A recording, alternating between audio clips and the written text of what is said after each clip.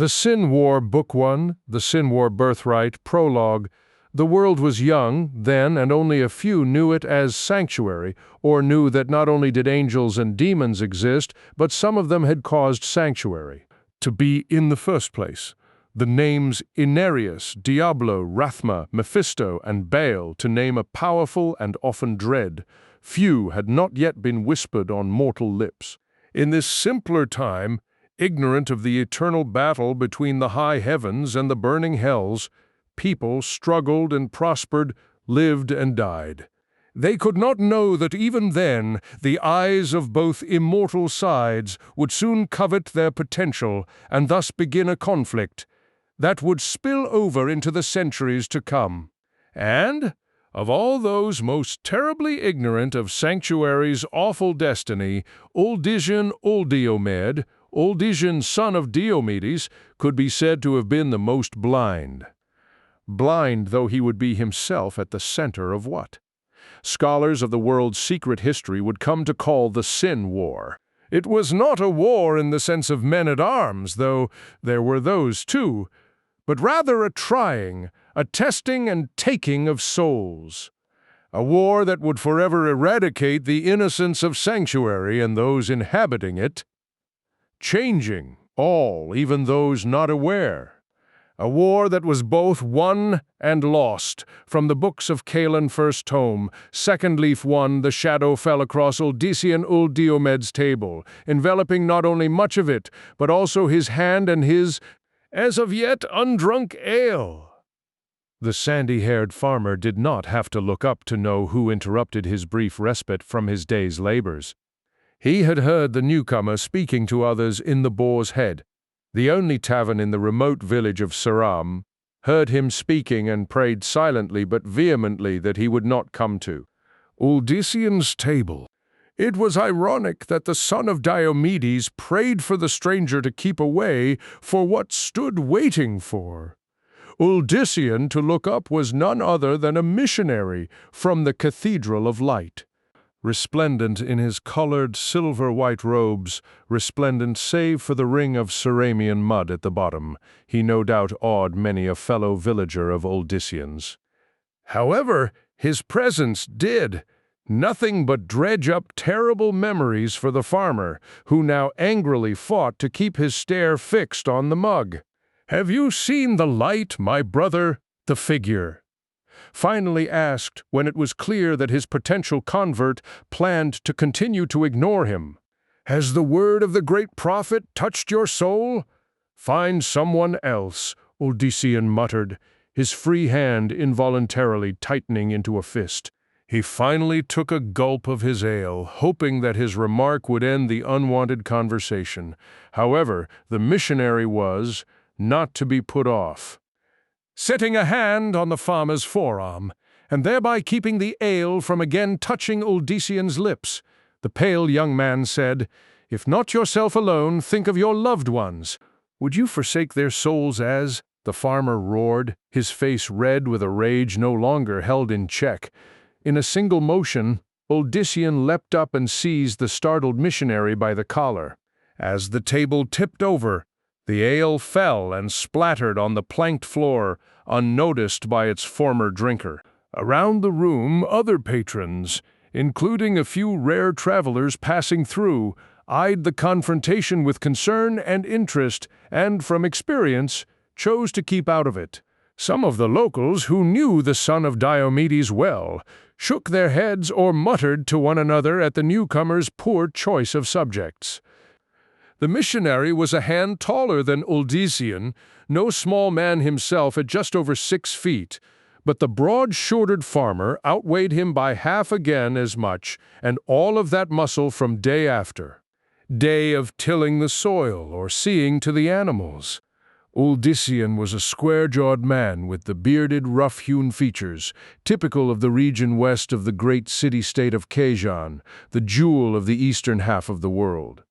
Deep brown eyes burned into the more pale ones of the gaunt, and, surprisingly, young features of the cathedral's proselytizer. "The souls of most of my family are beyond the prophet's gathering, brother. They died nearly 10 years ago, all to plague.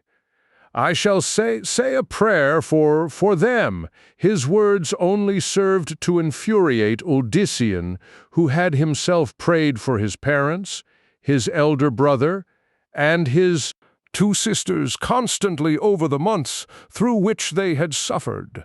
Day and night, often with no sleep in between, he had first prayed to whatever power watched over them that they recover. Then, when that no longer seemed a hope, that their deaths would be swift and painless.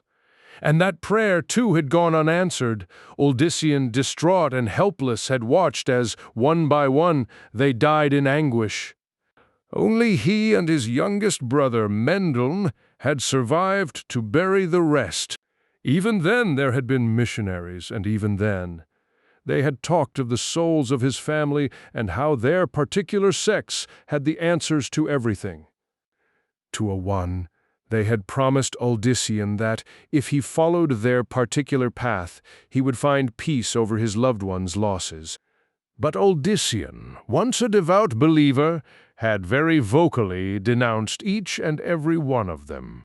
Their words rang hollow, and his refusals seemed later justified when the missionaries' sects faded away as surely as each season on the farm. But not all. The Cathedral of Light, though only of recent origin, seemed far stronger than most of its predecessors. Indeed, it and the longer-established Temple of the Triune seemed to be quickly becoming the 2 dominant forces seeking the souls of Chaon's people. To Odyssean, the fervent enthusiasm with which both sought out new converts bordered on a strenuous competition much in conflict with their spiritual messages. And that was yet another reason Odyssean would have no part of either. "Pray for yourself, not for me and mine," he growled. The missionary's eyes bulged as Odyssean easily hefted him by the collar off the floor. The squat, balding figure behind the counter slipped out to intervene. Tiberian was several years senior and no match against Odyssean, but he had been Diomedes's good friend, and so his words had effect on the furious farmer. "Odyssean, mind my establishment, ifin you can't mind yourself, eh?" Odyssean hesitated, the proprietor's words cutting through his anguish. His gaze swept from the pale face before him to Tibion's round one, then back again. A frustrated scowl still on his face, he let the figure in, his grip drop in an undignified heap on the floor. "Odyssean," Tibion started. But the son of Diomedes did not wait to hear the rest. Hands shaking, he strode out of the boar's head, his heavy worn leather boots clattering hard on the well-trod planks. Outside, the air was crisp, which helped soothe Odyssean some. Almost immediately he began to regret his actions within. Not the reasons for them, but that he had acted so before many of those who knew him, and not for the first time. Still, the presence of the cathedral's acolyte in Sarum grated on his heart. Odyssean was now a man who only believed in what his eyes showed him and what his hands could touch. He could see the changes in the sky, and so tell when he needed to rush his work in the field or whether time enough remained to complete his task at a more moderate pace. The crops his work brought forth from the soil fed him and others. These were things he could trust, not the muttered praying of clerics and missionaries that had done nothing for his family but give them false hope. Sarum was a village of some 200 folk, small by many standards, of reasonable size by others. Odyssean could have paced its length in as many breaths, if that much. His farm lay 2 miles to the north of Saram. Once a week, Odyssean went into the village to get what supplies he needed, always allowing himself the short break for food and drink at the tavern. His meal he had eaten, and his ale was lost, which left only his tasks to complete before he departed again. In addition to the tavern, which also acted as an inn, there were only 4 other buildings of consequence in Saram: the meeting house, the trading station, the village guard quarters, and the smithy. All shared the same general design as the rest of the structures of Saram, with the roofs pointed and thatched, and the bodies wooden planks over a frame whose base was built of several layers of stone and clay. As was typical in most areas under the influence of Kazan, the windows of each were arched sharply at the top and always numbered 3 on a side. In truth, from a distance it was impossible to tell one building from another. Mud caked his boots as he walked, Saram too, provincial to have paved streets or even stone ones. There was a small, dry path to the opposite side from where Uldissian trod, but at the moment he had no patience for it, and besides, as a farmer, he was used to being one with the soil. At the eastern edge of Saram, and thus nearest to Kayan, stood the trading station. The station was, other than the tavern, the busiest of places in Saram. Here it was that locals brought in their goods to trade for other necessities, or to even sell to passing merchants. When there were new items in stock, a blue banner would be raised by the doorway up front, and as he approached, Uldissian saw Cyrus's night-dressed daughter, Cerinthia, doing just that. Cyrus and his family had run the trading station for 4 generations and were among the most prominent of families in the village, although they dressed no more fancy than anyone else. The trader did not look down on his customers, who were also, for the most part, his neighbors. Cerinthia, for example, was clad in a simple cloth dress of brown, cut modestly at the bodice and whose bottom hem ended just above the ankle. Like most villagers, she wore sensible boots, designed for both riding and walking through the muddy ruts in the main street. "Something of interest?" he called to Cerinthia, trying to focus on other matters in order to forget both the incident and the images from the past it had conjured up. Cyrus's daughter turned at the sound of his voice, her thick, long hair fluttering about. With her bright blue eyes, ivory skin, and naturally red lips, Uldissian felt certain that all she needed was a proper gown to allow her to compete with the best of the blue-blood females in Kajan. Itself, the unadorned dress did not hide her curves, nor did it detract in any way from the graceful manner in which she somehow moved regardless of the terrain. "Uldissian, have you been here all day?" There was that in her tone that all but made the farmer grimace. Cerinthia was more than a decade younger than him, and he had seen her grow up from a child to a woman. To him, she was nearly one of the sisters that he had lost. However, to her, Uldissian evidently seemed much more.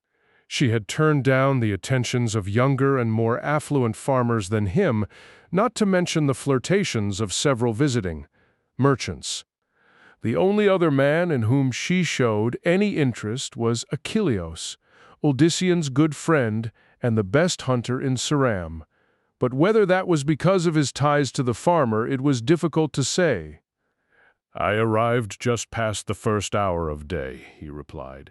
As he neared, he caught glimpses of at least 3 wagons behind Cyrus's establishment, a fair-sized caravan for Sarum. "What goes on?"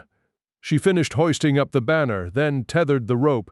Gazing over her shoulder at the wagons, Cerinthia said, "They got lost, actually. They were bound for passage through Tulisam." Tulisam was the next nearest habitation, a town at least 5 times as great as Sarum. It was also more on the route from Kijan proper to the sea where the master ports were. Uldissian grunted. "The handler must be a novice. Well, whatever the cause, they've decided to trade some." Father's trying to hide his excitement. "They've got some beautiful things, Uldissian, to the son of Diomedes. Beautiful things generally consisted of strong, sturdy tools or a newborn calf that had its health." He started to speak, then noticed someone walking by the wagons. She was dressed akin to a noble of one of the houses that sought to fill the gap of leadership caused by the recent infighting between the ruling mage clans. Her lush golden hair was bound up behind her head with a silver band, allowing full view of the regal ivory face. Glittering green eyes surveyed her surroundings. Slim, perfect lips parted as the woman, the shoulders of her flowing emerald gown covered by a fur, viewed the landscape to the east of Serum. The bodice of the gown was cinched tight, and although her clothing was the epitome of the ruling castes, it left no doubt that she was very much female. 13. Just as the arresting figure began to glance in Uldissian's direction, Serenthia abruptly took him by the arm. "You should come inside and see for yourself, Uldissian." As she steered him toward the twin wooden doors, the farmer took a quick look back, but of the noblewoman he saw no sign. Had he not known himself to be incapable of such elaborate fancies, Uldissian would have almost believed her to be a product of his imagination. Serenthia all but pulled him inside, Cyrus's daughter shutting the doors behind them particularly hard. Inside, her father glanced up from a conversation with a cowled merchant. The two older men appeared to be haggling over a bundle of what the farmer thought rather luxurious purple cloth. "Ah, good Uldissian." The trader prefaced everyone's name save those of his family with the word, something that always made Uldissian smile. Cyrus did not even seem to notice that he did it. "How fare you and your brother?" We're fine, Master Cyrus." "Good, good." And with that, the trader went back to his business. With but a ring of silvering hair around his otherwise clean pate and his scholarly eyes, Cyrus looked, Birthright 14. More like a cleric to the farmer than any of those wearing such robes. In fact, Uldissian had heard far more sensible words from the man. He respected Cyrus greatly, in part because of how the trader, more educated than most in Serum, had taken Mendelssohn under his wing. Thinking of his brother, who spent more time in this very building than he did at the farm, Uldissian glanced around. Although Mendelssohn would have been clad in garments akin to his brother's cloth tunic, kilt, and boots, and resembled his brother somewhat in the eyes and broad nose, one look at him by anyone would raise the question of whether he was actually a farmer. In truth, although he did help out at the farm working the land, was clearly not Mendelssohn's calling. He was always interested in studying things, be they bugs burrowing in the ground or words in some parchment loaned him by Cyrus. Uldissian could read and write too and was proud of that achievement, but he saw only the practical aspects of such a thing. There were times when pacts had to be made that required writing things down and then making certain that they said what they were supposed to. That the older brother understood. Simply reading for reading's sake or studying merely to learn something of 15. No use in their daily tasks, such a desire evaded Uldissian. He did not see his brother, who had this time ridden in with him, but something else caught his attention, a sight that brought back to him fully and painfully the memory of what had happened in the boar's head. At first glimpse, he thought the figure a companion of the missionary he had accosted, but then, as the young woman turned more in his direction, the farmer saw that she wore an entirely different set of robes. These were of a deep azure and had upon the breast a golden stylized ram with great curled horns. Below the ram was an iridescent triangle whose tip jutted up just below the animal's hooves. Her hair had been shorn to shoulder length, and the face that the tresses framed was round, full of youth, and highly attractive. Yet there was in Uldissian's mind something missing that removed for him any desire for her. It was as if she was an empty shell, not a whole person. He had seen her like before, zealous, an absolute believer in her faith. He had also seen the robes before, and the fact that she was alone made him suddenly Birthright 16. The room with dread. They never traveled alone, always in threes, one for each of their order. Serenthia was trying to show him some feminine bauble, but Uldissian heard only her voice, not her words. He considered trying to back out of the chamber. Then another figure joined the first, this one a middle-aged man of strong bearing and patrician features who, with his cleft chin and strong brow, would have appealed to the fairer sex as much as the girl would have the male's. He wore a tight-collared golden robe that also bore the triangle, but this time above it was a green leaf. The third of their band was nowhere to be seen, but Uldyssian knew that he or she could not be far away. The servants of the Temple of the Triune did not stay separated long. While a missionary from the cathedral often worked alone, the Triune's acolytes acted in concert with one another. They preached the way of the three, the guiding spirits, Bala, Dialon, and Mephis, who supposedly watched over a mortal like loving parents or kindly teachers. Dialon was the spirit of determination, hence the stubborn ram. Bala stood for creation, represented by the leaf. Mephis, whose servant was missing, was love. The acolytes of that order bore upon 17. Their breast a red circle, the common Khajan emblem for the heart. Having heard the preachings of all three orders before, and not wanting to risk a repeat of the debacle in the tavern, Uldyssian tried to shift into the shadows. Sarenthia had finally realized that Uldyssian no longer listened to her. She put her hands on her hips and gave him the stare that, when she had been a child, had made him give in to her way. "Uldyssian, I thought you wanted to see." He cut her off. "Seri, I've got to be going." "Did your brothers gather what I asked for earlier?" She pursed her lips as she thought. Uldyssian eyed the two missionaries, who seemed engrossed in some conversation. Both looked oddly disoriented, as if something had not gone as they had assumed it would.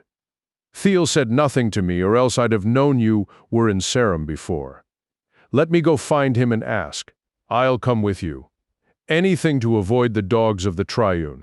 The temple had been established some years before the cathedral, but now the two appeared more or less even in their influence. It was said that the High Magistrate of Khajan was now a convert of the former, while the Lord General of the Khajan Guard was Birthright 18, rumored to be a member of the latter. The disarray within the mage clans, often bordering on war of late, had turned many to the comfort of one message or another. But before Sarenthia could lead them into the back, Cyrus called for his daughter. She gave Uldyssian an apologetic look. "Wait here. I won't be long." "I'll go look for Thiel myself," he suggested. Sarenthia must have caught his quick glance at the missionaries. Her expression grew reproving. "Uldyssian, not again." "Seri, Uldyssian, those people are messengers of holy orders. They mean you no harm, if you would just open yourself up to hearing them." "I'm not suggesting you join one or the other, but the messages both preach are worthy of your attention." She had reprimanded him like this before, just after he had stood up in the tavern after the last visit by missionaries from the Triune and gone on at length about the lack of need for any of their ilk in the lives of the common folk.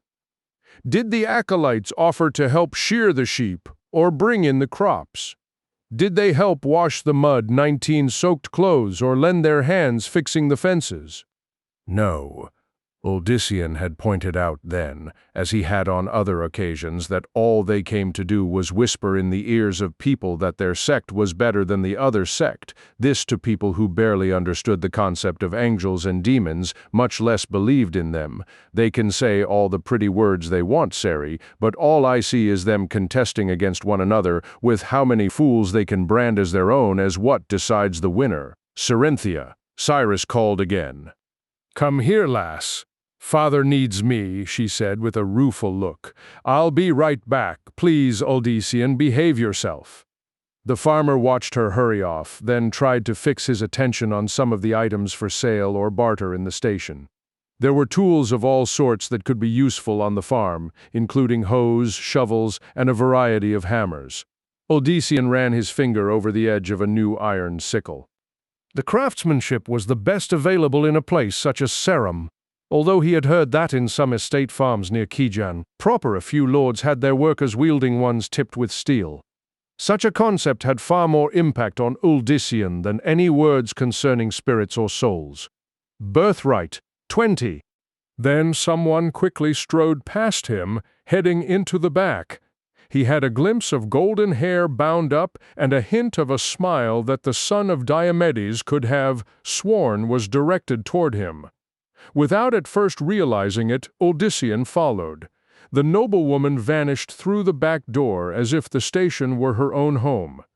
He slipped through a moment later, and at first saw no sign of her.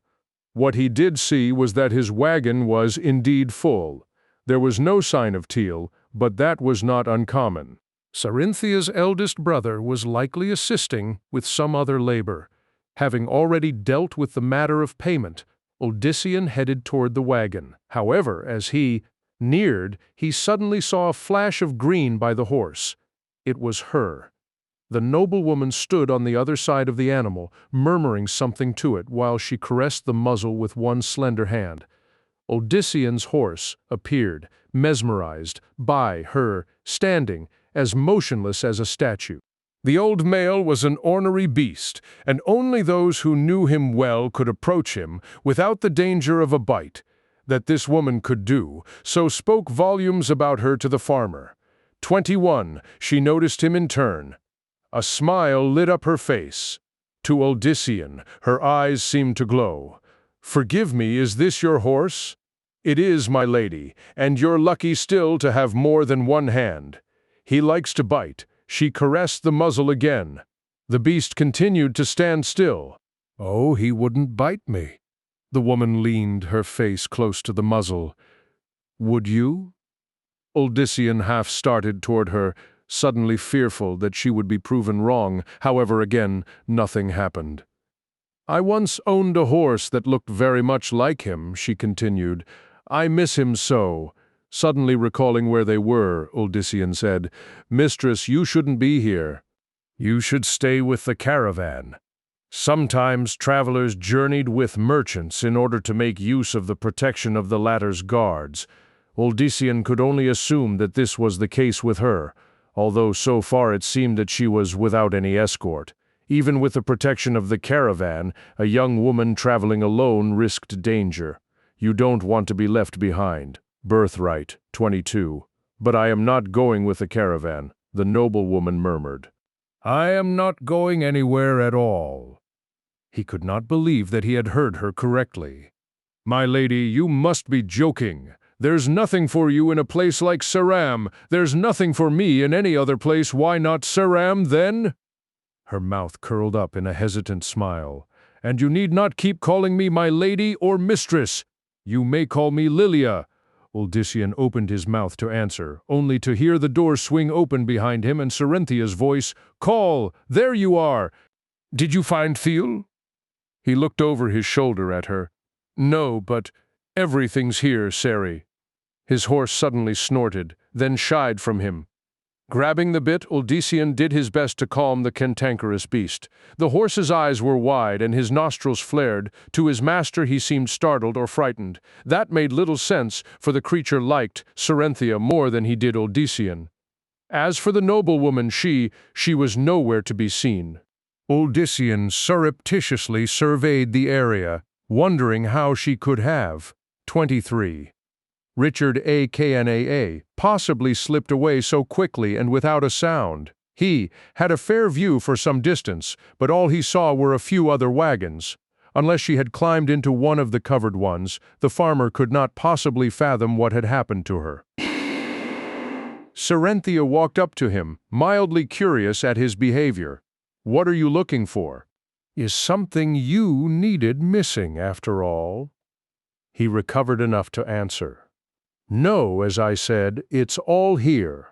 A familiar and undesired shape slipped through the doorway. The missionary glanced around as if searching for something or someone in particular. "Yes, Brother Attilas?" asked Cerynthia. "I seek our brother Collegio. Is he not in here?" "No, brother, there's only the two of us." Brother Attilas eyed Odyssean without the usual religious fervor the farmer was accustomed to seeing from his ilk. Instead, the missionary's gaze held a hint of what seemed suspicion. Bowing his head to Cerynthia, Attilas withdrew. Cyrus's daughter turned her attention back to Odyssean. "Do you have to leave so soon? I know you feel, Birthright 24 uncomfortable around Brother Attilas and the others, but couldn't you stay and visit with me a bit longer? For reasons that he could not explain, Uldyssian felt unsettled. No, I've got to head back. Speaking of looking for someone, have you seen Mendel?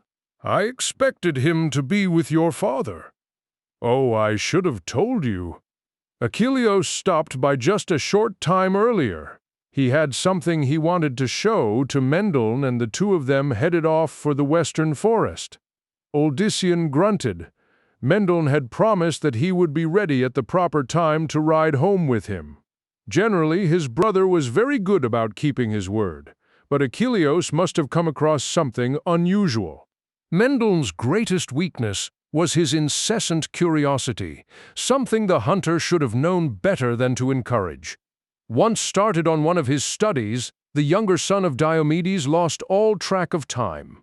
But although Uldyssian would not leave without his one remaining sibling, he did not want to be anywhere near the triune's followers. I can't stay. I'll lead the wagon out to the forest and hope that I find them. 25 Richard A. Knack, should Mendel somehow return here without me seeing him? I'll tell him where you wait. Yes, Cerenthia did not attempt to hide her disappointment. Feeling uncomfortable for a more normal reason, the farmer gave her a brief and merely friendly hug and climbed aboard. Cyrus's daughter stepped back as he urged the old horse on. He looked back in her direction as the wagon moved, and the intensity of his expression made Cerenthia's own countenance light up. Uldyssian paid her reaction no mind, for his thoughts were not on the trader's raven-haired daughter. No, the face that had burned itself into his thoughts was that of another one whose tresses were golden, and one whose caste was far above that of a simple farmer. Mendel was well aware that his brother would be angry with him, but his curiosity had complete reign of him now. Besides, it was all Achilleos' fault, truly, and Achilleos at least should have known better. There was a good 9 years difference between the surviving sons of Diomedes, enough that in some ways the pair might as well have been considered other than brothers. Uldyssian often acted more like Mendel's uncle, or indeed their father. In fact, from what Mendel could vaguely recall of his sire combined with what Cyrus, Tibion, and a few elders had told him over the years, Uldyssian could have passed for Diomedes' twin in both look and manner. Mendel shared some of his brother's features, but was half a foot shorter than Uldyssian, and while strengthened by the necessities of farm life, was not 27. Richard A. Cain nearly as mighty either. His countenance was narrower and longer, from his mother's side, he was told, and he had eyes that were black and glistened like dark jewels. From where those had come, no one in the village could say, but Mendel had learned early on that, if he stared, he could unsettle most anyone save his brother and the man now with him. "What do you make of it?" Achilleos muttered from behind. Mendel forced his gaze from the hunter's fascinating discovery. Achilleos was a blond, wiry figure nearly as tall as Uldyssian. Unlike Mendel, who was clad virtually identically to his brother save for the darker shading of his tunic, Achilleos was dressed in a green and brown outfit consisting of jerkin and pants that allowed him to blend well into their present surroundings. He had soft leather boots designed for padding as silently through the woods as any animal. His slim frame hinted of his swiftness but belied his strength.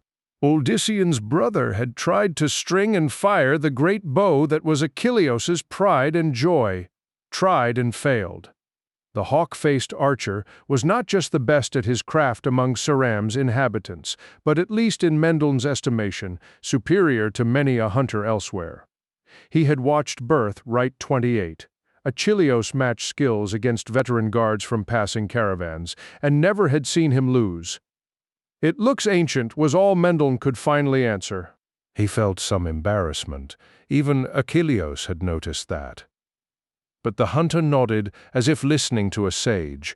Although more than half a decade older than Mendel, he treated the youngest son of Diomedes as if Mendel were the fount of all the world's knowledge. That was one of the few points of frustration between Achilleos and Uldyssian, who saw little practical use in most of his siblings' learning, but did at least tolerate it.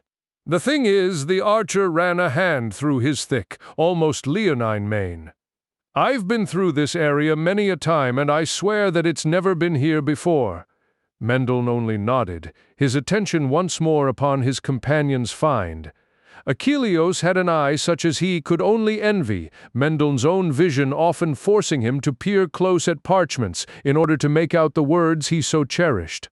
And at this particular thing, he peered especially close, for the symbols etched in its face were, in many places, worn almost clean away by weather and age. Some of 29, Richard A. Cain them, he could not have made out even if his nose had been pressed against the stone. Clearly, the object before him had suffered long the effects of nature, and yet, how could that be when it had, by Achilleos' declaration, only just appeared?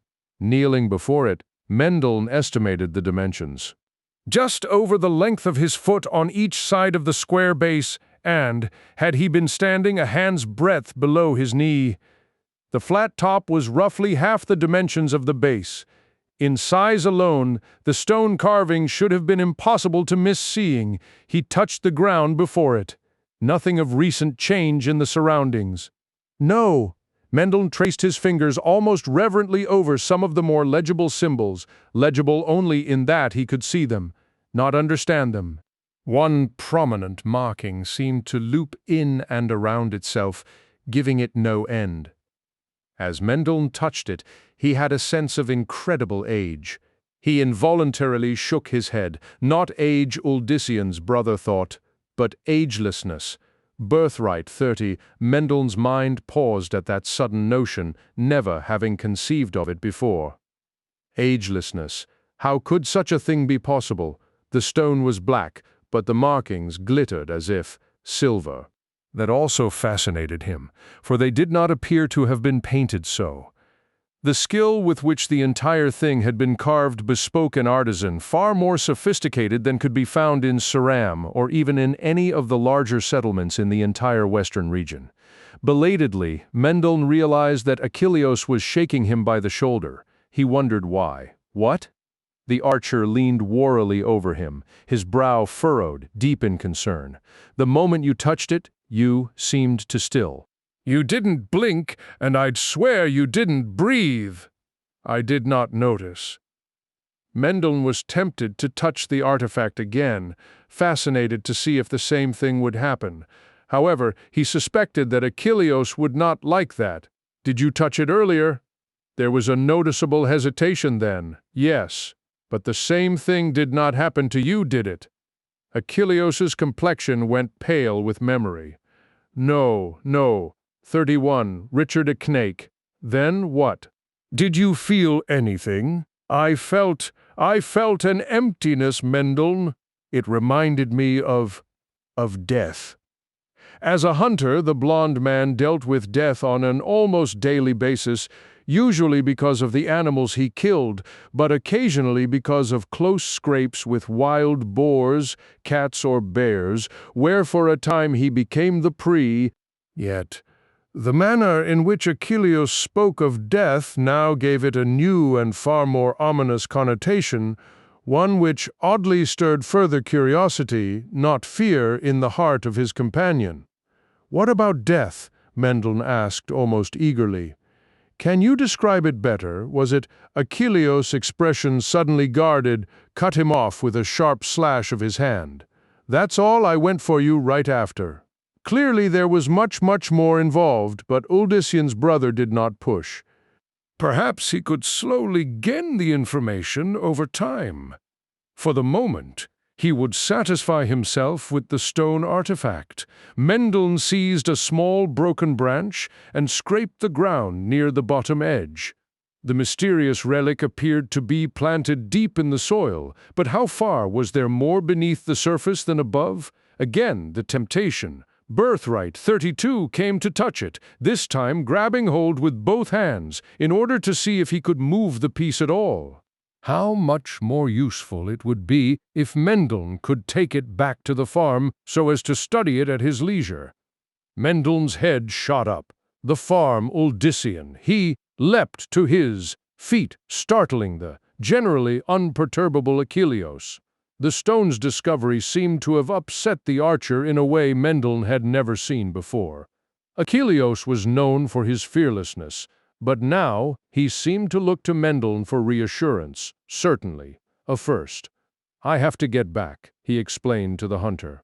"Odyssean will be wondering where I am." Mendel did not like disappointing his older sibling, even though Odyssean would not have shown any such emotion.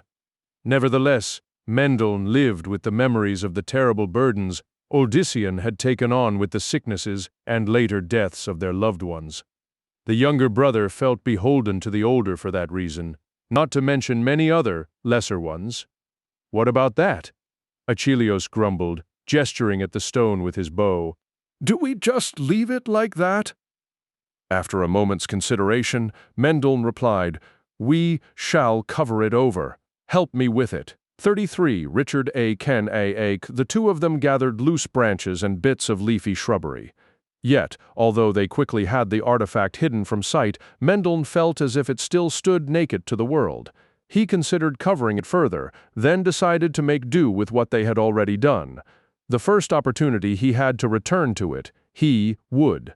As Mendel focused on the path back, he belatedly noticed that the weather had taken an odd and very sudden turn. The day had been fairly clear and bright before, but now clouds began to gather in earnest to the west, as if in preparation for a major storm. The wind had also begun to pick up. "That's odd," murmured Achilleos, also evidently seeing the change for the first time. "It is, yes." Odyssean's brother did not understand the wind and weather in terms of hunting, as his companion did, but rather in measurements of currents and such. Mendel constantly saw the aspects of farm life in such terms, and while Odyssean, who knew weather only in how it affected his crops and his animals, constantly shook his head at his brother's ways, he could not deny that, once in a while, Mendel had come up with some idea that had helped ease their tasks a bit. Birthright 34.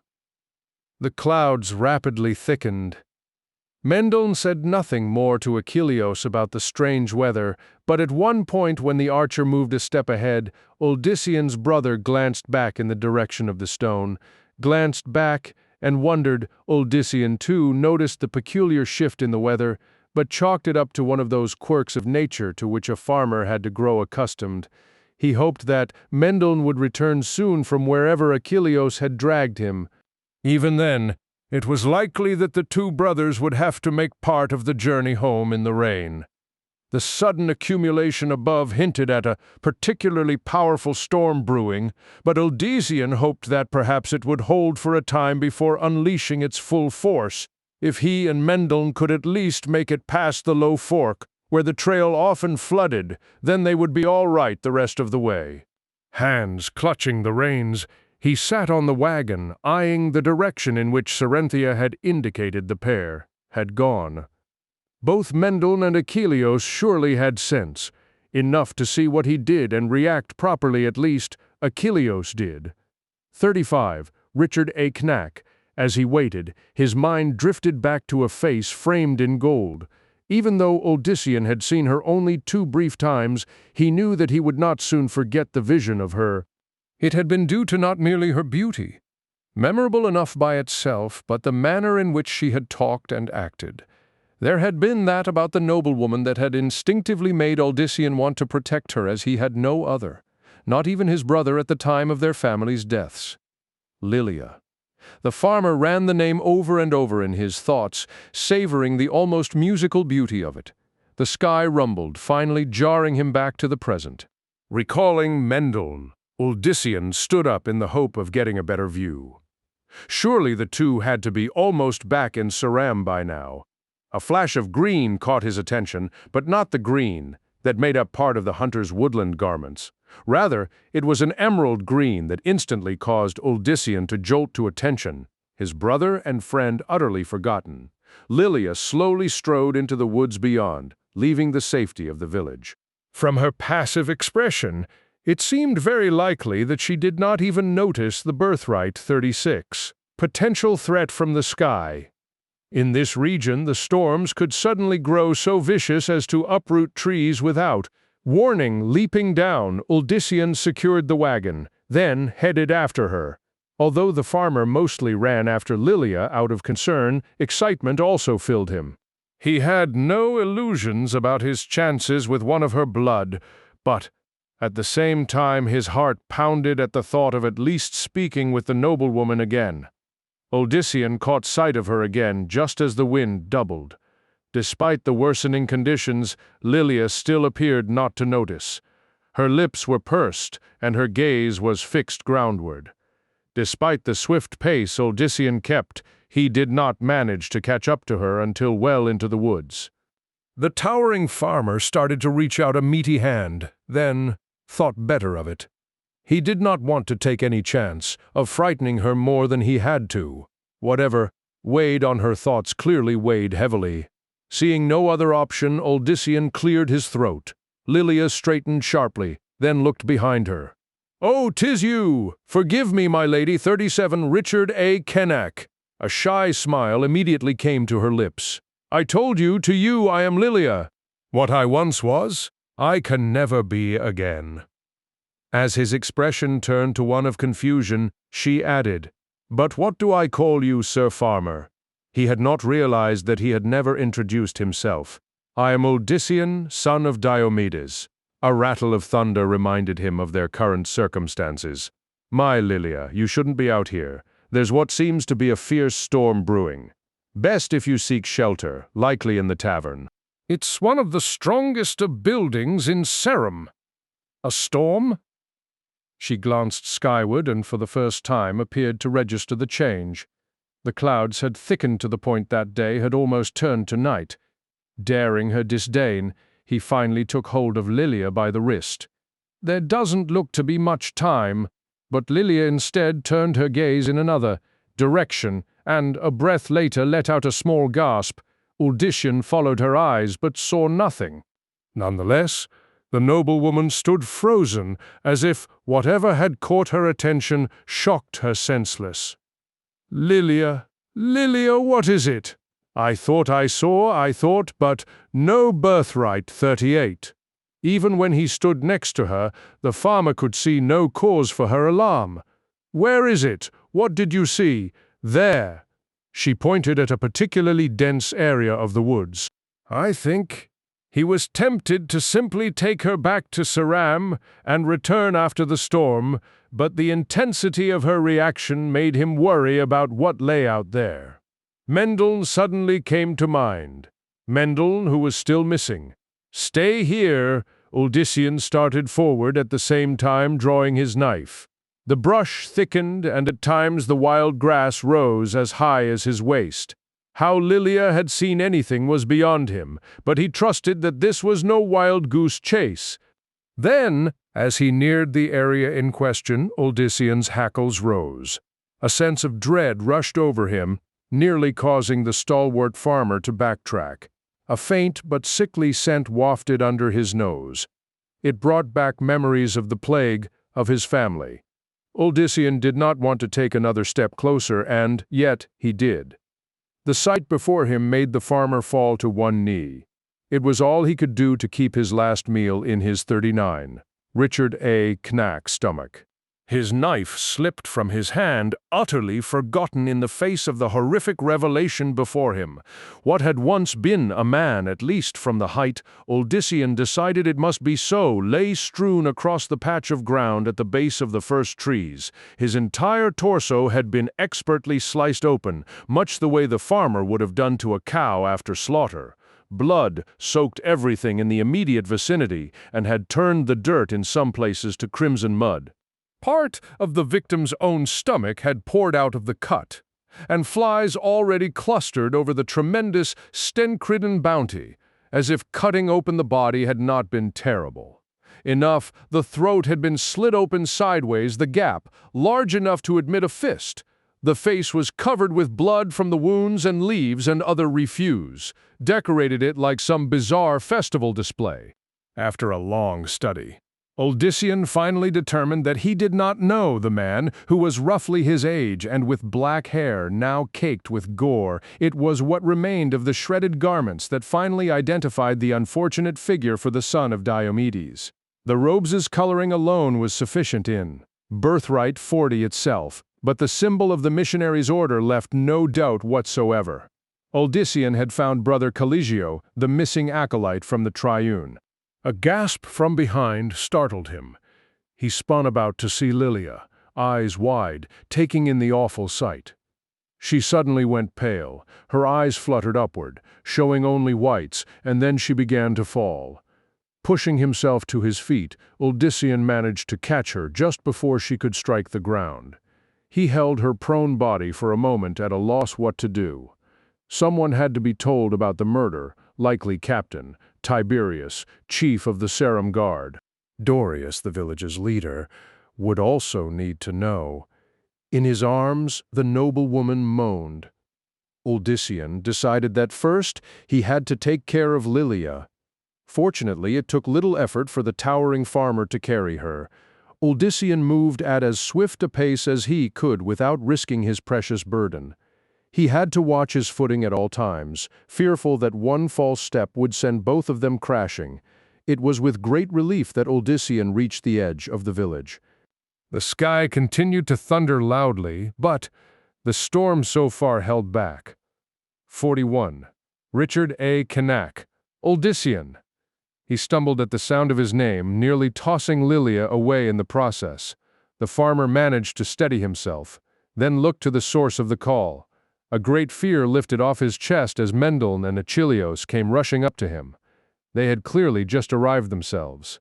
Mendel was slightly out of breath, and Achilleos had a pale expression that the elder son of Diomedes suspected mirrored his own, even though Achilleos could not yet know about the grisly discovery.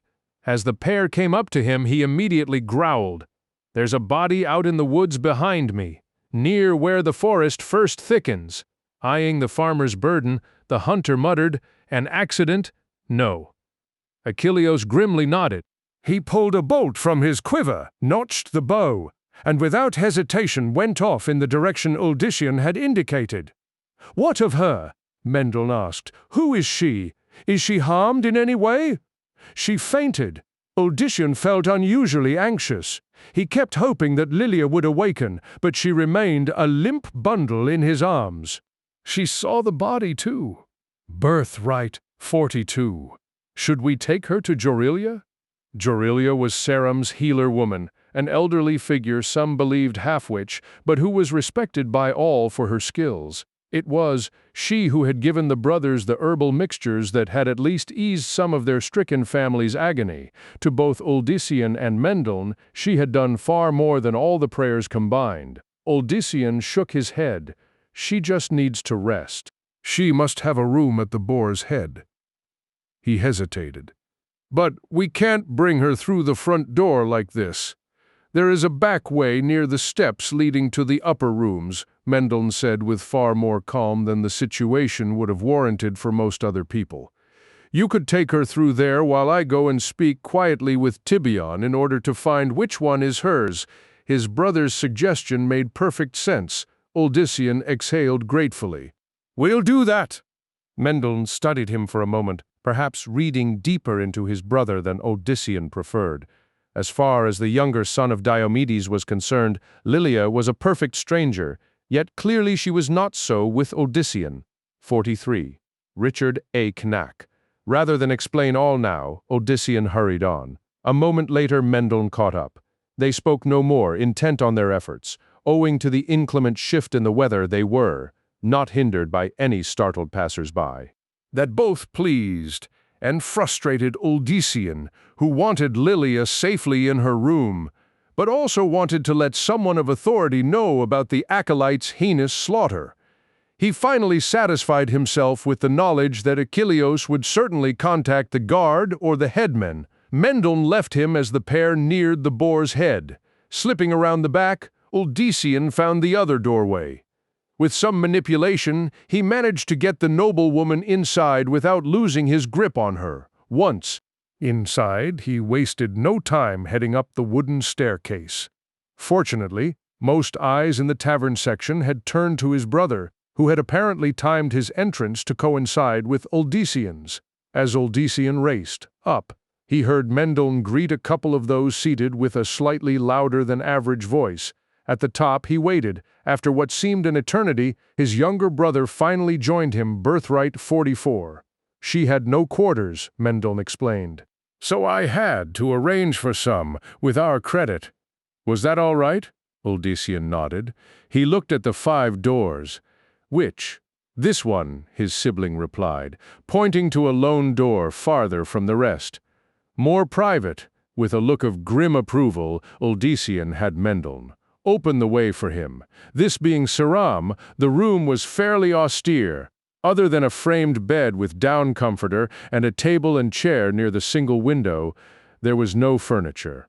There were hooks on the wall for cloaks and such, and a space for a traveler's bag or trunk. Mendel noted the last before Uldisian could say anything. She must have belongings with the caravan. Shall I go to Sorenthia and take care of it? While he hated involving Cyrus's daughter in this situation, Uldisian could see no other choice. Go ahead. Mendel paused at the door. Meeting his brother's gaze, he asked, How do you know this woman? We met by chance, was all Uldisian would return. After a moment, Mendel finally nodded and left the room. 45. Richard A. Canak, gently placing the noblewoman on the bed, the farmer paused to look at her. Again he was struck by the perfection of her face and wondered what could have sent her wandering alone in the world. Certainly Lilia could have found a good marriage with many a wealthy noble. Was she related by blood, perhaps, to one of the losing mage clans?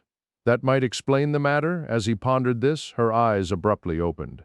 Gasping, Lilia bolted into a sitting position. What? What happened? Do you remember the woods? Her hand went to her mouth as she stifled another gasp. It was all true then, what I saw. Uldisian nodded. And you brought me here. Where is here? The Boar's Head. It's the only inn in Saram, Miss Lilia. We thought you likely had a room here, but I do not. He shrugged. My brother took care of that, then we brought you up here. After that, Mendel went to retrieve your things from the caravan. She stared long and hard into his eyes. Mendel and your brother, they are the same person, I gather? Yes. Birthright, 46. The noblewoman nodded to herself, then asked, And the body? A friend is looking into it. He can be trusted to deal with the matter properly. Achilleos will alert the guard, then our headman. Lilia drew her knees up to her chin, then hugged her legs. That she badly wrinkled her elegant gown. She did not seem to care. Was the man we found also a friend of yours? Him. Uldisian shook his head. Missionary from Companions. The word temple looking for a damned the triune. Him earlier. He considered. They came with the caravan. Did you? I saw them, yes, but never spoke. I have little trust in their teachings or that of the cathedral for that matter. This admission concerning the, so near to his own thoughts, 2 sects, inexplicably, lightened Uldisian's heart. Then the farmer quickly berated himself. However much his calling repelled Uldisian, the man had not deserved such a monstrous end. Thinking of that, Uldisian knew that he had to go and see to the situation, as the one to initially come across. 47. Richard A. Knack, the dead missionary, it behooved him to tell the village officials what he knew. His brow arched as he considered the noblewoman. He would avoid speaking of Lilia as much as possible. She had already been through too much. I want you to stay here, he commanded, inwardly stunned that he should talk to a lady of high caste so. Stay here and rest. I have to see those who will deal with the body. You needn't come. But I should be there, should I not? Only if necessary. You merely saw what I saw after all. And you didn't know him either. She said nothing more, but Uldisian had the clear impression that Lilia knew that he risked his reputation by protecting her so. The noblewoman leaned back on the bed. "Very well, if that is what you wish, I will wait until I hear from you." "Good!" He started for the door, already formulating his explanation. "Odyssean?" He looked at her. "Thank you," face flushing, the farmer exited. Despite his size, he moved silently down the steps. At the bottom he glanced, Birthright 48, into the tavern. Everyone he saw acted as if nothing was wrong, which meant that news of the corpse had not yet filtered inside. Achilles could be thanked for that discretion.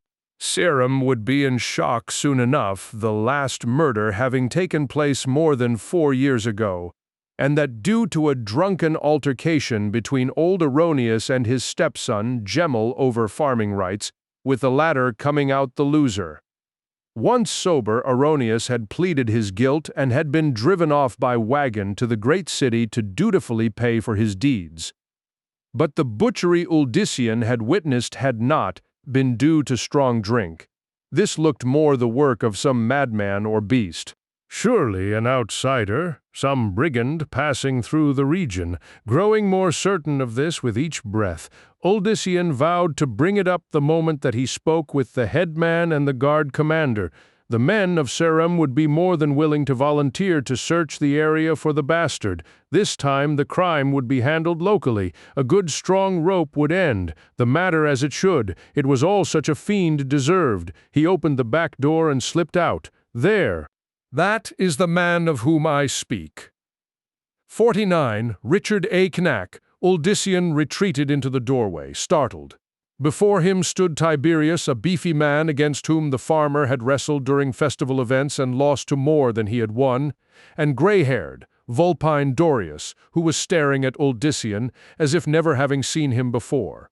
Behind them stood more than a dozen other men, most of them, from the guard, but also Achilleos and the 2 other acolytes of the temple. The older male was, in fact, the one who had spoken and now stood pointing accusingly at the perplexed farmer. Recovering, he looked to the hunter. "Did you tell them everything?" Before Achilleos could answer, Dorius interjected. "You're not to speak to him, hunter. Not yet, not until all the facts be known." "The facts are known," declared the triune's emissary. His female companion nodded over and over as he spoke. At the moment, there seemed nothing pious or peaceful about the pointing figure. "You are the one responsible. Your own words brand you. Confess for the sake of your soul." Odyssean fought to keep his distaste for the acolyte from overcoming his reason. If he understood the man, Birthright 50, correctly, then the farmer had just been accused of the very murder he had been trying to warn them about. "Me? You think I did it? By the stars, I should take you and—" Odyssean, murmured Achilleos anxiously. The son of Diomedes regained control. "To the archer," he said. "Achilleos, I told you where to find the body. You saw my expression and—" He halted, not wishing to. "Draw in Lilia, and you know me. Dorius, you were friends with my father. I swear by his grave that I am not the fiend who so foully slew this jabbering fool's comrade." He would have gone on, but the headman waved him silent. His expression stern, Dorius replied, "'Tis not him we speak about at the moment, Odyssean.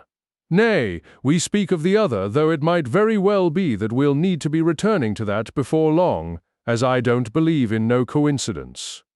"Other? What other?" Captain Tiberius snapped his fingers. Instantly half a dozen men whom Odyssean had known from childhood on moved to surround the farmer. 51. Richard A. Knack. Achilleos tried to intercede. "Dorius, is this necessary?" "This is Odyssean. Your words respected, young Achilleos, but this is duty."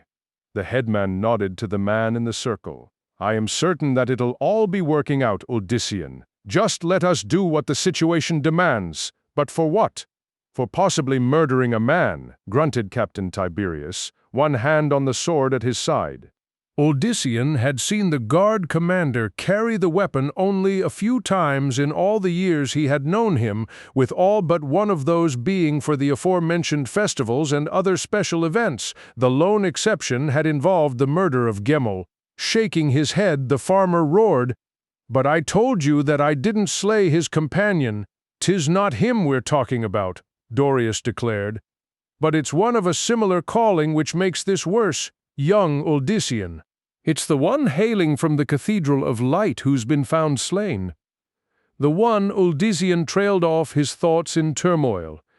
"But I just spoke to the man a short time ago. Less than an hour, if even half that. Birthright, 52, spoke to the man and threatened him in the process, before several witnesses. Aye, you recall him, I see." "Yes, young Uldyssian, the honored emissary of the cathedral, was found with his throat cut open, and 'tis your knife jutting out of the gap made." 3. Uldyssian had never paid much mind to the interior of the guard building. It was one of those places the farmer passed constantly, but, as he had never been arrested for drunkenness or fighting, there had been no reason for him to ever enter it. But now he sat in one of the 2 barred rooms in the back quarter. To reach them, visitors and prisoners had to enter an inner wooden door and walk down a short corridor. Uldyssian, sitting in the first cell, felt entirely cut off from the world. A worn wooden bench acted as chair, table, and bed. Uldyssian had lived here for 4 days now, 2 days in which his farm had been left all but unattended. The crops needed weeding and irrigating, and the animals had to be cared for. Mendeln had promised to see to everything, but Uldyssian feared that his brother was not up to such a task on his own, Birthright 54, especially while also worrying about his elder sibling. Moreover, while the earlier storm had ironically blown itself out fairly quickly and with little violence, the clouds had remained over Saram since then, and Uldyssian feared that another tempest, and perhaps a greater one, might follow. The farm had been fortunate the first time, but a second assault might throw it into a turmoil from which it could not survive. He knew that the farm should have been the least of his worries. The situation involving the murders had grown even worse than Uldyssian had imagined it could. With both victims members of the leading sects, Dorius had felt compelled to send word to Tulisam, where the cathedral and the temple had a permanent presence. He had requested that representatives from one or both come to help oversee the matter. The 2 surviving missionaries had ridden along with those messages, supposedly in order to give testimony to their particular masters. In addition, while the headman continued to promise Uldyssian that all would turn out well in the end, he had insisted that Captain Tiberius keep the son of Diomedes locked up for that time, lest there be some question as to Saram's notions of justice for the victims. 55. Uldyssian, Richard A. Knack, remained dumbstruck by what had happened to the second missionary. According to a more detailed story told him later by the erstwhile guard commander, the cathedral's emissary had been found on his back, his face contorted in what Tiberius freely called absolute fear, and the farmer's knife, upon whose wooden handle Uldyssian had made his mark, thrust deep into the ribcage. Compared with the corpse that he had discovered, the second body had barely been touched. That, however, made the crime no less terrible. In fact, no one could recall such a multiple tragedy since the plague had swept through, the same plague that had taken Uldyssian's family. Sarenthia came to visit him each day, giving him hopeful word from many others unable to do the same. The consensus by those who knew him was that Uldyssian was utterly innocent. Achilleos had already blackened the eye of one man who had suggested otherwise. As Uldyssian sat with his head in his hands, he thought, not of himself, but of Lilia. She had not come to him once since his incarceration, not that he had expected her. Indeed, the farmer hoped that she would continue, Birthright 56, to stay away, lest she somehow be drawn into the madness. Soon he kept promising himself, soon he would be released, and then the 2 of them could meet again. If she even remained in Saram. Thought of never seeing the noblewoman again fueled Uldyssian's already tremendous anxiety. His entire life seemed to have turned into some nightmare. He had not even felt this way when his family had died, but now those memories too added their terrible weight to his already overburdened shoulders. Not for the first time, the walls of his tiny chamber seemed to close in on him. Uldyssian had been born and raised on the farm. He had never known anything else but freedom. When his mother had perished, Uldyssian had run out into the fields and shouted out his agony, aware that only his brother was there to hear him. "I've got to get out. I've got to get out." The words ran through his mind over and over, swelling in significance with each repetition. Uldyssian stared bleary-eyed at the door to his cell, unable to accept the bars and the lock. Animals were kept locked up in pens, not him. Not. There was a slight groan and a click. The cell door swung back with a metallic squeal. 57. Richard A. Cain Uldyssian threw himself against the back wall as it happened. He watched in utter amazement as the door swung completely around, clanging against another part of the barred front. The entrance to the cell stood wide open before Uldyssian, but the farmer made no move whatsoever toward it. He had no idea what had just happened, and despite his deep desire to be out of this place, the doorway enticed him not in the least. At that moment, the wooden door down the hall also opened. Tiberius and two of his men marched down the halls toward the cells. When he saw Uldyssian's cell, the captain came to a jarring halt. "What the?" Recovering, he snapped his fingers and the two guards leapt into the cell to cover the prisoner. As they kept Uldyssian at bay, Tiberius inspected the door. No scratches, no damage at all. He glared at the farmer. Search him for anything that could be used for a key. The guards did so.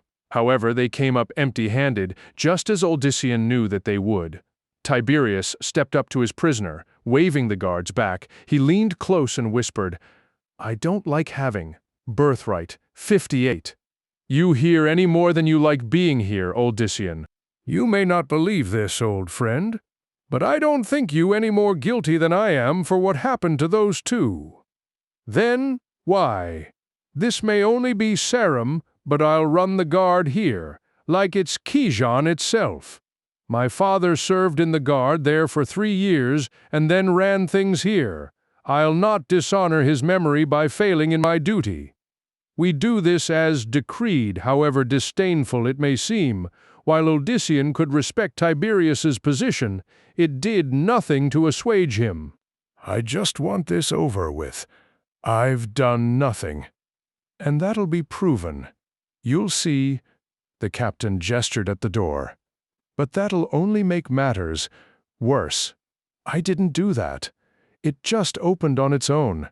Tiberius looked disappointed. "I expected better of you, Uldyssian. There's nothing wrong with that door. I checked. I swear by my father."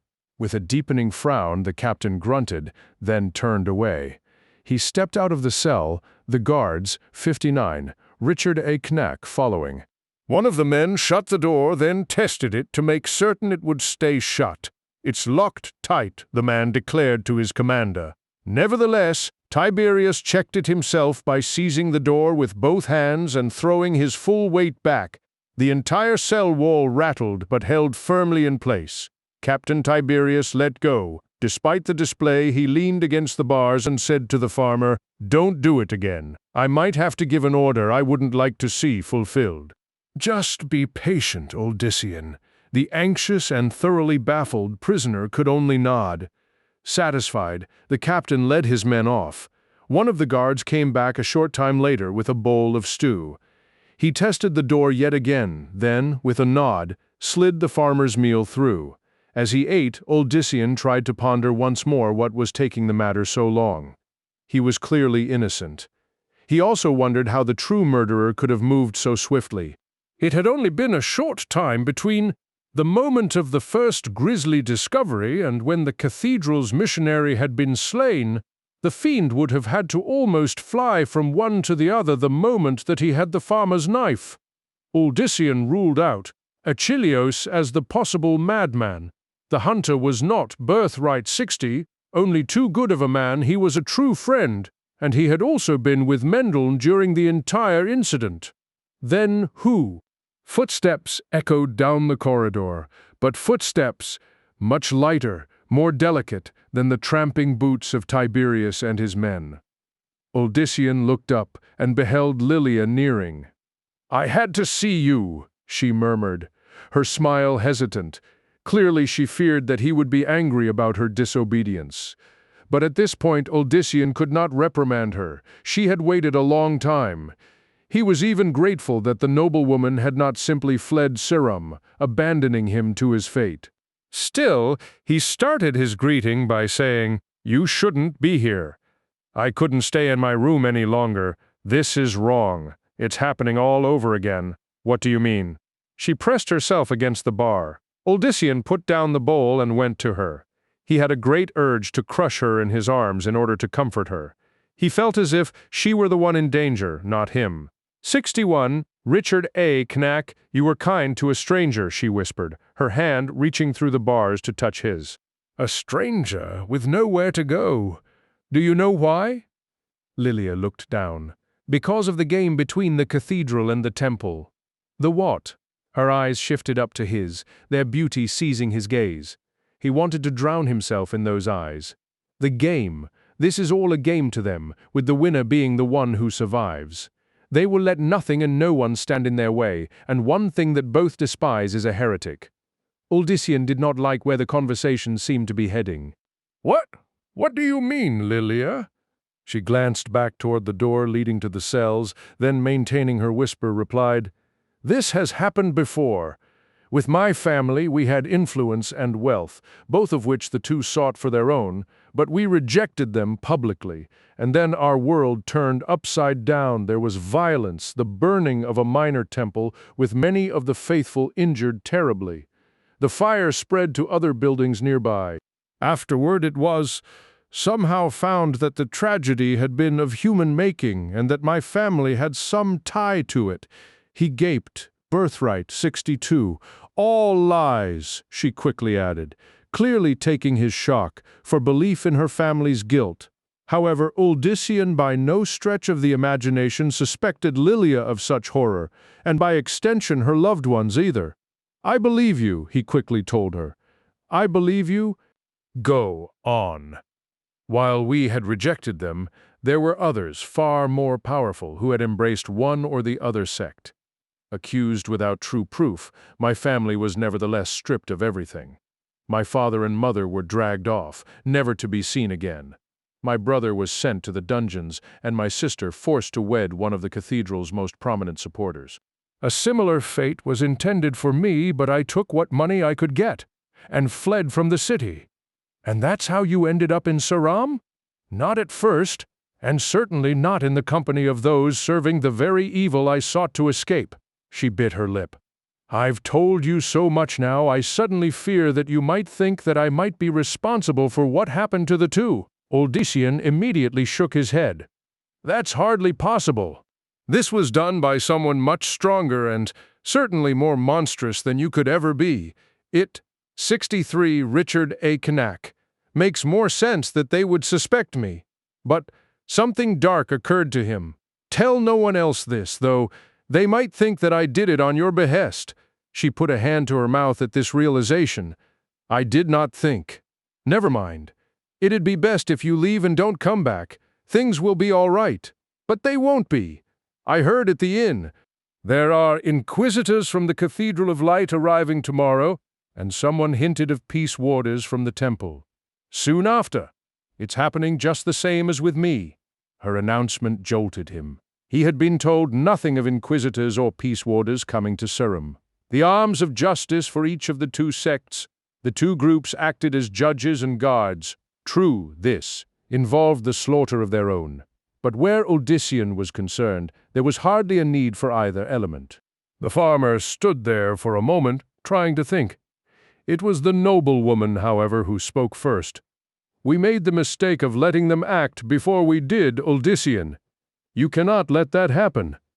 They will twist everything around, so that even if you are innocent, your guilt will be obvious to all. You have to stand up to Birthright.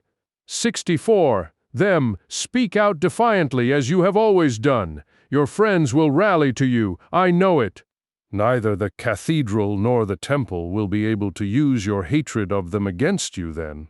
Aye. There were points he would have argued, but they faded to nothing under the arresting beauty of those eyes. He finally decided that Lilia was right. Odyssean would make use of the lesson of her family to save himself, and her too. You must do it, she breathed. Please, for our sake. Without warning, the noblewoman pulled his face, close to the bars, then kissed him. As the farmer stood there, completely at a loss, Lilia, her face scarlet, fled the area. Odyssean watched her vanish. Blinking, he suddenly recalled the door as the guard had done. The farmer tested it. The door held as it should have to Odyssean. That settled everything. Lilia was absolutely right. He needed to stand up for himself. The inquisitors and the peace warders, assuming that they too were on their way, would be looking for guilt, not innocence. He would do his best to leave them disappointed. 65. Richard A. Canak. Sarenthia pulled back out of sight of the guard headquarters as Lilia passed. She had no real reason for doing so, save for what she realized was likely jealousy in what to her had been a ridiculously short time. Odyssean had clearly fallen for the blonde woman. She had been able to do with her mere appearance what Sarenthia had, for years, often hoped of doing. Even as a child, she had been fascinated by Odyssean's perseverance, his inner strength, especially the way in which he had managed the terrible deaths in his family. Lilia vanished in the direction of the boar's head. Cyrus's daughter waited a few moments more, then stepped from behind the corner of the smithy, at which point she collided with Achilleos. "Sari," he managed, "where did you—" "I'm so sorry." Sarenthia felt her face flush. While she had spent much of her life pursuing Odyssean, Achilleos had done the same in regards to her. It was not unflattering either, for he was handsome and well respected and treated her the way a woman wanted to be treated. Common sense said that the trader's daughter should have accepted his courting with pleasure, but although Sarenthia welcomed the hunter's company, she, Birthright 66, could just not yet give up on her dream of gaining Odyssean's love. Of course, that had been before the arrival of Lilia. "I was looking for Mendel." Achilleos finally managed, his own countenance somewhat reddened, but this is a happy accident. His cheerfulness did not suit her at the moment, not with Odyssean locked up for foul deeds he could never in his life have committed. Her annoyance with Achilleos's pleasantry must have shown, for the hunter quickly sobered. "Forgive me, I didn't mean to be light." "Were you on your way to see Odyssean?" "Yes, but I didn't wish to disturb him. He had another visitor." "Oh," the hunter's brow arched. "Ah, the fair Lilia." It made matters worse to Sarenthia to hear Achilleos also mention her in such terms. Yes, the noblewoman was beautiful, but Cyrus's daughter knew that she could attract the attention of men too, with the exception of the one she wanted. "She just left. I think I saw her return to the inn." 67. Richard A. Kneck. Achilleos rubbed his chin. "I wonder how that went over with Odyssean. He said that he wanted her to stay away, so that she wouldn't be drawn into the situation any more than necessary." Sarenthia had a twinge of hope that perhaps Lilia had angered Odyssean with her visit, but immediately after suspected that such was not the case. Like most men, he had surely forgiven her once she had gazed up at him or smiled. She recalled Achilleos's question. "I haven't seen Mendel. In fact, I haven't seen him in 2 days. Has he been to his brother even?" "Not since early 3 days ago, from what I know," answered the archer, much perturbed now. "And when I rode out to the farm, I found young Justivio, Marcus Ulamph's second son, doing the chores there. He said that Mendel paid him for the work without explaining where he planned to go."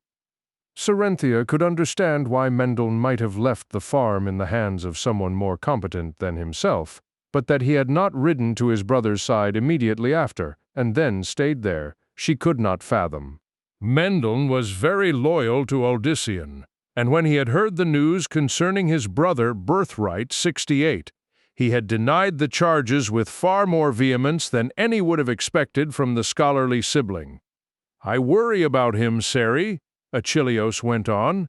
"I doubt that he can imagine the world without Odyssean, which is not my way of saying that Odyssean is in any danger of being condemned for those awful crimes.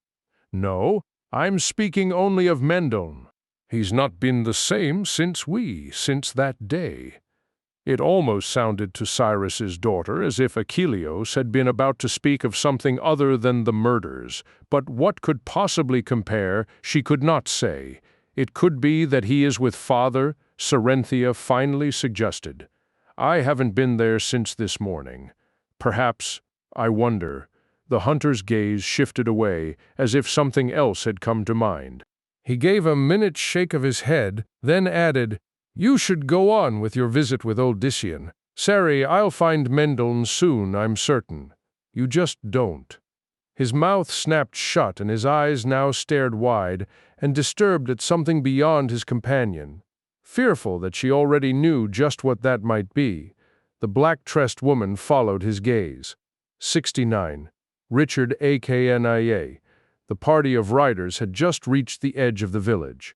They rode slowly and confidently, looking as if they owned all they surveyed. There was no mistaking them for what they were. The glistening silver robes and breastplates obvious sign enough, even without the golden sunburst set in the center of the latter, to definitively mark them as of the inquisitors of the Cathedral of Light. All wore round, crested helmets atop, their heads save for the lead rider, whose thick gray mane was draped by a golden hood. Behind him flowed the rest of the shimmering cloak, the bottom hem nearly blinding the horse behind his own. The cleric was Cleanshaven, as were all those who served directly under the prophet. This was not mere personal choice, but a purposeful decision. After all, the prophet himself wore no beard, and if rumor be true, looked young, enough to be this cleric's grandson despite supposedly being much older. The party numbered a dozen at least, a number that startled both onlookers. Dorius had given every indication that he had expected two at most, and none of them of such authority as he who now dismounted. The Master Inquisitor, Cerynthia, knew that the distinguished figure could have no lesser role, surveyed, Birthright, 70, Sarum as if uncertain that this backwater could be his destination. He suddenly noted the pair and immediately signaled them to approach. Well aware that this man held much sway over Odyssean's fate, Cerynthia obeyed instantly, with the archer but a step behind. "I am brother," Michelius boomed, the master. Inquisitor, as if seeking to announce it to every inhabitant within a mile. "Is this, then, Saram, the scene of such terrible doings?" "This is Saram, yes, holiness," Cerynthia responded, meekly curtsying at the same time. Unlike Odyssean or Achilleus, she had some belief in the teachings of both the cathedral and the triune, but had yet to decide which was her preference. The triune taught of the power of the individual, while the cathedral preached that it was humanity's combined efforts that would best see it achieve its ultimate destiny. "Who is in charge? We were supposed to be met. Our headman is Dorius, who, Brother Michelius, cut her off." "Never mind you," he pointed at Achilleus. "You know where the body of our unfortunate brother lies?" Following Cerynthia's example, the hunter bowed. "I believe I know where he was buried." When the Master 71, Richard Cain, Inquisitor, frowned, Achilleus added, "It's been several days, Holiness. Both bodies had to be put to rest or else he spread his hands. "Well, you understand." "Of course, my son, of course." "Lead us to the grave, then. With due respect, Holiness, it would be proper if Master Dorius or Captain Tiberius led you too." "We are here," declared Brother Michelius firmly. "They are not. We shall speak with them at first possible opportunity. Add the barbarous heretic too." Cerynthia stifled a sound at this description of Odyssean. She wondered what Dorius's messenger had relayed to the Master Inquisitor. Brother Michaelius sounded certain that the true murderer had already been caught. "Your Holiness," she began. But Brother Michaelius had already started past her, 4 of his guards accompanying him. The rest of his party began fanning out as if preparing to attack Sarum, and, in truth, they looked capable of winning such a battle, even outnumbered as they were. "It's this way," Achilleus said with a tone of surrender. The Master Inquisitor paid Cerenthia no further mind, but at the same time he also did not keep her from Birthright 72 following. Cyrus's daughter wanted to run to Uldysian and warn him of the cathedral's arrival, but she also did not want to miss whatever Brother Michaelius might say or do, even if Achilleus was also there to witness it. Several villagers, perhaps alerted by the Master Inquisitor's loud voice, stepped out to see what was going on. Brother Michaelius acknowledged them with an occasional wave and pious nod as he strode commandingly toward the burial sites. The sky rumbled, but otherwise the late day seemed oddly calm. There was not even the least wind, something unusual as Cerenthia entered the village. Cemetery behind the others, she felt as if the spirits of the dead all stood hushed around them. A dank stone wall waist-high surrounded the grounds, here and there broken areas speaking of some neglect. It was not difficult to find where the victims had been buried, for not only were they the only fresh graves, but they were in a corner far from the rest, unspoken by all. The villagers was the hope that their interment was only temporary, and that the cathedral and the temple would claim their own, and thus allow Sarum to forget what had happened. 73. Richard A. Neck. Whether or not her village would ever forget, Cerenthia saw that it was indeed Brother Michaelius's intention to do something with the body of the dead acolyte. He gestured at a pair of shovels set next to the side wall, and 2 of his armed escort immediately went to retrieve them. "This will be far enough for you," the Master Inquisitor said to Achilleus, and by way of that to the trailing Cerenthia. "This is now a matter for the cathedral alone." The hunter wisely bowed, then stepped back. Crudely etched into the wooden markers over each of the graves was the sign of that victim's calling. Brother Michaelius sniffed at the one signifying the triune, then proceeded to the other. The 2 guards wielding shovels followed at his heels. The Master Inquisitor went down on one knee before the marker. He ran a gloved finger over the symbol on the marker, then, muttering under his breath what Cerenthia supposed was a prayer, set his hand on the top of the mound. And almost immediately thereafter, pulled it back as if scorpions had suddenly sprouted out of the dirt in great numbers. Birthright 74. His countenance more grim than ever, brother. Michaelius leaned forward again, then removed from around his neck a chain that his robe had hidden. At the end of the chain was a golden medallion in the shape of a sunburst. The centerpiece was a clear gemstone that glistened even despite the cloud cover. The cleric held the medallion over the spot in question, muttered for a moment more, then drew back, once again seemingly aghast, eyes blazing.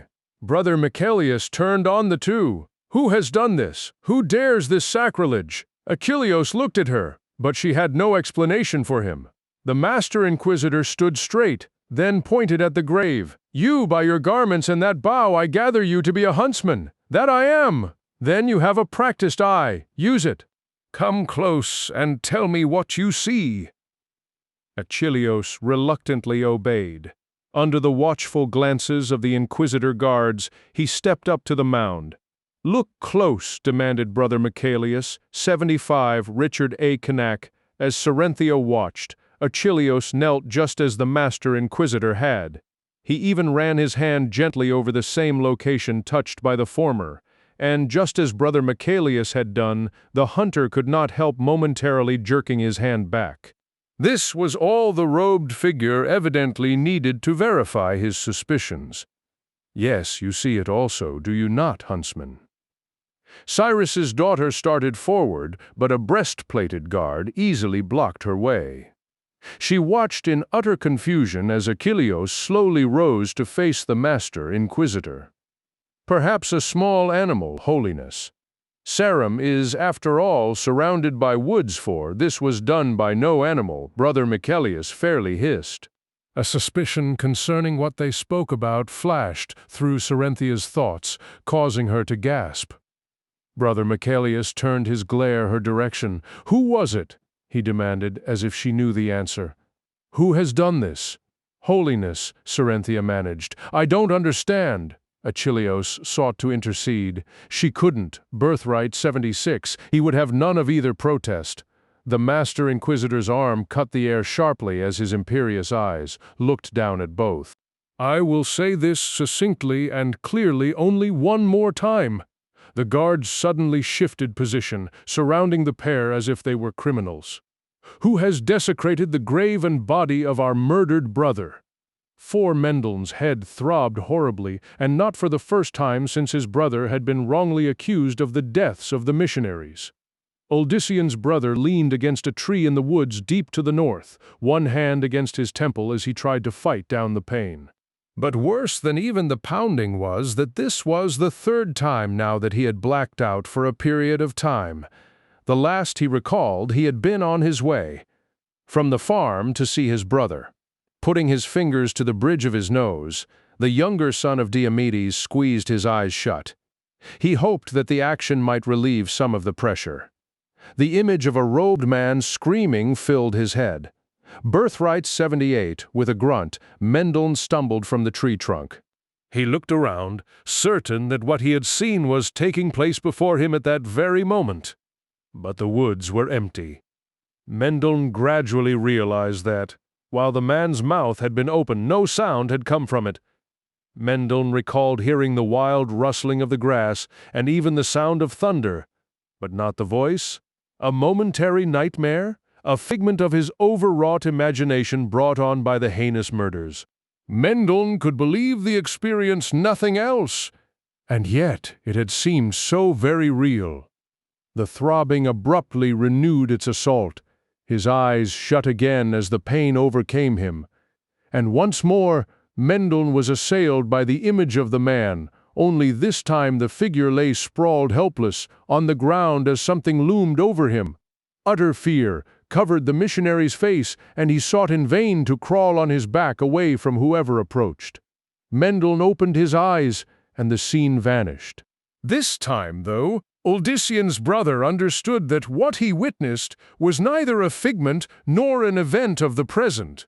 He was indeed alone in the woods. No, this time the glimpse had lasted long enough for him to 79. Richard A. Kneck recognized the garments of the screaming man, if not the man himself.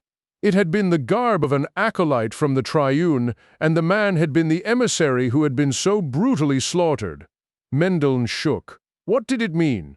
Why was he suddenly having these monstrous visions of the missionary's murder? There had never been any talk of witchcraft in either side of the family, and Mendeln himself doubted that such was the case. There had to be a more reasonable, honest explanation. His nose itched.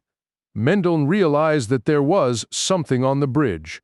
He brushed at it and was rewarded with several bits of dirt in his palm. In fact, for the first time, he saw that fresh dirt covered most of his fingers. When had that happened? Uldissian's brother had not been at the farm, much less working in the fields, for some time.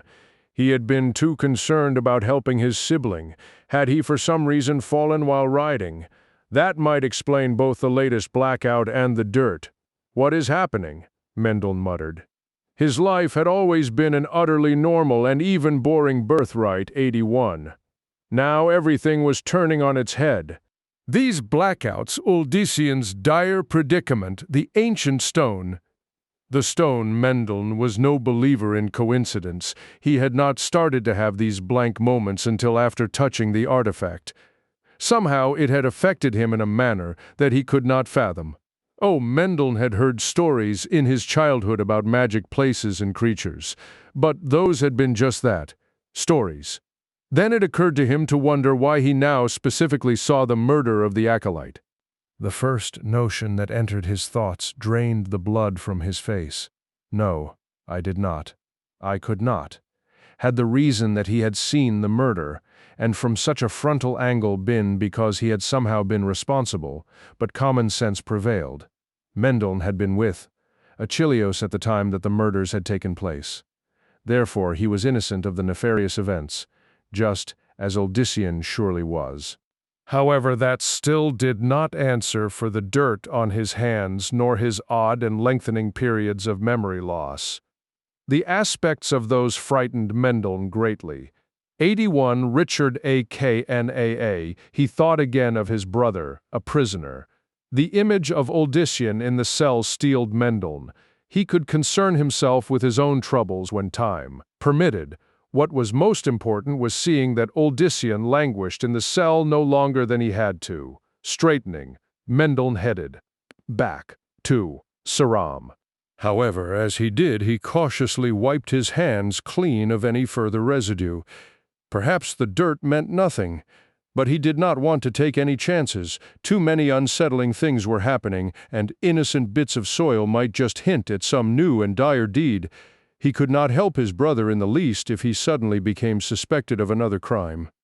Mendelssohn grunted at his foolish thinking. Of what crime could dirt-covered hands condemn him in a farming region? Nonetheless, Odyssean's brother continued to wipe his palms and fingers against his clothes all the way back to Sarum. A pair of guards came for Odyssean just as he finally managed to drift off into a troubled slumber. As he stirred, one of them rattled the cell door, then unlocked it. Birthright, 82, "Come with us," barked the taller of the two, a plain-faced younger man whom Odyssean knew as Dorius's nephew. "Don't give us no problems, huh?" In response, the farmer quietly placed his hands behind his back and turned so that the guards could secure his wrists. When they had done so, they led him out. Tiberius met them at the door leading outside.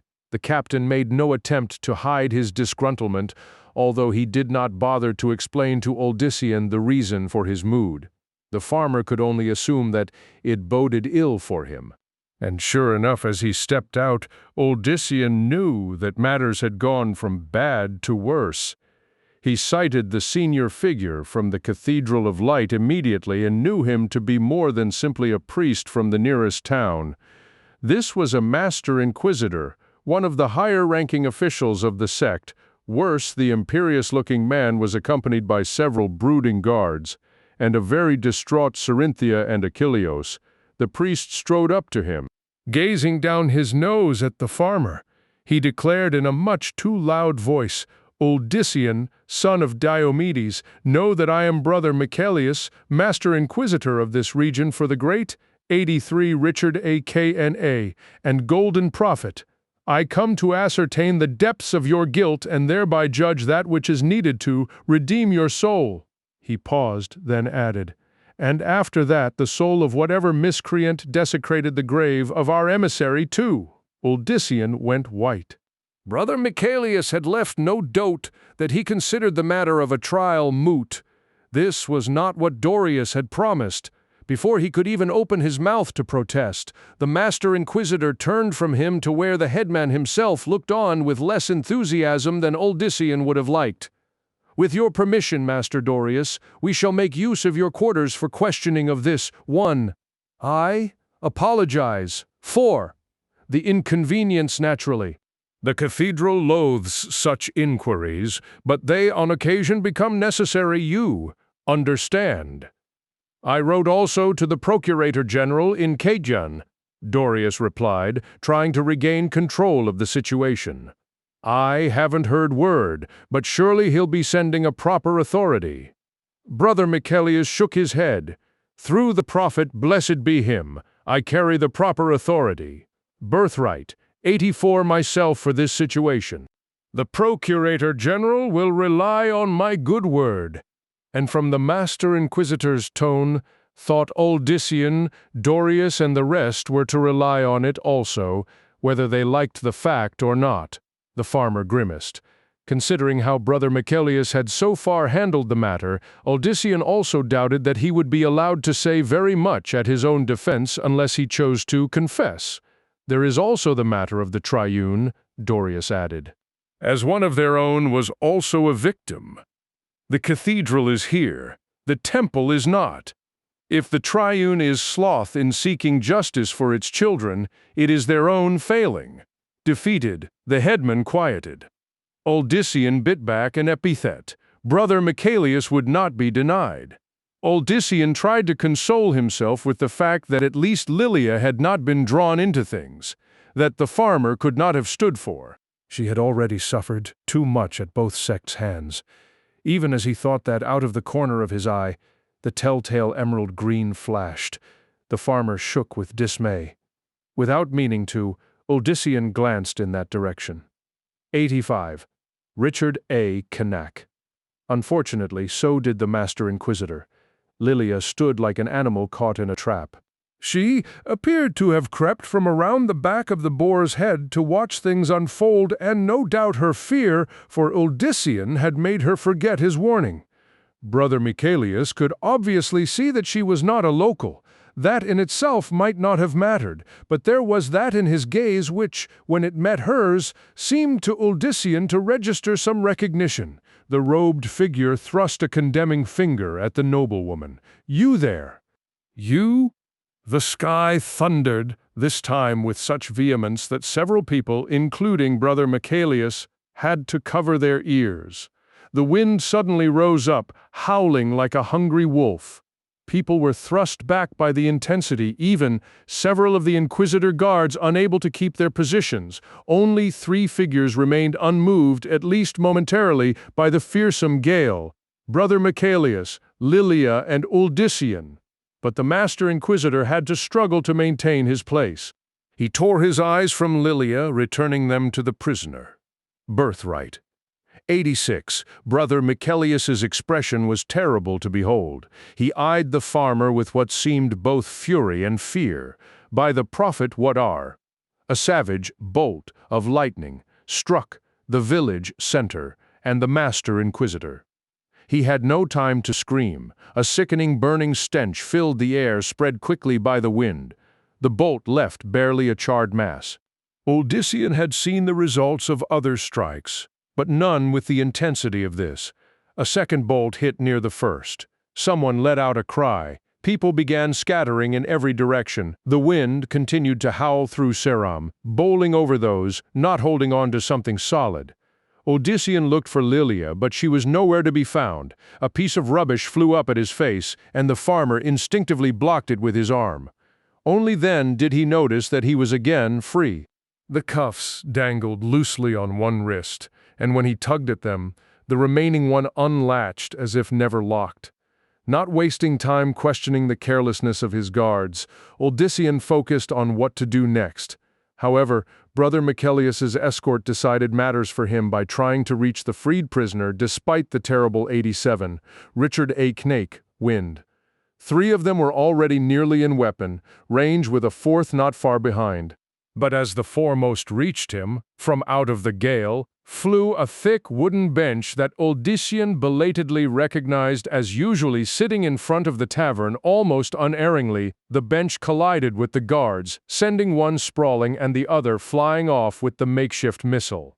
Some distance behind the sprawling figures, Lilia reappeared. Holding on to the corner of the smithy with one hand, she waved for Uldyssian to come to her with the other. Without hesitation, the stunned farmer ran toward the noblewoman. All around him, loose objects darted through the air. People scurried into buildings. Another bolt struck near the village well, tearing apart most of the surrounding stone wall. Despite the many threats, though, Uldyssian made it to Lilia unscathed. Other than a few loose strands of golden hair, the woman too appeared untouched. Concern for her overwhelmed all other thought. Lilia. "You need to find shelter." She seized his arm, but instead of coming with him to the smithy entrance, Lilia tugged Uldyssian toward the Birthright 88 woods. Her strength was surprising, and rather than risk a struggle that would leave both of them out in the open, for much too long, the farmer allowed her to guide them both beyond Seram. He knew that common sense better dictated that they hide in some building, but Uldyssian still somehow convinced himself that they would surely find just as safe a location in the wild. Indeed, the wind seemed to lessen as they rushed deeper into the woods. Refuse still swept past them, but miraculously nothing greater than a leaf ever touched them. From the direction of Sirim came a now familiar crackling sound. The sky momentarily lit up as if the sun had suddenly burst through the cloud cover. Uldyssian started to look over his shoulder, but Lilia tugged him forward. Thunder continued to rumble as if the horses of 1,000 riders trampled over the land. That made the farmer think of the Inquisitors and the unfortunate brother Michelius. The guards would surely be after Uldyssian once the weather settled, especially after the unsettling death of their superior. While Uldyssian blamed the cleric's horrific end on the mercurial aspects of nature, even though never in his life had the farmer, 89. Richard A. Canak, witnessed such a bizarre and deadly shift. He did not doubt that somehow Brother Michelius's fate would somehow be tied to him, no matter how ridiculous that might seem. "Keep running," Lilia called, gazing over her shoulder at him. "Keep running." But in her concern for him, the noblewoman did not pay attention to her own path. Uldyssian saw the dip in the landscape just before her foot settled into it. He tried to give warning, but by then his companion was already flailing. Her grip on Uldyssian slipped, a short-lived cry escaping her lips. Lilia tumbled forward. As she landed, she twisted around. Stumbling, Uldyssian went to her side. Lilia lay there, her eyes open, but momentarily unseeing. Lilia, all fear of the unnerving weather or the Inquisitor guards vanished utterly. All that mattered to the farmer was the figure sprawled before him. To his great relief, the noblewoman blinked. Her eyes focused again. She looked up at Uldyssian and her expression made him redden. Birthright, 90. Trying to cover up his embarrassment, Uldyssian gave her a hand. However, as Lilia tried to stand, she let out a moan and her right ankle buckled. I think it may be twisted," she managed. "Could you see?" He wanted to refuse, but knew that he could not leave her in pain. Mumbling an apology, Uldyssian pushed the long skirt away just enough to reveal the ankle. It was black and blue and already a bit swollen. When the farmer put a gentle hand to it, Lilia gasped again. "I need to bring you to a healer," he muttered. "No, if you do, then you'll be captured again." "I won't. Let them do that." Uldyssian frowned. What had she expected to eventually happen? He could not very well just run off. This was his home. His family had lived in Sirim for generations, possibly even since its beginning. More to the point, there were those he could not leave behind. Especially Mendeln. Mendeln would surely pay if his brother could not be found. There was also Achilleos, known to be Uldyssian's best friend, and even Serenthia possibly risked being involved. But at the same time, how could he return? The Inquisitors might eventually leave, but Tiberius would. 91 Richard A. Knack. Assume it his duty to arrest Uldyssian on the spot if the farmer reappeared. There was also the possibility of the peace warders of the temple also still arriving to make their own judgment of the murders. Uldyssian knelt there, the hand over the ankle, forgotten as he tried to think about what to do.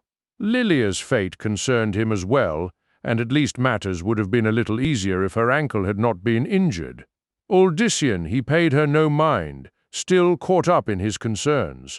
Perhaps he could carry her back to the farm, then from there send her by horse to a neighboring settlement.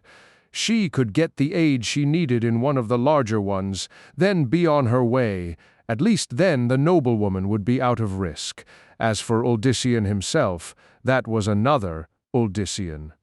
Although Lilia kept her voice low, there was no mistaking the sharp emphasis in it this time. Uldyssian glanced around, certain that they had been discovered. However, there was no sign of anyone else, especially the Inquisitors or the guard. Birthright, 92. Uldyssian, she repeated. Not that. My ankle. The pain is gone. Her hopeful words only fueled his worries. If she felt no pain, it was likely that the ankle had gone numb, not a good sign. He pulled his hand aside, fearful of what he would see, and finding instead that the ankle now looked perfectly healthy. But Odyssean stared at the limb, certain that he saw wrong. At the very least, the ankle had been bruised badly, and now was not. He looked to Lilia, and the way in which she gazed at him only made Odyssean more uncomfortable. There was awe, incredible awe, and what, almost seemed worship? "You turned away," the noblewoman murmured. "But you left your hand near my ankle. I knew you were not touching it, but I felt a wonderful warmth and the pain. It just went away. That's not possible. There must be a reasonable explanation. An injury like that doesn't just heal. You did it." At first he thought that he had not heard Lilia correctly. Then, when her words at last registered with 93 him, Richard a Knack, Odyssean noblewoman, would scarcely even believe. Consider that the something so outrageous. "I'm no mage or witch," he insisted, taken aback. "Your ankle was obviously not hurt after all. That's the only answer." She shook her head, eyes filled with something that should have gladdened his soul but only unnerved him more.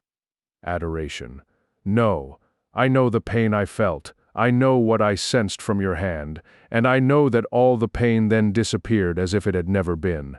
Odyssean stepped back from her, "But I didn't do it." The blonde woman rose, then stepped toward him. Lilia moved without the least hint of injury. Then who? Who performed such a miracle? The last words sent shivers through him. He would not hear her. "We've no time for such foolishness." He looked up. The sky seemed calmer, at least by them. Thunder yet roiled in the direction of Serom. Another bolt flashed over the village. The storm, Odyssean had no other word for the peculiar weather. "Seems to be stalled. Praise be for that bit of luck." "I do not think it was luck," the noblewoman murmured. "Birthright, 94. "Then what?" the farmer cut off, his face now blanching. "No, Lilia, don't even jest. But do you not see, Odyssean? How timely was that wind, how righteous was that bolt that struck the arrogant brother Michaelius just before he could condemn you for murders you did not commit. And now you'd claim I've powers that did slay a man. Think of that woman. For the first time since he had met her, Odyssean wanted to be nowhere near Lilia. It was not that he did not still find her desirable, but surely she suffered from some dementia. Perhaps the strain caused by her family's misfortune had finally taken its toll. That had to be the explanation for her behavior, but what explained the injury that Odyssean had seen? He did not consider himself of an imaginative nature. How, then, could his mind have conjured up such an elaborate delusion? No, the farmer snapped at himself. If he followed such reasoning, he would find himself believing Lilia's outlandish suggestion. If that happened, it would be better for Odyssean to turn himself in to the Inquisitors or the guard before he truly did endanger someone else. A soft, warm touch on his hand stirred him back to the moment. Lilia stood barely an inch from him. "I know it, 95, Richard A. Knack, was you who healed me, Odyssean, and I believe that it is you who summoned the wind and the lightning in our time of need. Lilia, please, listen to the absurdity of what you say." Her flawless face filled his vision. "You want me to believe otherwise? Then prove me wrong." The noblewoman gently took him by the chin and turned his gaze so that it fell upon the direction of Serom. "The lightning still falls, bringing justice and retribution with it. The sky still roars its anger at the false accusations made against you. The wind howls at the presumption of those who would judge you when they themselves are guilty." "Stop it, Lilia!" But she would not. In a firm, even defiant voice, Lilia said, "Prove me wrong, dear Odyssean, will, with all your might, for the sky to quiet, nay, even clear, and if it does not, then I will gladly admit that I was sorely deluded." Her lower lip stiffened. Gladly, Uldyssian could not believe that Lilia was so deluded that she could even imagine that something like she suggested was possible. Still, if the noblewoman meant what she said, it was the quickest and easiest way to snap her back to reality. Birthright 96. Without another word, the farmer turned toward the turbulent heavens. Although he could have simply looked at them and pretended to be concentrating, Uldyssian somehow felt that doing so would be a betrayal to his companion even if he knew nothing would happen. And so, the son of Diomedes squinted and thought. He wished the violent weather to vanish and the clouds to clear away. He tried to take the situation as seriously as he could, even if only for Lilia's sake. But he was not surprised when everything remained as it was. Certain that he had given Lilia's delusion as much chance as anyone could have, the farmer wearily turned back to her. He expected the noblewoman to be distraught, but Lilia instead looked only patient. "I did what you asked, and you saw what happened or didn't," he said soothingly. "Now let me take you away from here, Lilia. We've got to find a place where we can rest and compose our minds." Unfortunately, instead of agreeing, Lilia continued to stare past him expectantly. 97. Richard A. Knack. Uldyssian's own patience finally came to an end. Lilia had swept his heart up the moment that he had first seen her, but he could not tolerate her delusion any longer, just because of that. It was for her own good, if nothing else. "Lilia, you've got to pull yourself together. I did what you asked and it came to pass," she murmured, her face suddenly glowing with renewed adoration. Lilia gently took hold of the farmer by his arms and turned him back toward the village. Uldyssian, about to reprimand her further, stopped. His mouth hung open. The sun shone over Sarum. The grand temple of the Triune, located 2 days' ride south of Cain, was a sprawling triangular edifice with 3 high towers, each situated at one of the points. The pinnacles themselves were 3-sided, with each face marked by one of the holy orders. Triangular windows lined the towers from bottom to the top. Nearly all things concerning the structure were of a similar triple nature. To reach the entrance, which faced Cain, pilgrims needed to ascend 3 levels, with each level consisting of 33 steps. At the entrance, Birthright 98, itself 3 massive bronze doors, also triangular, allowed the faithful into the vast welcoming hall within. Worshippers were naturally greeted within by glorious effigies of the 3 guiding spirits. Bala, the creator, loomed on the left, the androgynous figure clad in the robe of its order. In Bala's hands were a mystical hammer and a bag, which the clerics preached contained the seeds of all life. Both nature and the architectural triumphs of humanity were under the auspices of this spirit. Dialon hovered to the right, the marble statue much akin to the first save that this figure held to its breast, the tablets of order. Dialon brought purpose to humanity, and the tablets taught how to achieve blessedness. As with Bala, Dialon wore the colors associated with those following the principles of determination, and in the center stood Mephis, who carried nothing but, cupped its hands as if cradling the most tender of infants. Without love, creation and determination could not thrive. So taught the grand priest, the primus, who some said surely had to be the child of Mephis, so caring was he of his flock. Under each of the giants, another bronze door gave way to the grand chambers of the various orders. Pilgrims, 99, Richard A. Knack, and novices who found one preferable over the other would enter through these and listen to the words of that particular high priest. Peace warders, cowled guards in leather, who wore the symbols of all 3 orders on their chest, guided newcomers to their most likely choice. Within each chamber, several hundred could kneel in prayer at one time. And when the primus himself made an appearance, the walls between the 3 orders, walls which, although they had the facade of stone, were made of wood, were slid back into hidden niches so that all could bask in the grand priest's noble presence. Upon an elevated dais before his followers, the leader of the Triune would bring forth the word of the 3. Today, however, the faithful came to make their own prayers, for the Primus was in council with his 3 most beloved, the high priests of each order. Chief among them was the tall, athletic Malik, senior of those of his rank. He had risen from an eager acolyte to his venerable role through determination, creative thinking, and devotion to his master. He was, even the other 2 knew, the right hand of the Primus. Birthright 100. The private chamber in which they met was a small, almost empty place.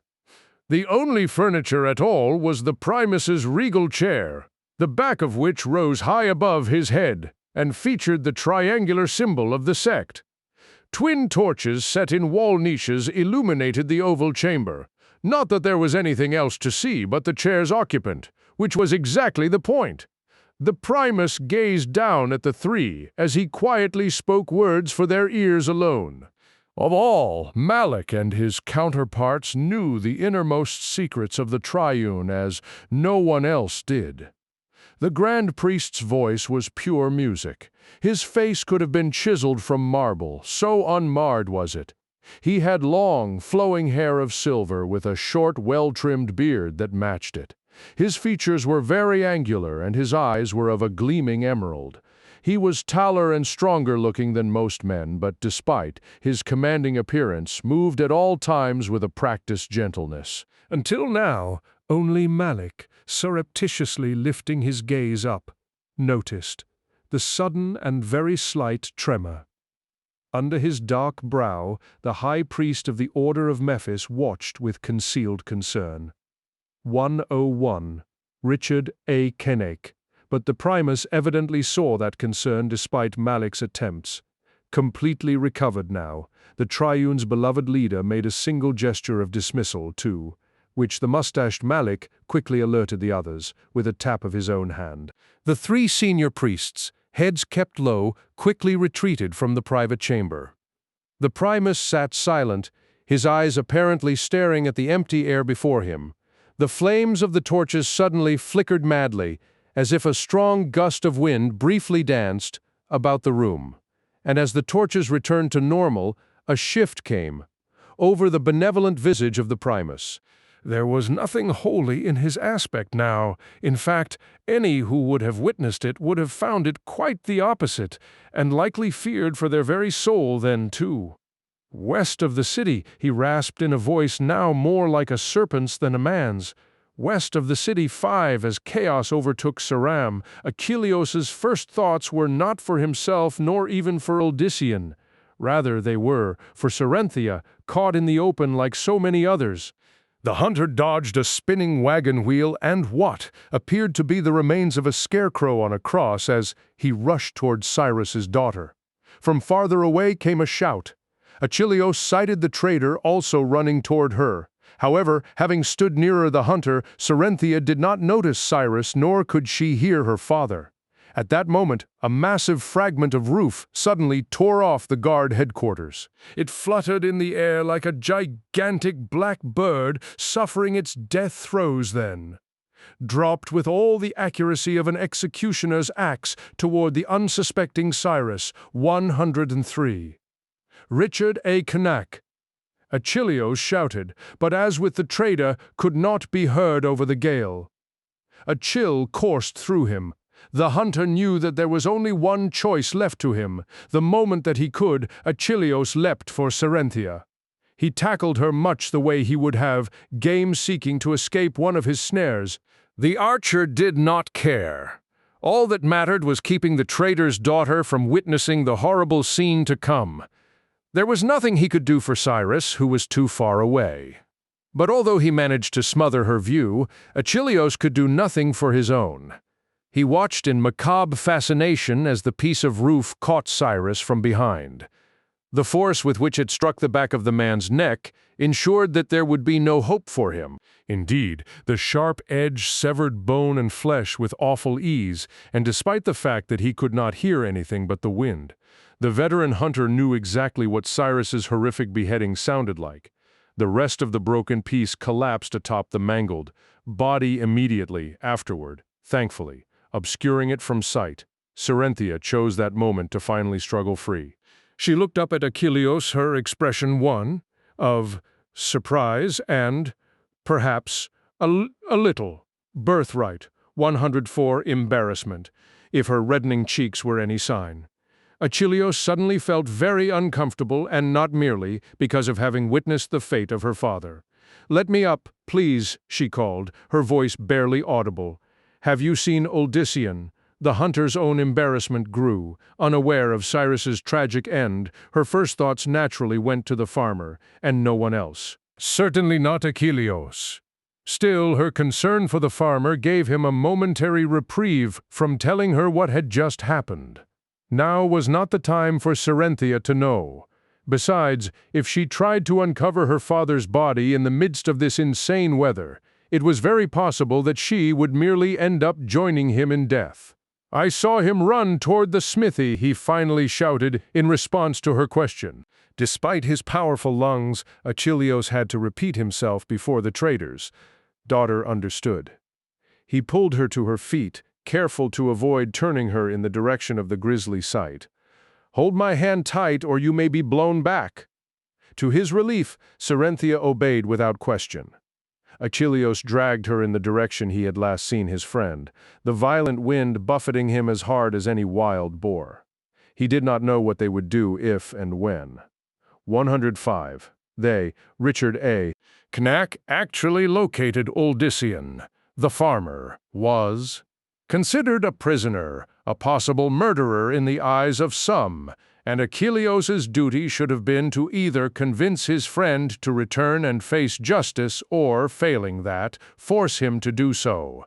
But the hunter had already seen enough of what passed for justice, and the very thought of turning Uldyssian over to the Inquisitors, or even Tiberius, left Achilleos cold. More important, if he brought Uldyssian back to Ceram to face the charges, the archer had no doubt that he would forever blacken himself in the eyes of Cerenthia. They raced for the edge of the village even as others ran past them in different directions. Planks tore off of buildings, adding to the dangerous debris flying about. A water bucket ripped from the village well smashed against the chest of one of Tiberius's men, sending him falling on his back. Achilleos wanted to stop by the supine form to see if the other still lived, but feared that to do so would endanger Cerenthia. With much relief, he plunged Cyrus's daughter and himself into the woods. His attuned senses immediately noticed the difference between the weather there and the mad turbulence in Ceram. It was almost as if he had shut, Birthright, 106, a door behind him. The foliage barely shook, and the howling had all but ceased. Despite that, the hunter did not slow until the two of them were well away from the village's edge. Only then did Achilleos pause near a tremendous oak, and that more for his companion's sake than his own. "Are you all right?" he immediately asked her. Gasping for breath, Cerenthia nodded, her gaze shifted around the woods, seeking. "We'll find him, Ceri," he muttered, a little put out after having helped her escape the chaos. Then Achilleos recalled Cyrus, and guilt overwhelmed him. "I wonder if—" The trader's daughter began, halting abruptly as an unexpected hush filled the area. The two glanced back at their home. The lightning had ceased striking, and the wind there had died down too. Most astonishing, not only were the clouds thinning, but it actually looked as if the sun was already trying to peek through. "Praise be! A miracle!" uttered Cerenthia. Achilleos, on the other hand, felt a peculiar dread inside him, a sensation he had experienced but one time before, when he had first touched the ancient stone. 107. Richard A. Knack. Cerenthia took a step back to Ceram, but the hunter pulled her deeper into the woods. Uldyssian, he reminded her, though the farmer was not now entirely, his reason for wanting to be away from the village. "This way, remember?" The trader's daughter nodded, once more a look of determination across her beautiful face.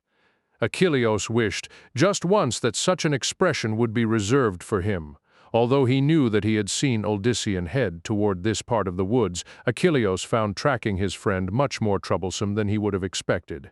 Odyssean had barely left any trace of his passing. In fact, the hunter had to guess half the time, for the farmer apparently moved through the woods with greater stealth than an animal. If not for that certain sense within Achilleus, that sense that he had never mentioned to others, but that always gave him the advantage when seeking a quarry's spoor, then it would have been impossible to keep after Odyssean. And that sense, that knowing that enabled Achilleus to ever follow the correct trail, also told him that someone else had met Odyssean in the woods. It was not a familiar trail, and from its light touch he suspected it to be that of Birthright 108, the noblewoman. Who else? Whatever cloaked Odyssean did so for her as well. Her trail was even harder to maintain focus on than the farmer's. For some reason that made Achilleus think of the stone again. Since he had discovered it, strange and unsettling, things had kept happening, some of them undeniably unnatural in his eyes. Achilleus recalled the symbols and wondered if with time Mendeln could translate them. Mendeln was clever. Perhaps he could even explain the terrible storm and what. The hunter paused in his tracks, causing Cerynthia to stumble into him. He looked behind them, thinking that there was someone back there. Cyrus's daughter also looked. "What is it?" "Nothing." He tugged her forward again. Achilleus could not go back for Mendeln. Odyssean's brother would have to fend for himself. Surely, wherever he was safe. The archer could not even recall seeing him when Odyssean had been brought out before brother Michelius. He can fend for himself, Achilleus repeated to himself. Mendeln's very clever, very learned. I have to worry about Seri. I have to find some way to tell her about her. 109. Father maybe, Richard A. Knack, when we find Odyssean, maybe. Then yes, Mendeln will be fine in the meantime. The hunter kept on repeating the last in his head, hoping that eventually he would believe that scholarly Mendeln would indeed stay out of trouble. Hoping, but not expecting.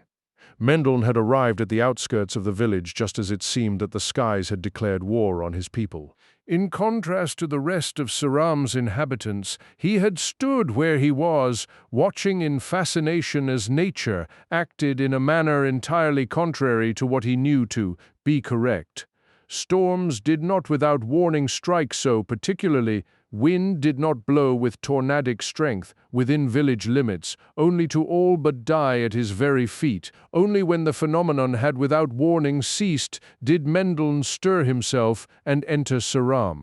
The village center was in ruins and more than one person lay still on the ground. The enormity of what had taken place began to sink in, and so did the fact that it had proven most timely for Odyssean.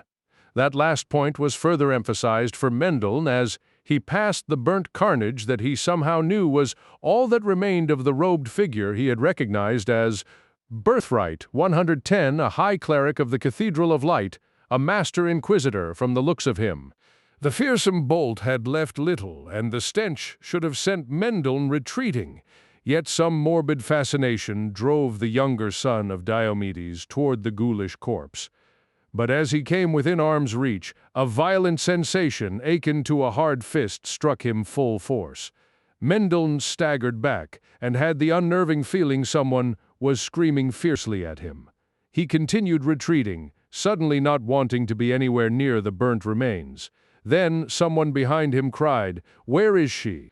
"I can't find her. I can't find her." Mendeln turned at the voice, but saw no one. Frowning, he gave up and started away in search of his brother. "Good Mendeln! Have you seen her? Have you seen my daughter?" Out of the corner of his eye, Mendeln saw a figure standing near a huge piece of torn roof littering the ground. However, as he turned, the figure seemed to vanish, or was never there in the first place, but he thought he had recognized who it was. "Master Cyrus?" he called hesitantly. "Master Cyrus. 111. Richard A. Knake." There came no answer, but again Mendeln was filled with a compulsion, this time to approach the wreckage from the roof. As he neared, he sensed something beneath the wood. Reaching down, Mendel tugged at the rubble. The wood proved even heavier than he had imagined, but by choosing to use his mass to slide it toward him, Uldissian's brother managed to make some progress. Slowly, what had been hidden was revealed to the light, at which point Mendel let out a garbled cry and let the wreckage loose. He shook his head. A dismay he had not felt since the death of his parents and siblings rising up to overwhelm him. And yet at that moment, the familiar voice again asked, "Where is she? Where is my Cerinthia?" Only then did Mendel realize that the voice was in his head. Trembling, he retreated from the roof fragment, and that which it had shrouded. A sharp point caught him in the small of his back. He started to turn, only to be seized roughly by more than one pair of powerful hands. The stern face of an Inquisitor guard came within inches of his. "You?" barked the figure. "You are kin to Birthright 112, the accused heretic and murder, Uldissian Uldiomed? Admit it? Someone identified you earlier as his brother." Still struggling to comprehend what had just happened, before, Mendel mutely nodded. "Unfortunately, that proved to be his captor's cue to drag him through the village toward where a group of locals stood pensively eyeing 4 other Inquisitor guards watching over them. Mendel estimated nearly 20 people in the group, their wide eyes and movement reminding him of a herd of sheep heading to the slaughter. Dorius stood arguing with one of the minions of the cathedral. Of Tiberius, there was no sign. A few of his men stood near Dorius, but they looked uncertain as to what to do, if anything. "But you've no right to be holding these good people," the headman insisted. "Under the authority granted by the signed agreements between Kijan and the cathedral, we have what right we need or desire," responded the lead guard haughtily. "To Tiberius's men," he added, "and in the scope of that authority of your captain is ceded to us. You will obey all orders of the cathedral, and the first is to remove your headman to his quarters and confine him there." 103-3 Ferreich. Richard A. Kenake, one of the locals, put a tentative hand toward Dorius. "What should we?" "I won't budge," insisted Dorius. "Then, if these will disobey, I will have no choice but to have some of my own deal with you, and them, afterward." The headman glanced at the fearsome warriors, then at his own guard. Shaking his head, he reluctantly turned and led the latter away. With Dorius's retreat and Tiberius's absence, Mendel now suspected that the captain was one of those struck down. The fate of Uldissian's brother and the rest of those gathered was squarely in the hands of the cathedral's Inquisitor guards. Mendel did not exactly share his siblings' loathing of the sect, but at the moment he could think of no worse fate for any innocent than that awaiting him now. The warriors were likely to think of this as some act of magic, a notion that even Mendel could not entirely rule out. Certainly no reasonable explanation worked. "Move into the circle," growled one of those who had captured him. Mendel stumbled toward the others. Those nearest immediately shunned him, pressing against their fellows. Birthright 114, in their fear. Even those who had known him since childhood looked at Mendel as if he were some sort of pariah, or rather the brother of one. "That's him," said the same guard who had shoved the younger son of Diomedes forward. Mendel turned to face a guard who, although he was a couple of inches shorter than the farmer, stared down the latter with ease. The broad, rough-hewn face looked more appropriate on a brigand than a representative of a holy order. "The brother of the heretic and sorcerer, are you?" demanded the lead guard in a tone that indicated no response from Mendel was necessary. "Where is Uldissian Uldiomed?" "Answer now, and you may be spared his fate. Uldissian's done nothing. His guilt is proved, his mastery of arts foul unquestionable. His soul is lost, but yours may yet receive absolution. You have but to give him up to us." The words sounded absurd to Mendel, but the guard clearly believed everything that he said to the brother. Despite the fact that he would be condemning himself, Mendel did not hesitate to shake his head. 115. Richard A. "Knack, we will begin with you, then, and the rest here, all known to have fraternized with the heretic, will learn from your example." Just as quickly as they had tossed him in among the others, the guards then pulled Mendel out. They dragged him to an open space. As the farmer was forced down on his knees, he saw the lead guard stride over to his horse, there to remove a long braided whip rolled up and attached to the saddle. The guard undid the loop, binding the whip, enabling the full length of the sinister weapon to flow free. He tested the whip once, the crack it made shaking Mendel worse than the harshest thunder. Face resolute, the lead guard headed back to Mendel, who squeezed his eyes tight and prepared for the agony. It was a coincidence. That was all. A coincidence. But as Uldyssian stared towards Seram, a niggling doubt ate away at him from within. He recalled again how terrible Lilia's ankle had looked, and then how unmarred it had appeared but moments afterward.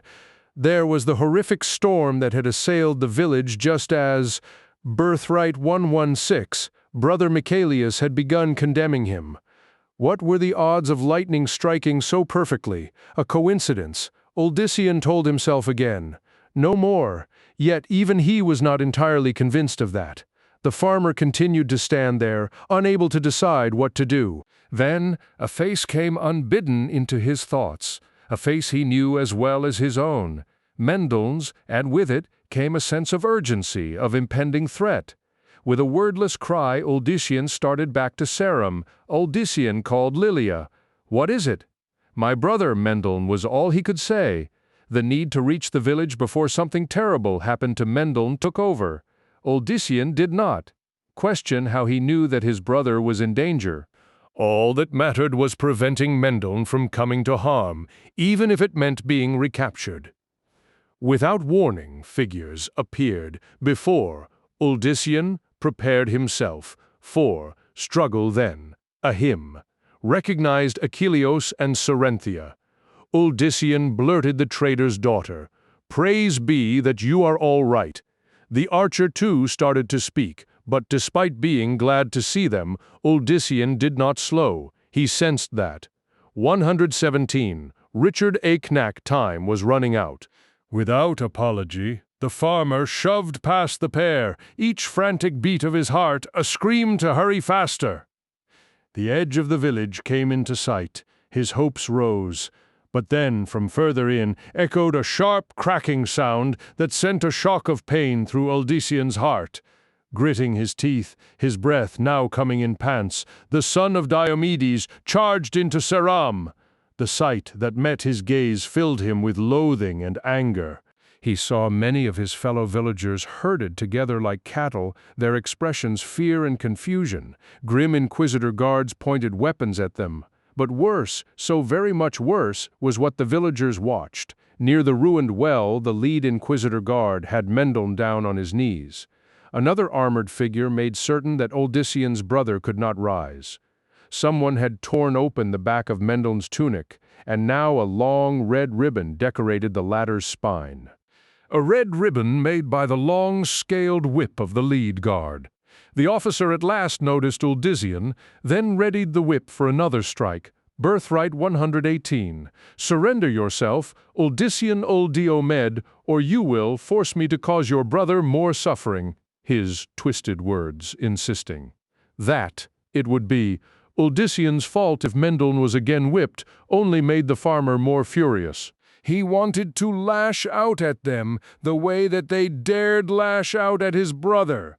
The length of the officer's whip curled up in the air as if blown by some sudden gust of wind. Startled, he tugged at it, trying to bring it down, but the sinewy cord instead tangled around his neck. He reached to pull it off, but the whip suddenly tightened. The officer's eyes went wide and he let go of the grip in order to tear at the whip with both hands. A hacking sound escaped him. The guard nearest Mendel rushed to aid his commander, at the same time working to sheath his own weapon. However, his hand suddenly turned, causing the blade to rise above the sheath. Somehow, the blade bent and buried itself upward just beneath the breastplate. Blood spilling over his hands, the stunned guard collapsed into the officer whose eyes were bulging as he now clawed in desperation at the macabre noose. The wounded guard finally slumped next to Mendelssohn, who, 11:19, Richard A. Knack stumbled away in shock.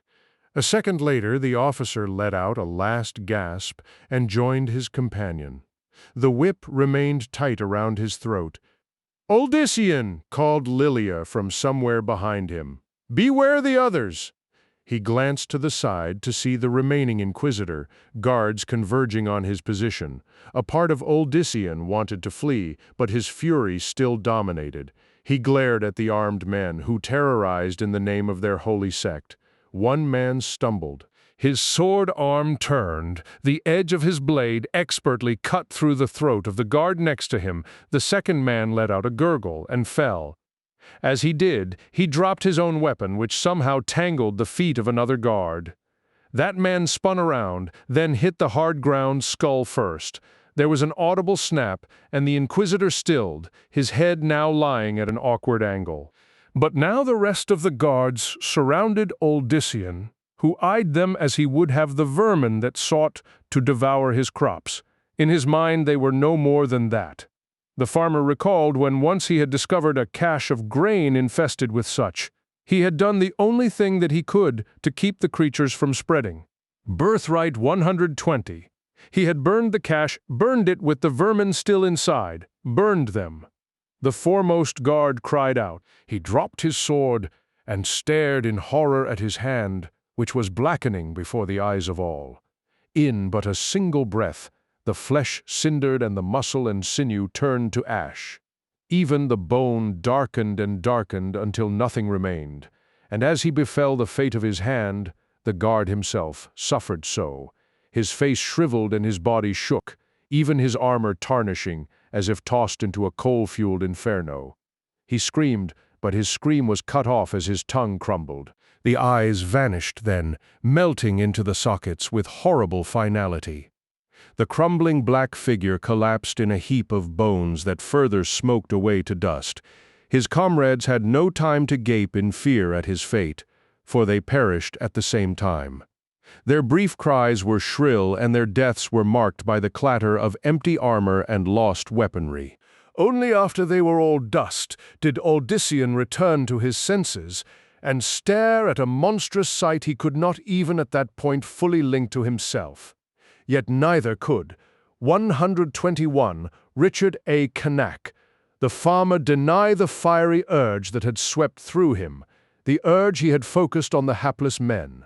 An unnatural silence filled Saram.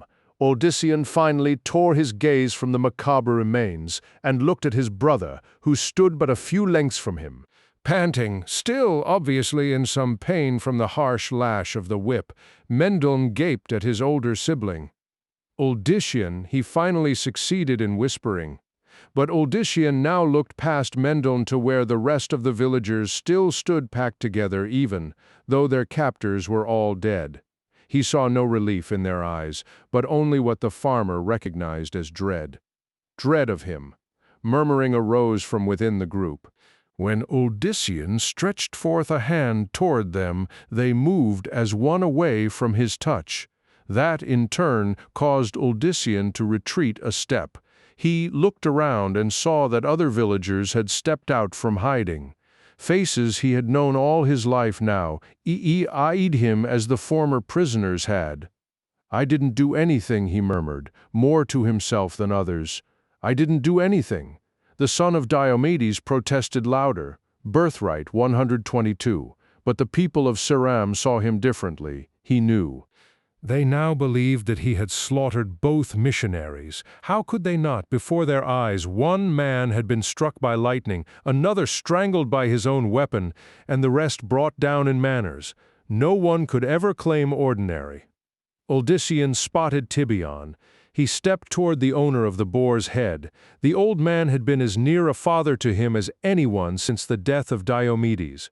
Tibion could at least see sense. The stout figure backed away, his stony expression not entirely hiding the revulsion and anxiety. He mutely shook his head.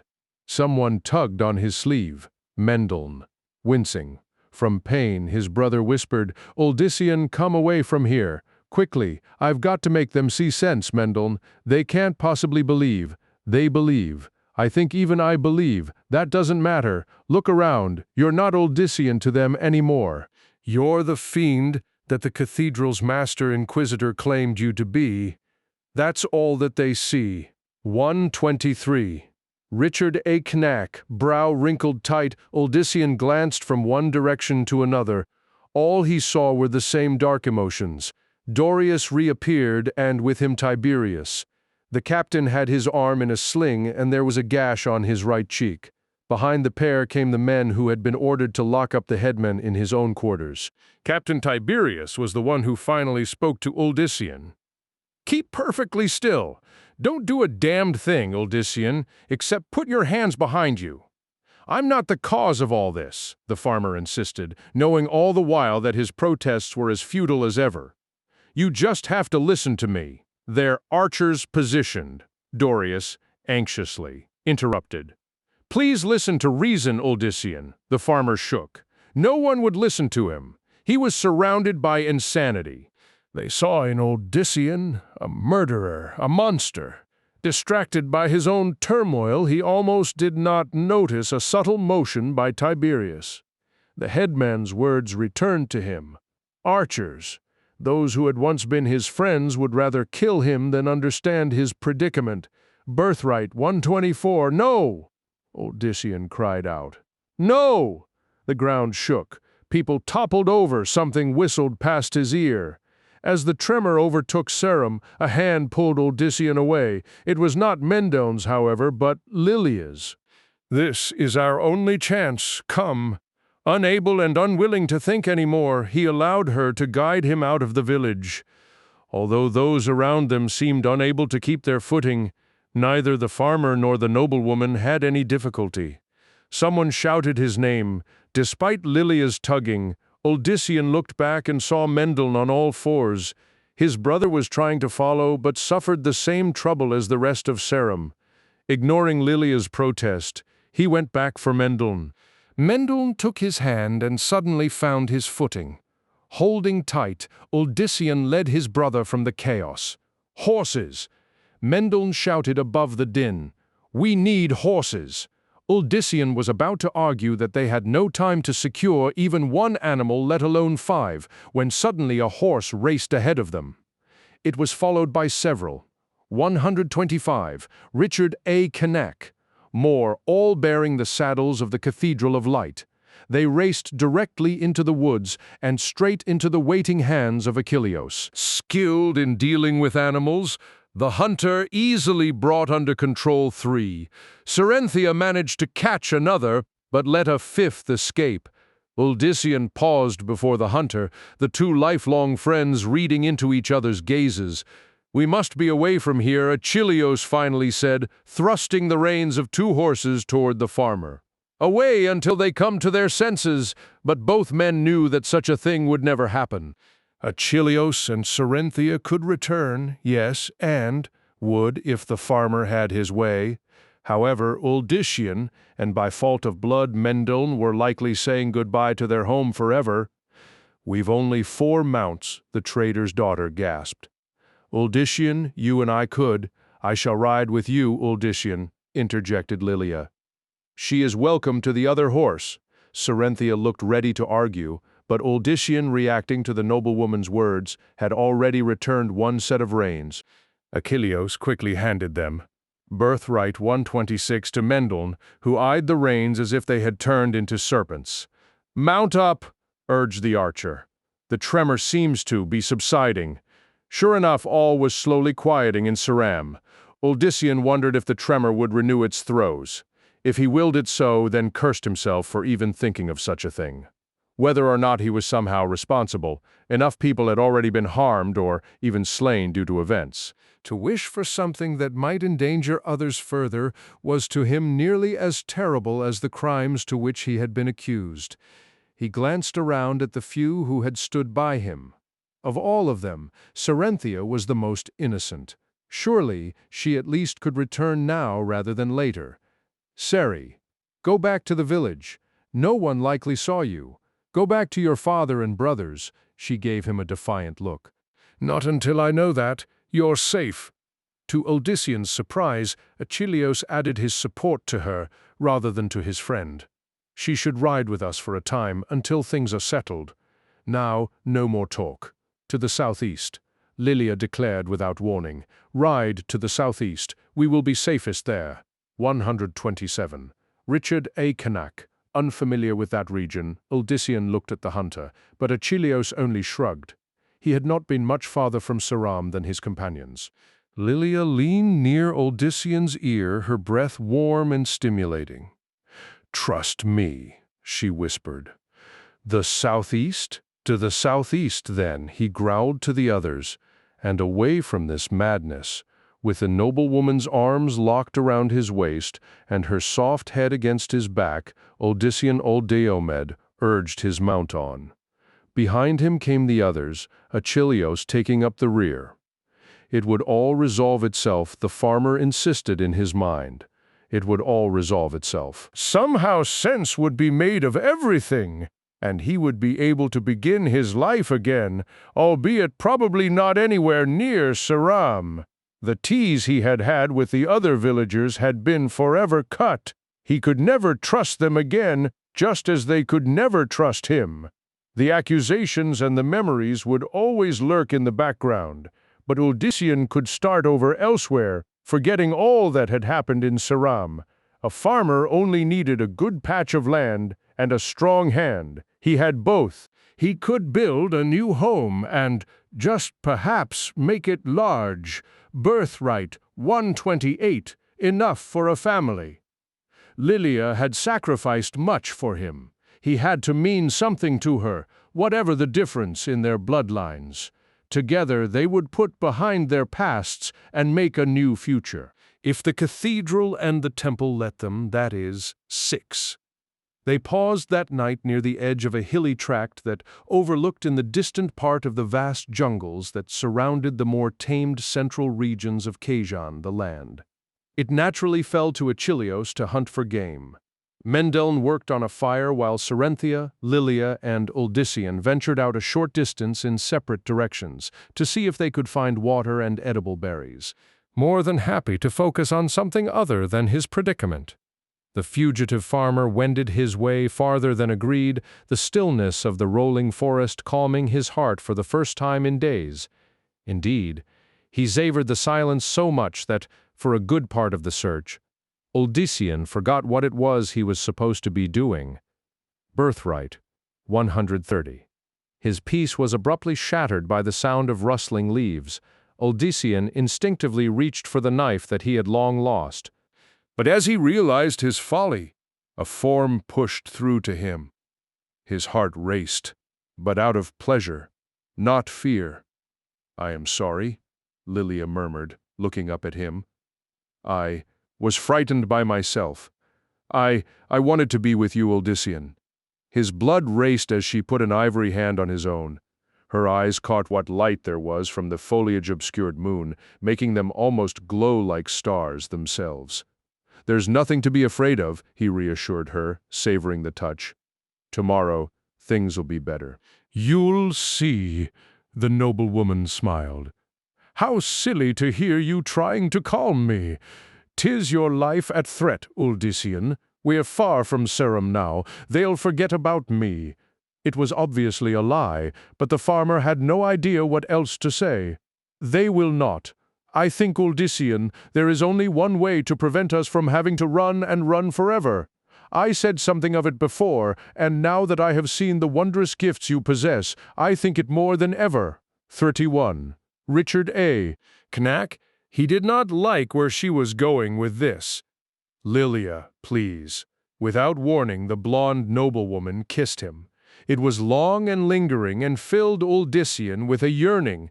"We must go to the great city itself," she said once they had separated. "You must speak to the people, not the mage clans or the nobles, but the common folk. They will understand you." He laughed harshly. "My own village didn't understand me. They saw me as some kind of horrible monster. That was due to the awful circumstances, Odyssean. If you go to the city, you start fresh. You have been given a gift most fantastic. They must be told. And what am I supposed to preach to them? To follow me like some god or spirit, or I'll tear them apart as I did the cathedral's men? What could I give them except fear and loathing?" Her expression turned solemn. She stared deep into his eyes. "You could give them the promise of becoming as you are, of becoming more than the cathedral or the triune could ever claim for them. Birthright 132. Of becoming like me?" The farmer could scarcely believe his ears. Was she mad? Why would they want to become like me? To suffer as I have? For that matter, I still don't even know exactly if I believe it all in the first place. Lilia put a finger to his lips, then tested again, one last time.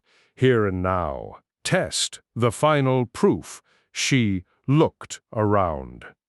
There, something small but significant, impossible to deny. The noblewoman led him toward a bush of the type for which they had been searching.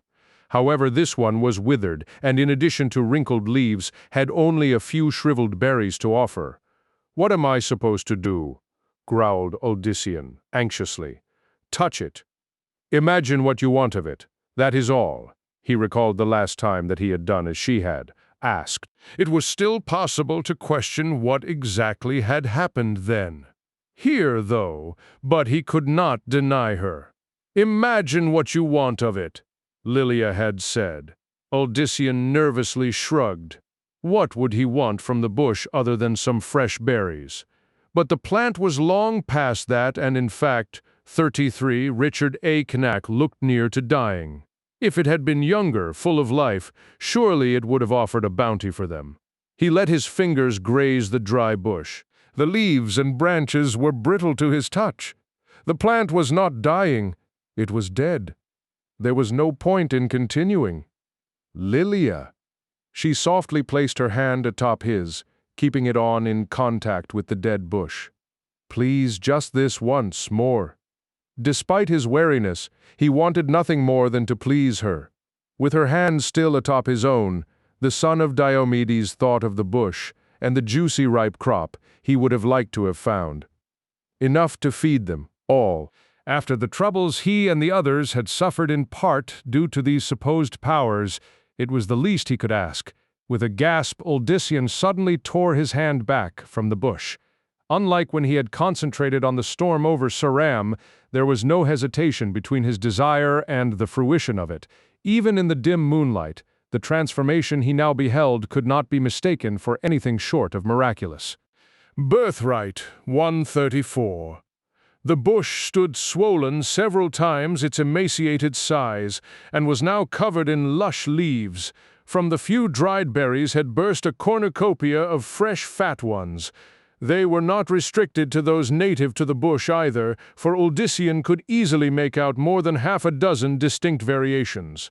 Blossoms also dotted the rejuvenated plant, filling the vicinity with a sweet scent. In comparison to the storm, it was a small thing, this transformation, but it forever put to death for the farmer any doubt that he wielded powers beyond his imagination. And that very realization made him tremble as he never had before, not even when facing the guards of the cathedral. "Why do you shake so?" asked Lilia, coming around him. "Look!" The beautiful noblewoman reached out and snatched some of the berries. She thrust them in her mouth, eating with gusto. Her eyes widened in merriment as she ate. "Delicious," Lilia concluded. "Taste for yourself." Before he could decline, she had torn off another bunch and brought them to his lips. Her face she planted in his chest, eyes ever on his own. 135. Richard A. Cain. Odyssean could do nothing but accept the bounty. Lilia placed the berries into his mouth, her fingers lingering for a moment. "Taste them," she repeated, slowly removing her hand. Never in his life had Odyssean come across such flavor. Each berry was a treasure unto itself, as sweet as the sweetest wine. The power within you should be feared only by those who envy you. When all others see the good it creates, they will understand. And then you can teach them. Teach them? What I spoke of before, to see the potential within them, to be as you. to show them that they need not cow to mage clans, temples, or cathedrals, Uldyssian, to know that within each is a glory beyond the conceiving of any would-be prophet or cleric. She halted. I speak from knowledge, my love. You can show them the way. I know it. Watch, watch. The noblewoman reached out to one of the blossoms, touching it softly with the tip of her index finger, and from within the flower burst a tiny stem ending in an oval berry. The berry swelled quickly, then broke, open, revealing a small curled flower. That, in turn, Birthright 136 opened wide. As Uldyssian gaped, a twin of the original blossom formed. It worked! I knew it! I felt it! Lilia's laughter was music. I have felt it ever since you healed me, as if what you did somehow stirred to waking a force within. It is not much compared to what you have accomplished, but it is something. She turned to him again, her voice taking on a determined edge. You woke it in me, my love? Therefore you can do the same for others. No, false. Prophets will be able to fill their ears with lies after you are done. No one will ever be given empty promises, useless hopes, and all because of you. Her words swirled around him, both daunting and tempting. In his mind, the farmer relived the deaths of his family and the cloying ways of the clerics who had come to take advantage of his grief. His anxiety and fear gave way to outrage again. Lilia pulled his face down to hers, her lips barely an inch from his. How many more are there who have suffered like you, my dear Uldyssian? You could see to it that it never happens again. No more clerics. No more triune. No more cathedral of light. Men would depend upon themselves, guide themselves. 137. Richard A. Kennick, the son of Diomedes, grinned. He liked the sound of that. And I, Lilia breathed. I will stand with you at all times. The two of us always together, always one. She kissed him long and longingly, then led him to the soft ground. Cerynthia huddled by the fire on a small cloth, her meager find. Most of the berries were hardly edible, but at least they were there. She had found a few flowers worth eating, too. Mendel stood across from her, peering into the dark beyond the campfire. Achilleos was not expected for a time, but Uldyssian and Lilia should have been back by now, and both there knew it. Mendel only worried about his brother's safety, while the thoughts of the trader's daughter were far more complicated. She's with him, Cerynthia murmured, her tone hinting of an emotion that Mendel ever found uncomfortable. Women in Ceram had never found him of interest, and he, in turn, had never figured out exactly how to change that. It is possible, I suppose. He tried to change the subject. I hope that Achilleos can catch at least one rabbit. Birthright, 138. There was little but dried rations in the guards' saddlebags. I worry about him, Mendel, she went on. When that woman is with him, Uldyssian loses track of reason. Surely not. I know my brother well. Cerynthia abruptly rose, causing her companion to step back in surprise. All she's got to do is whisper in his ear, and he follows her like a puppy. Love will do that, he replied, before realizing just what he had said. To his horror, Cerynthia gazed at him, as if he had just shoved a dagger into her heart. What I mean to say is, thankfully, his babbling was interrupted by the arrival of not Uldyssian, but Achilleos. The hunter carried 2 rabbits and a bird in his left hand and wore a smile on his face that evaporated when he noted Cerynthia's expression. Sari, what? He looked from her to Mendel, and the burning gaze was enough to make Uldyssian's brother feel like the next quarry in Achilleos' hunt. You told her? Mendel. How could you? Sari, I'm so sorry about your father. Mendel sought to wave him to silence, but it was too late. Now the terrible expression that she had focused on. 139. Richard A. Cain Ak, the younger son of Diomedes, was turned against the Archer. What about my father? Achilleos suddenly started toward Mendel as if not hearing her. Help me make these ready. Mendel. They'll take a while to cook, so we'd better work fast. Achilleos. Cyrus's daughter stepped around the fire, coming between the two men. "What happened to my father?" She glanced at Uldicion's sibling. "You know too? Cerynthia? She only grew, more distraught. "Something's happened to him. I want to know what." Abandoning his catch, the hunter seized her by the shoulders. Mendel had thought of doing the same, but, as was usual in dealing with women, he was generally a second behind the actions of other men. Seri, all the merriment Achilleos usually displayed had utterly vanished. "Seri, Cyrus is dead." She shook her head vehemently. "No, no, no. It is true," Mendel added as cautiously as he could. "It was an accident." "How?" "Birthright 140, Uldicion's brother hesitated. A portion of roof torn off by the wind. The dark-haired woman looked down. The wind, Mendel feared she would blame Uldicion, but instead Cerynthia slumped down by the fire again. Putting her face in her hands, she began to cry. It was Achilleos who went to her side first. The archer put a comforting arm around his companion. There was nothing but compassion and concern in either his expression or his actions. Mendel was aware just how much Achilleos cared for Cerynthia, more so than anyone, including himself. Certainly in a different manner than Uldicion, who had never truly ceased seeing her as the young girl tagging along. But knowing Cerynthia as he did, Mendel pitied the hunter. Here was one quarry all his skills could not catch for him. Feeling uncomfortable, Mendel slipped away from the campfire. Achilleos had brought them enough food, and once matters calmed, they could all get to work, preparing it. For now, all he desired was to leave, Cerynthia in the care of the archer. It was not simply out of respect that he left the trader's daughter to Achilleos. No. As he slipped into the dark, 141, Richard A. Knack, Woods, Mendel knew that he had departed as much for the sake of his own mind.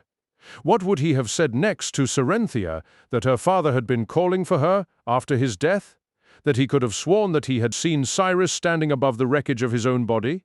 Slumping against a tree, Mendel tried to understand what was happening to him. The blackouts, the dirt on his fingers, and finally the voice and the vision, they all pointed at madness. Yet what he had witnessed around his brother could have also been called that. Certainly Uldicion had appeared to think so, and Uldicion had clearly been wrong.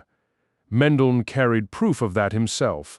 The savage scar left by the whip was no more. It had healed possibly during the brothers' flight from Serum. Certainly by the time they had stopped for the night, it had utterly vanished. Although the night air was cool, Mendel felt the sweat dripping down his face. Wiping it away, he tried to calm himself.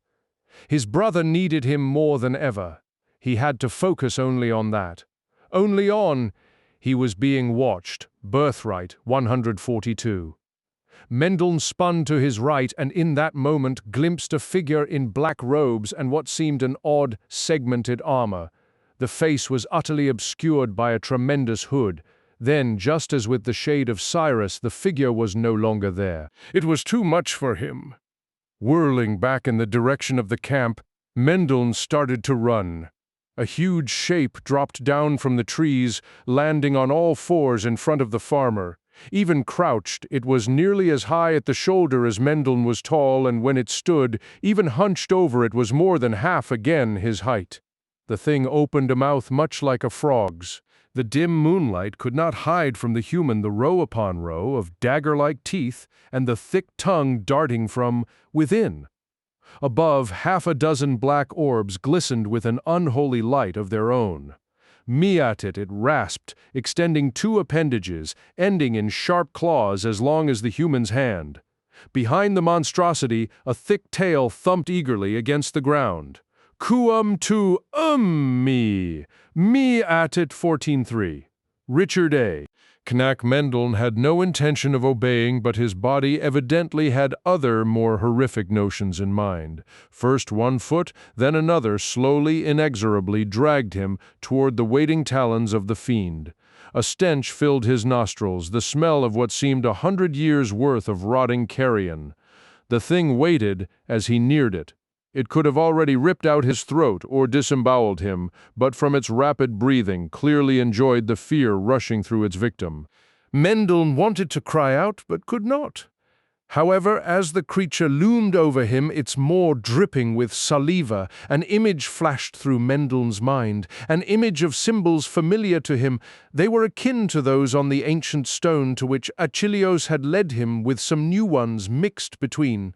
Oddly, where last time he had utterly failed to make any sense of them, now Mendel knew how to pronounce each, which he did without urging.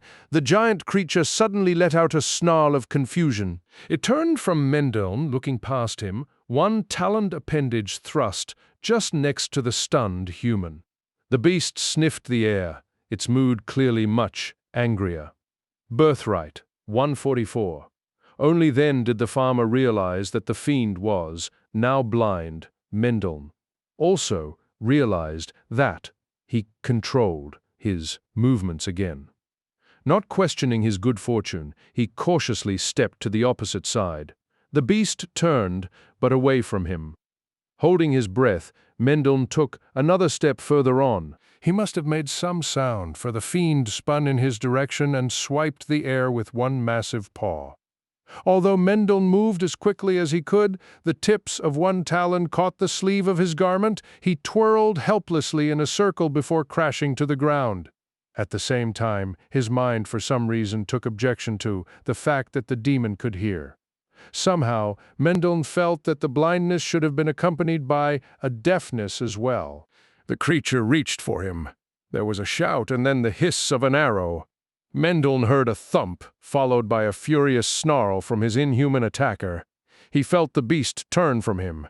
"Move, Mendel!" Achilleos called. "Move!" He obeyed, but not without shouting back. "The eyes, it is blind for the moment, but shoot the eyes." 145. Richard A. Cain. Likely he had not had to tell the trained hunter what to do, but Achilleos had saved him, and Mendel owed his friend what little aid that he could give. The sudden sightlessness of the beast was the only advantage that they had at the moment, if even that could be called so. The wooden shaft bounced harmlessly off its scaled hide. Mendel saw only then that the first bolt stuck in the monster just under the arm where the flesh was less covered. Achilleos had been fortunate with that initial attempt. The rest of the creature's form was very much protected. As the archer readied another shot, the abomination leapt like a frog in his general direction.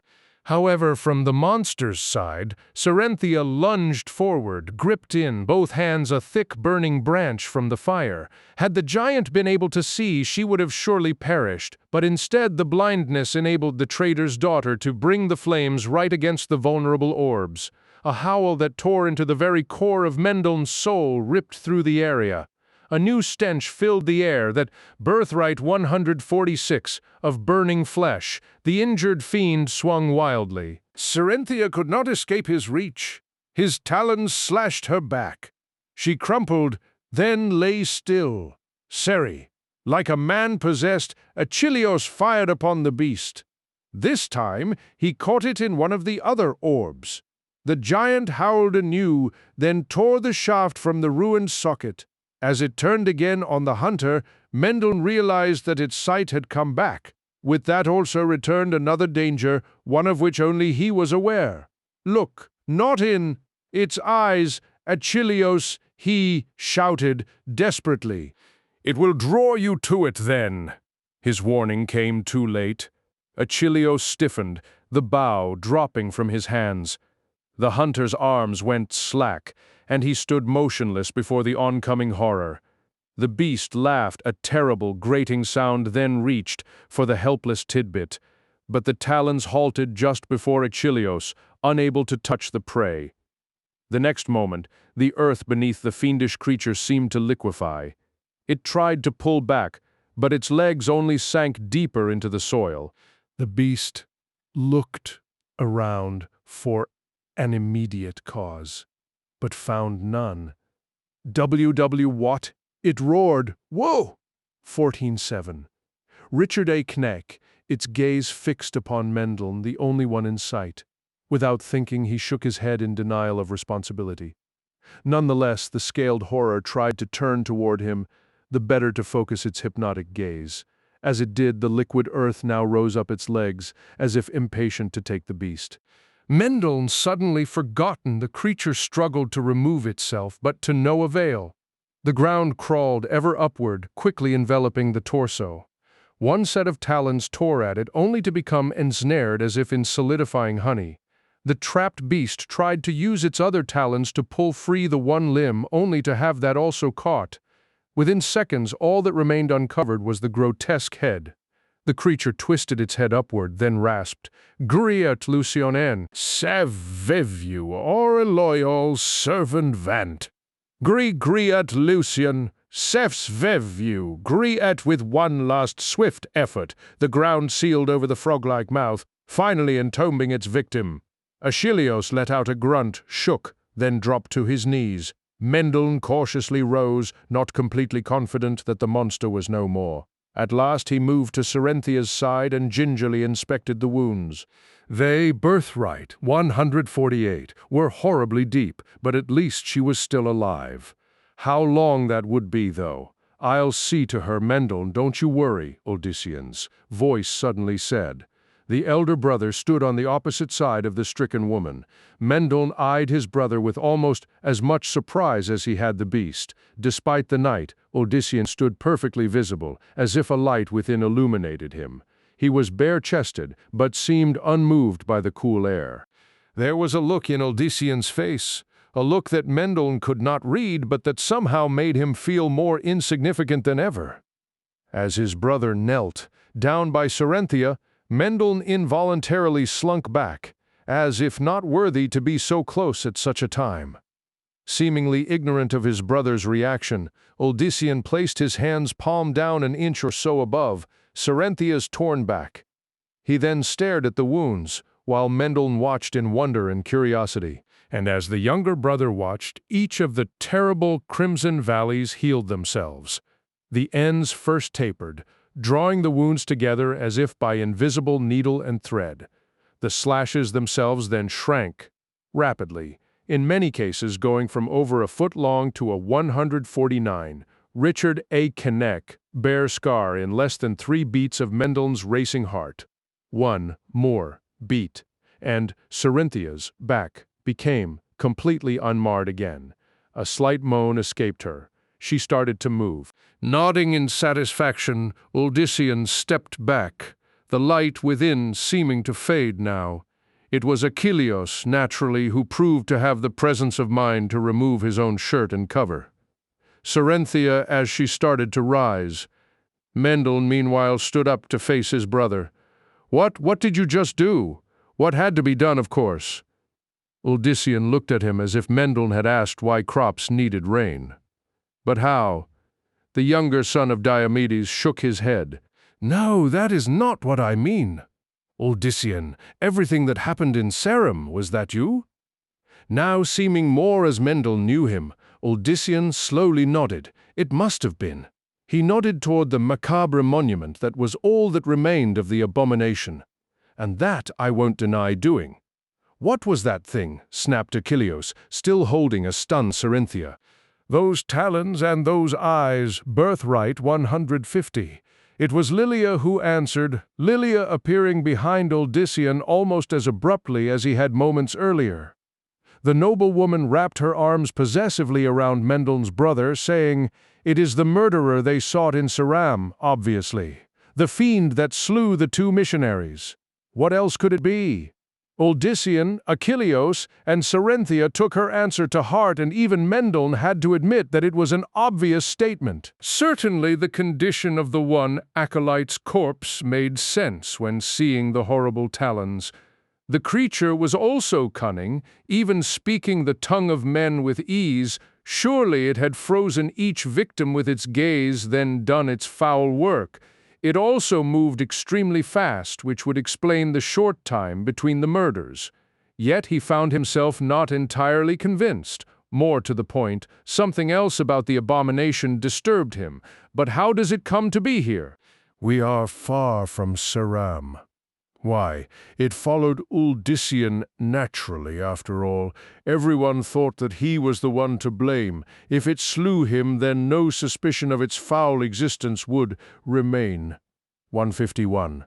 Richard A. Cain, again, another reasonable explanation, but for some reason Mendelssohn could not see the creature pursuing Uldyssian so far just for that. There had never been any suggestion by either the village or the Master Inquisitor that such an unnatural beast could be responsible. Everyone had thought of the murderer as human, and far too many had assumed it to be Uldyssian. Something else came to mind. It called to somebody. He blurted. At the end, it called to somebody. I, interjected Achilleos as he helped Cerenthia to stand. I heard it too. Lilia's grip on Uldyssian tightened. It was nothing, but the elder son of Diomedes nodded to Mendelssohn. I heard too, but the name escaped me. Mendelssohn, concentrated, reliving the moment. Great Lucian. Lucian. For some reason, merely speaking, it made him shudder. That was the name. Unfortunately, knowing it meant nothing to him, nor did he see any recognition on the faces of anyone else. Not even when Mendelssohn studied Lilia's as close and as surreptitiously as possible did he see any hint of knowledge. He must be with one of the mage clans, Uldyssian suddenly declared, his eyes brightening dangerously. Birthright, 152. The murdered ones were emissaries from the temple and the cathedral. Who else would hunt such? Yes, Lilia immediately agreed, sounding to Mendelssohn's ears, almost pleased with his brother's quick thinking. The mage clans, surely them. Do you not agree, Mendelssohn? She gave him a smile such as he had seen her so far, reserve only for his brother. Mendelssohn felt himself flush. The mage clans, he blurted, nodding at the same time. Of course, yet Mendelssohn wondered why any of the mage clans, so desperate to hold their own against each other, would bother with two lowly emissaries in a backwater village. Everyone else seemed satisfied. Uldyssian looked around at the others as if they were his children. We can worry about that later. This only proves my decision the right one. Mendelssohn had a bad feeling. Your decision? Saram is part of my past now, not my present or future. As Uldyssian spoke, Lilia, leaving one arm around his waist, moved to his side. I never asked for this, but something's granted me a gift. A gift? You call what happened a gift? Hush, Mendelssohn. 53. Richard A. Cain. He looked in surprise at Cerenthia, who was the one who had spoken. Of all people there, Uldyssian's brother would have expected her to call the things that had happened horrible, certainly not a gift. Yet now she spoke with what he realized was awe of Uldyssian. Mendelssohn looked to Achilleos, but the hunter did not appear willing to contradict the emotions of the woman he loved. He kept his expression set. A gift, yes, Uldyssian went on, as if Mendelssohn were a small child in need of simple words, something inside all of us, in fact. He paused, smiling. Let's get back to camp. I'll explain everything. Then, as soon as we're done eating, we need to get some rest. After all, the journey to Cain will take several days riding. Cain? Mendel nearly choked on the name, so unexpected was it. They were now going to Cain. But what about the sea?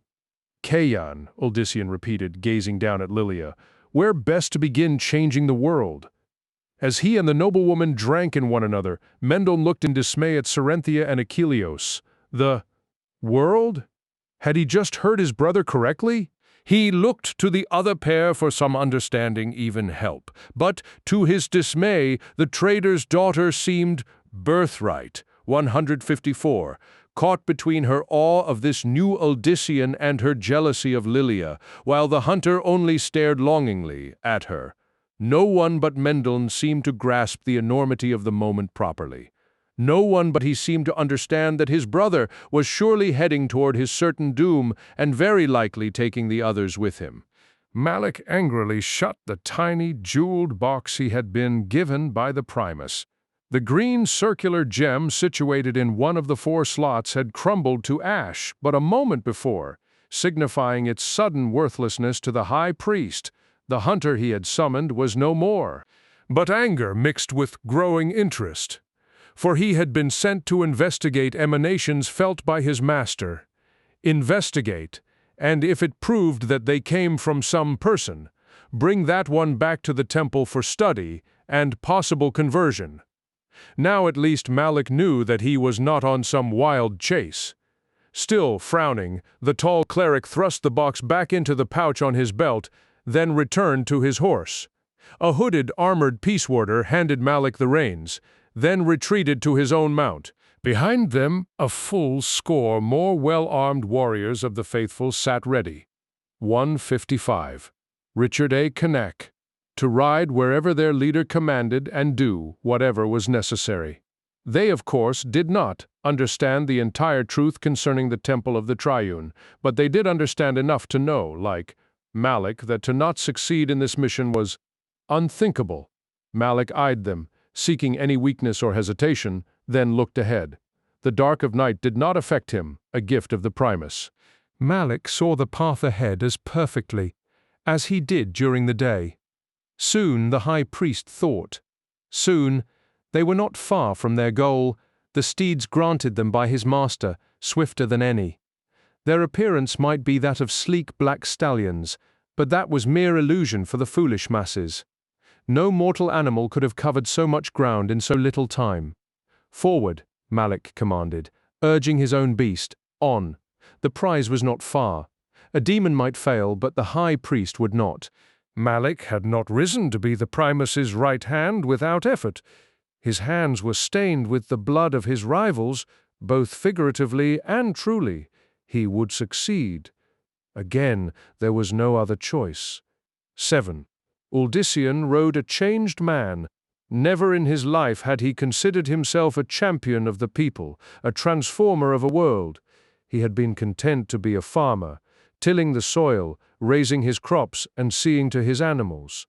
How short-sighted, how simple that all seemed now. He did not question his almost overnight shift in thought and purpose any more than he now questioned the force swelling within him. It had happened, and that was all that mattered. A great part of the change in Uldyssian could be attributed to the woman riding behind him. When he listened to Lilia, everything made sense. Everything seemed possible. Uldyssian was grateful not only for her presence, but her knowledge and experience. She knew the world outside of Seram, especially the pitfalls and other traps. She also understood the yearning of the 157 Richard A. Cain, masses to no longer be subject to the mercurial machinations of the mage clans or corrupt sects, such as the Triune or the Cathedral. With her at his side, Uldyssian felt as if he could do anything. It was all planned out, at least in his mind. Ride into the vast city and seek a place in the great public square where many would-be prophets came to preach. However, where they were looked upon as fools and madmen, matters would be different for Uldyssian. He could show the people the path, the gift that he offered. They would see that he was no charlatan. Once his first audience saw the truth, the word would spread like wildfire everywhere. He glanced to his right where his brother rode. Mendel watched the path ahead, just like the others. But Uldyssian knew that his sibling was one person in the party who did not fully appreciate what he intended. Mendel had been hesitant from the beginning, bringing up suggestions and reasons for caution. But Lilia had countered those concerns with strong words of her own, further empowered by her tragic tale. Caution and hesitation only allowed those who would be jealous of Uldyssian's gift to act. Innocence might suffer. Birthright 158. Then, as had happened with the noblewoman and her family. No, Uldyssian was absolutely certain of his course. He loved his brother. But if Mendel continued to fail to see things as they should be, then Uldyssian would have to deal with him somehow. It would not look good for his own blood to seem less than an absolute believer in what Uldyssian was doing. The farmer grimaced. What sort of thoughts were these? His brother meant everything to him. Only Mendel's presence had kept him from losing his mind when the rest of their family had perished. Shame-filled Odyssean. He could not imagine life without his brother. He'll come to understand, the older son of Diomedes assured himself. Mendel will come to understand he had to. They rode that day and the next toward their destination, without so much as meeting a soul. To Odyssean, life in Sarum seemed more and more merely a bad dream as anticipation of the city grew. Achilleus went ahead to scout the way, something that Odyssean felt unnecessary, considering his power, but did not argue against. The archer did not return to the 15-9. Richard Cain party until well after they had made camp, bringing with him a pair of good-sized hares for food. I sighted smoke far in the distance just before sunset, Achilleus remarked, giving the hares to Mendel and Cerynthia. A town, maybe. With a smile, he added, perhaps somewhere where we could get a good ale. Mendel closed his eyes for a moment, then said, Partha. I think that there's a town in this region called Partha. One of Mendel's favorite pastimes when in Cyrus's establishment was to listen to where travelers came from and to inspect the trader's collection of maps, in regards. To the latter, Mendel had an almost perfect memory. A good-sized place? Odyssean asked with growing interest. Larger than Tulisem, I believe, yes, on a direct route between the great city and the largest seaports. Partha sounded ideal to Odyssean in more ways than one. It had occurred to him, somewhat belatedly, to test himself on a simpler place than Kazan. A few days in, Partha would remove any doubt, especially from Mendel, about Odyssean's ability to show people the gift. Birthright. 160 so far, despite the fact that each night Odyssean tried to show them. Only he and Lilia seemed able to draw upon whatever it was within. Cerynthia appeared on the edge of making the leap, but something held her back. As for Achilleus, he looked content with his skills as a hunter, which for the first time Odyssean believed drew in a different manner from the same source as the farmer's abilities. Certainly, Achilleus had always been a very, very fortunate hunter. There was still hope there, but long-term. As for Mendel, he seemed furthest of all from realizing his own abilities. Odyssean did not understand why, having assumed that his brother would be the most adept other than himself. Lilia had, the night before, come up with what appeared to be the best answer so far. As with Achilleus, it was very likely Mendel's own personality that held him back. But that was a matter that could also wait, at least for the moment. The town offered many new options. Partha? He murmured. Lilia leaned close then, almost nuzzling his ear. Odyssean did not miss Cerynthia's brief look of dejection at this. 161 Richard Cain. We should really continue straight to the city, the noblewoman whispered. The sooner the greatest number of people can hear and see you, the sooner the transformation of the world can begin. Yes, you're right, Odyssean returned immediately, seeing her point and wondering why he had even bothered thinking of a tiny, insignificant place such as Partha. Straight to the city. That's best. Achilleus looked disappointed, but nodded. Cerynthia's face was a mask. Mendel appeared perturbed, but Odyssean was used to seeing his brother so. No one protested. That was all that was important. Still, Odyssean needed to test himself. He finally rose from Lilia's grip. Sari, would you come with me? Her eyes momentarily brightened, then the mask returned. She also rose. Of course, Odyssean, Lilia called. I won't be long, he assured her. The blonde woman turned her gaze to the fire and said, Nothing. Taking Cerynthia's hand, Odyssean led her past an uncomprehending Achilleus and Mendel. He guided the trader's daughter into the forest until the light of the Birthright, 162. Camp could no longer be seen, then turned her to face him. Cerynthia waited expectantly. Odyssean considered his words carefully before saying, I'm sorry again about Cyrus, Sari, so very sorry. Odyssean, He put a finger to her lips. Sari, he may have died because of me. She pulled back. No, lowering her voice, Cerynthia added, No, Odyssean. I've thought about it a lot while we've been traveling. Perhaps the storm came from you? I still don't know, but you never meant harm. Brother Michelius was condemning you as a heretic.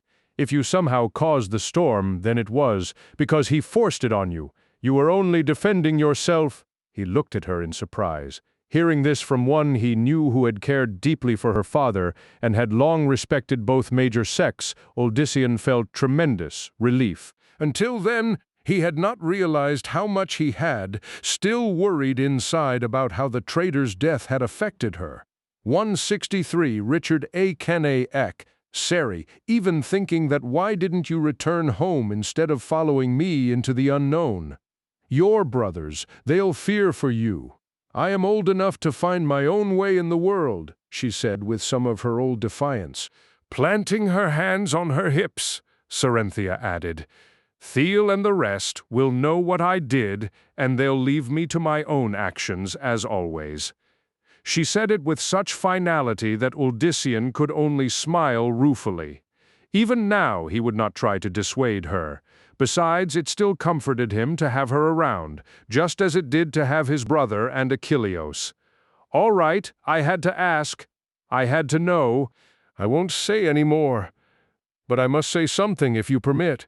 Once again, Cyrus's daughter became the odd follower. You don't need my permission. Odyssean, I understand what you do and believe wholeheartedly in it. She cleared her throat. But perhaps Mendeln's concern has some merit. I know Lilia says to ride straight to the city, but... He frowned. Is this about Lilia, Seri? Although she shook her head, he could tell that it both was and was not. Odyssean doubted that Cerynthia could separate matters. Birthright. No, I mean Odyssean 16:4. I've spoken. With missionaries from both the temple and the cathedral, and not all of them are like Brother Michelius. I do think that. There's some good in them. Hardly. The son of Diomedes returned, growing stone-faced. Memories of the Master Inquisitor raced through his head. Cerynthia paused, visibly seeking a different tack. It's just that I know Lilia has experienced far more than us. But not everything she says is what we should do. Her words only made Odyssean defensive. I listen to Lilia just as I listen to all of you. It just happens that her advice has made the most sense to me more often. More like all the time. Enough. Odyssean felt an unreasoning anger rising, but managed to smother it. He could see no reason to continue with the conversation. It had been his notion to clear the air between them in regards to her father, and that had been done. Obviously, Odyssean thought putting to rest any emotions Cerynthia had toward him would take longer. He would have to be patient. Yes, patient. Reaching up, he placed one hand on her head as he had done when she had been only a child. Seri? He, 165, Richard A. Cain, whispered, You said you believe in what I've become, right? She nodded, her eyes still reflecting her thoughts on the previous subject. I know that what's been awakened in me is trying to stir within you too, but so far it's not been able. I've tried, the young woman insisted. His hand went to her shoulder, which he patted. I know. Let me try to help guide it to awakening. Take my hands. When she had obeyed, Odyssean continued. If this works, it will better help me understand how to show others once we reach Caerleon. But what are, Lilia had suggested to him that it was their closeness, their melding to one, that had stirred the latent force within her. Obviously, Odyssean could not share in that same manner with others, especially Cerynthia, but he could try to come as close as possible. He focused on the woman before him, trying to see into her heart, into her soul. He tried to let the power flow from him into those places in the hope of igniting the flame. It certainly felt to him as if what he did worked. A warmth entered his hands, a warmth he seemed to feel spreading from his companion. Cerynthia, in turn, began, Birthright, 166, to breathe rapidly, and her eyes now looked up to the point where Odyssean could see only the whites. Then, to his surprise, Uldyssian felt stirring from her direction, something akin to that which lurked within himself. He focused on Sarenthia and was able to verify that it came from within the woman. It was slight in comparison, but the more he reached out to it, the stronger, more awake, it became. He was awed by his own, swift success. Lilia had been correct again. Uldyssian had managed to stir to life within. Sarenthia, the same force. Without warning, her body began to quiver uncontrollably. The whites were still the only thing visible of her eyes. She let out a small moan. Uldyssian grew worried. Sarenthia had just passed a mighty threshold, although the enormity of it would not be evident for some time. Still, it behooved him now to stop and let her move ahead on her own. Too quickly, and something might happen to her. As Uldyssian released her hands, the trader's daughter let out a gasp and fell toward him. He caught her in his arms, holding her while she recovered. It felt like she finally managed, feels like, but words failed her after that. 167, Richard A. Knack. I know, he finally replied, hoping to comfort her. Sarenthia suddenly stiffened. She pulled away from Uldyssian as if he was a leper, then rushed toward the direction of the camp. Uldyssian stood baffled. He had expected something akin to the euphoria Lilia had told him that she had felt. Sarenthia vanished among the trees and shadows. Uldyssian, still confused, stared after her for a few seconds more before starting back himself. He was certain that he had done everything right. Why, then, had she reacted so? When at first he stepped back into the camp, he saw no sign of her. Concerned, Uldyssian started to ask his brother, but Mendel mutely shook his head, then nodded toward his right. There, half obscured by the dark, lay Sarenthia. She had one of the blankets procured from the cathedral saddlebags around her and faced away from the camp. Uldyssian took a step toward her, only to have Lilia come up and gently take his arm. It would be best to leave her be, the noblewoman whispered. He opened his mouth to reply, then clamped it shut again. It seemed that, even with all that he had gained, Birthright 168, there were some things that Uldyssian would never understand.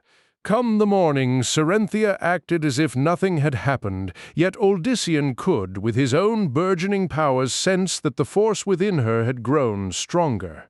She evinced no sign of this, though, and he finally decided that he would let her choose when to accept her gift. It was enough to know that she did wield it. That meant that he would be able to guide others toward the same direction, and with practice the effort would surely grow quicker and easier. They rode under an overcast sky that Uldyssian at one point bemusedly wondered if he could clear. He did not try, though, for fear that, if it did indeed work, he would only be announcing his presence to those who might wish him to never make it to the city. Lilia had suggested to him that it would be better if he waited until in Kijen before revealing himself so. Then, she said, it would be too late for them to hide the truth from the people. Despite the continuous gloom, it did not rain, and so once more they made good time. Partha remained a faint spiral of smoke in the distance, the only change the old 169. Richard A. Cain, direction in which they had to look for it. By Mendel's calculation and Lilia's confirmation, they would see a similar hint of the great city in 3 or 4 more days at the utmost. The 5 finally also crossed paths with other travelers, in this case, a wagon heading the opposite direction. The driver, a bearded elder with trade dealings at the seaports, greeted the party warily at first. His apprentice, a gangly, carrot-haired youth with watery eyes, anxiously kept his hand near a well-worn sword at his side. As he still wished to reach Kijen as soon as possible, Uldyssian decided that there was no use in revealing what he was to the pair. Instead, he sought from the trader news concerning the state of affairs in the legendary city. The mage clans have a truce going on at the moment, declared the stout figure as he lit a long clay pipe. It'll last as well as the others, which is to say not long at all, possibly even over already. The nobles, they watch and wait while they plot to their own advantage, and the clans letting keep some control over the city's functions, so's that they can free up themselves to figure out how to Birthright 170 jet to get around the truce. He chuckled darkly. So, one might say all's pretty much as always in Kazan. His words verified for Odyssean the importance of what Lilia had said about heading directly there rather than turn to Partha or any other lesser settlement. Odyssean graciously thanked the trader, then led the others on. They settled for the night on the bank of a sedate river, coursing along the region. Here the line between woods and jungle blurred some. For the first time, Odyssean came to understand just how small the forested region was in comparison with the great jungles said to be covering much of the realm. He had even heard traders pausing at Saram remark that it seemed that the jungles were gradually swallowing up all else. Obviously, that could not be the truth, but eyeing the odd, almost unnatural shift in environment, Odyssean could not help. Still wonder a little. He had hoped that the day's ride would ease the tension between him and Cerynthia, but the raven-haired woman yet again found reason to be away from him.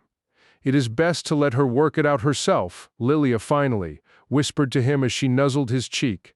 She will come to accept matters, you will see. 171. Richard A. Cain. Nodding, Odyssean forced his attention to more important matters. Now that he was so near the city, his nerves had begun to act up. He admitted this to Lilia, who suggested that he retire early and let the rest of them see to things. You must be at your peak come the day we enter. Go, sleep. When there is food ready, I will bring it to you. She kissed him again, then departed. Odyssean immediately followed her good advice. The ground beneath was soft and the night warmer than previous.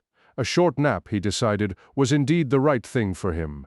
As usual, Lilia knew best. He could not imagine a future without her. It was as if Odyssean had always known her. With those comforting thoughts, he drifted off. Cerynthia knew that she had to come to grips with her conflicting emotions concerning Odyssean. She believed in the goodness of what he had become, believed it enough to not even consider him at fault for her father's terrible fate. But at the same time, she could not separate what he was from what he had once been, the man whom she had loved as no one else. Birthright, 172. And who now loved another. A woman he had met only a short while before. We need more wood for the fire, Mendel commented. Seizing on the opportunity to be even more by herself, Cerynthia quickly replied, I'll go and gather it. You make certain that the fire doesn't die in the meantime. She slipped out of the camp and began collecting small, broken branches. The search required little attention, which allowed her mind to wander to less confusing and less painful subjects. But Cyrus's daughter had gathered only roughly half an armful when a prickling sensation on her neck made her look over her shoulder. Lilia! The presence of the noble woman out here so startled Cerynthia that she dropped several pieces of wood. She stared in disbelief at the blonde figure. The other woman strode up to her with footsteps as silent as a cat. Forgive me, Lilia murmured. I did not mean to scare you. What are you doing out here? I don't need any help with the wood. I wanted to speak with you, that was all. Speak with me? The trader's daughter feared that. She knew the subject. There's no need. 173. Richard A. Knack. Lilia moved closer. But there is every need, dear. Cerynthia, every need. As she stared deep into the other woman's eyes, she set a soft hand on her arm. You are special to Odyssean, and thus special to me. I want all his friends to be comfortable around me. I want you to think of me not just as his love, his future mate, but as your friend as well. If Lilia expected her words to comfort Cerynthia, they had the opposite effect. An unreasoning distress filled Cerynthia, and the words love and mate rang in her head over and over. She felt utter shame that Lilia knew how jealous she had been. Cerynthia struggled against her swirling emotions, insisting to herself that they were exaggerated, but in the end they still proved too much for her. Eyes tearing, she whirled from Lilia's grip. The kindling fell unnoticed from her arms. Sarenthia ran, not caring which direction she headed. All that mattered was to be away from everyone who knew what she had been thinking. Tree limbs snagged at her clothing. Sarenthia stumbled several times on the uneven ground. She tripped once, across an upward-turned root. None of these impediments caused her to pause and thus possibly Birthright 174 regain her wits. Sarenthia simply righted herself each time and continued running. Wild emotion clouded her. Mind? A silhouetted form stepped out in front of her, paying. It no mind, she kept moving. Only when it seized her in a grip of steel did she start to come back to reality. At which point she opened her mouth to scream. One gauntleted hand quickly smothered her cry. Sarenthia struggled to free herself, but another figure came up behind her, securing the trader's daughter. The first figure leaned forward, his hooded form almost ghost-like. "Be silent, girl," he hissed, "or else you must be punished." She began to notice other similar figures, men in hoods and armor. At first she took them for Inquisitor guards, but then a symbol on the breastplate of the foremost momentarily glittered in the moonlight, revealing the familiar triangle symbol of the temple. Sarenthia tried to speak, to explain, but her effort garnered her only a swift and painful slap across the face. "Brother Rondo, have a care with the child." The voice was low and smooth, and its kind tone reminded Sarenthia of her father. A dark figure atop a monstrously huge stallion rode up to where the two men's 175. Richard A. Cain held her. As the tall rider dismounted, the hardened warriors surrounding Sarenthia released her, then fell down on one knee. Although now not held, she felt a compulsion to follow their example. "Forgive me, Eminence," grunted the one called. Rondo anxiously. "Your enthusiasm is commendable, your tact in need of work, brother." The gloved figure touched Rondo atop his covered head, then turned his attention back to Sarenthia. "My child, shiver not so at my coming. I am friend, not fear." Up close, his features became visible. In contrast to his pale skin, he had thick, wavy dark hair and a deep brow. An elegant mustache gave him a regal dignity. His smile, like his tone, reminded Sarenthia of her father. "I am Malik, High Priest of the Order of Mephis." Of the Temple of the Triune, Sarenthia finished somewhat breathlessly. Instinctively, she bowed her head. A believer, how delightful. Malik stretched out a hand to her, which, after a hesitation, the woman took. "And I do apologize for the zealousness of Brother Rondo here. We are all eager to conclude our quest. Birthright." 156. His last words set Sarenthia on edge. She instantly recalled everything that had happened in the village, and how the cathedral had immediately condemned Uldyssian without hearing his side. Suddenly Malik's presence no longer eased her mind. Somehow he must have read that, for the high priest cocked his head and remarked, "But come, my child, I told you I am friend." "I sense your withdrawal." Without permission his hand touched between her breasts, and I sense also Malik frowned. "That you are not the one we seek? There is the spark of something within you, but it is too weak." Without meaning to, Sarenthia blurted Uldyssian. Malik's thick, dark brow rose. "Uldyssian, is that his name? And you think him the one we seek?" She clamped her mouth shut. Brother Rondo stirred from his kneeling position, but Malik waved him down again. The high priest leaned forward until his face, and especially his eyes, filled Sarenthia's view. "You are fearful, but why, unless he smiled wider, revealing perfect teeth? Ah, the cathedral, it surely must be inquisitors, no doubt." 177. Richard A. Cain. Still Sarenthia said nothing, although his accurate guesswork made her wonder if he could read her thoughts. "The cathedral, small wonder you show such distrust." "Brother Rondo, was there not news from one of our messengers of the deaths of not only one of our own, but also a servant of the cathedral as well?" "Aye, Eminence. In the village of Saram, it was said." The murder of our missionary was especially brutal. Yes, yes. Waving him to silence again, Malik said to Sarenthia, and the cathedral did condemn your Odyssean, did they not?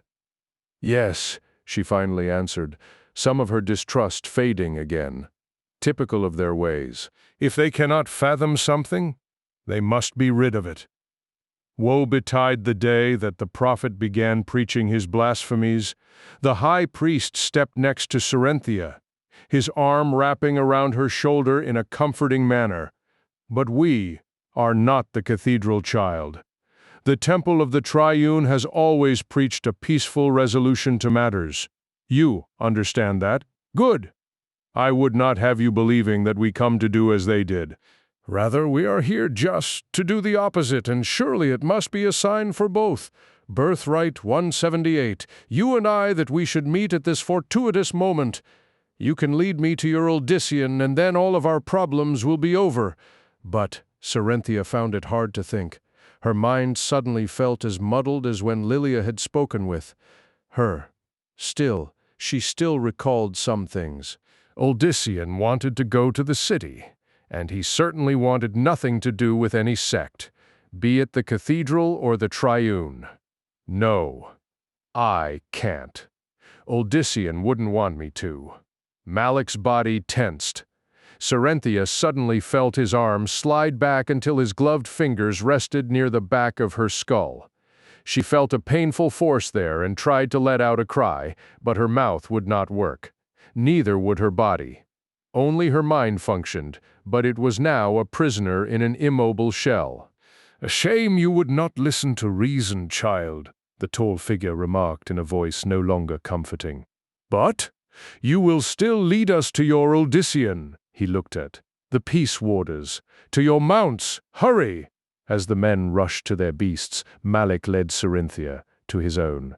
Up close, something about the creature put her ill at ease, but her body, subject to the high priest's will, would not let her pull back. Instead, she mounted. 179, Richard A. Knack up in front of her captor, who took the reins with one hand and held her tight with the other. "Now," he whispered in her ear in the same kind tone that he had first used, a tone that Cyrus's daughter knew, he used to mock her helplessness. "Now, my child, show me the way." Sarenthia's left hand rose, pointing unerringly in the direction of the camp.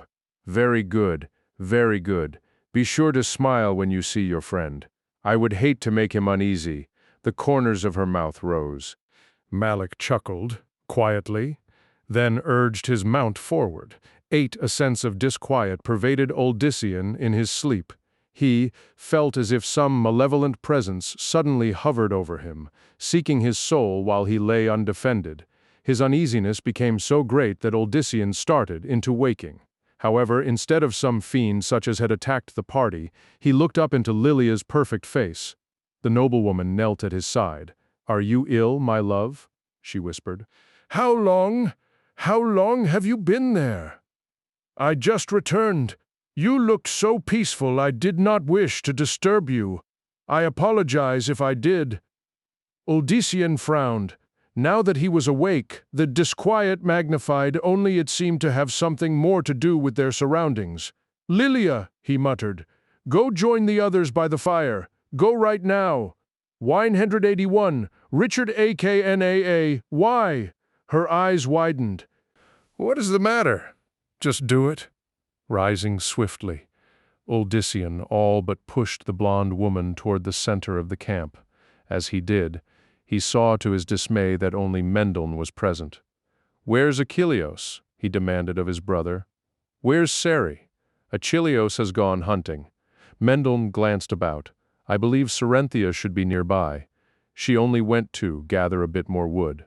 I am sure that she will be back shortly," interjected Lilia, attempting to calm the tall farmer. "There is no cause for concern, Odyssean." But he felt otherwise. Something was close, very close. There was a rustling sound from behind Mendon. Startled, Odyssean's brother scurried toward the others. Sarenthia stepped into the campsite.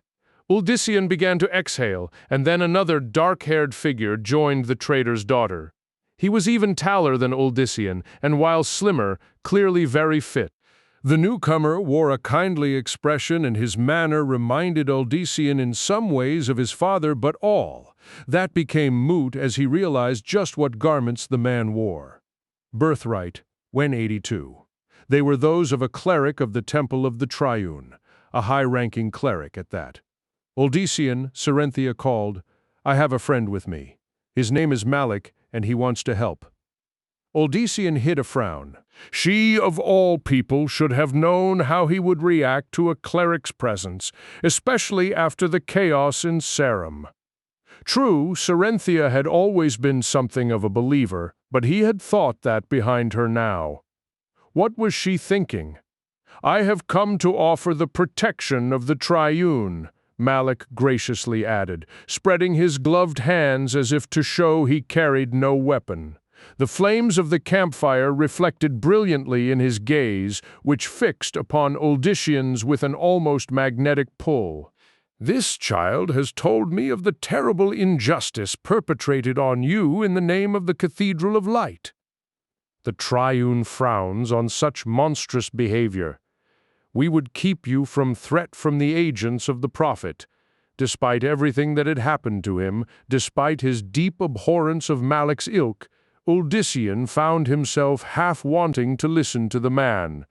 There was just something understanding about the cleric. He seemed to feel the pain still buried deep in the farmer's gut. 183 Richard A. Cain. Odyssean opened his mouth to welcome the man to their camp, but at that moment the fire erupted, briefly bursting to a height greater than that of the cleric. Malik instinctively pulled back from the wild flames, and as he did, he also tore his gaze from Odyssean. The farmer felt as if a blanket had been torn from over his head.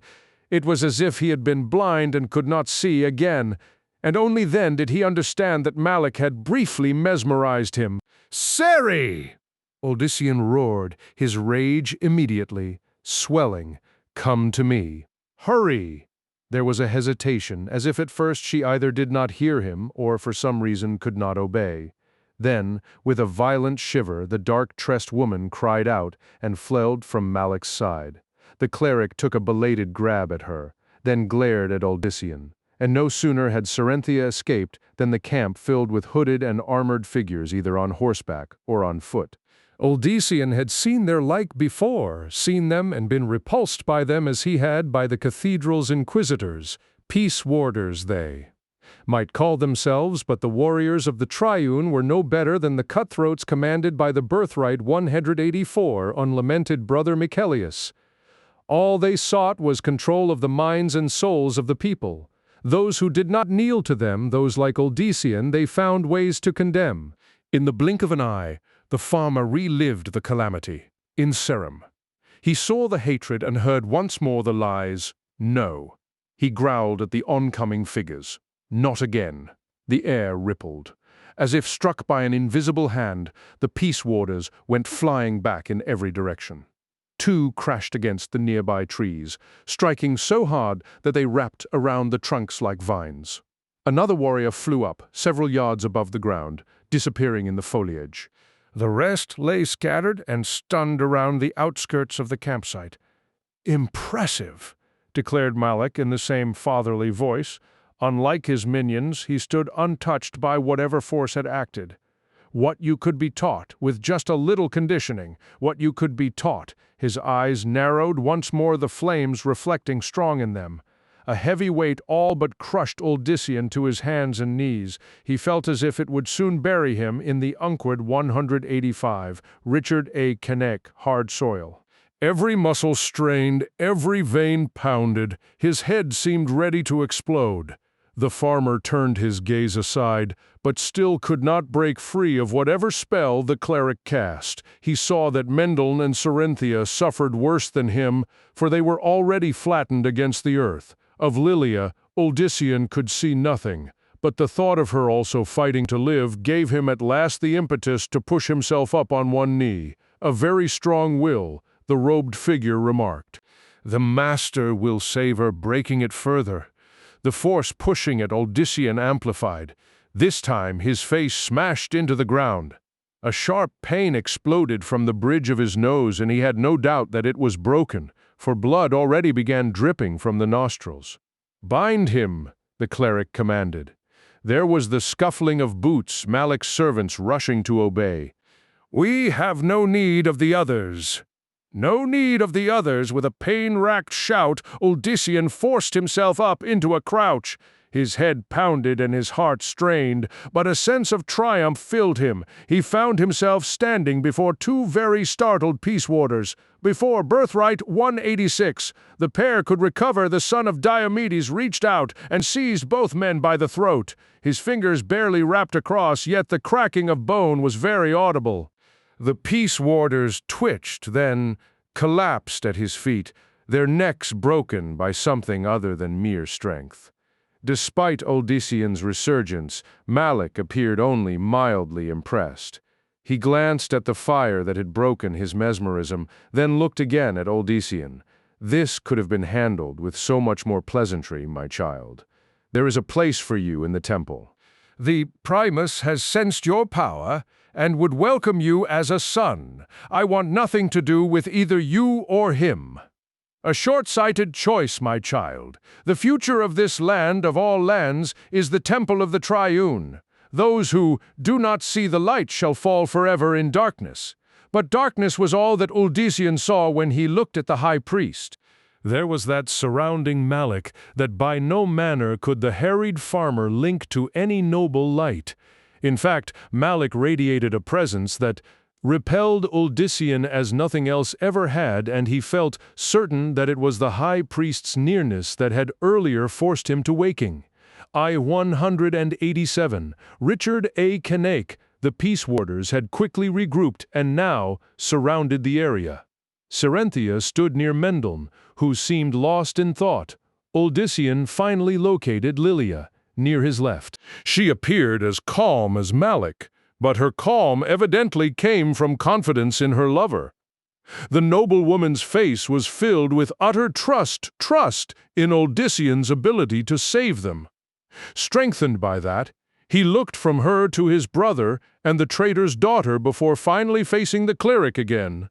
"I said I don't want anything to do with the temple. Leave now or else. I truly regret the course you force me to, my child," Malik returned, glancing past his quarry.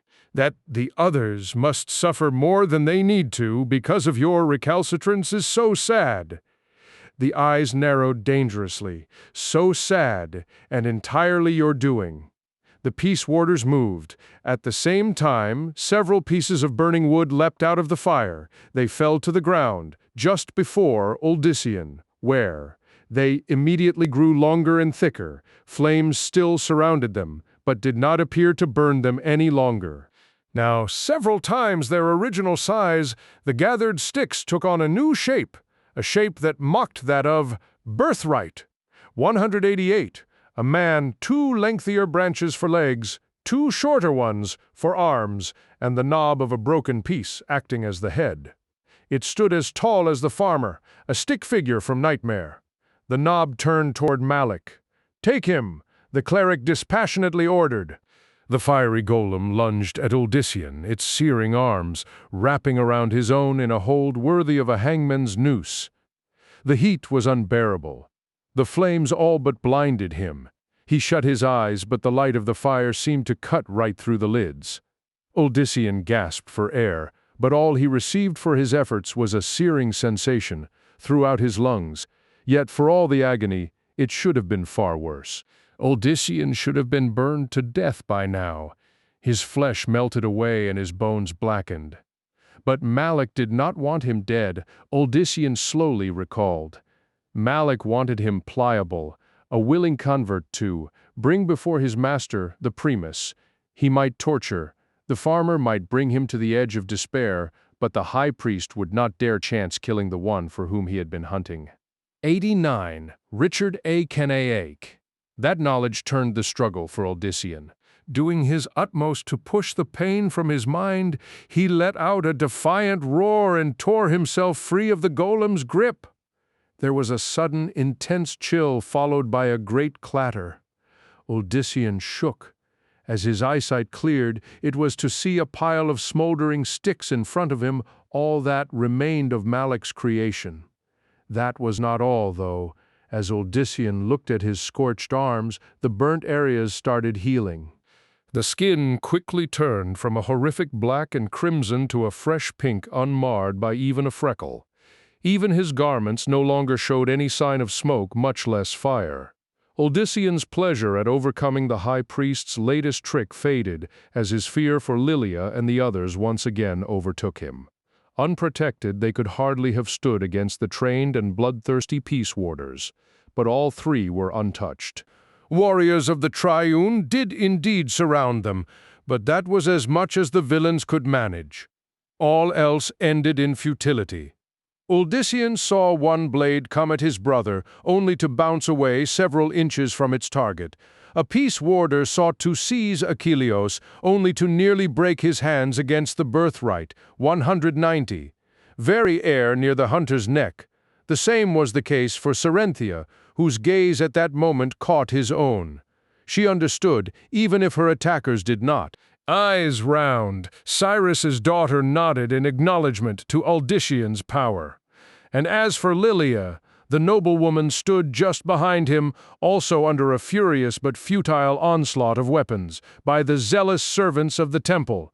She stood in their midst, her expression one of calm, of expectation, and, as with Cerenthia, Lilia looked at Odyssean with the understanding that he would keep her from harm. It was enough to make him smile despite the circumstances, and that smile remained in place as he focused his attention on the cause of their troubles. For the first time, Malik no longer smiled or even acted, disinterested. A frown cut across his face, and in his dark, dark eyes, Odyssean read a barely held fury. The high priest held in his gloved hands a small, jeweled box, whose lid was turned so as to open toward his oafish adversary. "You bring this upon yourself. The Master will have you alive, if only it is your barely beating heart I present to him, my child." He opened the box. 191, Richard A. Knake. Odyssean instinctively flinched, only to see that the box merely contained 3 glittering gems.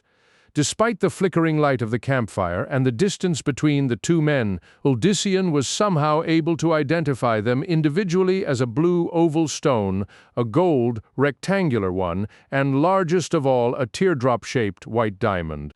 The manner in which the gems were situated also indicated that there should have been a 4th, but that slot was empty. "Do you think to bribe me into becoming a convert?" he finally asked, curious. In answer, Malik ran a finger over each stone. "No, I think to make you beg me to let you." Without warning, the peace warders abandoned their efforts, fleeing in the direction of the cleric.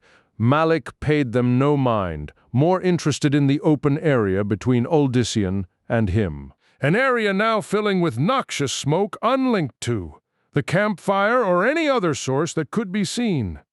Odyssean had faced mesmerism, crushing force, and animated flame. He was not afraid of smoke. Taking a deep breath, he stepped forward.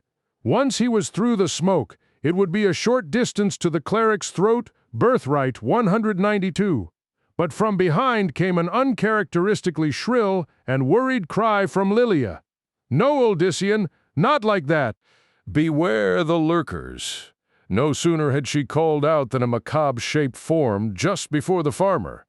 Odyssean caught glimpses of razor-like appendages above what passed for 3 arms, and a bulbous head that looked too heavy to be supported by any natural body.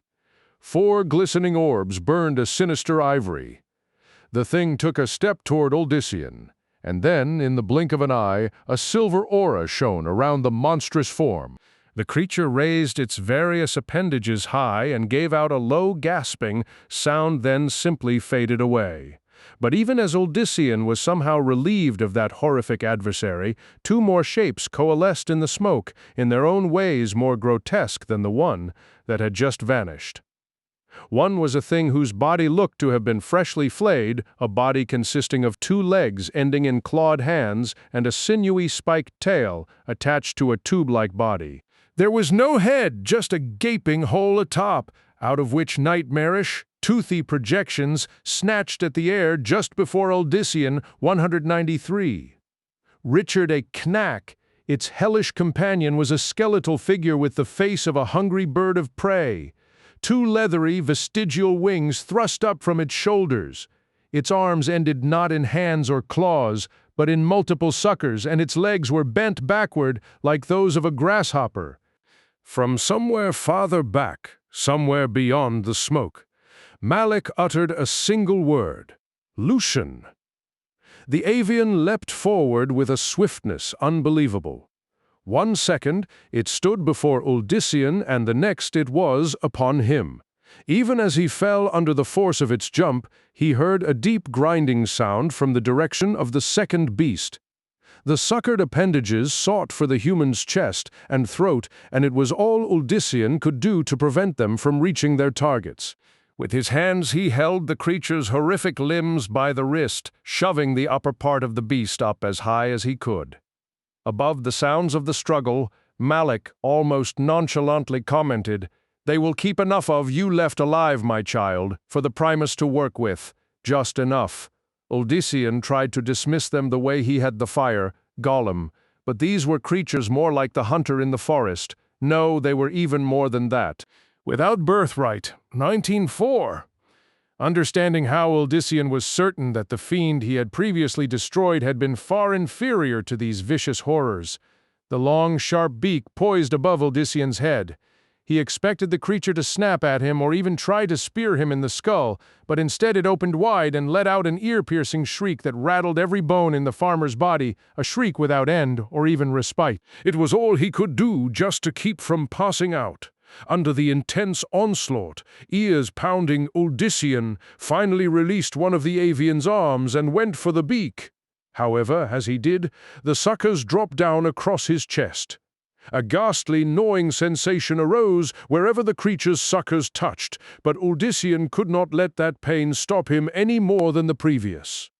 Straining, he seized the beak and, screaming himself, clamped it tightly shut. The avian shook its head, seeking release even as it continued to absorb what the human could only assume his life force. Still feeling lightheaded, Uldyssian attempted to shove his adversary off. Only then, though, did he realize that something now had hold of his feet, something that began dragging him, and the avian, in the 1905 Richard A. Knack process toward where he last recalled the other demon to be. Not at all wanting to know what horror the second creature offered, Uldyssian doubled his struggles, but could not free himself of his initial foe. The force that had so far protected him well now failed utterly, and he could only guess that it was because he was not used to wielding it for so long in such a desperate manner. Given time, Uldyssian had no doubt that he could have learned how to easily overcome either abomination.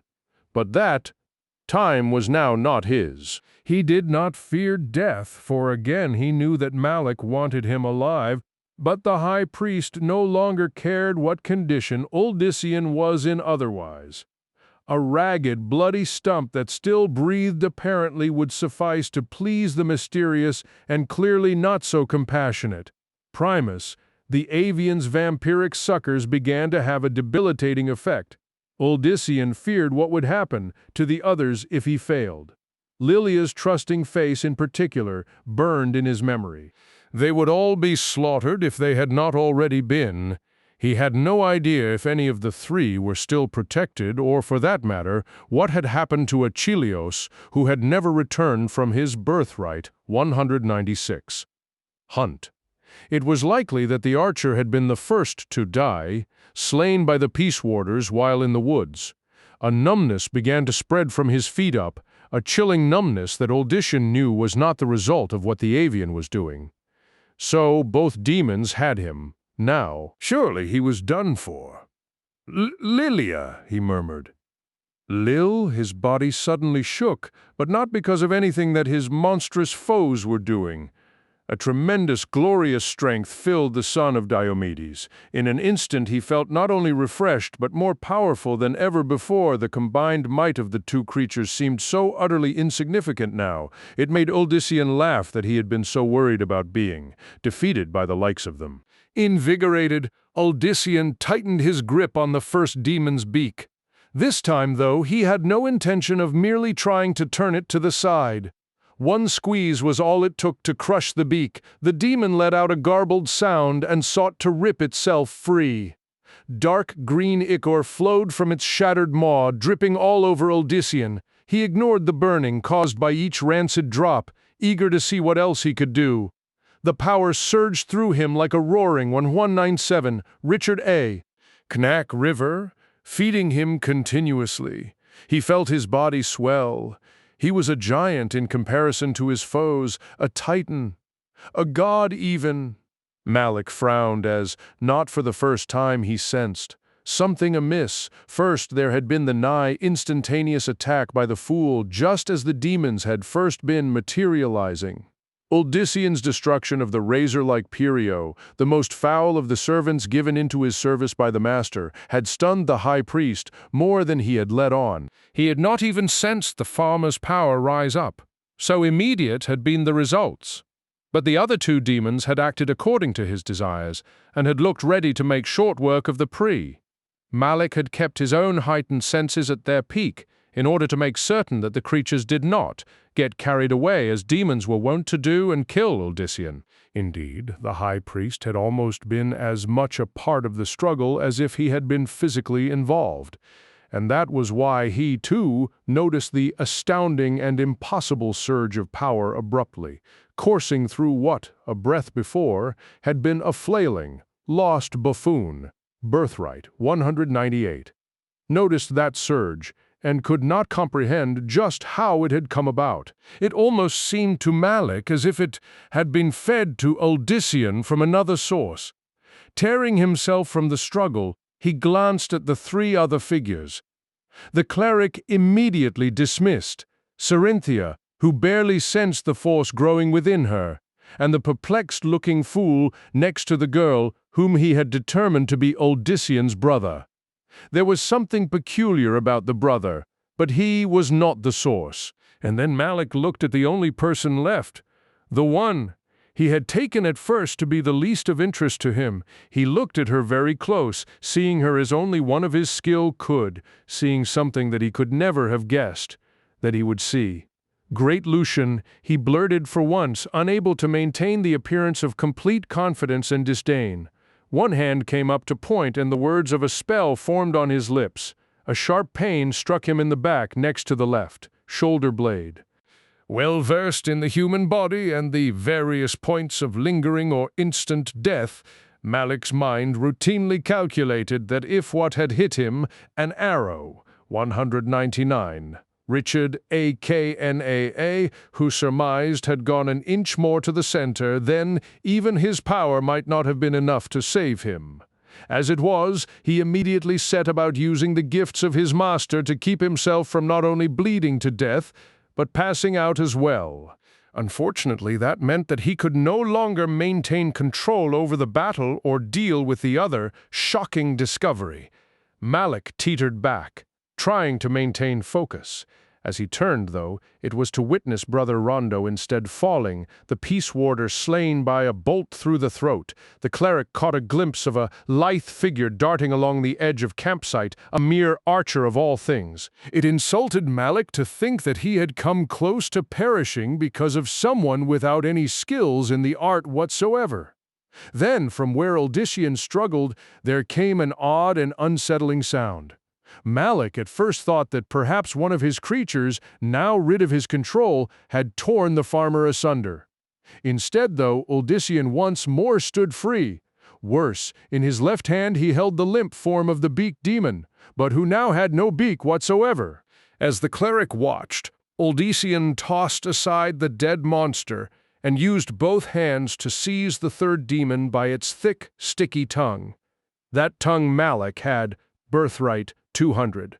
Last seen wrapped around the fool's legs, there to inflict such cold as would have frozen most mortals solid in a heartbeat. Yet not only had Uldyssian survived that cold, but now he had dragged the last of Malik's infernal minions to him. The grinding teeth of the demon clamped down upon the farmer's wrists, and for a moment the high priest thought that Uldyssian had made a fatal error. Instead, the savage teeth shattered like brittle glass against the human's bare flesh. Gritting his own teeth, Uldyssian pulled one hand free, then grabbed the gore-soaked pieces of beak from the first demon. Wielding the long, pointed fragments as he might a dagger, Uldyssian plunged them into the fleshy area, just above his foe's monstrous maw. The demon squealed, then dropped in an ungainly heap. Thick, black fluid coursed down over its body from the great wound. As that happened, the arrow in Malik's back, forced by his will, popped free. The cleric felt the last of his wound seal shut. Some pain remained, but most of his weakness now came from the combination of his healing and his previous efforts to control the demons. 201. Richard A. Knack. This was not how it was meant to be, Malik thought as he watched the finish of his final demon. The Primus would be enraged with him. The high priest shuddered at what form that fury might take. He particularly recalled witnessing the form his master's anger had taken against one of the previous high priests of another order. There had not been much left to dispose of afterward, but what should have been a simple task was not. Malik still could not say where things had gone awry, but he could not help feel that there had been a piece in the game that not even the Primus had sensed, impossible as that should have been. Uldyssian looked up at the cleric, and spreading across his sweat-soaked countenance was an expression that reminded Malik very much of the anger of which he had thought only the Primus capable. Unmindful of his minions, Malik quickly sought to protect himself. The force that struck him and his peace warders was 100 times greater than that which had earlier thrown the warriors. This time bodies went flying as if shot from catapults. Men screamed as they collided with tree trunks or tumbled through the woods. One piece, Birthright. 22. Warder struck so hard that the oak's trunk cracked and the tree crashed into its neighbors. Only Malik remained standing, if barely.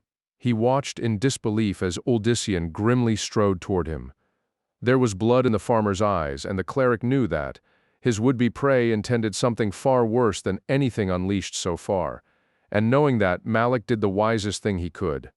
The dust devil whirled to life just in front of Uldyssian, swiftly raising up whatever loose fragments of dirt and debris it could. The makeshift storm filled Uldyssian's face, momentarily blinding him. The cleric concentrated. Uldyssian swatted away at the thick cloud, angry at himself for having not expected something of the sort. Blinded, he prepared himself for the worst, certain that Malik had a second and far more insidious attack to follow. But the dust settled almost immediately, revealing in its aftermath no sign of the high priest. The son of Diomedes stood bewildered, awaiting some trick, yet Malik did not suddenly reappear and attack. Instead, slim hands took hold of him from behind and, 1, 2, 3, Richard A. Knack. Lilia's voice declared, "You have done it, Uldyssian. You have saved us all from the cleric and his demons." He surveyed the scene around them, seeing only the corpses of the peace warders and the 2 abominations. At least 3 of the former lay with bolts through them, a sign that Uldyssian had not been entirely responsible for protecting the party. Achilleos even now stood at Cerinthia's side, giving comfort to the trader's daughter. "Forgive her carelessness, my love," Lilia softly added. "She did not mean to endanger us." Uldyssian wanted to go to Cerinthia and explain that. He understood that Malik had seized control of her mind, but decided to leave the situation in the hands of the hunter. Achilleos would do everything he could to see to it that the distraught woman calmed down. "You were amazing," the noble woman continued, breathless. "Do you see now, my love? Do you see that? Nothing is beyond you, that nothing can prevent you from achieving what we dream?" He had seen everything, naturally, and was still awed himself by the abilities that he had displayed. A high cleric of the Triune had set spellwork, men and monster against him, and had failed. What more could anyone fearing his existence do? Surely nothing Birthright 204. But they would try, and the others, especially Lilia, would have to depend upon him until they, too, learned to fully awaken the force within them.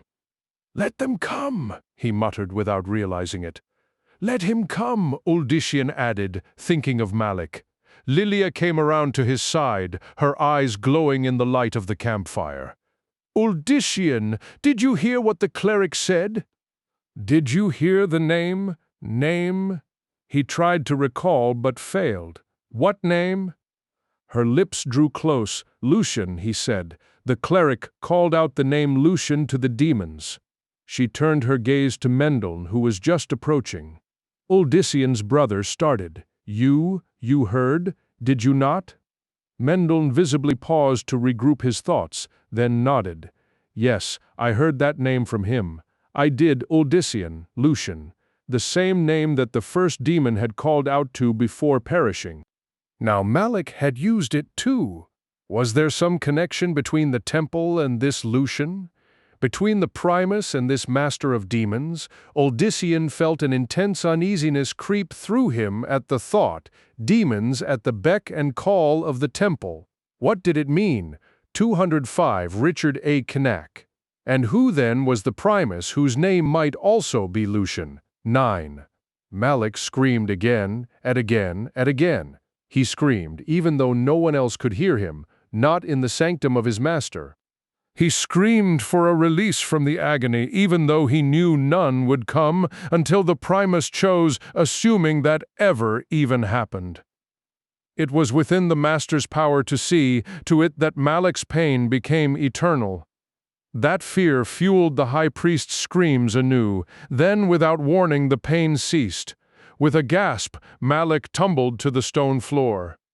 The solidity of the floor amazed him, for he could have sworn that he had been floating in a sea of needles and flame.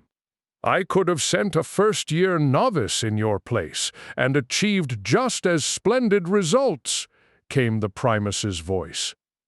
There was none of the gentle calm in it for which the elder cleric was known to his faithful. Malik, 207 Richard A. Cain, however, knew that chilling tone well. It had always been focused on others, though not upon him. And those upon whom it had been focused had, without exception, never left this chamber again. "I am so disappointed in you," the Primus went on. "I had such high hopes for you, my Malik. Such high hopes! Who has been my favorite for far longer than any other mortal?" The question was not a rhetorical one, Malik knew. "I have great one." Yes, you have, my Malik. Your life has lasted double that of any human, and in that time you have witnessed the premature passing of several others, you may recall. Now the High Priest of the Order of Mephis truly expected his end to come. He looked up, determined to face his master at the last.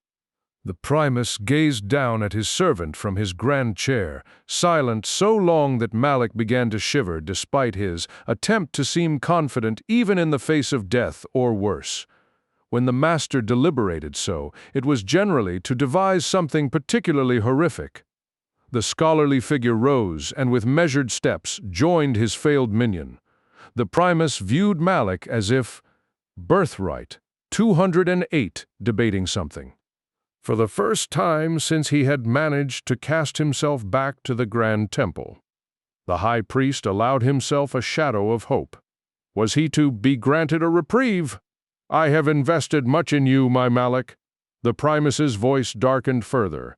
Each syllable was venom, each word doom. The High Priest hung his head again, certain that the sword would yet come down after all. Instead, it was his master's hand, reaching for his own. Trembling, Malik extended his. The Primus guided him to his feet. "I am his son, my Malik, and answer to him as you do to me. I will give you your life this once, for there is in my mind a question that even you could not understand, one that might have bearing on this creature called Uldyssian.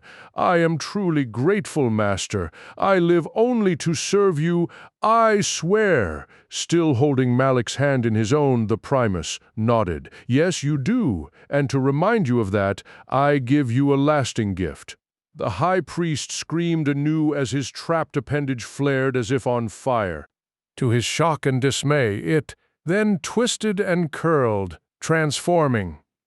Gone was the soft, 209 Richard A. Cain, flesh and sinew, and in its place a thing warped and dripping green. Thick scales scored the limb well past the wrist. The fingers grew gnarled and clawed, the last 2 digits fusing together to become one. The agony continued long after the spell had finished. The Primus would not let Malik drop to his knees.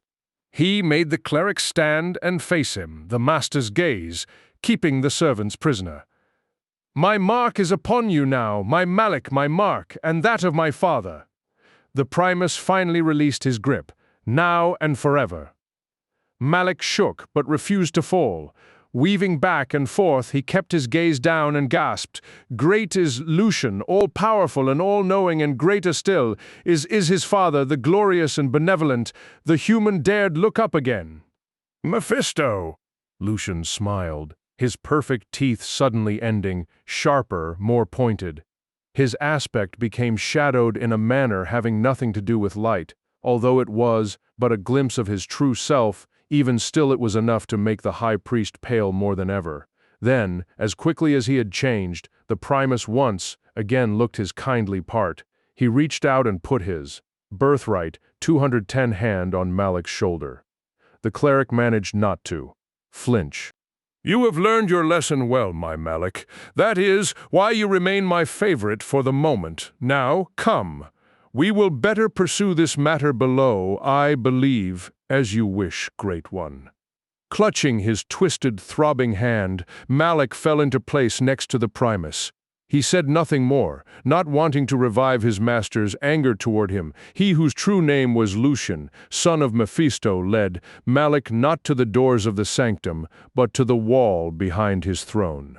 As they approached, the Primus drew an arc in the air. A blazing crimson arc formed on the wall. It quickly lengthened, the ends reaching the stone floor before Malik could draw a second breath.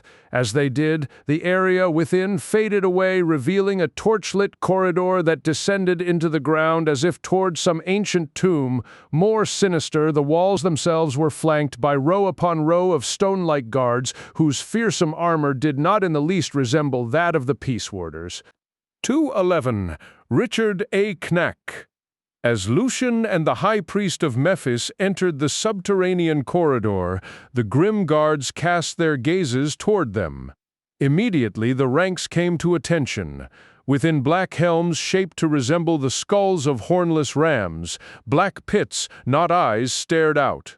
The warriors' flesh was the color of gravestones, and their breastplates bore the emblem of their unholy calling, a bleeding skull transfixed upon twin swords entwined by serpents. Malik knew their kind well. Indeed, had chosen many for their ranks. Unlike their master, they did not frighten him, for their lot was to be led by the high priests in the name of the Primus on that day when the temple would fully control sanctuary and all pretense could be dropped. Sanctuary. It was a name known only to a few, most of whom were not of mortal flesh. Malik had learned the truth about his world from his master, who was in a position to understand the reality better than most. After all, was he not the blood, if such a simplistic term could be used, of the Lord of Hatred, whom some would call a demon, and who was, with his brothers Baal and Diablo, master of the burning hells? Birthright 212. The concepts of good and evil had long ago become unimportant to Malik save in their most scholarly senses. The high priest understood only power, and that which the Primus represented was the ultimate power in all creation. Had it not been the three who had come together to form the realm of sanctuary and people it with the products of their imagination? And had not they been tricked by one they thought an ally and cast out of sanctuary for centuries, yet despite that treachery they now had a foothold back in the world of their making, and soon they would rip it free from the one who had stolen it. That cursed figure believed that he now had a kingdom all his own, its inhabitants his to play with as he chose. But he had underestimated the three, and, in Malik's august opinion, the son of one, Lucian, most of all. It had been Lucian who had, after all this time, forced the betrayer to come out of hiding to make his presence known to them. That was the first step toward retaking Sanctuary and returning it to what it had been intended, to be a place from which those few worthy, such as himself, would be raised up to help the three transform all existence into a reflection of their true glory. 213. Richard, Cain, and for those like Malik, that meant more power than the entirety of the mage clans and petty nobles combined. What exactly the Primus sought of this Odyssean in this regard, even the high priest did not fully understand. To Malik's mind, it was most likely that Odyssean was to be the first of a new legion of warriors for the three. What other use could there be? Malik saw the potential, had felt the potential, and so believed he was correct. His will properly broken, the farmer would readily succumb to Lord Lucian's will. He would then become a perfect servant, obeying all commands no matter how dreadful. Just like the Morlu, the cleric thought. As if to reinforce that last thought, the corridor finally came to an end. A shimmering veil of poison green that Malik knew well confronted the pair. Again the son of Mephisto gestured. The veil faded to so much smoke and dissipated, and, with a sudden jarring clash of metal against metal, the lair of the Morlu lay revealed. This was the name that Lucian had given his ram-masked soldiers, the Morlu. It was a word of power, 2 syllables steeped in the magic of the Primus's sire, the Birthright 214. Morlu were more than just fanatical. They lived and breathed the desire of the Lord of Hatred. They did not sleep anymore. They did not eat. All the Morlu did was fight. And as Malik and his master entered the vast bowl-shaped chamber dug well beneath the grand temple, they came upon the Morlu indeed doing just that, illuminated by thick, scalding rivers of molten earth flowing randomly through the huge cavern. The scene was one out of a nightmare worthy of a demon. A tremendous sea of armored figures hacked and slashed and sliced and thrust away one another with utter abandon and absolute glee. Every warrior bled from scores of deep ravines across their bodies. Limbs lay strewn upon the ichor-soaked rock floor. Corpses by the scores littered the vicinity for as far as the eye could see.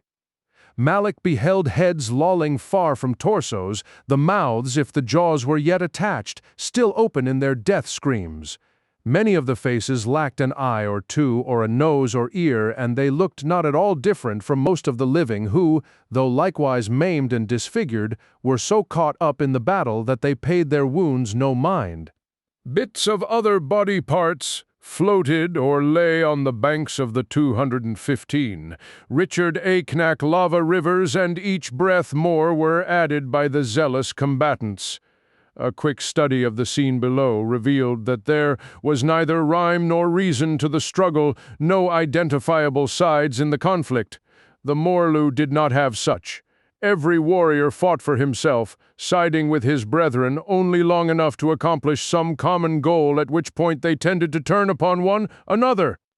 They cheerfully slew one another with the same titanic effort with which they would have any outside foe. Only against such were they truly united, for that was what their Lord desired most of them. They were to be a plague that would strike down those who would not be converted, who very likely served the betrayer, be it willingly or as a dupe. Lucian glanced up at the ceiling, although Malik knew well that the mighty figure was not at all interested in the rock formations there. The Primus looked beyond mortal sight into a place that all the training in the world could not reveal to the high priest or any other mere human. "We have timed our visit well. The hour is nigh, my Malik," murmured. The Primus with something approaching the fondness a proud father might have for Birthright 216, his children. Let us pause and savor the beauty of it all as it refreshes itself. Turning his eyes back to the cataclysmic sight below, Lord Lucian gestured toward the very center, where the worst of the carnage had and was still taking place. In the midst of everything, a black gemstone nearly as large as a man sat embedded in a triangular column of red-streaked marble. Blood marble, it was named, naturally.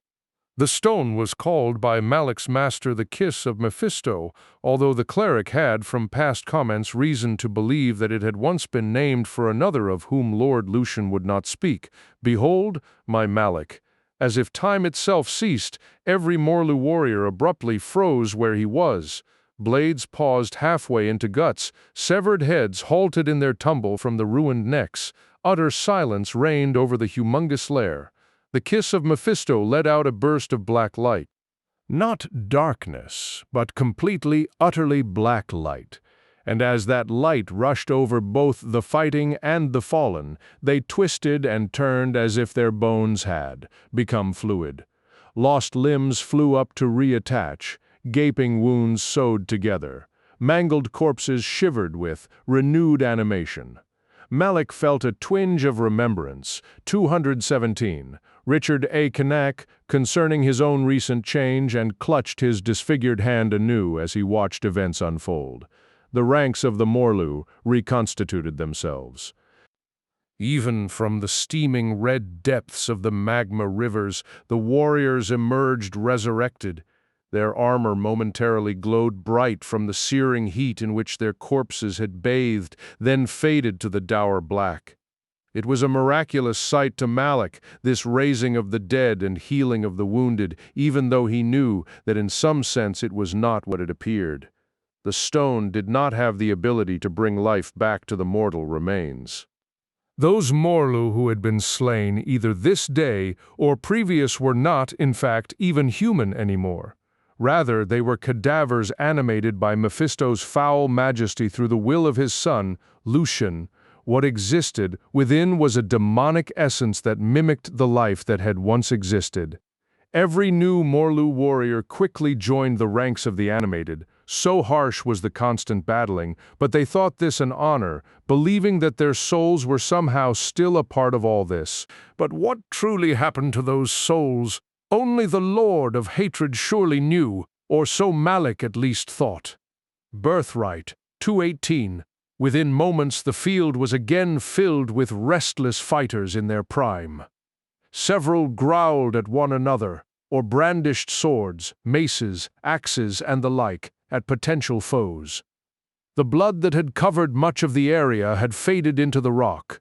To all apparent purposes it was as if the battle had never taken place. "Deimos," Lord Lucian whispered. From far off in the cavern, from deep within the ranks, a particularly large and grotesque Morlu turned and peered up at the pair. He suddenly raised his massive sword and gave a guttural cry, a salute to his master. The Primus nodded, then raised one hand with all, fingers spread wide. Deimos nodded and began barging through the rows of heaving bodies. Without warning, he seized one by the collar and dragged him from his position. That Morlu followed behind Deimos as the Primus's chosen commander sought another. In this manner, 5 soon followed Deimos up the edge toward where Lucian and Malik awaited them. "Great Master," Deimos croaked as he bent down on one knee. His voice was akin to that of every other Morlu who had been slain once. It was as if, despite its best effort, the dark essence within could not completely. 219. Richard A. Cain, mask itself as human. Deimos's voice could never have passed for mortal. Behind the lead Morlu, the 5 others also knelt. Lucian touched Deimos on the top of the ram helm, giving his blessing. Deimos then turned his head toward Malik. "High Priest," Malik repeated his master's gesture. "Rise," Deimos commanded Mephisto's son. When the lead Morlu had obeyed, the Primus said, "You are at the High Priest's command. You will obey him in all things. Yes, Great One, there are prey of both life and death involved. Deimos. You understand the difference? The helmed figure nodded. Malik knew Deimos from past need. The helm only partially obscured a face that looked as if the kiss of Mephisto had failed to completely remake it. Not much remained of the nose save 2 gaping holes, and Deimos's lower jaw seemed to have belonged to another, even larger creature, perhaps a bear. The pits that had once been eyes were misaligned. However, other than the fact that his eyes were no more, Deimos looked very much as he had when first being initiated into the living ranks of New Morlu. He had been one particularly ugly human inside and out, and his dark birth, right 220 soul, even then had disproven the adage of not judging a book by its cover. Indeed, there was little difference now between the mortal Deimos and the thing currently inhabiting his shell. The High Priest will mark the one to salvage, the others to slay, continued Lucian. Then, to Malik's surprise, the Demon Lord added, but you will also have to be on your guard for another. Another? Blurted the cleric, suddenly recalling some of what he had blathered to his lord in defense of his failure, as the Primus had punished him. There came an edge to the Primus's voice that Malik had never noted in all the years that he had served the Great One. Almost it sounded like uncertainty. But no, the human quickly decided that could not be. Lucian was never uncertain. Never, I have sensed, the son of Mephisto said after an equally unsettling silence, that all is not as it appears on the surface. There is some intrusion, some other. He trailed off, suddenly caught up in thought. The Morlu stirred uneasily, and Malik grew more perturbed. This was not how the master acted. He never paused so, never hesitated. 221, Richard A. Knack. What was happening? Who was this other? Malik again recalled his own suspicions during the debacle against the farmer. He had been overwhelmed by the incredible power wielded by the simplistic Uldyssian, power combined with skill that the fool should not have had.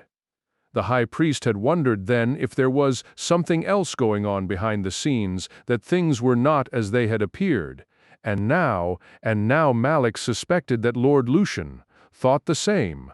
Lord Lucian, it seemed, believed his tale. Mephisto's son shook his head, his expression darkening monstrously. No, it could never be. The expression passed away, leaving in its place the look of utter assurance to which Malik was more used. You will know it, the Primus went on suddenly and calmly to both the cleric and Deimos. This time you will know it. It must be obliterated. The farmer, this Uldyssian Uldiomed, must be preserved, but it and all else around him shall be no more. Is that understood? The lead Morlu bowed his head in acknowledgement. Malik nodded, his human hand still clutching the transformed one Birthright. 222. Lucian noted his action. Smiling benevolently, he said to the human, "It is a gift I give you, my Malik. You will see. You will see." The pronouncement encouraged the High Priest. Malik eyed the macabre appendage anew. His master did nothing without thought. An actual gift, after all? He could flex the digits as easily as he could the old ones, and, in some cases, in manners not previously possible. The pain had finally begun to subside, too. Curiously, the cleric also felt stronger than he had. Steepling his fingers, the son of Mephisto concluded, "Now it is time to seek anew the one called Uldyssian. I will in this brook no failure. Is that understood?" Again there was mute acknowledgement from both Malik and Deimos. "Then that is all. You will depart immediately." The chosen Morlu gathered behind Malik, who bowed to the master. Eagerness had replaced fear in the heart of the cleric. He silently swore that he would bring Uldyssian Uldiomed to Lord Lucian, even if it meant beating the farmer until there remained just enough spark of life for the Primus to use. As he led Deimos and the other 5 away, Malik also thought about this other intrusion of which his master, 223, Richard A. Cain, had spoken. Despite whatever power it wielded, Lord Lucian wanted nothing of it. He wanted it destroyed, not preserved. It very much felt to the High Priest as if his master did know what or who it was. Malik was not the type to betray his master. No such fool was he. However, it would certainly do no harm to find out just what this other thing was. Then, once his curiosity was satisfied, he could let the Morlu destroy it. All that mattered was the fool of a farmer. Lucian did not watch Malik depart. He knew that he could trust the cleric to obey this time. The mortal had no other choice. The legions of Morlu continued to chafe at the bit, but Lucian let them wait. He had not told his servants all, not given them true indication of his thoughts.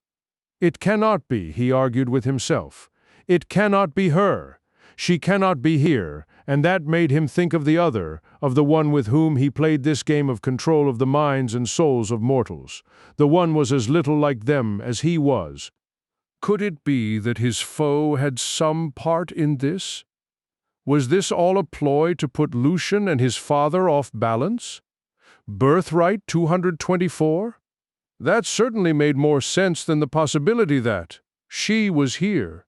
He would not tell his father just yet. As Malik rightly feared punishment by the Primus, so too did Lucian fear the wrath of his sire. His own monstrous nature paled in comparison to that of the Lord of Hatred. No, for now, Mephisto would not be told. But if it was her, then sooner or later Lucian would have to confront his father. I must find out more. What he had not told Malik was that live or die when next he confronted the farmer, the cleric would reveal to Lucian the truth about this second, force using the human to shield it from his presence. Malik was bound by his new hand to his master more than he knew. There were abilities to the hand that could destroy even her at the cost of his human vessel, of course.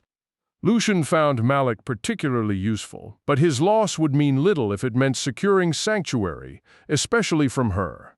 Trying to ease his mind, the Primus nodded at the waiting warriors below. With a collected cry, the Morlu went at each other. Again, metal rang out against metal. 100 warriors were slaughtered in the first breath. Blood splattered the 225, Richard A. Knack floor of the vast chamber, and the cries of the wounded echoed, the last being music to the ears of their master. Yet, despite reveling in the endless carnage created by his eager servants, Lucian's thoughts continually rebelled by returning to the previous subject. It could not be her, it could never be her. She was gone, either banished forever or dead. It was not within even her power to overcome either. He knew her well enough, did he not? Had he not once been as close to her as nearly any other? Only two had possibly known her better than Lucian, and one of those was his father. The other was his adversary who had been the reason for her downfall. Which brought to prominence again the question that Lucian would have liked to know the answer to.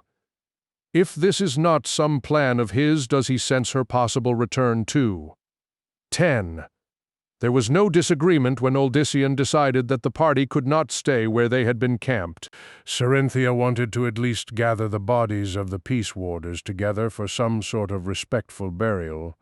But Uldyssian cared nothing for the corpses. These men had intended capture for him, and death for his companions, and so he felt justified in leaving them out, in the open to be feasted upon by the carrion eaters of the forest. They searched for the peace warders' mounts, but oddly, there was no trace of the animals. No one could recall when last any of them had been seen, and even the sharp-eyed Achilleos could find no trail. They quickly gave up and, mounting their own for steeds, raced off into the dead of night. 227, Richard A. Knack.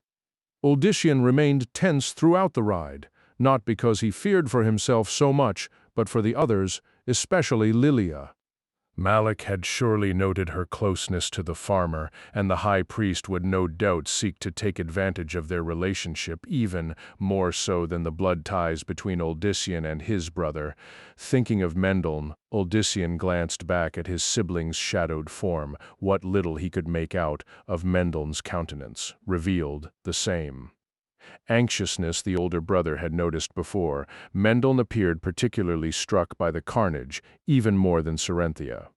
Odyssean had caught him standing near one body after another, shaking his head and reaching out into the darkness. The shock of the incident clearly continued to haunt Mendel even now with a grunt. Odyssean returned his gaze to the black path ahead. Perhaps it would be better to leave Mendel somewhere along the way. He wished no harm to come to his brother, nor did he want Mendel's fragile state to cause any difficulty for him later on. Odyssean had always known his brother was not as strong physically as him, but he had believed Mendel of a sturdy mind. Evidently he had been wrong. Birthright 228. He took another glance over his shoulder. Yes, Mendel looked like a man haunted. Something would have to be done if that did not change. Faster and faster they rode, racing like the wind through the shrouded night. Mendel tried desperately to stare, only ahead, but even in that direction he could not entirely escape them. They were 5, he, his brother, and the rest.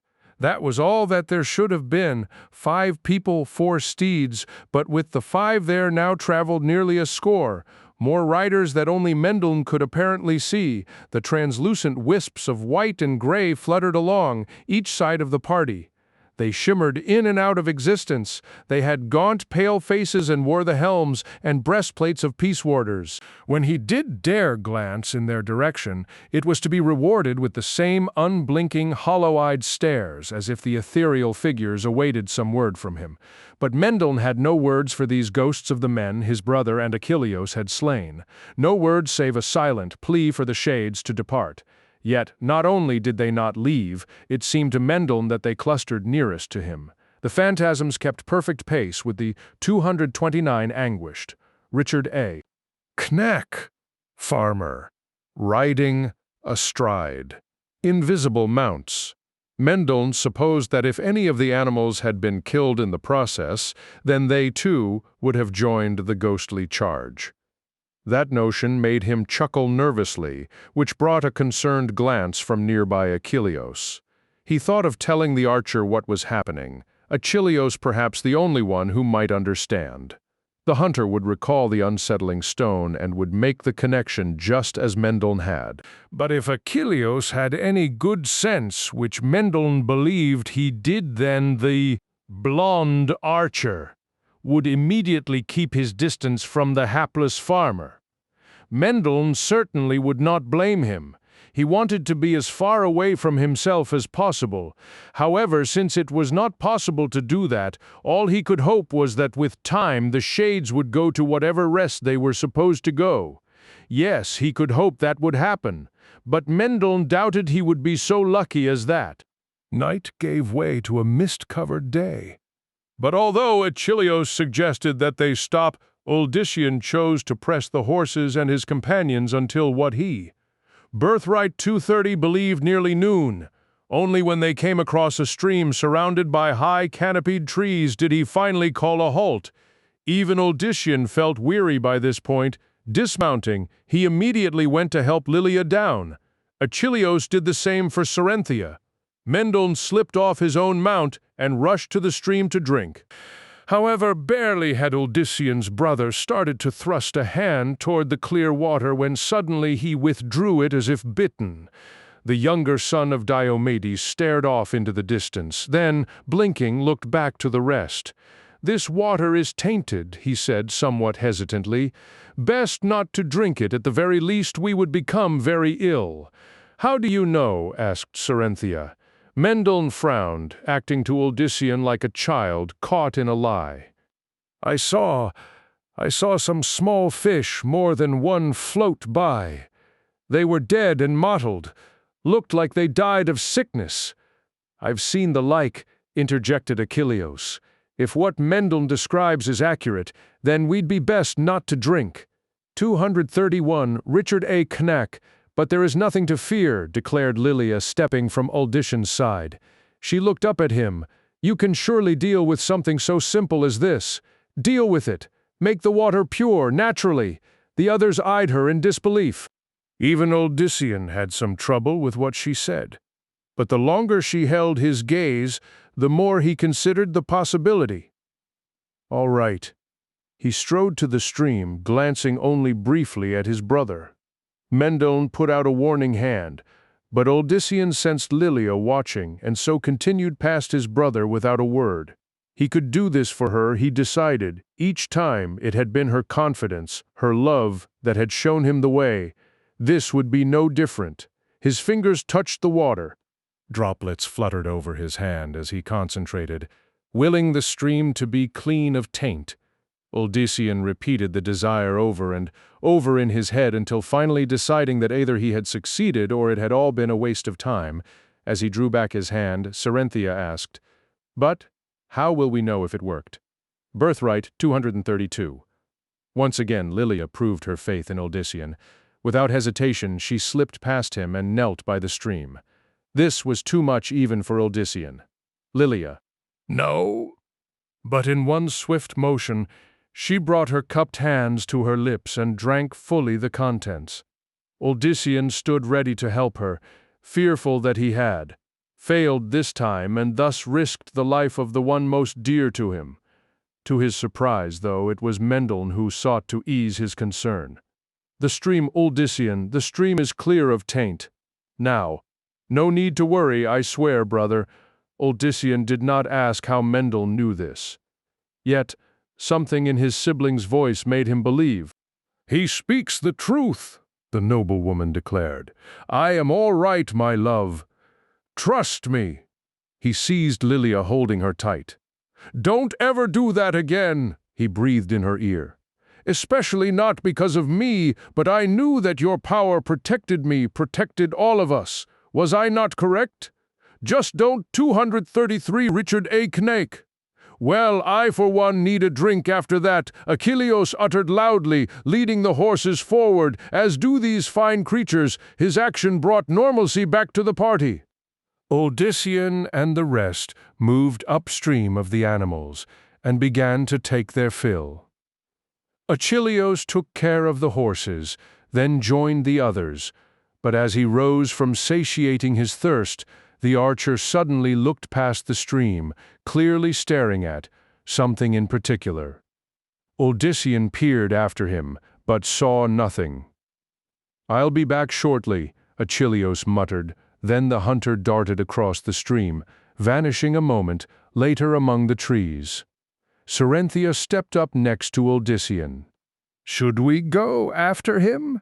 The farmer knew his friend too well. Even he would have been hard-pressed to keep pace with Achilleos when it came to seeking some prey in the woods. Likely he just saw some rabbit or something he wants to bring back for our dinner. Nothing to worry about. You heard him? He'll be just fine. But it was a tense several minutes that passed before Achilleos finally reappeared. Despite the fact that surely he, Birthright 234, had run a good pace, the hunter was not at all winded. His expression, though, was anything but pleasant. "There's a town nearby, barely an hour's pace on foot, much less that by horse." Lilia, who had been sitting on a rock, leapt to her feet. "A town? That is not possible." Achilleos cocked his head as he glanced at the distraught noblewoman. "Not only is it possible, milady, but it's Partha." Now everyone else's expression mirrored that of Lilia. "How can that be?" blurted Mendelssohn. "We did not ride that direction." "I know that, but it's definitely Partha. I spoke to one of the young locals. At least one thing now began to make sense to Odyssean. Is that the reason you ran off?" "I saw a bit of movement and didn't want to take the chance of losing him. Thought it was a bandit. But it was only a boy, Cedric, he said his name was. He was out trying to hunt." For the first time since his return, Achilleos allowed himself a brief smile. "And he's not bad. Took me a bit to keep on his trail." The boy's light-footed, paying the archer's judgment of the boy's skills no mind. Odyssean tried to determine just how the band, 335 Richard A. Cain, could have possibly come around in what was nearly a circle at this point. Partha should have been far, far behind them by now. "Malik," he finally muttered. As the others looked to him, Odyssean said, "Don't you see? It has to be the high priest. This smells of some spell. Who else could it be?" Lilia joined his cause. Yes, surely him, and knowing that, we must certainly not fall into his trap by going to the town. We must flee from its vicinity immediately. But Cedric hardly seems the cleric's tool, argued Achilleos. And the people of Partha have the reputation of being good and fair folks.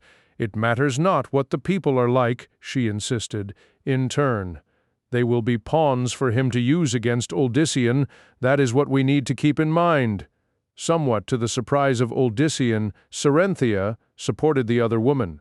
She's right, Achilleos. There's nothing natural about this turn. Malik must intend something awful. He looked to his brother, but Mendeln was conspicuously mute on the subject. Curiously rather than be of a mind to follow Lilia's sound advice and leave the likely trap behind, Uldyssian found himself eager to enter Partha. If Malik hoped to surprise him, Birthright 236 there, he would find his supposed quarry more than willing to finish their previous encounter. We go to Partha. His declaration was met with a variety of expressions, Achilleos's most eager, Lilia's most damning, a fire such as Uldyssian had never witnessed burned in her eyes. However, it lasted but a breath before the noblewoman caught herself. Trembling, she exhaled, then nodded. To Partha, Lilia agreed, finally smiling. To the edge of an abyss and beyond, so long as with you, my love. He was grateful for her change of heart. Her anger had only been fear for him, Uldyssian surmised. After all, it was he whom Malik desired to capture, but it was she and the others whom the High Cleric seemed to think expendable. Uldyssian would make certain that, should Malik strike, they were again protected. He could do no less, since it was because of him, that they would also ride into potential danger. With Achilleos taking the lead, the five rode toward the town. As the hunter had indicated, the party had stopped, just beyond sight of Partha. Indeed, it took them less than the hour. Achilleos had suggested to reach the edge of town. 237, Richard A. Kanak. Partha was much larger than Serum or even Tulisem. For the first time in his life, Uldyssian beheld buildings, 4 stories high, dwarfing even the barns of the wealthiest of his neighbors. Their stone and wood exteriors had been smoothed over with plaster to give them an extravagant look. Roofs were arched and made of wood tiles overlapping one another. The streets were made of stone, not mud. Wagons and horses clattered along their way, raising a racket akin to thunder. There were more people in Partha than Uldyssian had probably seen in all his life, and many were dressed in outfits that made him feel like a beggar. In fact, of all 5 of them, only Lilia looked at all appropriate to be seen by the inhabitants. Someone called out to them, aware that none of them had ever been to Partha. Uldyssian stiffened in the saddle. However, it was no trap, but rather a youth who ran directly up to the side of Achilleos's steed. "Ho there, Cedric!" the hunter called down. He tousled the boy's mop of hair. "I told you we'd be along soon." And I breathlessly called, "Father." "I did," Cedric returned. "Birthright 238. Sure enough, behind the lad came an august gentleman at least a decade older than Uldyssian and dressed in flowing brown and black robes. That immediately stirred distrust in the farmer. Was Cedric's father a cleric of some sort? "Calm yourself," Achilleos quickly said. "'Tis a traitor much like Cyrus." Probably even knew him, in fact, if the boy was correct. "This them said?" asked the would-be hunter's parent. The steely-jawed figure swept back silver and black shoulder-length hair and studied the newcomers. His eyes paused on Lilia, but froze on Cerenthia. "I know you, though you be all grown up. You'd be Cyrus's little girl, Sarah, was it? Cerenthia?"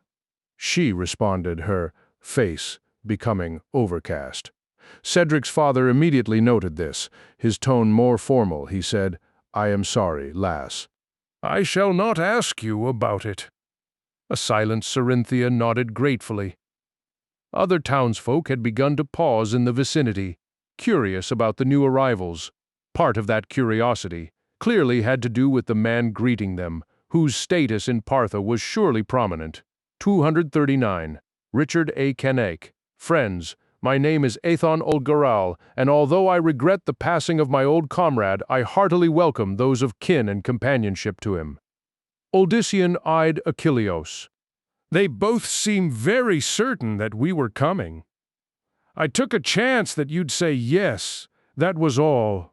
When Cedric mentioned that his father was an important merchant, I used Cyrus's name. My apologies for that, Sari, because I recalled how he seemed to know everyone in the region who shared his trade. Cedric said that he would run and tell his father about us and tell him what I said about the old man. Many's a good haggle I had with Cyrus, threw in Master Ethon, eyes twinkling at old memories. Anyway, after our path led us so near, I figured destiny wants us here. Malik wants us here, Achilleos. Remember that, my friend, called the merchant, clearly seeking to prevent an argument between the two. Is there something wrong? Nothing that can be spoken of here, Odyssean remarked in a low voice. It'd be best if we spoke in private, Master Ethon. Your headman should also hear. Birthright 240, as I am also elected leader of Partha, that shall be a simple matter to deal with. But come, who do I have the pleasure of meeting? I knew dear Cerynthia as a child, and there is no mistaking her beauty even now, you. He gestured at Odyssean. Have a vague familiarity about you too, but the others do not. Ethon's eyes again lingered over Lilia. Some especially not, and I am known for my memory for faces. I am Odyssean old Diomed. Ah, Diomedes of Ceram, a strong-hearted, outspoken man of the earth. You look his part too. You'd be his firstborn if I'm not mistaken. Acknowledging the older man's excellent memory, Odyssean introduced Mendel and Achilleos, then grudgingly Lilia. He expected the merchant to fawn over her, but Master Ethon merely bowed and said, "By the garments and the face, you would be from the north of the great city, yes?" She dipped her head in turn, yes. Cedric's father clearly expected more of an answer, but, when Lilia remained quiet, he took it in as much stride as he had Cerinthia's silence. Instead, he looked to the group as a whole. Well, now that we are friends, you shall come with me to my humble home. 241, Richard A. Knack. At first, Odyssean wanted to turn Ethon's offer down. The man meant well, but this was not a social visit. Yet, if he was both its most prominent citizen and its leader, then there was no one better to warn concerning any possible threat to his people. Odyssean only hoped that Cyrus's old friend would not throw his daughter and the rest into a cell once he learned the truth. After all, it was they who brought the danger, in a sense. As Ethon was on foot, the party dismounted, then led their horses after him. Odyssean noted that the populace now treated the five as if they were visiting dignitaries, bowing as they passed. Master Ethon was clearly a man, highly respected not only for his position but for himself. That the man had come without a personal guard bothered Odyssean. Were the people of Partha that trusting, or was there something more sinister involved? If this was Malik's doing, it was a very convoluted trap. Odyssean could see neither rhyme nor reason to it. These seemed good people, honest people. In addition to bowing, many of them also nodded pleasantly at the group. Some of those behind the party had already begun, returning to their own tasks, clearly not at all suspicious of the strangers. Birthright 242. I have not been in Ceram for many years, announced Ethon to his guests as they walked through the busy streets. How fares it? It was always a tranquil stop. I admit I used to go there in part because I savored the peaceful nature of it as much as the heated bargaining with Master Cyrus. There was a fierce storm there recently, Mendel interjected. Odyssean quickly glanced at his brother, but saw that Mendel intended no further comment. Indeed, I suppose that would be the most exciting thing to happen in Ceram, lucky for you. I love Partha, but there are so many matters on which to keep a careful eye, you know. At times I would have gladly exchanged places with your father, Mistress Serenthia. Uldyssian decided to check something. And do the clerics of the temple and the cathedral offer any help with guiding your efforts here? Them? Looking over his shoulder at Uldyssian, the merchant chuckled. Hasn't been a blessed one of them in Partha for over a year. They've nothing we want. We're quite satisfied with our lot. They can save their words for someone who wants to hear them, if you'll pardon me for saying so. 443. Richard A. Knack, Uldyssian nodded in appreciation, Master Ethon's words verifying what he had so far noted about Partha and its inhabitants. He saw robust men and women cheerfully going about their chores or taking a break to eat or converse with friends. He saw clean streets of stone and well-kept structures of both wood and rock. There was no one who was not dressed neatly, whether in simple robes or in more elegant garments. It was a good town with good people. That was not to say that all was perfection in Partha. There were infirm and maimed among the inhabitants. An elder with barely a tooth remaining hobbled along on one leg and a crutch. Uldyssian also saw a young boy whose left arm was a shriveled version of his right, clearly a defect at birth. Another man with the look of the farmer that the son of Diomedes knew so well from his own face bore savage scars across his arms and neck from what had likely been some accident. None of them appeared to be shunned by their neighbors, and, in fact, all had companions assisting them. Partha under Ethon was evidently a very tolerant town, something even Serum could have learned from them. He looked again at the child. The poor limb reminded him of his youngest sister, Amelie. In her case, the right, Birthright, 244 arm had been of proper length, but it had been bent back and had always been as thin as a piece of straw. Yet Amelie had been the most cheerful of the family, the most wanting to help. The boy passed out of sight. Uldyssian gritted his teeth at the bitter memory. Men like Malik walked the earth, living as lords while children suffered because of either chance or some capricious spirit, perhaps. He stopped in his tracks. Mendel. His brother hesitated. What is it? Here. The older brother thrust the reins of his animal into Mendel's hand, then whirled back in the direction from which they had come. Unaware of what was taking place behind him, Master Ethon started pointing out some of Partha's landmarks. It may interest you to look upon that crested building yonder. Lilia said nothing as he passed, but Uldyssian caught a smile of understanding. Serenthia and Achilleos barely had the chance to register him before he was far behind the party. Making the best of his height, Uldyssian looked among the locals.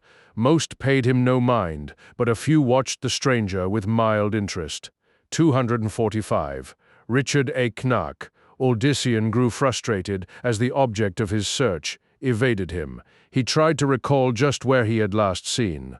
There, heart pounding, the son of Diomedes pushed past a startled shopkeeper in the midst of arranging his wares. Ahead stood a woman he recognized from earlier.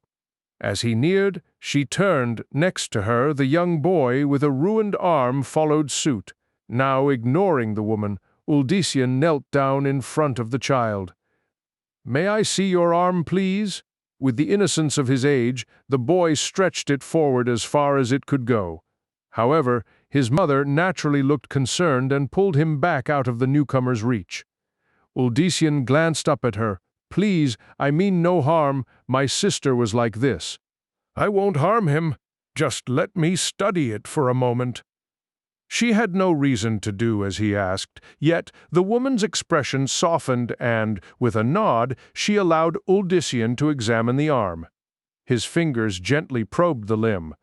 Up close he saw that it was in even worse condition than his sister's had been.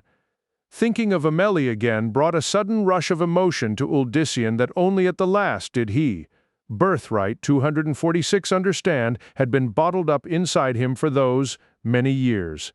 Tears drowned out his vision. He wished that he could have done more for his sister, for his entire family.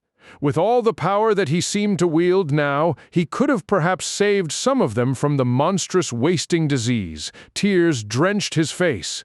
Without realizing it, he kept his hold on the boy's withered limb. To Uldyssian, though, it was as if time had turned backward, and he now clutched Ameli's arm. She, of all of the family, had been most mistreated by life. First being born so, then dying before she could even have had much of a chance to experience anything. His mind filled with images of his lost sister, but with one difference. She had a healthy body now, 2 healthy arms. He imagined her catching things, or, better yet, hugging him tight. Only belatedly did Uldyssian sense that someone was hugging him. That brought him back to the present, where he realized it was the young boy. With 2 good arms, Uldyssian looked past the child to his mother. She, in turn, stared at him with an expression of disbelief. Tears ran down her cheeks behind her. Several other 247 Richard A. Cain townsfolk had gathered, they too eyeing the farmer with astonishment. Disengaging himself from the child, Uldyssian looked at the people surrounding him. Harsh visions of the reactions in Sarum haunted him, and he stepped back in concern. I didn't mean I didn't meant to, but he had meant to. He had noticed the child and had been filled with the sudden desire to see if he could do for the boy what had not been possible for Ameli. As it turned out, Uldyssian had been able to do just what he had hoped, and now Partha too would turn on him, call him a sorcerer or worse. The boy's mother lunged at him and covered the stunned farmer with kisses and hugs. Thank you. Thank you. Beyond her, one man in the forefront of the growing throng bowed. Another followed suit, then another, and another, and another. Someone then chose to go down on one knee. That became the impetus for the rest to do the same. Within moments, everyone around Uldyssian knelt before him as if he were a king, or more livin, clad in floor-length robes of white, their heads lifted. High, the 6 golden-skinned young women sang his praises as he lounged on the down couch in his private chambers, although none were related, or even physically looked like one another. There was that in their fanatic expressions that somehow made them all still seem identical. Their adoration for him was absolute, and each would have gladly accepted his advances, not that such would ever happen. That they were beautiful meant nothing to him, save that they were as the vast murals on the walls and ceiling or the intricate vases standing atop the crested marble stands. They were part of an overall design, one to help him relive in some very minute way, the wondrous past that he had willingly left far behind. 249. Richard A. Cain. The prophet's luminous silver-blue eyes gazed up at the masterfully painted images of ethereal winged figures fluttering through the sky. The artisan had been excellent by most standards, but he could never have understood the true depth of what his patron desired. Still, the results of his long labor let the prophet imagine a little of what had been and of what he had forsaken. He barely looked old enough to be called a man, though looks could be and were most definitely deceiving. His ivory skin was unmarred by even the least stubble, and his golden locks flowed well past his shoulders.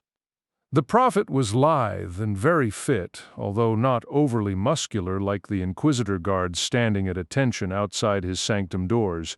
He was, by the opinion of all who had seen him, simply perfect. He wore a look of innocent contemplation, yet tonight he was anything but serene. The impossible had come to pass, and he would not stand for it. He was too close to achieving his desires, too close to recreating the paradise he had lost. Near the area of his repose, 4 senior clerics, clad in the collared silver-white robes of their station, knelt with heads down in prayer. Each man looked old enough to, Birthright 250, be his father or even grandfather. Yet, just like the women, they treated him with the utmost veneration. The prophet suddenly found. The many voices, annoying to his ears. He raised one hand and the singing ceased. The praying stopped a moment later as the clerics became aware of the shift in mood. "I must compose myself before the next sermon," the prophet declared, his own voice flowing like the music of a lyre. The singers filed dutifully out of the chamber, followed immediately by the clerics. The prophet waited for a moment, then reached out with his thoughts to make certain that his sanctum was sealed off from any who might wish to enter or attempt to hear within. Satisfied, he stared again at the fantastic images above, especially those of the magnificent flyers. A slight frown escaped him as he studied the details. Their wings were feathered like a bird's, the closest a mortal mind could come to the truth, and yet so very far from it. The countenances were akin to his own, youthful and unmarred, but somehow at the same time ancient and knowing. He credited the artist for that touch, it perhaps being the most accurate portrayal, even if also wrong in so many ways. 251. Richard A. Knack. It had been years, nay, centuries, since he had revealed the truth, even to himself. Part of the reason had to do with his ongoing attempt to forget the past, to go on only forging a future that would be rid of any taint, any imperfection. But a greater part of it had to do with her and her terrible betrayal. He had never wanted to be reminded of what had been or what might have been. It had taken him several lifetimes just to thrust her to the back of his thoughts, then twice as many to bury her memory deep, to pretend on occasion that she had never existed. Yet now it seemed that all his efforts had gone for naught. So be it. He would unleash his righteous fury, and she and the others would learn what it was to dare plot against him. They would be reminded of just who and what he was just before they were annihilated. The prophet raised his hands high, and both he and the chamber were enveloped in light. The paintings, the murals, everything on the walls faded away as if dew, caught by a hot morning sun.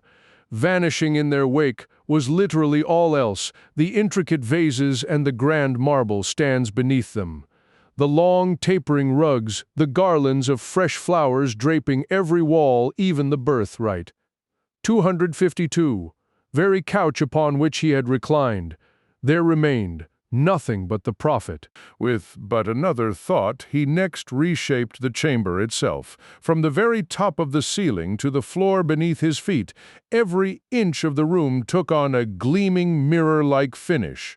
The prophet stood reflected 100,000 times over, his glory undiminished, no matter how great the distance the image was from the original. But it was still not the true him. Unfamiliar emotion filled the prophet, desire. The desire to gaze upon his long-relinquished form. It suddenly became too much to bear. He stared at the foremost reflection, remembering, then in the next instant made his memory reality once again. The light he had earlier summoned focused upon him. It grew so bright that any normal man would have been immediately blinded no matter how well he covered his eyes. Even then, the light continued to strengthen, first taking on an aspect akin to searing white flame, and then becoming it in truth.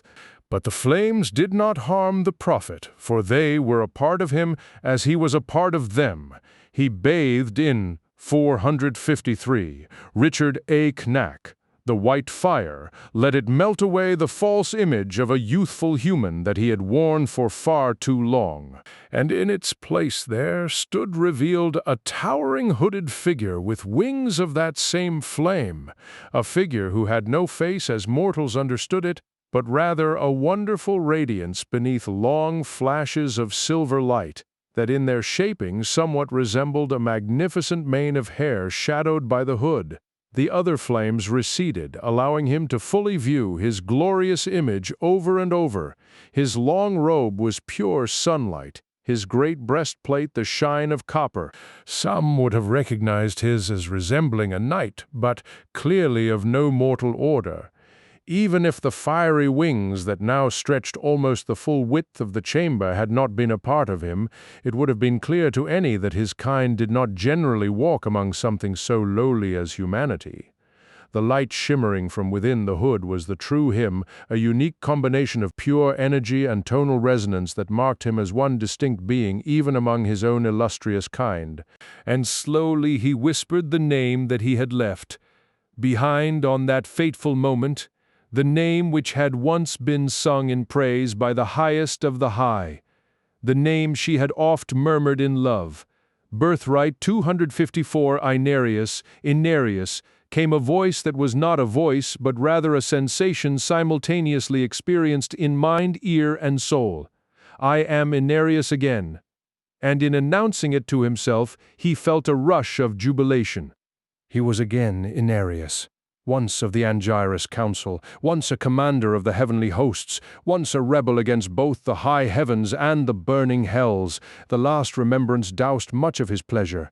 Much, but not all. He had done what he had because both sides had become so mired in conflict that they could not see the ultimate futility of their struggle. Since the dawning of reality, when the two celestial realms had come into existence, and shortly thereafter, discord, their vast forces, had fought one another for the control of all, anything of value became the focus of attack and counterattack, generally to its destruction.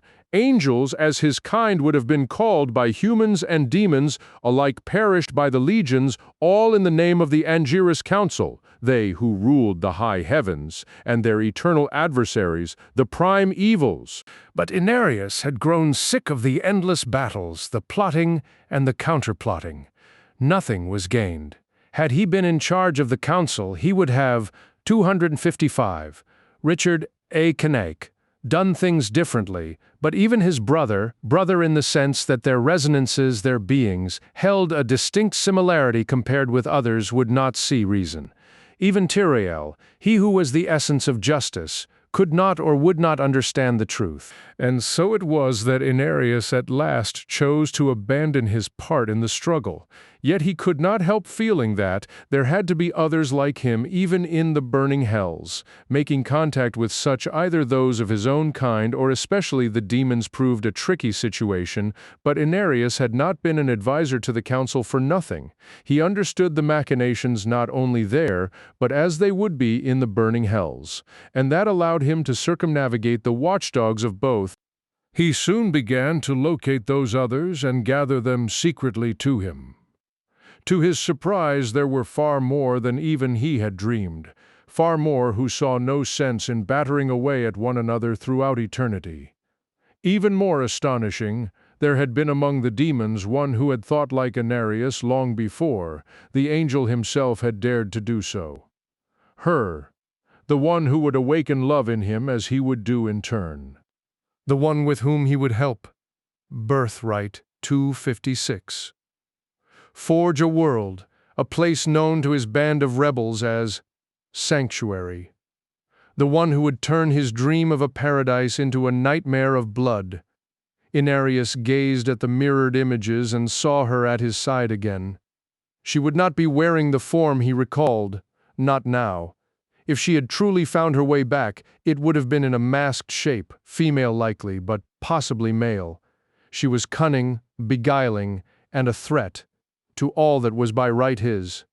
"You shall not take from me Sanctuary." Inarius reprimanded her memory. "I will not let you again destroy my dream. Sanctuary and all it contains will not be yours, even if I must destroy it myself, as is my right." After all, it had been Inarius who had kept it all from collapsing after her heinous betrayal. It had been he who had countered the plots of the primevals and Lucian when they had discovered the realm, and he who continued to keep the Angiras Council ignorant of all. The fate of this world and all the brief lives on it were his, no one else's. The angel dismissed the vision of her with what in humans would have been bitterness, but what in Inarius, 257, Richard A. Cain, was certainly no such base emotion. He was above all that, of course. He reacted only as events demanded, no more. In fact, Inarius had already set into motion steps against her return. She kept herself veiled well, but not well enough. She could not hide from him. He knew her, even as her brother did not. Having divined that she had, in fact, returned to Sanctuary, Inarius had then calculated where she had to be located. That had turned out to be no difficult matter, not given her obvious plan, a continuation of her ancient obsession. I will not brook the steering of the Nephilim again, he thought, recalling what had happened last time. Such an abomination will not see fruition again. He suddenly swelled up in size. His wings filled the vast chamber, and the entire cathedral shook with his anger, though his followers would blame that on a mere tremor.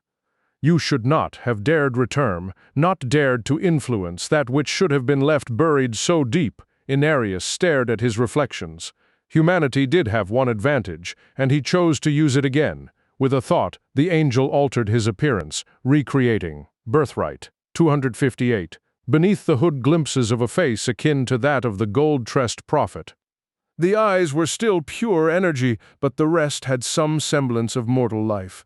More important, Inarius now had a mouth, and on that mouth he set an angry edge, a scowl. It better allowed him to display for his own satisfaction his fury. You should not have dared return, the angel repeated, savoring the harsh movements of the mouth and the coarse tones that accented his words better.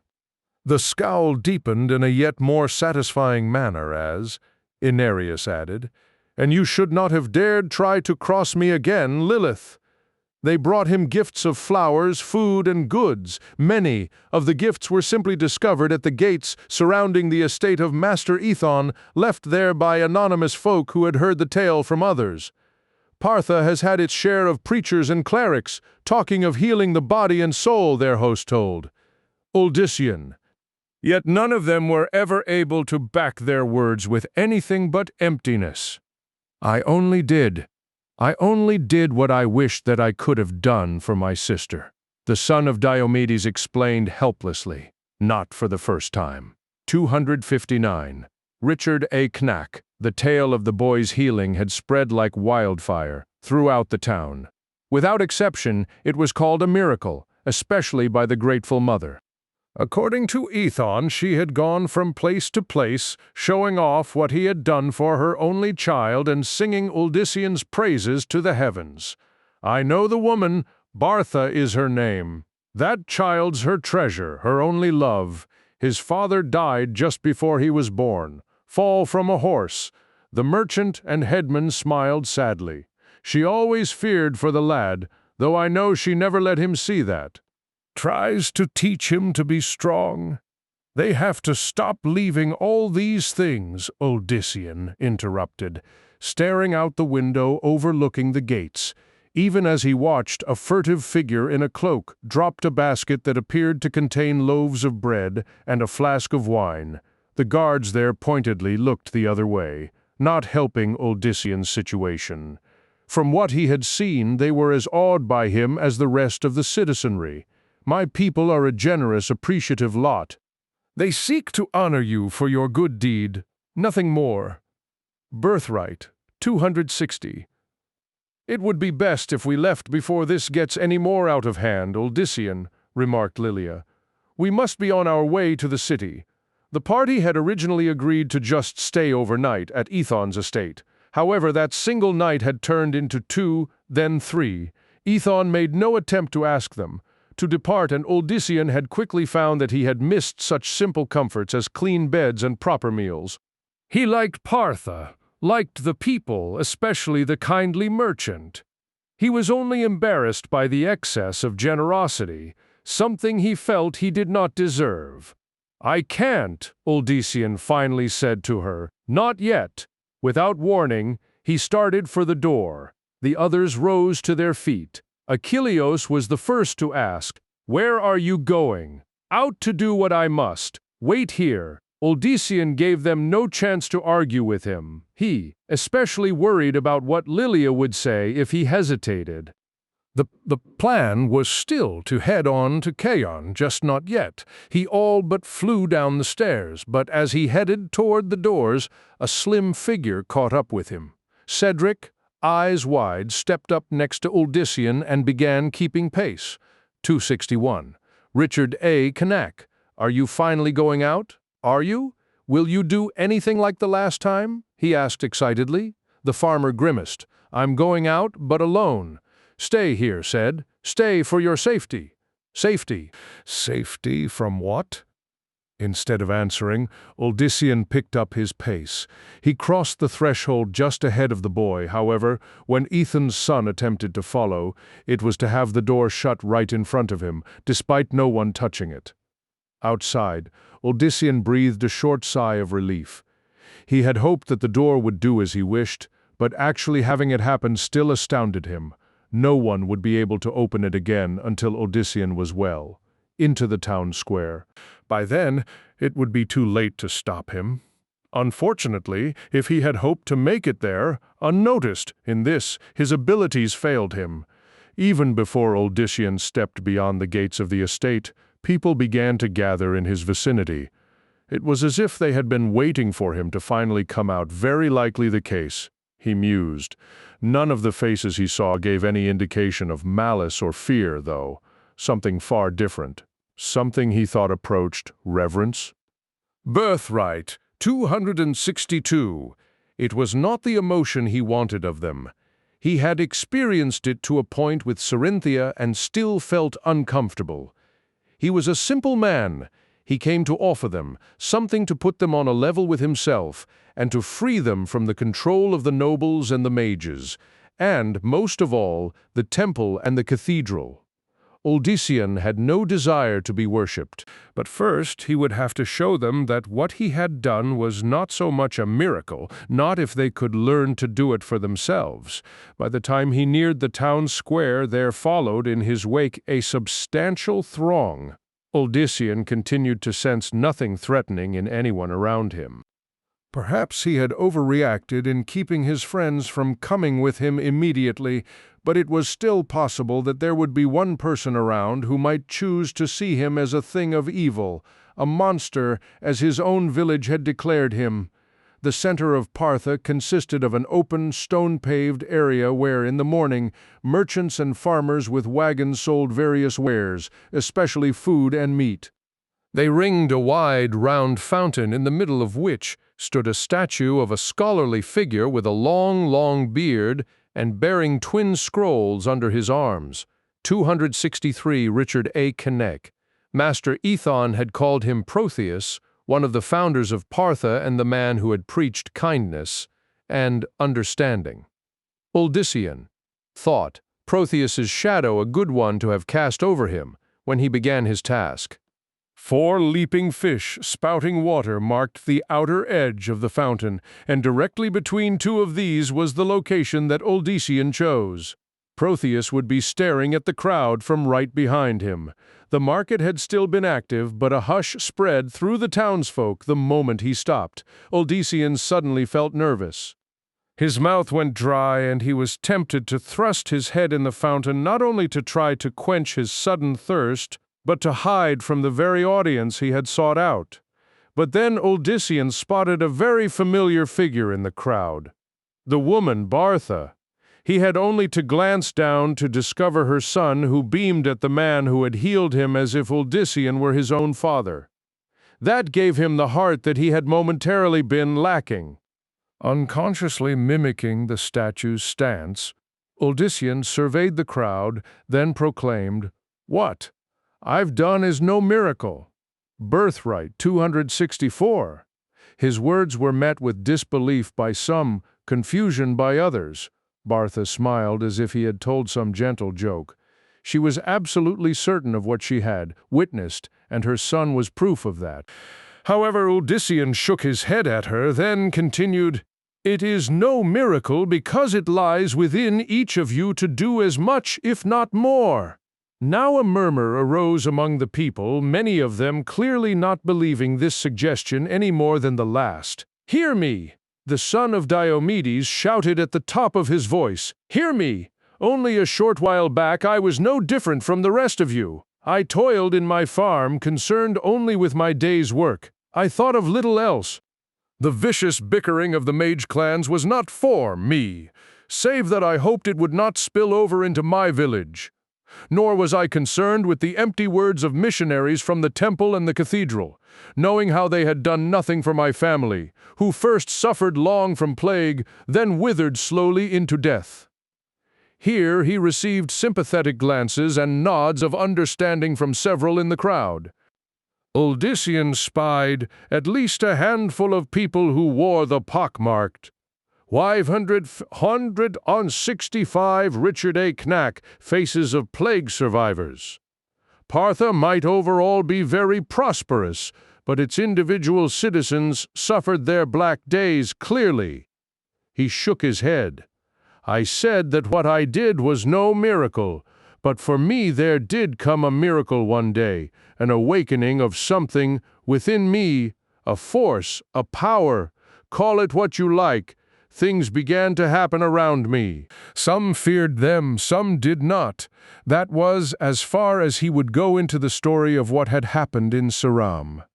If the townsfolk discovered the truth later on, so be it. By then, either Uldyssian would have convinced them or proven himself a madman after all.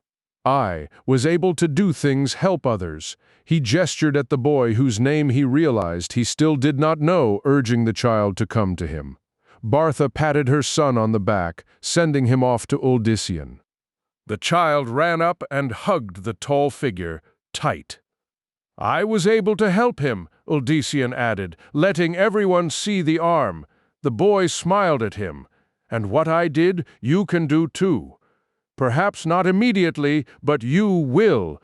Many shook their heads or frowned. It was one thing for them to believe that he could perform miracles, but Birthright 266, still they could not conceive of such abilities in themselves. With a sigh, Uldyssian considered. Perhaps he moved too swiftly even for the understanding people of Partha. Perhaps he just had to show them. Bartha, the son of Diomedes, called, "Come up here, too. Please." Beaming, she rushed up. "Yes, Holy One?" Her use of such a title caused him to wince. He did not wish to be put in the same category as Malik and his ilk. Never that. I'm just Uldyssian, Bartha, a farmer by birth, like many you know. Her expression immediately told him that his words passed by unnoticed. With a sigh, he finished. "Just call me Uldyssian, please." She nodded, which was all he could hope for at this juncture. "Stand beside me." When she had obeyed, he looked for the man whose face had most been ravaged by disease. "You there, come to me." There was a moment of hesitation, then the sandy-haired figure stepped up before Uldyssian. He held his cap in his hand as if it were a form of security. "What's your name?" "Jonas, Holy One, 267, Richard A." Knack. Uldyssian tried not to react again. He would get them to stop eventually. "May we touch your face?" Again there was a pause, but finally the man nodded. "Yes, yes, Holy One." Uldyssian reached to Bartha, taking one of her soft hands in his own. She allowed him to guide it up to the ruined flesh, unfearful of touching it despite its grotesque appearance. That impressed him.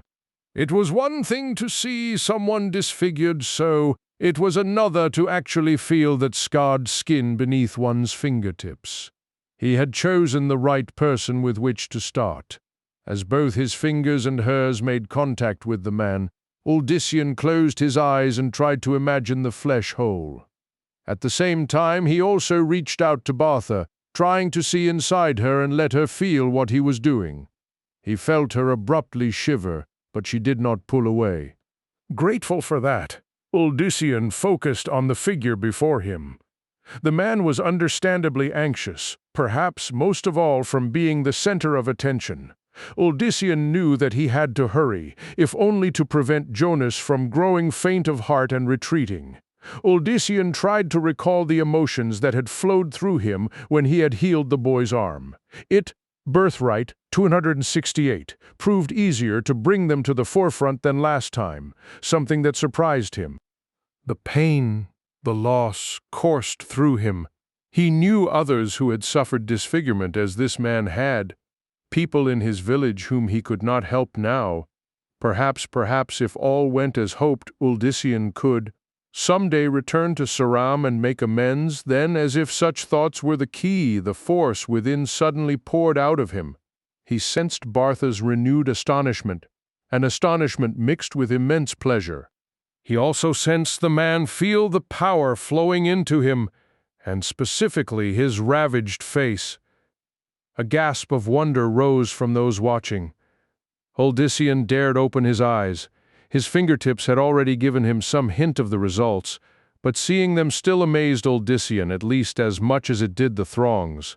The damaged skin was pink, and whole in fact, there was no longer a blemish or mark anywhere on the man's countenance. Another miracle, Bartha breathed. The subject of Uldyssian's experiment put his own hands to his face, marveling at the feel of his skin. 269, Richard A. Kenneck. He turned toward his fellows, giving them a good view of the results. Before they could start praising him again, the son of Diomedes loudly interjected, "Bartha, did you feel? Everything? Did you?" Her expression turning confused, she replied, "I felt, you heal him." He cut her off. "What do you feel inside yourself? Do you sense it yet?" She touched over her heart. The crowd, including the healed man, looked at her. I feel, she smiled beatifically at Uldyssian. "I feel as if I've just awakened. Holy Master Uldyssian. It's, I don't know how to describe it," nodding. He looked to the others. "That's how it begins. The feeling will continue to grow. It may take time, but slowly, you'll come to be everything I am, and possibly more. Possibly much more." It was a weighty promise, and one that Uldyssian in great part regretted the minute that he uttered it. Yet, now it was too late to turn back. As he learned more about what he was able to do, he would try to teach the others, at least until someone else could do better. Birthright 270, that meant that Cain would have to wait even longer than he had initially intended.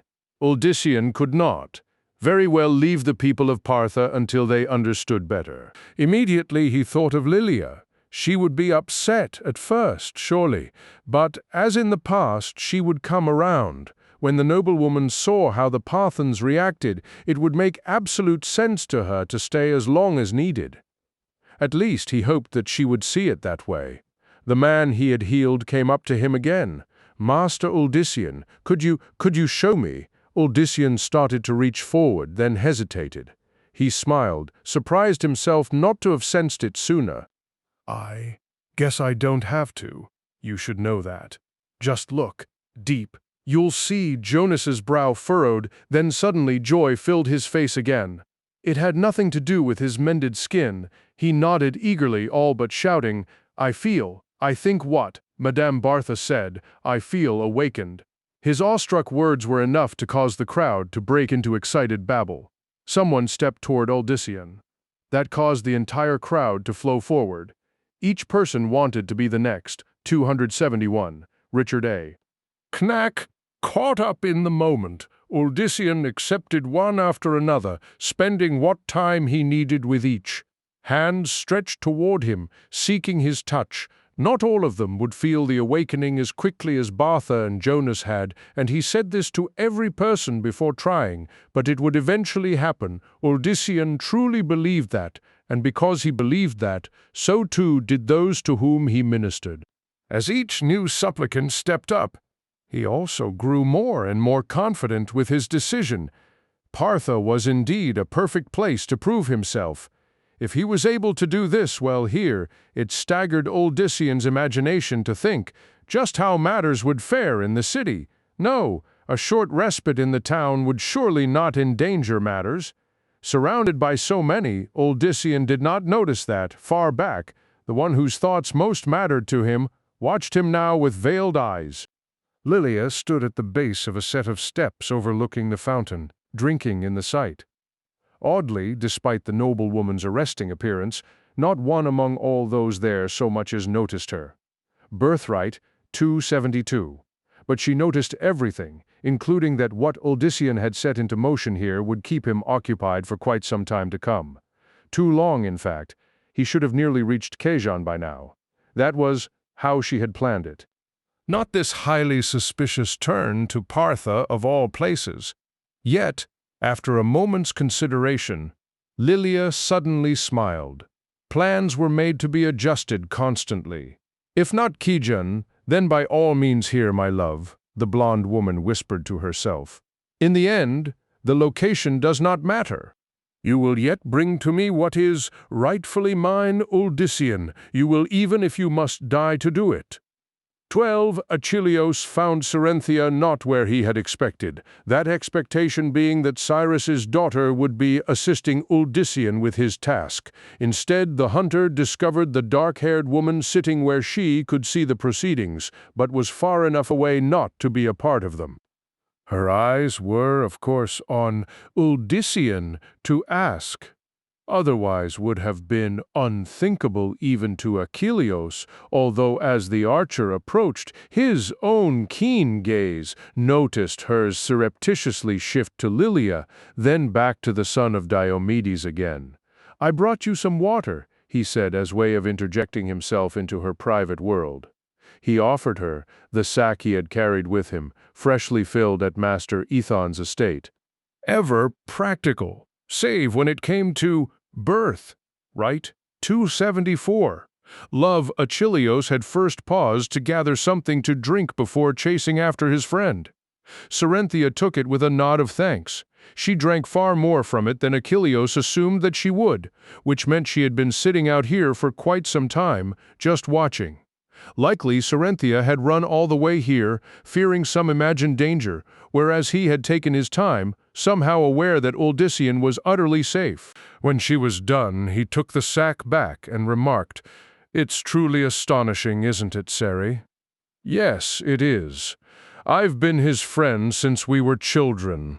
Without asking, he took up a place next to her. It was as forward as he dared get. Despite his sometimes gregarious appearance, Achilleus was much more at home in the forest, alone with his quarry. In social circumstances, he felt only one step above Mendeln, and where the woman next to him was concerned, as awkward. His comment caused her to look at him with such intensity that Achilleus wondered what he had said wrong. Cerynthia appeared poised to say something, but it was almost a full minute before a single word escaped her lips. 275. Richard A. Ken A. And when she did speak, it was not on the subject that he assumed it would be. "Why are the two of you friends, Achilleus? You seem so different in so many ways." He had no answer save, "Because we just are, I guess." "We were friends the moment that we met." He shrugged. "Children are like that, I suppose." Cerynthia thought for a moment, then asked, "Is she what you would dream of?" Now the subject he had expected was at hand. Cerynthia had merely taken a more circuitous route to it. "Lilia? She is fair, to be honest, and no man would let his gaze pass over her without noticing that, but the same could be said for others, not merely her. He could barely have been more blunt in his eyes, but she seemed not to understand that he meant her. I know that to us she is exotic, and I can understand why Uldyssian would fall for her. But it was all so quick, Achilleus. It can be like that. It had been like that for him in a sense. One day he had known only Ceri the impish child. The next day there had stood the beautiful woman. Achilleus had been so lost in amazement of the birthright, 276. Change that for the next week he went without a single catch to his credit. Cerynthia was silent for a time, and Achilleus satisfied himself with being in her company, which was how such situations generally ended. They watched as Uldyssian greeted one Parthian after another. Each time he succeeded in doing whatever it was he did, Achilleus noticed both his friend and the one touched share a look of immense satisfaction. "Is that the way you felt?" he finally dared ask Cerynthia. "Like them?" "Yes, but the way she said it made the hunter not so certain. Have you been able to do anything?" This time there was a pause, followed by, "I don't know. How could you?" Her tone grew more adamant. "I don't know." Normally Achilleus would have left it at that, but this time he could not. "Ceri, what do you mean?" Her gaze shifted not to him, but rather her hands. "I feel it, just as I know many of them do, but that's all. I haven't noticed anything else different around me. I've 277. Richard A. Knack. tried to think of things, make them happen, but as far as I know, nothing has. Still, I would have thought by now that—" Now she looked at him. Her eyes were steely. "So would I." Believe me, so would I. It made no sense to him. Lilia had already displayed several instances of ability, such as making flowers and berries bloom on bushes or healing some minor cuts suffered by one of the mounts. She had also summoned a rabbit to them, saving Achilleos from having to hunt but leaving the archer feeling as if somehow the animal had been cheated of its chance to survive. "What about you?" his companion asked without warning. "I haven't seen anything from you either." In truth, Achilleos did feel something within him seeking to grow, but he had done his best to smother it. He had told no one of that decision.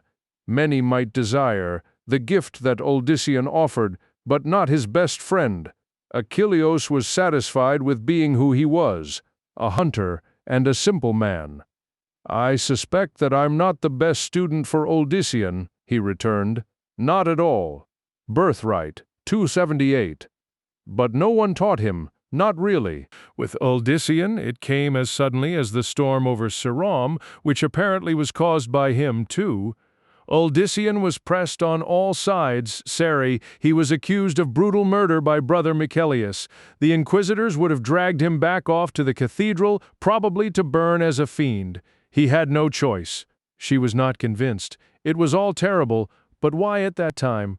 Why not when his family slowly and horribly perished from plague? Why not then? Why even him, for that matter? There are so many others who've suffered worse, and yet we've never heard of such an astounding thing before. It would have even reached Sarum, you know that. Even as he nodded his agreement to this argument, Cerynthia went on. "And why not Mendel, then? He suffered as much too. His family was wiped out, and his brother was accused of a terrible crime. It could have been him, but it wasn't. I've seen nothing unusual about Mendel, have you?" Her mention of Mendel made Achilleos flinch. Cerynthia noticed his reaction and her eyes narrowed. "What is it, Achilleos? What about Mendel? Is he manifesting abilities like his brother?" 279 Richard A. Knack. It was not the suggestion of that which had caused the archer to flinch, but rather a brief and unexpected recollection of another time, another place. As Cerynthia had spoken of Odysseus' sibling, Achilleos had relived the moment when he and his other friend had inspected the mysterious stone near Saram. Not only had the archer seen again Mendel freezing in place before it, but he had also re-experienced touching it himself and the awful emptiness that had overwhelmed him until he had managed to pull free.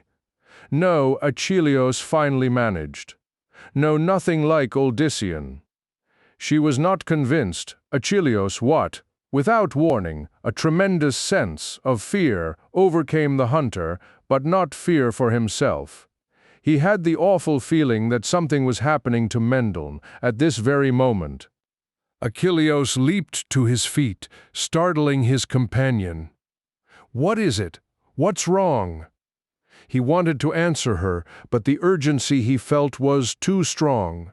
Without a word, Achilleos began running. He ignored Cerynthia's concerned call after him, but barely out of sight of the woman he loved, Achilleos came to a dead stop. The fear for Mendel had Birthright 280. Not lessened any, but the archer hesitated to begin his run anew. The truth was, Achilleos had no idea just where Odysseus' brother had gone. The streets through which Mendel moved were oddly empty, and the buildings around him had suddenly taken on an unsettling gray cast. There was no wind whatsoever and not the slightest sound. Mendel would have felt very alone save for one thing: he was still surrounded by the shades of the guards Odysseus had slain. Since their arrival, it had taken monumental effort on his part to keep from screaming out the truth to the others. Either these shadows of men existed, or he had gone mad, or both. Mendel did not know which would be worse. He only knew that he just wanted to tell someone what was happening to him, but he had not. He had said nothing even when they had arrived in Partha, where his hopes that the ghosts would leave him had dissipated the moment the first of the shades had passed through into the town. Until then, Mendel had believed that his haunting would be 281 Richard A. Knack. Temporary now, he feared that the dead would always be with him. Fear was perhaps no longer the right word, though. Certainly they kept him anxious, but the more they were around him, the less frightened he became. They did nothing but stare, not in condemnation, but as if awaiting some word from him. So far, though, Mendel had said little directly to them. He had asked them to please kindly go away, but since they had not obeyed, he had seen no reason to continue any further attempt at conversation. At the moment, they were the least of his concerns. As he continued through the town, Mendel began noticing peculiar signs of age on the buildings, as if Partha were some ancient place long abandoned. The shift became more apparent with each step. The grayness grew darker, veering toward the black. This was not right, he realized. Where was everyone? Where was Odyssean, after whom he had been chasing? Mendel was worried about his brother, especially what the Parthans might do. He recalled too vividly what had happened in Saram, where people who had known Odyssean all his life had turned on him. Birthright 282. But then there arose a sight ahead that made Mendel falter in his steps and forget all about his brother. He spun around with the intention of fleeing, only to find himself facing the very direction he had just abandoned. A direction that led to a long-neglected cemetery. A cemetery that, from its ancient state, surely could not be Partha's. With the shades of dead men already surrounding him, Odyssean's brother could see nothing but ill coming of entering the overgrown burial site. Yet, when he tried to back away, the cemetery only drew nearer. Nevertheless, Mendel tried one more step back, and in the next breath found himself standing within the ruined grounds. A choking sound was all he could muster as he tried to come to grips with what was happening. He prayed that it was only a bad dream, but knew otherwise.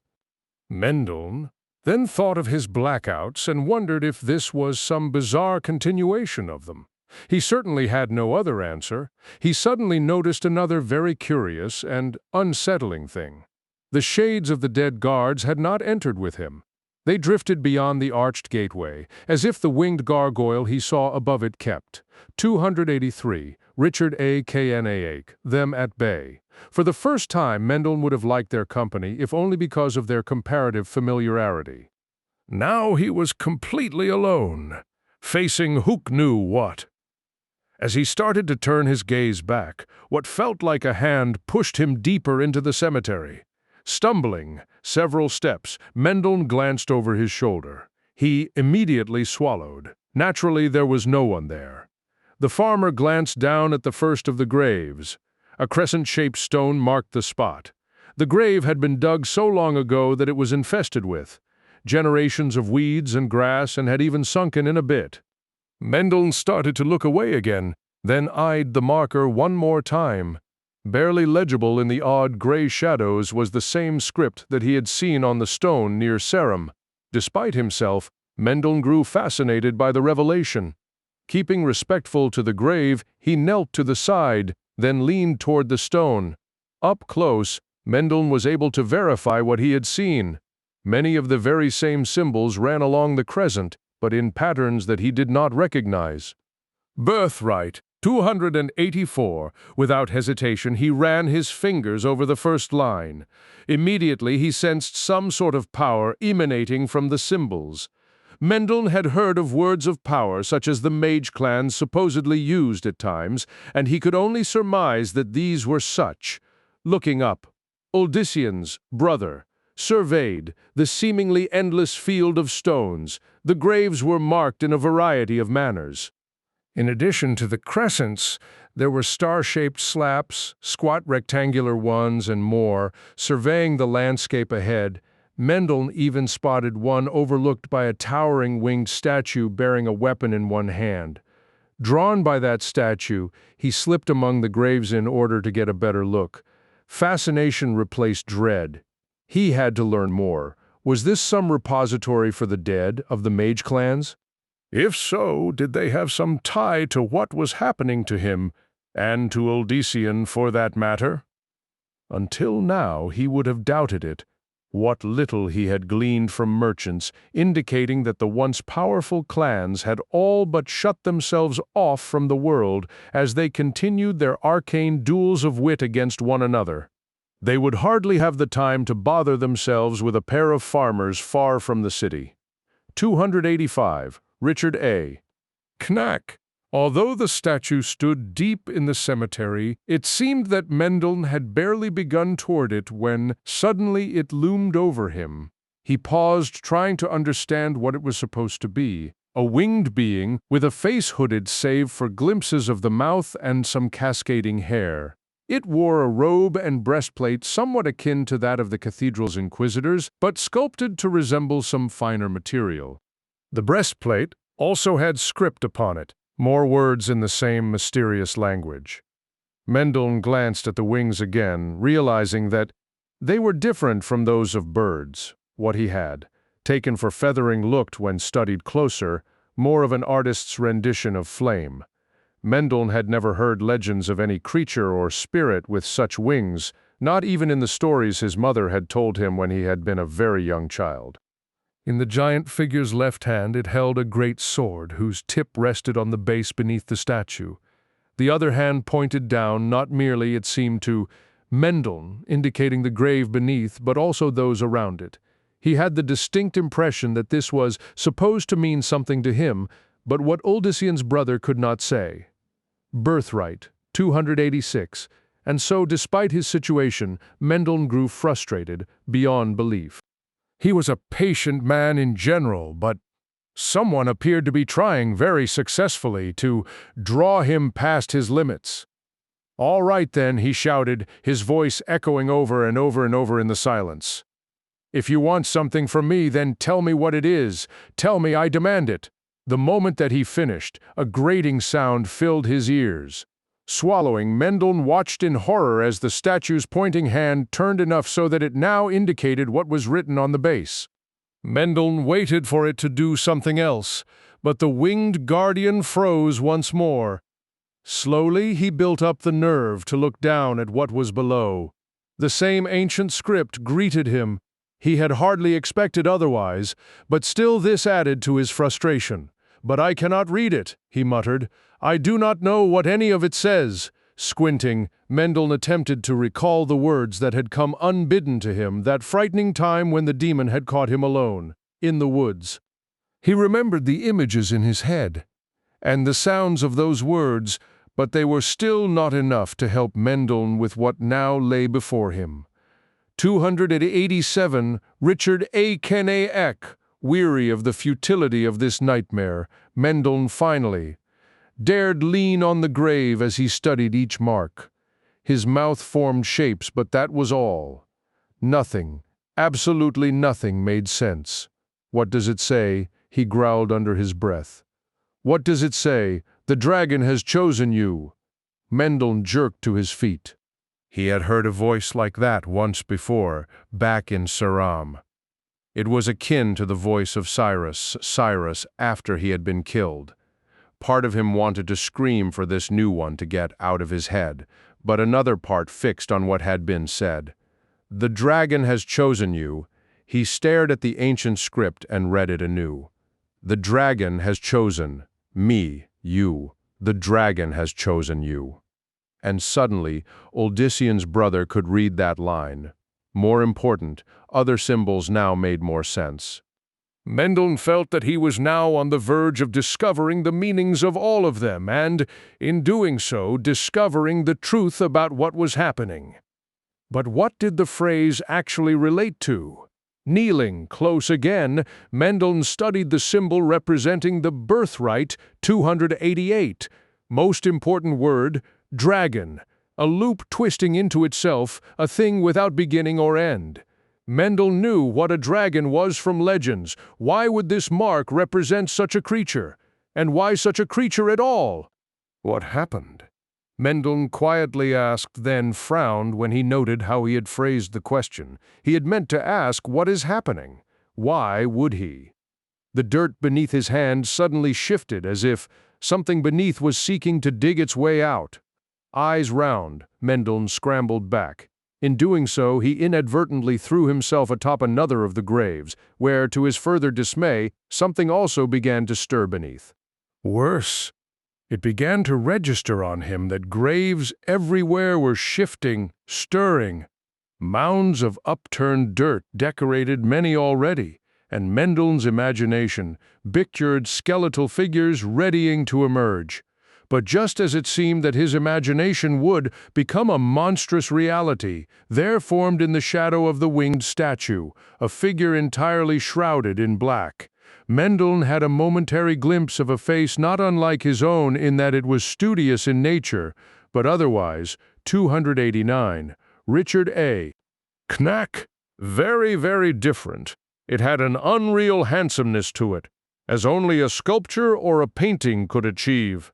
The figure drew a single symbol in the air, a dagger-like mark that for a single blink flared a bright white. What? Sounded like a great sigh swept through the cemetery. The graves stilled, the cloaked form vanished, and at that point Mendel's surroundings changed. He was still in Partha. That much even his jolted mind would have guessed, but Uldissian's brother no longer stood within the cemetery. Instead, Mendel was poised at its gateway, the gargoyle's grinning maw seeming to mock his sanity. The cemetery no longer looked ancient and overrun but well kept, as one would have expected in Partha. But no matter how hard he squinted, Mendel could see no winged statue.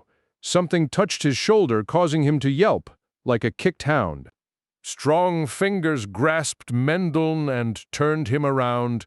To his relief, it was Achilleos, not some fiend from the dead. Mendel, are you all right? What are you doing here?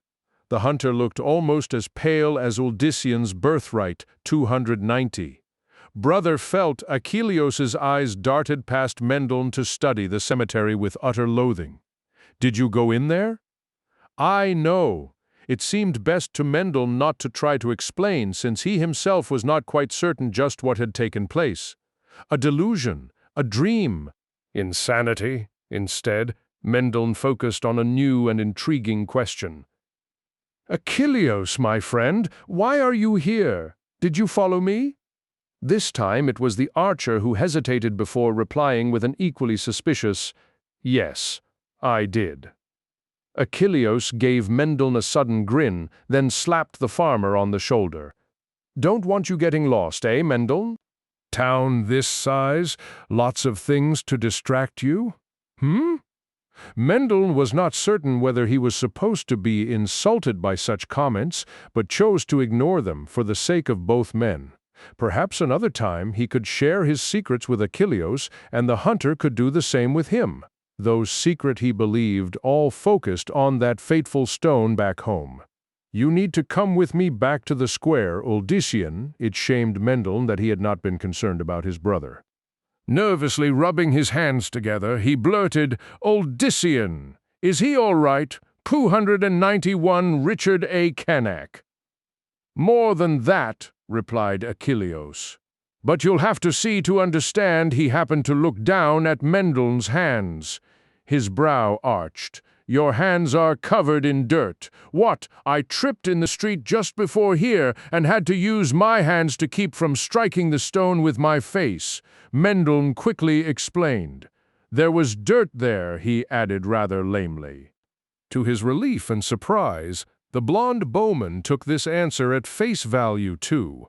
A fall in the street. You're getting too absent-minded for your own good. Here, let's find something to wipe your hands off with and be on our way. With nothing else around, Mendel finally had to brush his hands against his garments. As a farmer, he was used to doing such, but felt a little embarrassed to be seen, so in Partha. Yet they could not very well return to Master Ethon's home first. Mendel dearly wanted to see what was happening in the square. He started to follow Achilleos, only to falter but a few steps later. Making certain that his friend was not looking his way, Mendel spun in a quick circle, searching. The ghosts who had been with him since the battle in the wild were nowhere to be found. It was as if that, Birthright, 292, when the shrouded figure had sent the spirits of the graves to their rest, it had also done the same for the shades of the temple's guards. "Thank you," he whispered. "Did you say something?" asked the archer, pausing to let him catch up. "No," Mendel replied with a vigorous shake of his head. "No." Achilleos took this answer as he had the others, for which Odyssean's brother was grateful. Yet, as they hurried along, Mendel's mind stayed not with his sibling's situation, but the unsettling, indeed, even sinister, episode through which he had just suffered. One thing about it haunted him most of all. Not what had happened. Not exactly. No, it was a new question that the strange vision had raised, or rather two new questions bound together. What was the dragon, and why had it chosen him? Despite Achilleos' genial appearance, his mood was actually darker than when he had gone off in search of Mendel. The archer had not at all expected to discover Odyssean's brother standing at the very entrance to such a place. It had brought back full-blown for a second time, 293, Richard A. Knack. The horrific sensations that Achilleos had suffered after touching the stone. He had tried to cover up his abrupt anguish immediately, and was thankful that Mendel had been so preoccupied that he had not noticed. Unfortunately, that preoccupation had drawn the hunter's attention in turn, and was what ate away at Achilleos even now. When asked if he had entered the cemetery, Mendel had denied doing such a thing. Yet Achilleos did not have to have a master hunter's honed senses to know that the dirt on the other's hands was not what would have been found in the street. It had a drier consistency, an aged look, and there had been some bits of weed and grass mixed in too, the sort of dirt that would have been more likely found very easily in a cemetery. That, in turn, caused Achilleos to remember another time, back in Ceram, when Brother Michelius had wished to see the grave of the murdered missionary, and had proclaimed to the archer and the others there that someone had desecrated it. The Master Inquisitor had believed Odyssean somehow responsible, Odyssean or someone near to him. Birthright, 294. And now here was Mendel at another cemetery, with dirt on his hands. Mendel, who had been curiously absent during much of the events in the village. Mendel, who in some ways was beginning to frighten Achilleos even more than Odyssean. 13 day followed after day in Partha, with no end to Odyssean's task. It was not that he could not sense the forces stirring within most of those who came to him, but that their progress beyond that did not leap forward as his and even Lilia's had done mystified Odyssean. He spoke of it with her as they lay in bed in the elegant quarters granted them by the generous Master Ethon, but Lilia seemed not at all bothered by the lack of results. "It shows that you are even more special, my love, as I already knew," she cooed, her hand running over his chest. "But give it a few more days. I think you will begin to see what you desire." "I'm glad you think so," he returned morosely. "I also appreciate it more since I know you weren't happy when we found ourselves here instead of nearly in Kazan. Birthright 296. I am, if nothing else, very adaptable, dear Odyssean. I have been forced to be."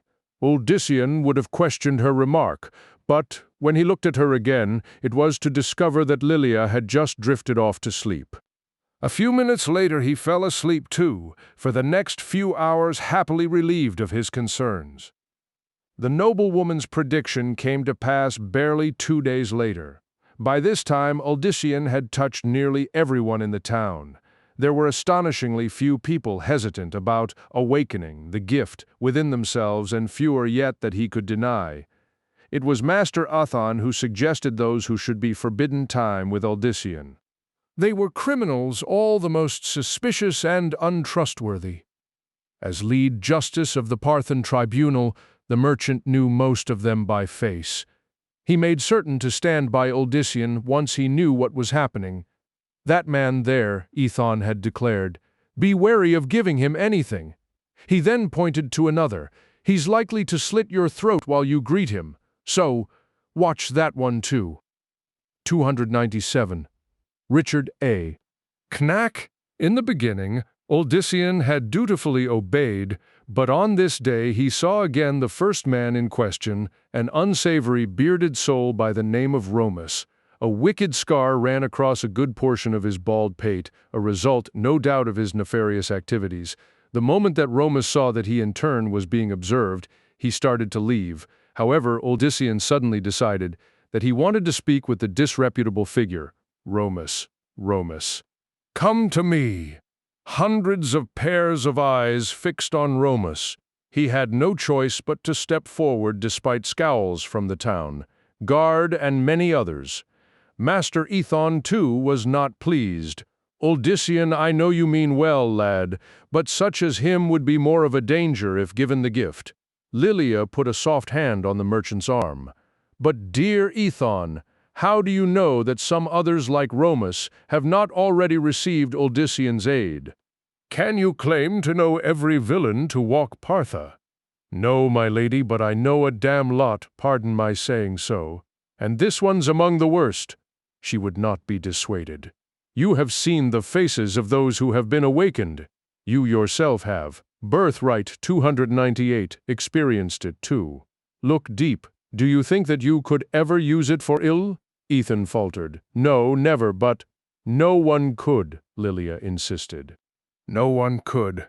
Not bothering to wait to see what his host might say next, Odyssean reached for Romus, who looked less like a threat and more like a frightened child. The bald man was surrounded by a good many townsfolk who considered Odyssean something of a holy figure. Don't be afraid, said Odyssean. To the crowd, he added, give him some room, it's all right. As they obeyed, the son of Diomedes drew him closer. Romus frowned, but let himself be guided. Still at Master Ethon's side, Lilia leaned forward, her gaze intent. The rest of the townsfolk watched warily, Romus's reputation apparently well known. They were ready to defend Odyssean if anything happened, but Odyssean himself had no such fears. The moment that he touched the other man's hands, the force within him surged forth. Odyssean immediately felt it stir something within Romus. The bald man gasped and a look of wonder spread across his face. It made him look. 299, Richard A. Knack, like a completely different person. One whom Odyssean would have trusted with his life. It's… Romus stammered. Yes, it is. Odyssean stepped back as ever, giving the person a chance to come to grips with the change themselves. Romus chuckled like a child and a tear slid down his cheek. With both hands he rubbed the top of his head as he tried to comprehend. As the hands came away, Lilia abruptly called, Odyssean, see what he's done! Look at the scar! Odyssean could not look at it, for it no longer existed. The skin where once the jagged cut had lain was now as healthy and as pink as that on Jonas's restored face. And it had not been because of any effort by Odyssean. That was not immediately apparent to the townsfolk who applauded this latest work as his. Quickly raising his hands high, Odyssean waited for the crowd to quiet, then shouted, What you see was none of my doing, none at all. What you see before you, the miracle you've witnessed, Romus did himself. When cries of denial arose, he grew more stern. I say this and I know this, who here would call me false? Birthright, no, one, there, 300. Could. Many began looking in amazement at Romus, who shook his head over and over, trying to deny the truth as much as his neighbors had a moment before, but Odyssean would not let him. Romus, come join me here by the fountain, let the others see, wordlessly. The bearded man obeyed. Others crowded forward, murmuring to one another and pointing at the healed area. Romus began to turn a deep shade of crimson. There was nothing about him that looked like the hardened criminal Master Ethan had first identified. Uncanny muttered. The merchant from the background. Is it possible? Lilia clutched their host's arm tight. It is, she breathed to Ethan. Do you understand now? Yes, I suppose I do. Meanwhile, Odyssean had gathered the people's attention again. It may be some time before anything manifests again, but you see now what is possible.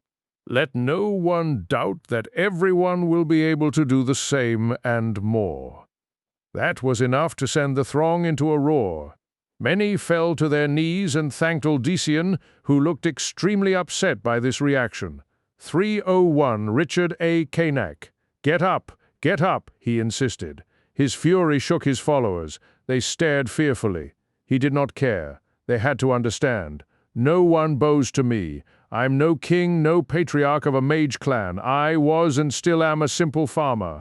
My land, my home, may be lost to me, but that's what I remain, even with what I've been granted. I offer to share, not to command. Never ever kneel to me again. There are no masters here, only equals. Even as he said it, Odyssean knew that they did not entirely see it that way. They would look to him for answers, for direction. He consoled himself with the thought that he acted as teacher, as guide. One day soon, most would no longer need him. There was even the possibility that some would surpass Odyssean and that he, in turn, would have to learn from them. For the time being, though, it was all up to him. Romus's startling act, though, gave him renewed hope. Each person was individual. As a farmer, he understood how growth varied. All he had to do was be more patient. He had the time. Cain was not expecting him. He could stay here until he was certain. That would make it Birthright 302. All the better when he did present himself to the inhabitants of the city. Feeling better about matters, Odyssean turned to the next supplicant and the next, and the next. Malik was being more cautious this time, not because he felt any concern about facing Odyssean, but because he wanted the mission to go very cleanly. The Morlu could be a double-edged sword in some respects. They were very capable, but their tendency for bloodshed almost rivaled that of demons. Fortunately, the master had chosen a capable servant in Deimos, and Deimos had chosen well in his 5 warriors. Collectively, they were a far more potent force than the demons and guards that the cleric had led previously. Deimos even now stalked ahead of the party, sniffing the air like a beast on the scent. The other Morlu sat eagerly in the saddle, awaiting word of the prey. "This way they came," grated Deimos. He raised his ram's skull helmet up to the sky and sniffed again. "And in this place they turned that way." Malik's gaze followed the out-thrust arm. "Are you certain?" 303. Richard A. Cain. The lead Morlu grinned, revealing sharp, yellowed teeth. "I smell the blood, High Priest. They were heading toward Cain. When last I encountered them, they were well on their way to the lowlands and the jungles. Veering off in that direction means an extreme detour." Deimos shrugged. To his kind, such considerations were unnecessary. All that mattered was where the prey could be found, not what direction it had run before the hunt. The cleric stroked his monstrous arm, a motion that had, in the short time since the transformation, become an unconscious habit. The clawed fingers twitched. Just before the party had left, the master had finally told him what the hand could do. Malik was now eager to try it.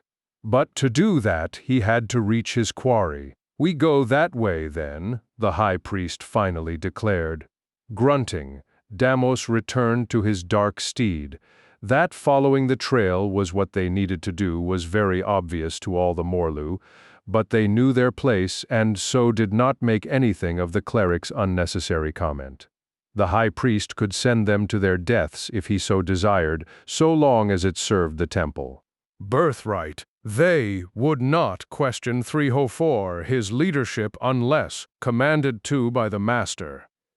With Malik in the lead, the band rode on at a furious clip. Curiously, their mounts left no trails of their own, and indeed even the clatter of hooves was missing. Had there been any other person there to witness their passing, they might have noticed that the hooves did not even quite touch the ground. Night settled again upon the town of Partha. An exhausted Odyssean fell into his bed. He barely noticed. Lilia slid in beside him before sleep overtook the farmer. Dreams soon invaded his slumber, pleasant interludes. in which he was able to help the sick and maimed everywhere learn how to heal themselves or bring burnt lands back to bloom. Uldisian watched the world become a paradise and its people reach a point of perfection undreamed. Then, in the midst of the harmony and love, calamity broke out. Fissures opened in the ground, and even the sky developed cracks. It was as if his home was hidden inside a vast egg, now being broken open by something outside. 305, Richard A. Cain. And in the next breath, the heavens filled with fiery winged figures, and from the fissures rose monstrous scaled hordes. The two fearsome armies immediately collided with one another, with humanity caught in the middle. Men, women, and children were torn to bloody gobbets by the unnoticing warriors of both sides. Thousands lay strewn dead in an instant. "Stop!" Uldisian roared. "Stop!" None of the combatants paid heed to his cries, and, when he sought to use his gifts to make them listen, nothing happened. "They're all over us!" shouted Achilleos, suddenly at his side. "Do something! I'm almost out of arrows!" Indeed, the archer had apparently managed to bring down nearly 100 of the fighters, but still the tide flowed toward where Uldisian and he stood. "This is your fault," Achilleos insisted, growing angry. "Your fault? No." Uldisian whirled from the hunter and his accusations, only to find Cerynthia gazing at him from afar. She stood surrounded by a sea of furious warriors, oblivious of the surmounting threat to her. Blades already slashed past her head, but all Cyrus's daughter did was continue to stare at Uldisian as so many in the audience had this day. Birthright 306. "I have faith in you," she declared. "I do," an axe already scarred from heavy use neatly severed her head. Blood poured forth like a fountain from the open neck. As Cerynthia's head toppled over, Uldisian saw that the look of trust yet remained. "Ceri," he choked. Uldisian tried to push forward, but a hand suddenly pulled him back. He looked at the one preventing him from reaching her and discovered it to be none other than his own brother, but a Mendln, of the likes of which made him shiver. "Do not worry about her anymore," the cadaverous figure intoned without emotion. Mendln's face was drawn and gray, and he seemed half shadow. A dark cloak surrounded him, a cloak that twisted and turned, despite no apparent wind. "Do not worry about her anymore. She's one of mine now." Only then did Uldisian see that there were figures behind Mendln, faces he recognized from both Partha and Sarum. However, they, like Mendln, had drawn faces, and when he looked close, jagged wounds and torn flesh. They were all dead. Having made his declaration, Mendln drifted past Uldisian as if a shade himself. In his wake, the corpses. 307, Richard A. Knack of the Innocent rose to follow. The fighting separated around Cerynthia's body, which still stood despite its death. Mendln gestured, and the torso also turned to join him. "Wait," called Achilleos, leaping forward. Throwing down his bow, he seized Cerynthia's bleeding head and rushed after Mendln. "Wait!" Uldisian attempted to follow, but for him the battling legions would not make room. The winged warriors and their bestial adversaries pressed tight against one another, yet, despite heavy losses on both sides, the numbers seemed undiminished. An endless flow of replacements continued to come, filling the world to overflowing. There was no longer even a hint of the paradise that had once stood all around Uldisian. The ground was a blazing slaughterhouse, the sky burnt and smoke-ridden. Then, when he had nearly given up hope, he heard Lilia's voice call to him. Desperately, he looked around for her, at last spotting the noblewoman, her finery gleaming, gliding toward him from across the carnage. The battle did not touch Lilia in the least. In fact, the combatants seemed eager to be out of her way. She ran, Birthright 308, directly into Uldisian's arms, holding him as tight as he held her. "Lilia," he gasped, relieved beyond belief. "Lilia? I thought I'd lost you too. But you will never be without me, my love, never," she cooed, holding him tighter yet. Her face was planted in his chest. "We are bound to each other forever. Grateful, Odyssean leaned down to kiss her. Lilia raised her face to his. Choking, he tried in vain to disengage from the noble woman, but Lilia's embrace was unbreakable.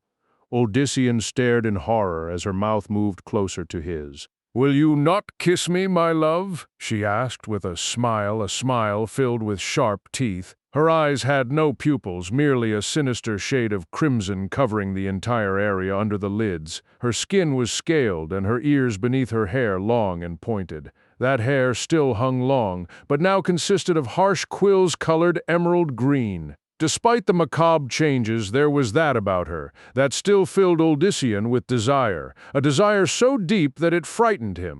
The grand dress that she had worn was gone, utterly gone, and although similar scales covered 309. Richard a knack, her flesh, they did not hide what the human garments had often hinted of. "No," he blurted, shoving her back with all his might. "No." Lilia laughed at his antics. Her tail, which ended in 3 dagger-like projections, slapped merrily against the bloody soil. She took a step back on hooved legs like those of the goats Odyssean had kept on the farm and displayed herself fully for his wide eyes. "Am I not everything you dreamed? Am I not all you desire?" The demonic woman laughed again, and even though that laugh sent chills through the hapless farmer, it also heightened his desire for her. "Come, my love," Lilia continued, her clawed hands inviting him toward her. "Come, you are mine, body and soul and body come to me." As she said this, the armies suddenly halted their struggle and turned to face Odyssean. They marched slowly toward him, their steps matching the rhythm of Lilia's voice. Body and soul and body and... With a wordless cry, Odyssean woke up. He twisted to the side to find Lilia stretched over him, her beautiful face filled with concern. Birthright, 310. Odyssean, my love. "Are you ill?" "I saw the others, you." Planting his face in his hands, he slowly pulled himself together. "I dreamed, that's all. Nothing but a bad dream." "A nightmare?" Lilia reached a smooth, unclawed hand to his cheek. Odyssean instinctively flinched, recalling her appearance in the vision. "And what a horrible nightmare it must have been," she added. "If it makes you so afraid of me, Lilia, I'm sorry." She shook her head, letting her loose blonde hair cascade around her naked form. Even shadowed by the darkness, she was arresting. Desire again filled Odyssean, and the foul dream began to slip into forgetfulness. Snaking her delicate arms around him, Lilia whispered, "Let me help ease your mind, let you see that. You have nothing to fear from me. Lilia, hush." Their lips met and stayed that way until Odyssean was well out of breath. As he inhaled, the noblewoman giggled, a sound not only extremely pleasant, but not at all like the seductive yet mocking laughter of the nightmare. 311, Richard A. Knack. And that is just for the beginning, I promise you. Her hands caressed his arms, ran over the hair on his chest, and worked their way down. The last vestiges of the dream faded. With a playful growl, Odyssean lunged forward and filled his arms with her. The two of them rolled to the other side, where the son of Diomedes worked relentlessly to make certain that no memories of the vision would ever return when Odyssean again slept. It was in a mood that could only bring to him enjoyable dreams, not nightmares. With lusty snores, he lay on his stomach, one arm draped casually over Lilia. But Lilia did not sleep. Lying on her back, she stared without blinking at some place in her own memory, a place far from the bed and Odyssean. There were many among humanity who believed that dreams were portents, and Lilia knew that they were not far from the truth. Dreams could be portents, she knew that better than most. Throughout their lovemaking, Lilia had managed to gather little snippets that Odyssean did not even realize he mentioned. Those combined to create a vision that had caused her at one point to nearly forget herself. Fortunately, her powers had quickly. Birthright, 312, healed what would have under other circumstances left the farmer with a deep and hideous scar on his back. Yes, dreams could be portents, and there was that possible aspect to Odysseans. However, there was another reason for them, one that concerned Lilia far more. Dreams and nightmares, especially, could be warnings too. Lilia knew just what those warnings concerned. What she did not know was the source. She had done her utmost to veil her presence to those who would recognize it. To be sure, they now had their suspicions, but they too had to tread carefully. To not do so would reveal the entire situation to the high heavens. No one, not even he, desired them to discover Sanctuary's existence, which still left her at the advantage, at least as far as she could see. But this dream continued to disturb her. It did not sound like an attempt by any of those who would seek to prevent her from fulfilling her goal yet. What else could it be? It does not matter, she told herself. She was mistress of this situation. She was the one who had awakened the 313. Richard Cain, power of the Nephilim in the fool beside her, and through him she would raise it up in every mortal possible. Nothing would stand in her way. And if Odyssean Diomed failed at some point to remain a docile puppet, then Lilia would simply kill him and find another dupe. After all, there were so many men. 4 more days passed in Partha, days in which Odyssean became ever more comfortable with his surroundings. Kijan remained a focus of the future, but that future stretched further ahead with each passing day. In addition to the townsfolk, others from the farmlands and smaller communities within a day's ride began filtering in. The news spread to them by those who had already been touched. Naturally, Odyssean greeted each newcomer and did what he could. Although progress was slow, at least now he had proof that what he had told them was true. In addition to Romus, nearly 24 others had manifested some sign of powers. Those signs varied wildly, from healing minor injuries or causing flowers to blossom to a child's sudden ability to call birds to her hand. No two were exactly the same. 315 Richard Cain. That in itself fascinated Odyssean further, and he spent some of his time trying to decipher why what worked for one did not for another. He suffered no repeat of the nightmare and, with matters demanding so much of him, soon even forgot it. Meanwhile, the ranks now swelled in another unexpected manner. Partha was a trading town, and so visitors and merchants en route elsewhere would stop there on a daily basis. They could not help but be swept up in the excitement going on all around them, and many who came merely out of curiosity left touched by Odyssean. Not all did, of course, even as not all in Partha had yet. However, the reluctant shrank in numbers with each new miracle, such as the elderly man whose daughter healed his failing vision, initially without even realizing it. Again, it was an act she could not repeat, but Odyssean could not help thinking that many more were on the threshold of joining him. Despite the monumental change going on inside them, most of the townsfolk tried to continue their normal lives. What else were they supposed to do? Crops still had to be harvested and children fed. Master Ethon freely admitted that he enjoyed his own work, especially since the death of his wife several years earlier and the Birthright 316 departure of his 2 older sons for Kijan the season before. In fact, it was because of that enjoyment that he had to abandon his guests come the following evening. I will be apologizing to you, good Odyssean, for my absence tonight. An old friend and fellow merchant would have me visit his caravan to show me some of his latest items.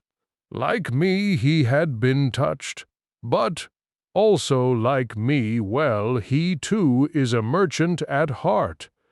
There's no need to apologize, Master Ethon. You've been more than generous. You've done so much. The older man laughed. Oh, Odyssean, you are likely the most humble person I've ever known. I've done so much. You've merely altered forever the lives of everyone here. Ethon left, still laughing and with Odyssean feeling somewhat embarrassed. Lilia later sought to soothe Odyssean's feelings. You should be full of cheer. You are just being yourself, my love. Nothing to be ashamed about. She kissed him. But it is true. You are wonderfully humble, considering the truth." Perhaps he suddenly felt restless. "I need to walk." "Where shall we go?" 317. Richard A. Knack, his discomfort increasing, Odyssean replied, "I'd like to walk alone, Lilia." "In Partha?" She sounded amused. "I dare say you will not get very far, dear Odyssean, but I shall let you try." "I wish you the best of luck." He knew what she meant. The moment even one person sighted him, a crowd would form as if by magic. Still, nighttime was his best opportunity. Most people would have by now returned to their homes. The inns and taverns would still be open, but Odyssean intended to avoid those areas. "I'll just walk down the street to the right side of the estate, then probably return right after that." Poor Odyssean. "You do not have to tell me everything you do." Lilia gave him another, lengthier kiss. "I wish you a relaxing excursion." From anyone else, he would have thought such a reply hinting of mockery, but from her Odyssean sensed only concern and love. Not for the first time did he think how fortunate he had been to find her. It was almost as if fate had planned it. With yet an even more passionate third kiss, he left her in Master Ethon's study. Odyssean was tempted to first locate his brother, but suspected that, as in previous Birthright 318 tries, he would not find Mendeln around. While everything else seemed to be coming together, Mendeln and he continued to grow more distant from one another. What made the situation worse was that the few times when Odyssean might have been able to talk with his sibling, he was without exception interrupted by new supplicants. Unwilling to turn down such requests, he had let the precious chances slip away. But there's got to come a time. Mendeln was not well. Odyssean felt certain of that. The younger brother was hiding something important. What it was, perhaps only Achilleos knew, but the hunter was also good at being absent when Odyssean sought to confront him. Even Cerinthia's presence at the gatherings did not seem to keep Achilleos nearby. Not for the first time. Odyssean swore to himself that all that would change as soon as possible, somehow. He would find out the truth.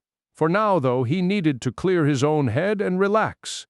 The night air helped him almost immediately.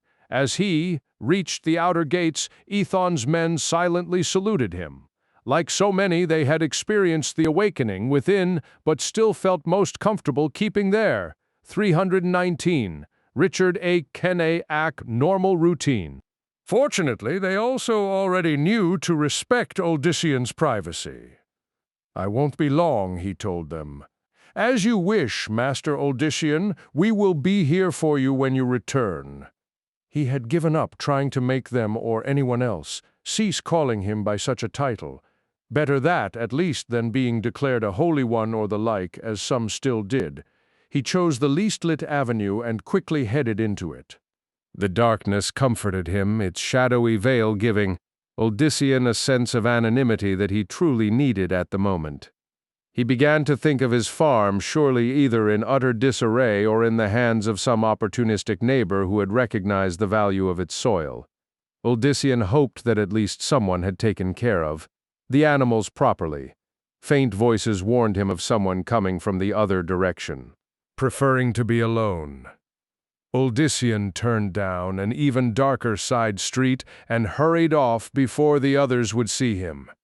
What little he could make out of the tone of conversation indicated that they were merely two members of the Partha Guard making their rounds, but even they represented too much interaction with the townsfolk at this point. Birthright, 3020. Odyssean had no idea where the new street went, but its seductive solitude was enough to keep him on it for some distance. The voices soon faded behind him. He began to relax as not even sleep could help him do. For the first time since before the calamity in Sarum, the son of Diomedes felt like an ordinary man again. Then, another voice, this one whispering, caught his attention. Odyssean looked to the left, where he thought the source lay. But from his right came a second whisper. Like the first, it was just low enough to be unintelligible. There was something about its tone, however, that raised his hackles. "Who's there?" Uldyssian called. "Who's there?" From the left, the first voice began anew, wasting no more breath. Uldyssian leapt toward the sound, but his groping hands found only shadow. A third voice came from somewhere ahead. With a growl, Uldyssian whirled in that direction, and once more nothing of substance could be found. Carefully, he retreated several steps, then glanced over his shoulder. There should have been some glimpse of another street a short distance back, but Uldyssian saw only darkness. 321, Richard A. Cain. Suddenly all the voices renewed their mad muttering. Worse, now they were quickly joined by several more, all speaking in the same intense tone that set Uldyssian's nerve on edge. He spun around in a circle, seeking either one of the speakers or an exit, but finding neither. "Show yourself, damn it!" he finally shouted. "Show yourself!" He tried to summon the power to his command and failed, trying a different tack. Uldyssian specifically imagined bright illumination, the better to ferret out his stalkers, or even some great wind that would carry him away from this area.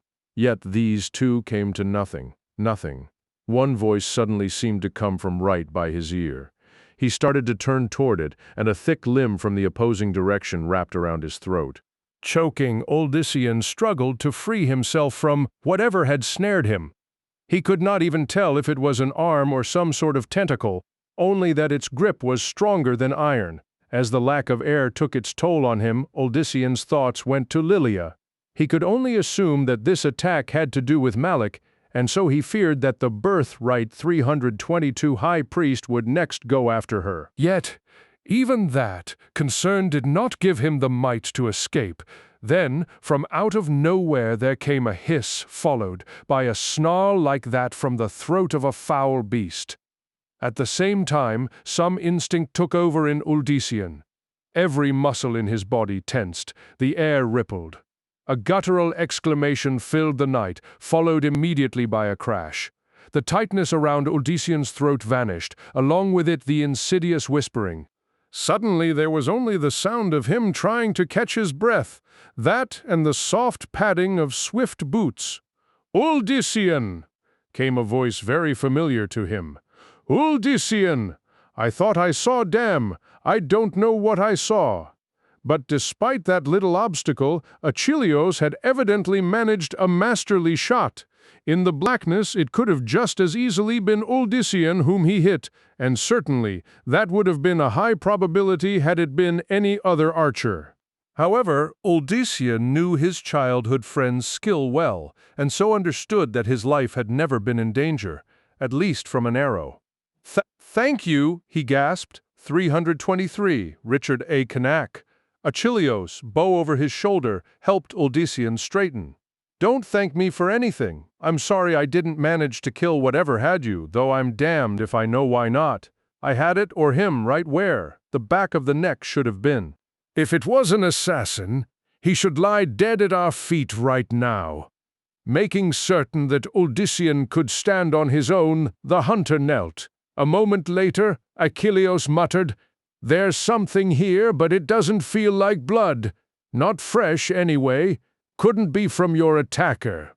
Recalling all too well the sort of fiends that had been so far thrown against him, Uldyssian was not so certain.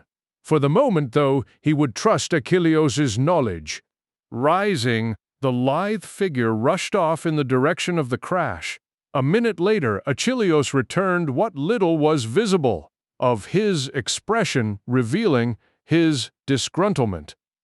"Something heavy struck the side of that building," he said, gesturing at the darkness from which he had come.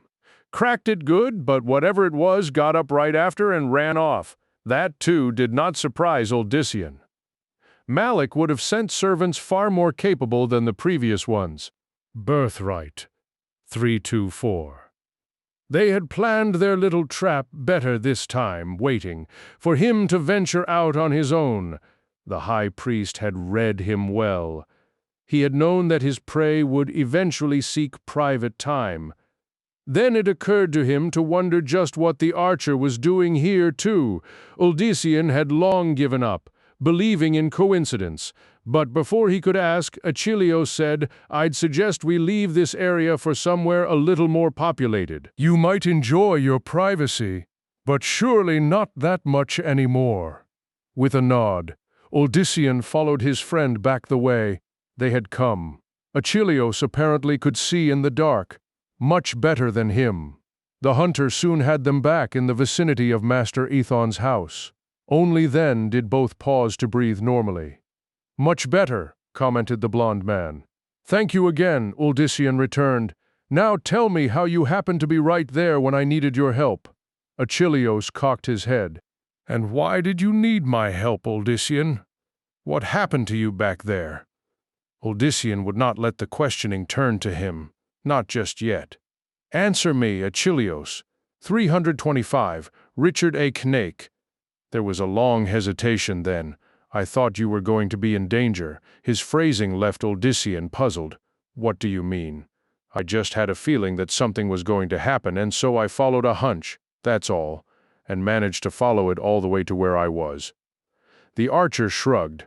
"It's nothing new. Just an instinct father would have said." Achilleus's father had been a hunter like him, one whose reputation had never been dwarfed until his own son. What makes me a good hunter, I guess, but Odyssean was thinking that it was much more than merely an instinct. He refrained from saying anything, yet suspected that Achilleus had turned the very same gift that Odyssean carried into something honed to his particular talents. More to the point, it was possible that the archer's family had been doing so for at least 2 generations. That meant that there was more to the powers growing within them than even he had believed. Odyssean realized that he was likely not even the first to learn of the gift, merely the first to understand that it was something astonishing. Birthright 326. "What was that thing back there?" Achilleus asked. "Did you see it?" Deciding not to pursue Achilleus's situation, for the time being at least, Odyssean replied, "A pet of the high priest's, I'd say." He considered further, then added, "It wore the guise of a man, I think. I also thought I felt armor. Well, my arrow didn't hit armor. I heard a healthy strike. It should have done more damage." Odyssean did not care about that. He had something far more important on his mind. This attack, so deep within Partha, had made him determined to do something. "Achilleus, I've a favor to ask you. Promise me that you'll do it." "Not until I hear what it is, old friend. You know me better than that." "Then listen carefully and think even more carefully. Achilleus, you're the only one I can trust to do this. I've decided that the others are only in danger here. I need you to lead them to somewhere far away from me." "Will you do that?" "When you say the others, you mean specially Lilia, I presume." 327, Richard A. Knake. "All of you, but yes, I hope you can help her, obviously." Achilleus glanced around to see if anyone was nearby. However, the streets were empty. "I understand why you would want Lilia, Seri, and Mendel away from here, and you know that I most of all want Seri to be safe." "Achilleus." The hunter waved him to silence. "I can never be you in her eyes, but I live with that." "Still, even though we agree that they shouldn't be here, and I understand that, you'd like me safe too, naturally," he added with a chuckle. "I know that not one of them would agree to go, not even your brother. They'd fight me, fight you, Odyssean. This isn't safe for any of you. You've the proof of that, tonight. And telling them of it would just make them all that more stubborn, which I can't say I blame them for. You won't be getting rid of them, or me, old friend." "There's no way." But there was one way, Odyssean thought. The worst way of all. Birthright 328. Although he knew the futility of continuing the argument, Odyssean opened his mouth to try only to shut it at the sound of hooves. Both men immediately tensed, Achilleus freeing his bow. However, the figure riding out of the black street turned out to be none other than Master Aethon. The merchant sighted the two men and reined his horse to a halt just before them. "Odyssean archer, "What causes you pair to stand out here, looking so filled with distrust?" Achilleos grinned. "Just nerves, Master Ethon, just nerves, that's all." With a quick nod, the son of Diomedes agreed. "I needed a breath of air, and I am not surprised about that." The older man dismounted. Reins in one hand, he slapped Oldysian on the shoulder with the other. "Much you have done, Oldysian old Diomede." "Much you have done," he hesitated, then added, "and if there is anything I can do to be of service to you beyond what I already have, please do not hesitate to come to me." Oldysian felt embarrassment. Fortunately, Ethon unexpectedly turned his attention to Achilleos. "Have I, 329 Richard A. Cain, told you what a fine bow that is, Archer? I have had my eye on it since first I saw it. 'Twas my father's, Master Ethon. He kept it as good as the day it was carved, and I've done my utmost to see it. Stays like that. Half a man's skill depends on the bow he wields." "So much, you think? May I hold it?" the merchant asked, extending a hand. "By all means." Achilleos let their host inspect the weapon. Ethon ran his fingers expertly over the finely crafted piece. Oldysian, who himself had admired and even fired the weapon several times over the years, saw it anew. Few there were who could have surpassed the work of Tramus, Achilleos' father. But had Tramus's exceptional talent with carving also been some variation? After giving the bow a very thorough inspection, Master Ethon finally returned it to its owner. "A splendid piece, yes. I look forward to seeing it in action again." His comment caused the other two to briefly exchange glances. The leader of Partha had no idea just what he was asking. Oldysian felt certain that the attack in the street had just been the very beginning of something far. Birthright 330, more sinister, something that could engulf the entire town. Something that could very well destroy it, and everyone within. The sheep poured out of the temple, unaware that they were one step closer to losing their souls, and more to Lucian. No, not to him, the Primus quickly thought, his pious expression hiding sudden concern. Rather to the greater glory of his father and the other prime evils. Yet the son of Mephisto did not mind basking in the reflection of that glory. But for that to continue, for the eventual control of Sanctuary to happen, all had to proceed as Lucian had planned it, and recent events no longer guaranteed that such would happen. Matters had to be set properly back in place. For a demon, Lucian was a very orderly being. He liked things just so. The other two high priests, Herodias and Balthazar, came up to him and bowed respectfully. Generally, after the Primus had given a sermon to all three orders, he and his most loyal followers met in private for further discussion of the Triune's progress toward domination.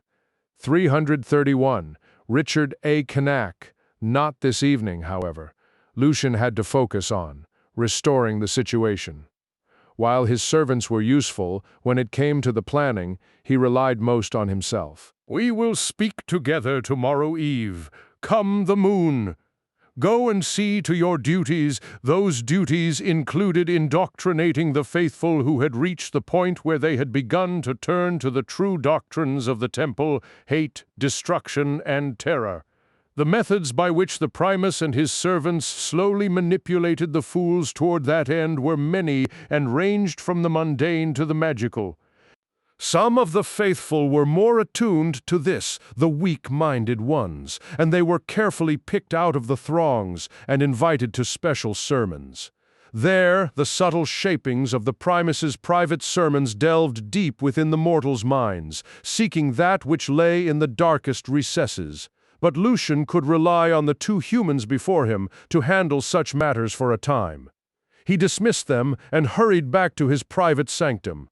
It galled him that he had to do his work in secret, but some sacrifices had to be made, especially if she was indeed involved.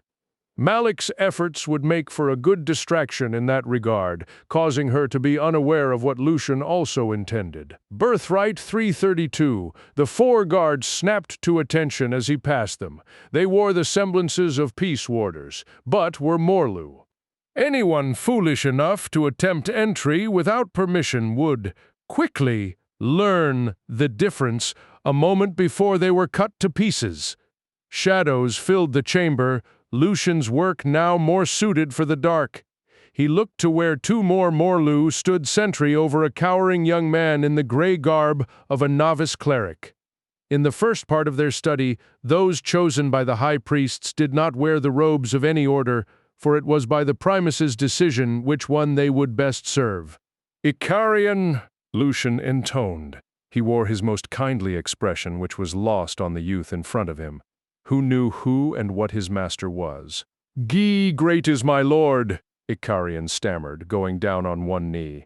"Merciful is my lord." This brought a chuckle from the primus, who knew himself much better than the mortal obviously did. He reached down to the kneeling figure, stroking the chin of his chosen.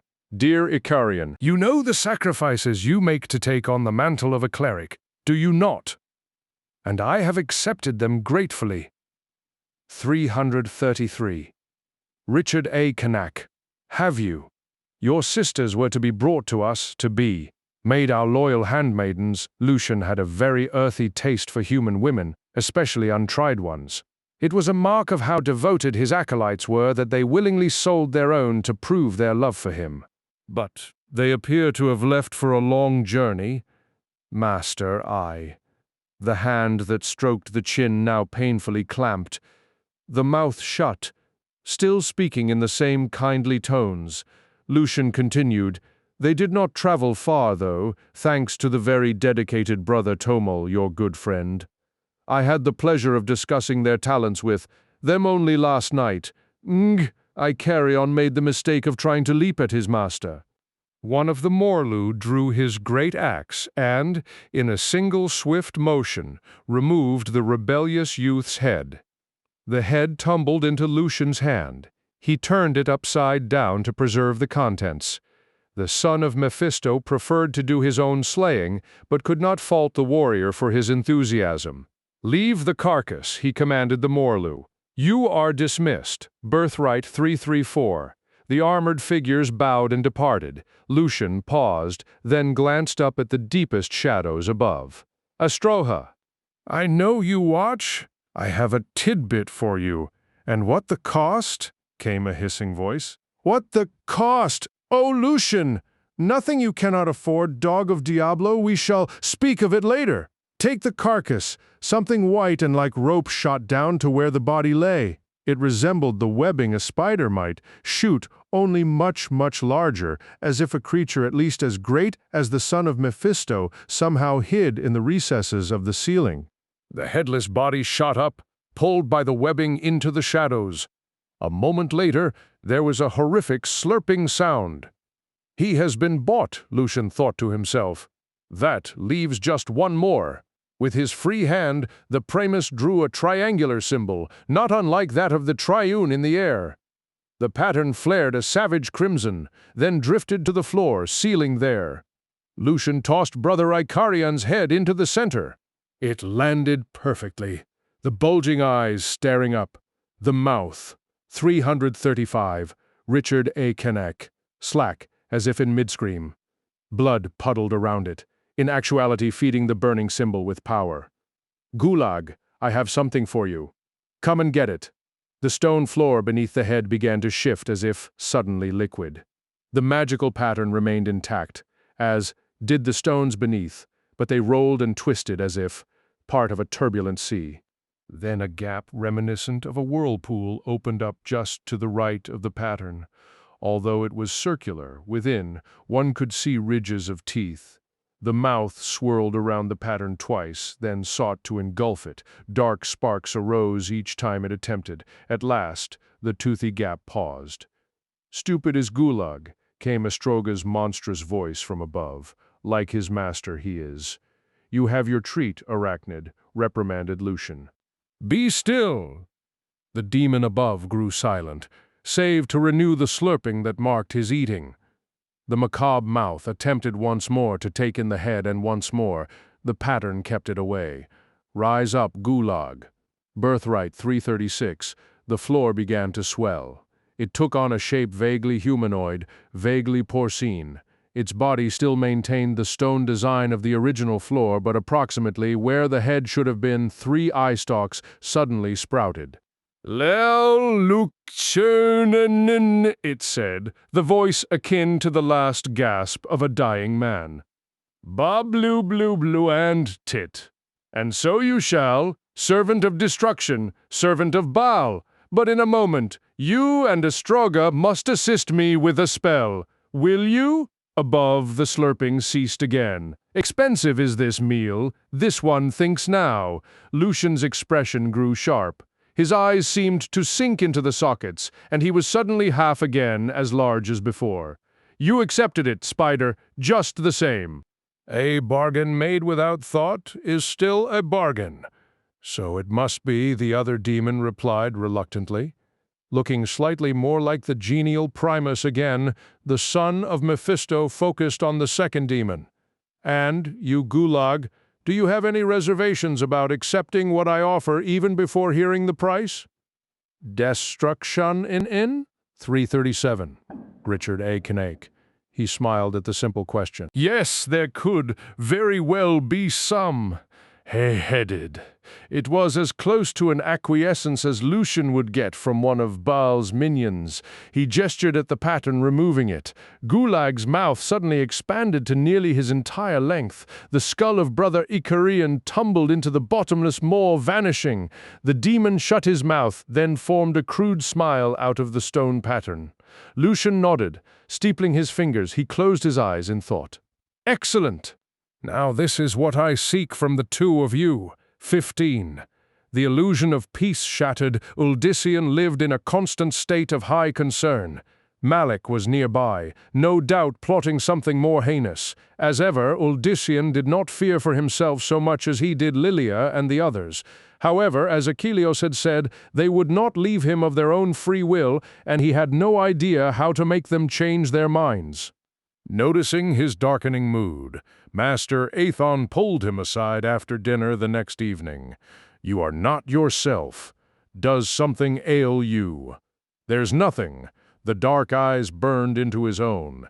"Yes, I think that there is, but you do not wish to talk now," Aethon frowned. "The other night I offered whatever additional help I could to you. I think this is just such a situation." 339. Richard A. Knack. "Perhaps if we met alone when the others sleep, I could, at the very least, pass on some advice. Since the death of his parents, Uldyssian had more or less relied on his own advice over the years, only now and then turning to the likes of Cyrus and other friends of his father. Still, the merchant had seen much and lived through more, and surely had a view of matters far exceeding that of the farmer." Uldyssian finally nodded gratefully to his host. "Thank you." "I'd like that. Later, then," murmured Master Aethon. "Say the hour before midnight." Nodding again, Uldyssian returned to the company of Lilia and the others. It was all he could do from that point on to hide his impatience. The minutes took hours to pass, the hours an eternity. When at last he excused himself from Lilia, the noble woman becoming used to his late-night walks, Uldyssian almost ran through the house, so eager was he to reach the study and pour out his concerns. On his way, he nearly collided with a smaller figure. Cedric looked up at him, the youth's face oddly pale. "Ced, what do you still do up?" "Birthright, 340, the boy glanced past, as if impatient to be away from the man before him. My father wanted to see me. Now I'm going to bed."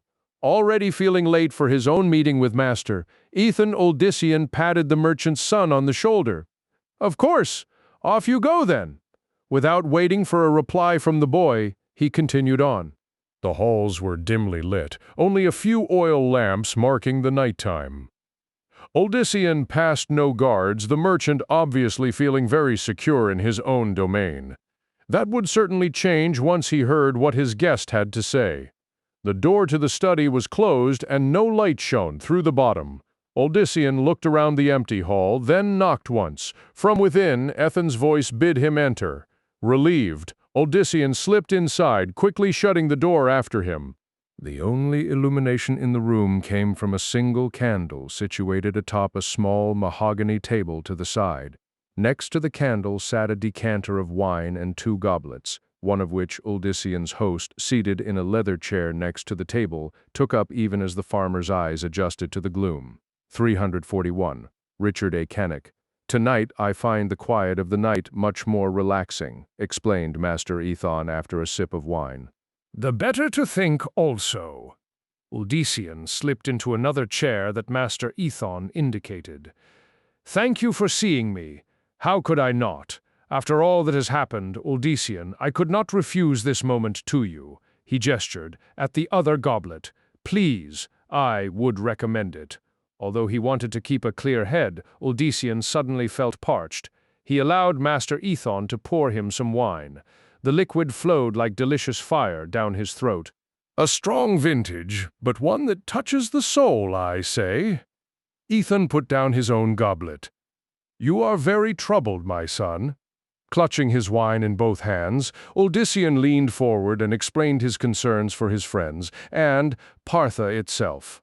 The older man listened quietly, nodding now and then in understanding. When Odyssean had finished, Master Ethan rubbed his chin in thought. The flickering candlelight danced in his eyes, catching the farmer's attention. "Birthright.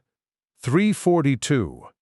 Your fears for my people and your own comrades does you justice, Odyssean. I would hope to do no less myself in your situation. But what can I do to keep them, all of you, from harm? I don't know if I can protect everyone, not from the might of the Triune. I thought I could once, but after. The other night, the leader of Partha rose and began to pace slowly in front of Odyssean. His mind was visibly at work. "Yes, the other night, as you describe it, shows an inconsistency in your gift I would not have expected it. Was a telling moment." Ethon paused, looking down at him. "You may be correct. What you wield might not be enough against such a force as the Temple. Their tools are legion. I have heard through trusted sources that they have fanatic warriors who make the Peace Warders seem pacifists. Some claim that these dark, armored fighters cannot even be slain by mortal means." His description struck home with Odyssean. "Yes, the attacker in the street, as I said. Achilleus should have slain him with that bolt, but it only startled him." The older man stepped from the vicinity of the candlelight, all but disappearing in the shadows in the far 343, Richard A. Cain, corner of the room. "So the stories have merit." "It almost makes me suggest, but no, you would never do that." "What?" Odyssean was willing to try almost anything, if it would at least protect the woman, the people he loved. "Tell me."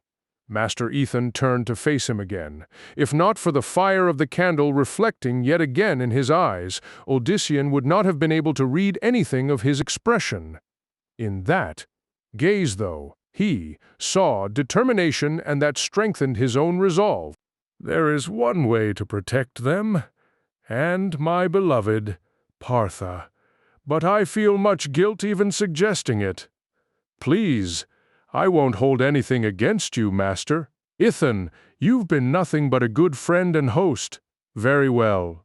It may be, my young Odyssean, that you can only accomplish what you wish by leaving them, without any notice. Leave them in the dead of night, and ride out of Partha as if the hounds of the temple are nearly upon the town."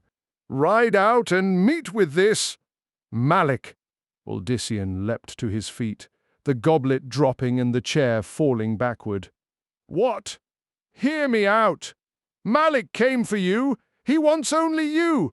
Whatever the outcome of your encounter with him, by Birthright 344 abandoning Partha and the others, you remove them from the situation entirely. The Triune will trouble them no longer." The terrible thing was, what he said had not gone unconsidered by Odyssean already. Yet, to hear it said so, bluntly put a solid weight to it that pressed down hard on his heart.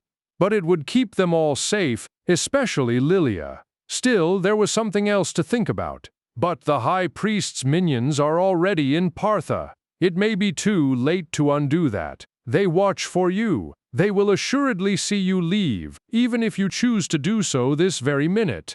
Such creatures will immediately follow their prey, or does that not make sense? To Odyssean it made dreadfully perfect sense, and yet there was that about Master Ethan's suggestion that did not sit right with him, but it's the only way his mind insisted. The merchant stood silent, letting Odyssean battle this out himself. Leaving the others behind was the only true course of action. This was strictly between he and Malik. They would all follow me, you think?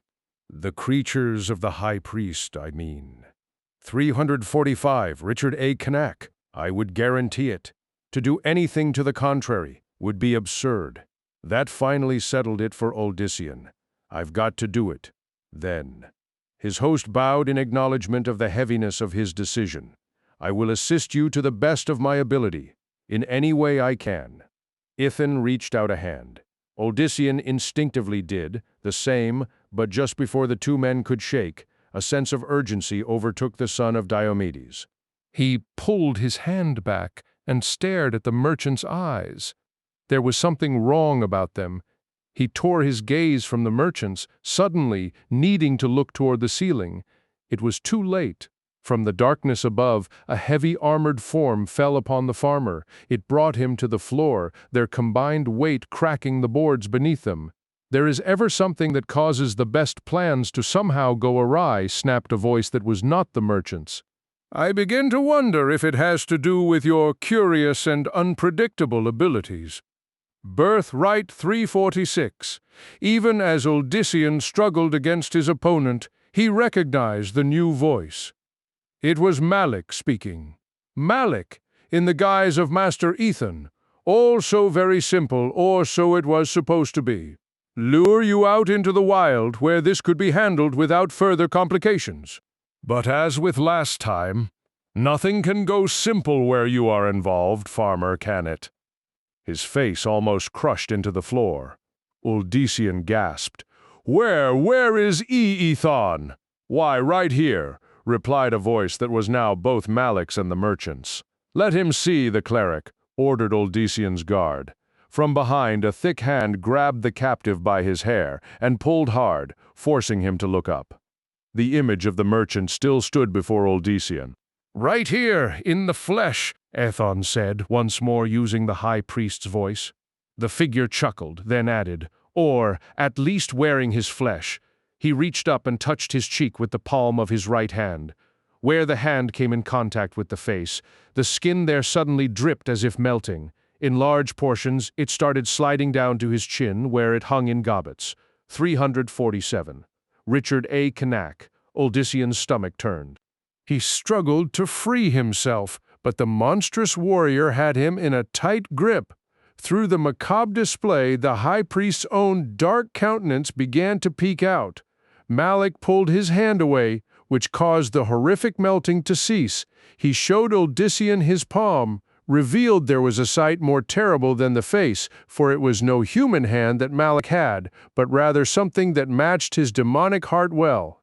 The high priest flexed what passed for fingers, and it amazed Odyssean that he had not noticed the misshapen appendage despite the disguise. A simple use of misdirection and illusion explained. Malik, reading his expression or his thoughts, he thrust the limb closer. Granted me by my master to assist in this hunt. I tested it twice before the merchant, whom the Morlu caught as he was returning to his home. He was an opportunity that I could not pass up. Odyssean spat at the man, unfortunately coming up short with his effort. His guard, a Morlu, the high priest had called him, rewarded the captive's attempt by slamming Odyssean's face in the floor again. Birthright 348. That will be enough, Malik commanded. Whether to his prisoner or the guard, it was impossible to say. Raise the fool up. Another pair of powerful hands took hold of Odyssean's right arm. The original Morlu shifted to the left. The two armored giants held Odyssean in vice-like grips.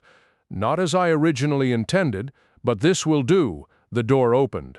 Glancing there, Uldisian saw in horror that Cedric had returned. "Go!" he shouted at the youth. "Run!" But instead of obeying, or at least looking fearful, Cedric ignored the warning. To Malik, he said, "The woman's not in the room." The blood drained from Uldisian. The voice emerging from Ethon's son was no more that of the boy than Malik's had been the merchant's.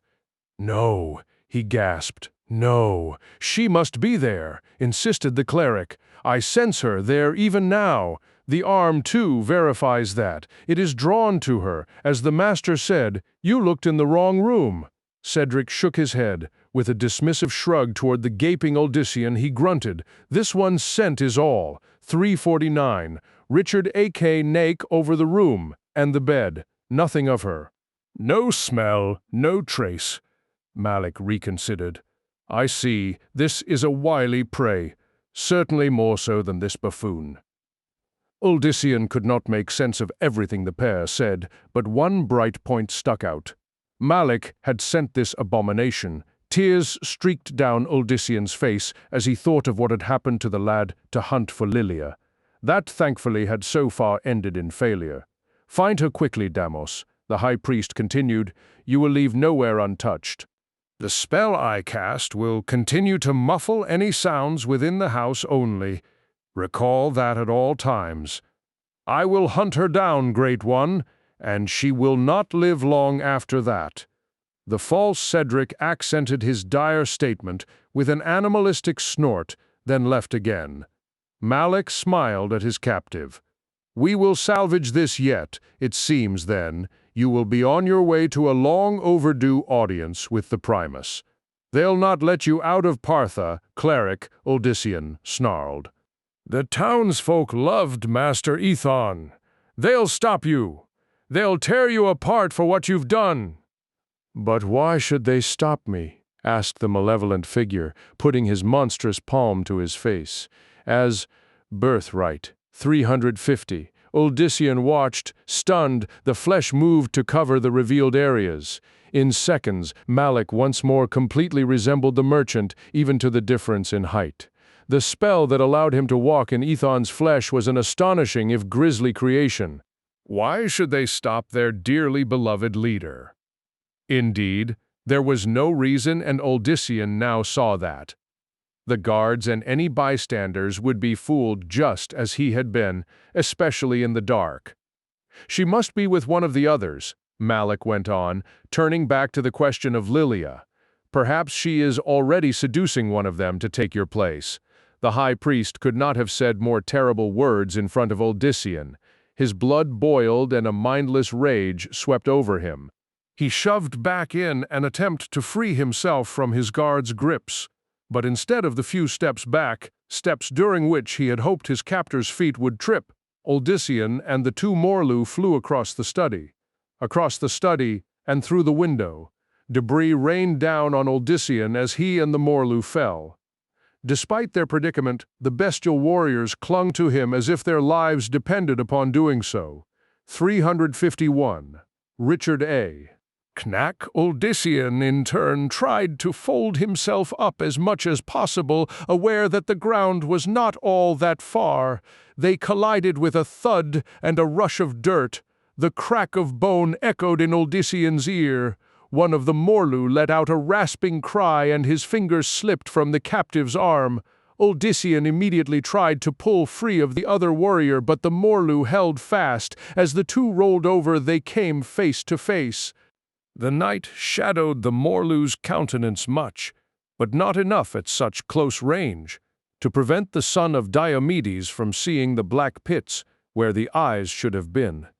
A fist in the Morlu's chin did nothing. Uldisian grabbed for the throat just as his foe did the same. The warrior's fingers all but threatened to crush his windpipe, yet for some reason the Morlu held back. It took Uldisian several precious seconds to understand why. They still wanted him alive after all this. Why else try to take him in secret? However, while that gave him some hope, he could not completely discount the Morlu for getting orders and finally simply killing the man with whom he struggled. What stared at him from within the unsettling ram's skull, Birthright 352. Helmet was not human, not anymore. At any moment his foe might become lost in bloodlust. With all his will, Uldyssian attempted to summon the same strength that had thrown him and his two bulky adversaries so far away. Gritting his teeth, the farmer swung at his foe again, this time aiming at the only target, the heavily armored chest. The Morlu blocked his wrist, slowing the strike. Uldyssian's fist splayed open, his palm slapped lightly against the breastplate, hardly enough to do any damage. The Morlu went sinking into the ground as if a huge, invisible hammer had struck him. He sank so deep that there was not even a trace of him to see. Another hand seized hold even as Uldyssian sought to recover. Shouts erupted from elsewhere, likely Master Ethan's guards coming to protect their employer and his property. Uldyssian wanted to warn them of Malik's horrific masquerade, but the remaining Morlu, having recovered from the fall, now fell upon him in earnest. Perhaps recovered was not quite the correct word, for as the warrior spun Uldyssian to face him, the son of Diomedes found himself, staring at a head bent completely to the right.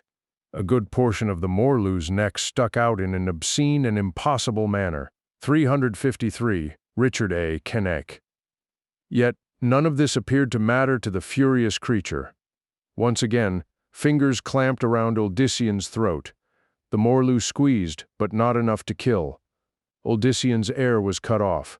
He knew that all his foe had to do was wait for him to pass out. Then Malik would have his prey, and no one would be able to save Lilia. Reaching up, Uldyssian grabbed hold of one side of the Morlu's head. Gritting his teeth, he pulled as hard as he could. With a horrible sucking sound, the head came free. The Morlu's body shivered, and the fingers released. They grasped blindly for the head, which Uldyssian pulled back. Like something out of a ghastly puppet show, Uldyssian led the torso several steps toward the wall, surrounding Master Ethan's estate. Then, with as much strength as he could muster, he threw the head over. The torso lunged, only to collide with the wall. It repeated the attempt, but with the same results. On its third try, the headless body stumbled, then slid to the ground, where, at last, it stilled. Exhaling, Uldyssian quickly looked back at the house. There was no sign of any activity in the study, but Birthright 354. Around the grounds, guards scurried. Two of them closed on Uldyssian. The moment that they recognized him, the pair slowed. He gestured at the house. Inside, there's more inside, beware. You must cut off their heads! They looked at him, with somewhat fearful expressions. Uldyssian did not care if they believed him. He ran past, already fearful that Malik had located Lilia, or any of the others for that matter. Bursting through the front doors, he stumbled over something in the dark. Twisting around on the floor, Uldyssian discovered to his horror a corpse that surely had once belonged to one of the merchant's household servants. Once again, the contents of Uldyssian's stomach threatened to come up, for the body had been completely and perfectly flayed. First Ethan and his son, now this poor soul, Uldyssian, was caught between revulsion and bitterness. Each of the horrible demises could be tied to him. Yet, Uldyssian was not foolish enough to blame himself alone. Malik was the culprit who had done the foul work. Malik, at the bidding of the Primus, anger again overwhelmed him.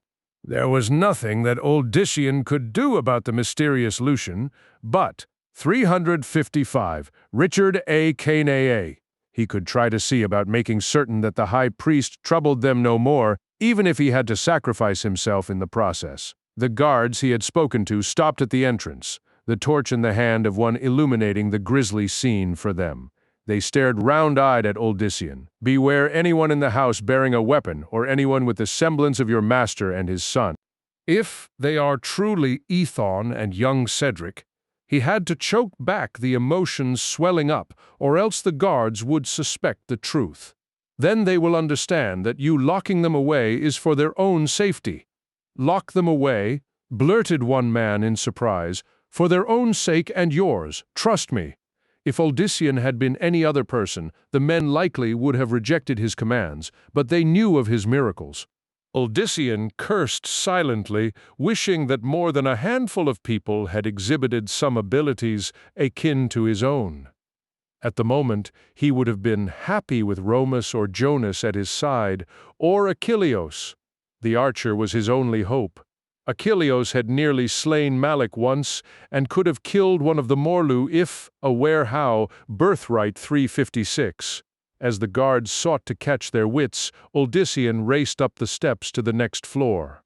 Already he pictured Lilia lying dead in the corridor, and the fear of that coming true urged him on despite his injuries and exertion. The room he shared with her lay directly ahead. Mustering his strength, Odyssean threw himself at the door. With a crash, it fell open. Odyssean immediately rolled to his feet, ready to face 100 Maliks, but the sinister cleric was not there, and neither was Lilia. Instead, a frightened young woman huddled in the far corner. Odyssean recognized her as one of the women. Master Ethon had commanded to see to the noble woman's needs while she was his guest. "Where is she?" he roared, ignoring her fear. "Where is Lilia?" The woman wordlessly pointed at a huge oak clothing cabinet. In addition to what she had been wearing on her arrival, she now had other garments procured for her by their host. The same went for all of Master Ethon's guests. The man had shown nothing but courtesy and care, and what had happened to him was a true nightmare that Odyssean would never forget. 357 Richard A. Knack. And worse, he now feared that it had also happened to the woman he loved. Why else would the servant point at the shut cabinet and shiver with such horror? Then something struck a chord. A servant, a household servant. Odyssean recalled the false Cedric, and how, despite his diminutive appearance, some spells surely hid from sight. Another monstrous Morlu or the like. Could it be? He whirled around, almost too late. It leapt across the bed at him, a thing swollen beyond the proportions of the skin it wore. Rips and tears spread through the fragile flesh, and beneath them could be seen armor. The face was a contorted mask no longer fitting, and even as the horrific figure fell upon him, Odyssean could not help but again marvel at how Malik's spell work made size and shape of no consequence to the guise. The two crashed into the cabinet, reducing it to splinters, scraps of stolen skin dropping from his ghoulish countenance. The Morlu raised his hand, a hand in, which he now wielded a savage, curved axe. With a grating laugh, he brought it down upon Odyssean. 16.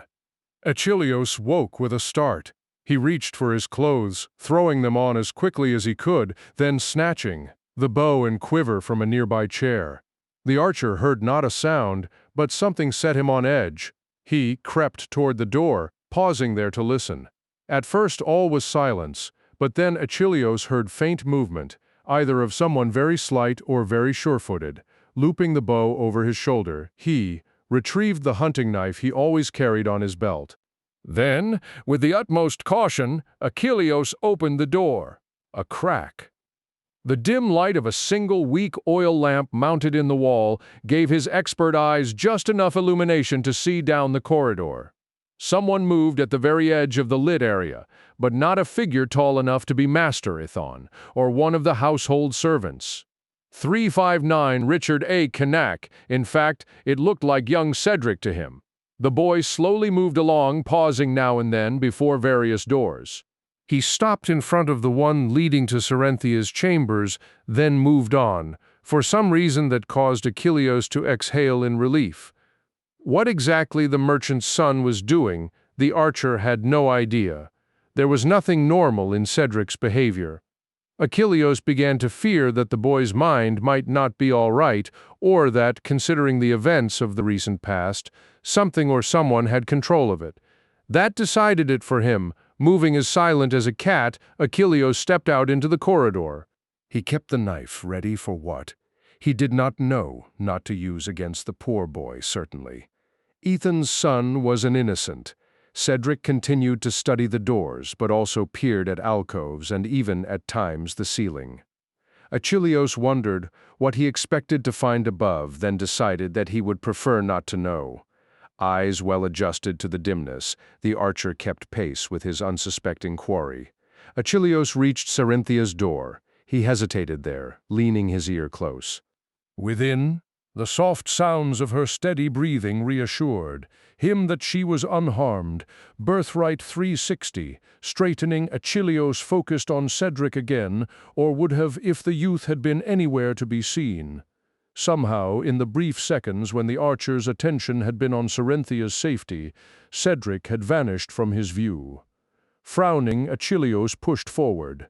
Master Ethon's son had to be somewhere ahead, unless he had managed to slip into one of the last rooms without Achilleos noticing. That was highly unlikely. The hunter could not have missed such an obvious action. But as he neared the end, it seemed to Achilleos that entering a room was the only possibility to explain Cedric's disappearance, yet the most likely of the doors proved locked, and surely he would have heard the rattling of the handle. A few more steps took Achilleos to the far wall. Perplexed, he ran a hand across the area, thinking that perhaps there was a hidden door. Unfortunately, he discovered nothing. The wall was very, very solid. Then some inner alarm made him look up at the ceiling, only to find that, while it was dark there, it was also empty of any nightmare. Achilleos frowned, briefly, wondering why he had suddenly felt as if danger had lurked above him. 361. Richard A. Cain. Still perplexed by Cedric's disappearance, he turned back. Master Ethon's son stood only a yard away from him, gazing up solemnly at the tall archer. Achilleos all but jumped. "Said, I was looking for her," the youth remarked quietly and steadily. "The one with Odyssean? Lilia, you mean?" "Why would she?" "Lilia," Cedric repeated, almost as if memorizing it. "Do you know where she is?" "I'd imagine with Odyssean, as you said, lad," Achilleos chuckled. "But I'd not disturb them now, would probably be very inopportune. She's not with him? And how would you know that?" For reasons he could not explain, the archer suddenly felt very cold. Achilleos leaned toward the boy. "Said, are you all?" Master Ethon's son shoved him against the wall with such force that the hunter felt the wood crack. Giving silent thanks that it had not been his bones that had made such a sound, Achilleos let himself drop to the floor. Just above his head, Cedric slammed a fist into the wall, wreaking further damage in a manner impossible for one his size, or even Achilleos's for that matter. Birthright 362. The hunter kicked out, hoping to knock his attacker off balance, but it was as if Achilleos struck solid rock. The impact vibrated through his body. Cedric appeared unaffected. In fact, Achilleos could almost swear that the boy smiled at his puny effort. As the small figure reached for him, the hunter reprimanded himself for still thinking that it was the merchant's son with whom he battled. This was not Cedric, this was possibly not even anything human. Achilleos recalled too well the demons in the wild. Surely this had to be one of them. With an agility born from keeping on the trails of the most wily animals, Achilleos managed to avoid the grasping hands. He shoved himself forward, slipping past the false Cedric. Unfortunately, as the hunter tried to get to his feet, one hand finally snagged him by the collar. With a triumphant grunt, Cedric threw Achilleos down the corridor. Achilleos landed hard, but the sound of his collision was oddly muffled. He doubted that anyone other than he could have even heard it. Clearly another spell at work, and one which concerned Achilleos as much as the creature masquerading as the boy. It meant that an 363 Richard A. Cain army, led by the high priest Malik, of course, could walk the entire house and no one would even know until it was too late. The villains would be after Odyssean. It was possible that they even had him captive already. But why, then, would they want Lilia? He could only assume that either he was wrong and his friend had escaped the high priest's grasp, which meant that they wanted to use the noblewoman for bait, or Odyssean was a prisoner as Achilleos had first supposed and Lilia was to be used to force him to remain compliant. But whatever the reason, she had not been with him. Achilleos gave thanks for that stroke of luck. even as he scurried to his feet to avoid being fallen upon by his assailant. Her escape meant there remained some hope. He had no more time to concern himself with Odyssean and Lilia, for suddenly Cedric wielded in his hand a pair of vicious swords nearly the length of his body. Achilleos had no idea where those weapons had come from, but the creature used them with tremendous skill, cutting arcs in the air and through a wooden railing too near. Fragments of wood went flying.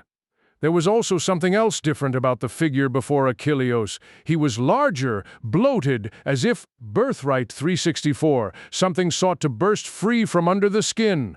The cold Achilleos had felt within grew worse as he imagined. The fate of the boy whom he had befriended, the boy who had wanted to be an expert hunter like him.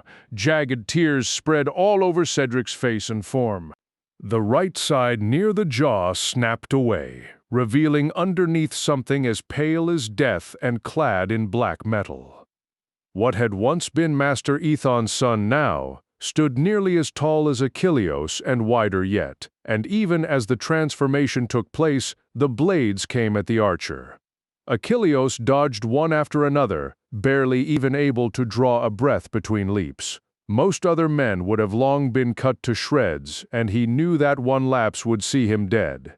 His concern was not so much for himself as it was for the rest, and he worried what would happen to Cerenthia and Mendeln if he failed.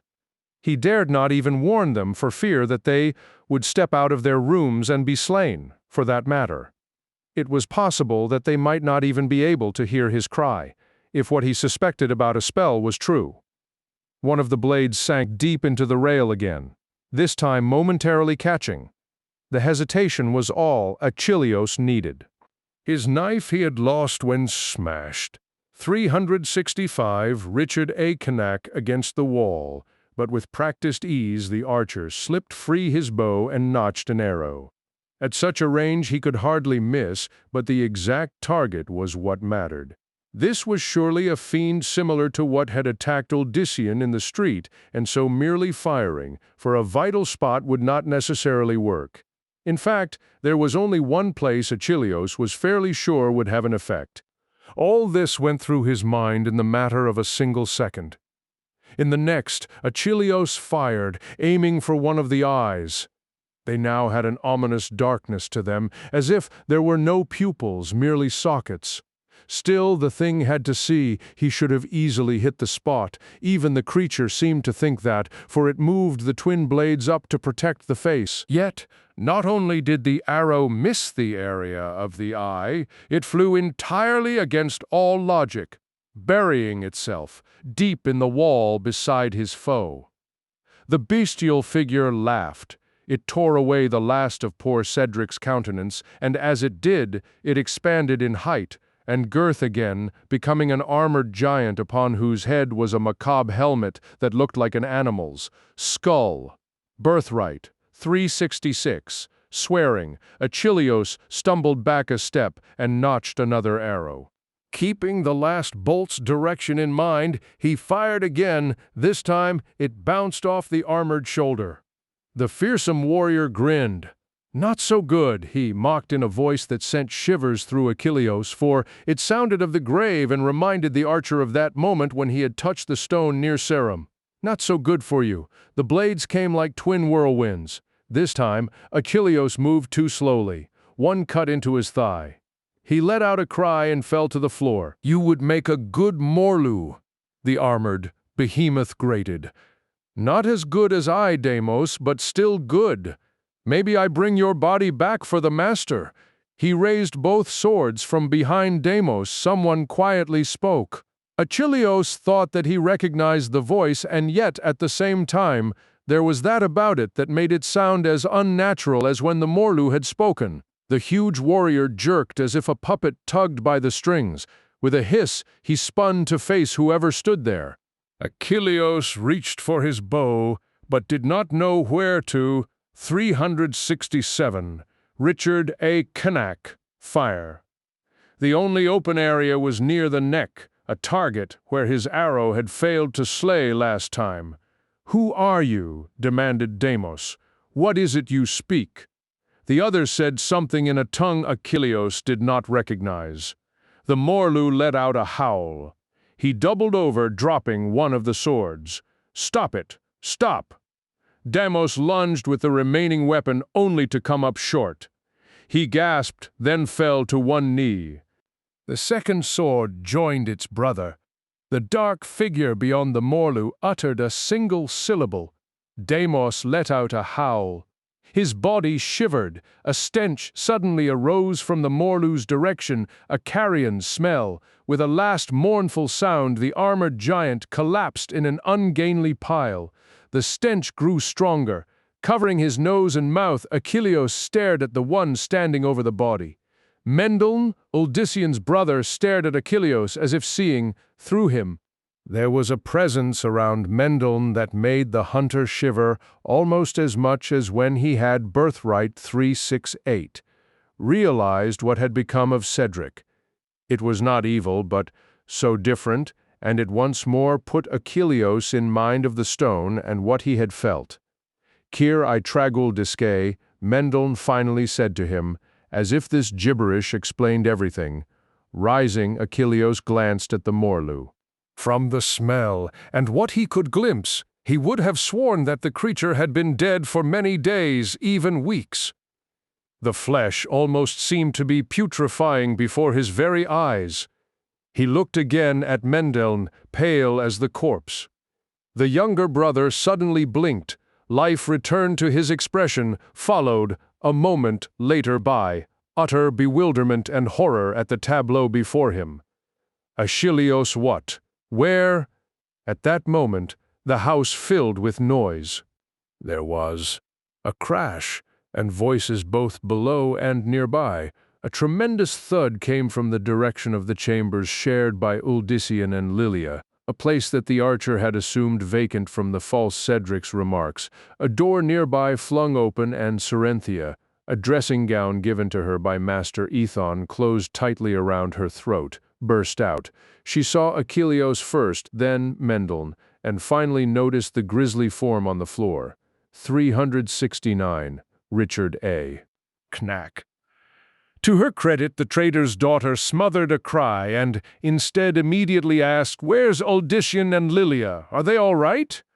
Before Achilleos could answer, there came another crash. This one from the very direction of Uldysian's chambers. The hunter spun about and headed toward the noise. As Cerenthia started to follow, he shouted, "You too stay! Do as I say."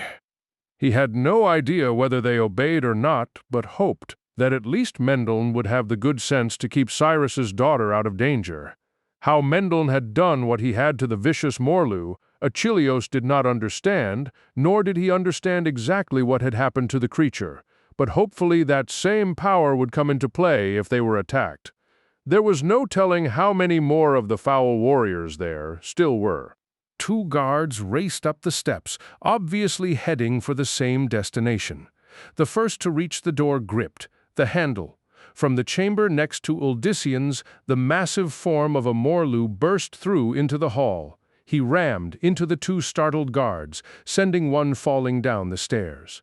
The second tried to turn to fight, but the Birthright 370 monstrous warrior cut through his chest with an axe, spilling blood everywhere. The corpse went tumbling back, the eyes of the hapless guard ending up staring at Achilleos. The archer already had his bow unslung and ready to fire, but he remained well aware how his previous attempts had failed. With a swift calculation honed by having to adjust for wind and the sudden darting of animals, he finally released the arrow. By all logic, the bolt should have flown far past his target, but it swerved at the last, just as Achilleos hoped. He was certain that some spell had been cast on his weapon, although when that might have happened, he could not say. The only one other than him to touch it of late had been Uldysian and Master Ethon. The shaft buried itself exactly where he hoped. The Morlu let out a howl as he reached to pluck the arrow from one of the dark eye sockets. Achilleos had a second shot ready by then. He fired immediately and watched with grim satisfaction as the new arrow hit directly in the other socket. The armored behemoth slumped to his knees. The hand pulling at the first arrow dropped loosely to the 371, Richard A. Cain floor, followed by the one wielding the bloody axe. Yet the Morlu did not completely collapse. Racing up to the fiendish warrior, Achilleos snagged the axe. The Morlu weakly sought to grab at him. The hunter dodged, then Bao looped over his shoulder, raised the axe high. A moment later, he let it sink deep into the Morlu's neck, cutting the head off cleanly. Only then did the body fall forward.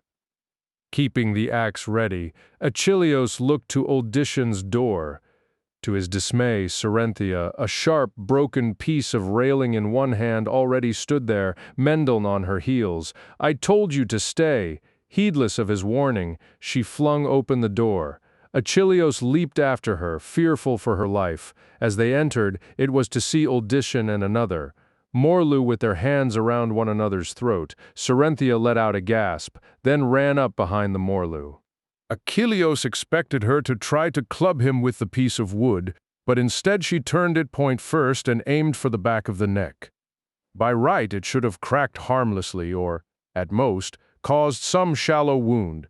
Yet as Serenthia thrust, Birthright 372, with all her might, the point flared white and sank into the Morlu's flesh with the utmost ease. Uldicion's adversary hacked. Releasing his hold, the Morlu tried to pull the rail free. He fell to his knees, clutching desperately at it. Serenthia stepped back, obviously awed by what she had done.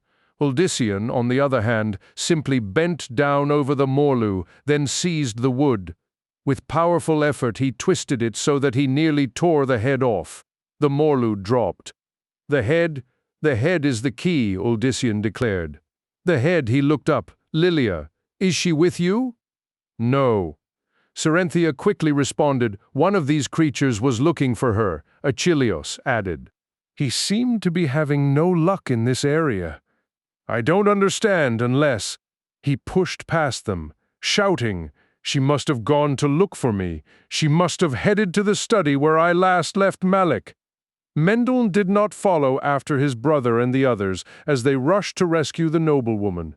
It was not that he did not wish to help, but something made him pause and look again at the Morlu, both the one just slain and 373, Richard A. Knack, the other in the hall.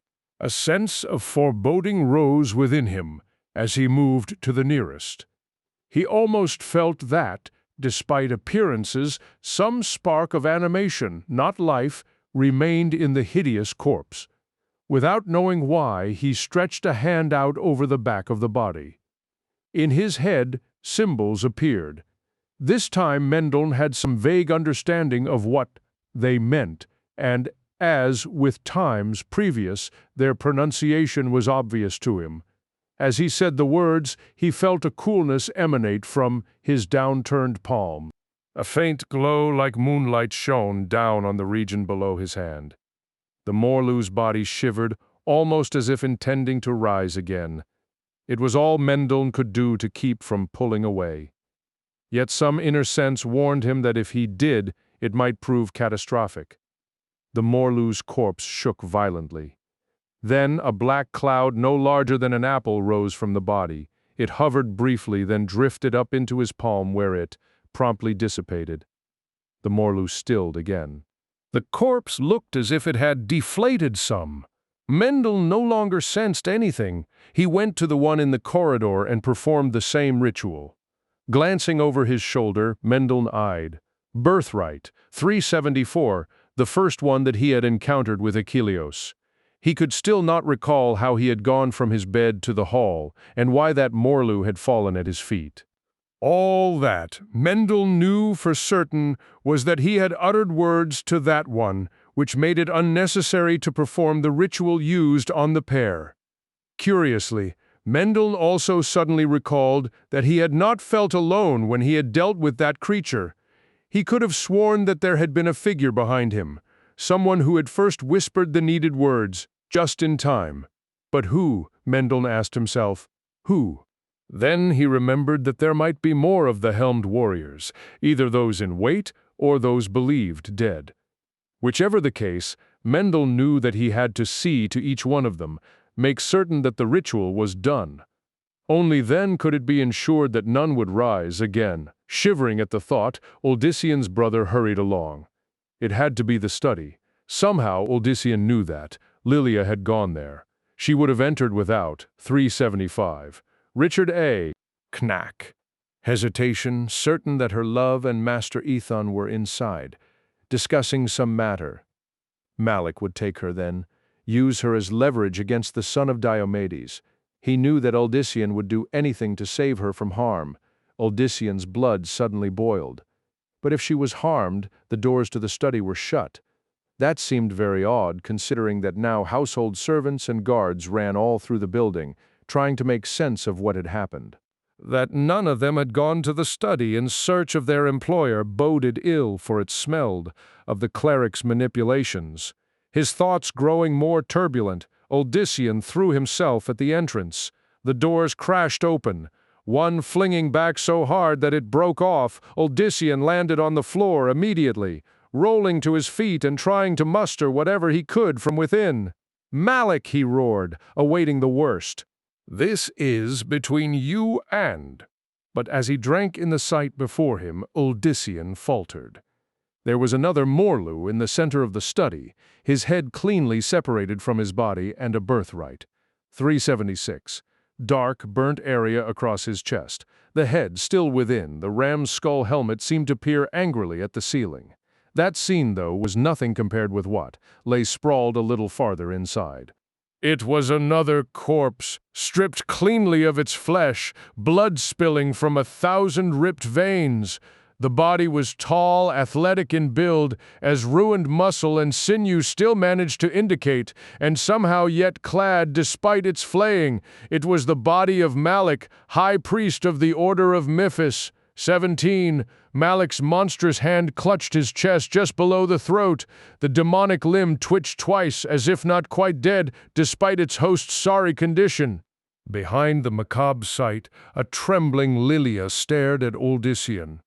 "My love," she called, running to him and wrapping her arms tight around his body. She smelled of lavender and other flowers, a thing in utter contrast to the horrendous scene. Uldysian inhaled deeply, wishing that all else had been nothing but a terrible nightmare. Unfortunately, it was all too true. Pulling away from the blonde woman, he eyed the late cleric.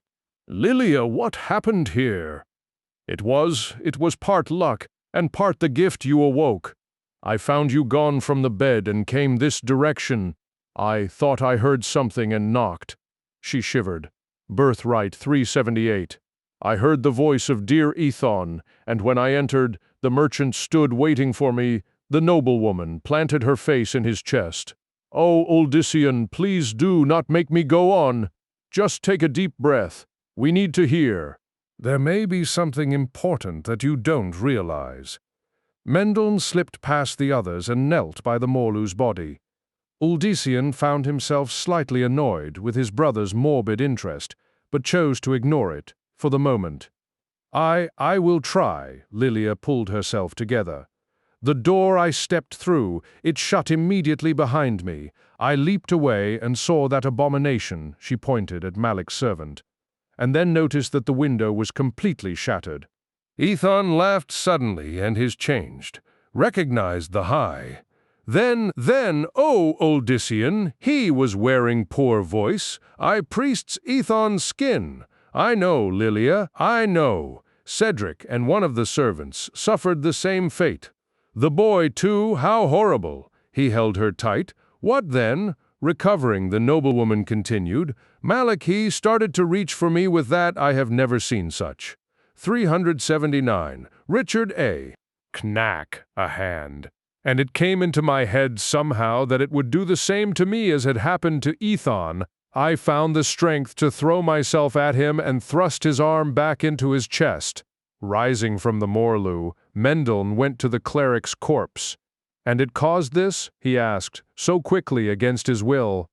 It was as if someone tore off a cloth cover in order to unveil a new statue beneath. I will never forget it.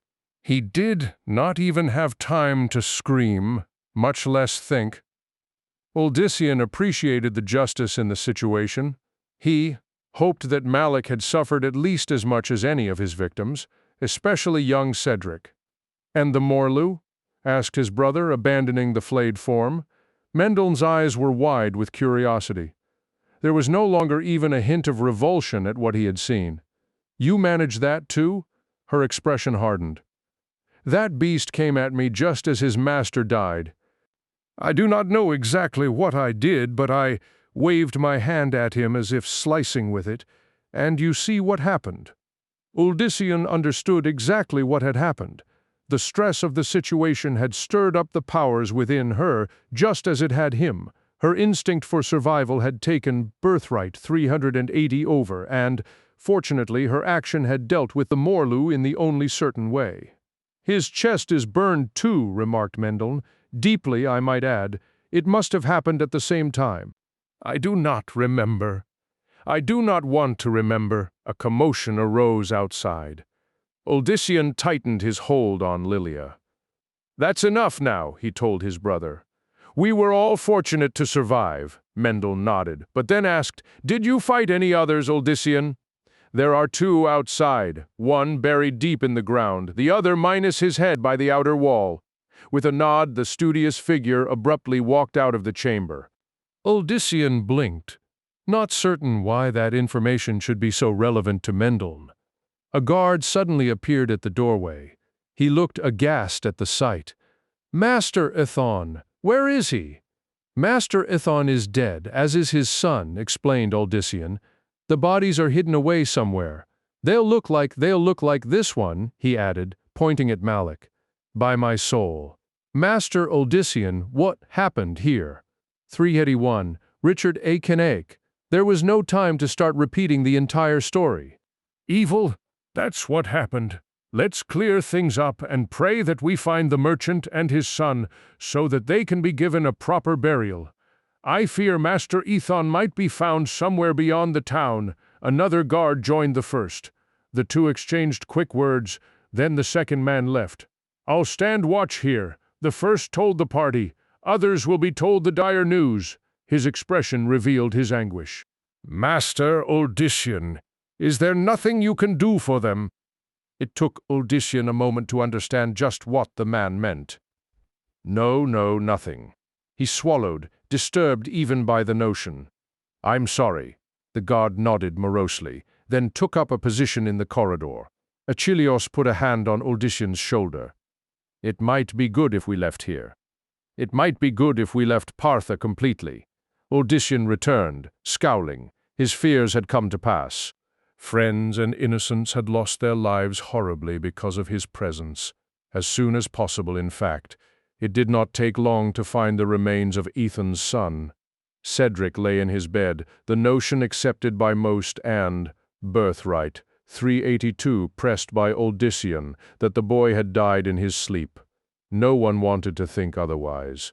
The corpses of the Morlu and the high priest were unceremoniously burned. No one considered contacting the Triune, although the unspoken thought was that sooner or later someone would come seeking the fate of the missing cleric. However, that was a situation that all were willing to put aside for the time being or forever, if possible. As was the custom of the Parthans, Cedric's corpse was burned with honor, the ashes placed in the family mausoleum the day after the travesty. No one spoke at the ceremony, but nearly all of Partha came to mourn. It was not until 2 days later that they found Master Ithon himself. The Morlu had hidden him well, and if not, for Achilleos noticing a massing of carrion eaters there might not have been anything left to burn. Ithon's ashes were set next to his son's and his wife's, and for days afterward, mourners wore across their chest a dark blue sash, the Kejani symbol for honoring a great man. Uldyssian wanted to leave, wanted to make certain that no more happened because of him, but there was always something requiring his attention. First it was dealing with Cedric, then speaking with all those who, 383, Richard A. Cain, came to be comforted. No sooner had he finished that than Ethan was found and the cycle started over.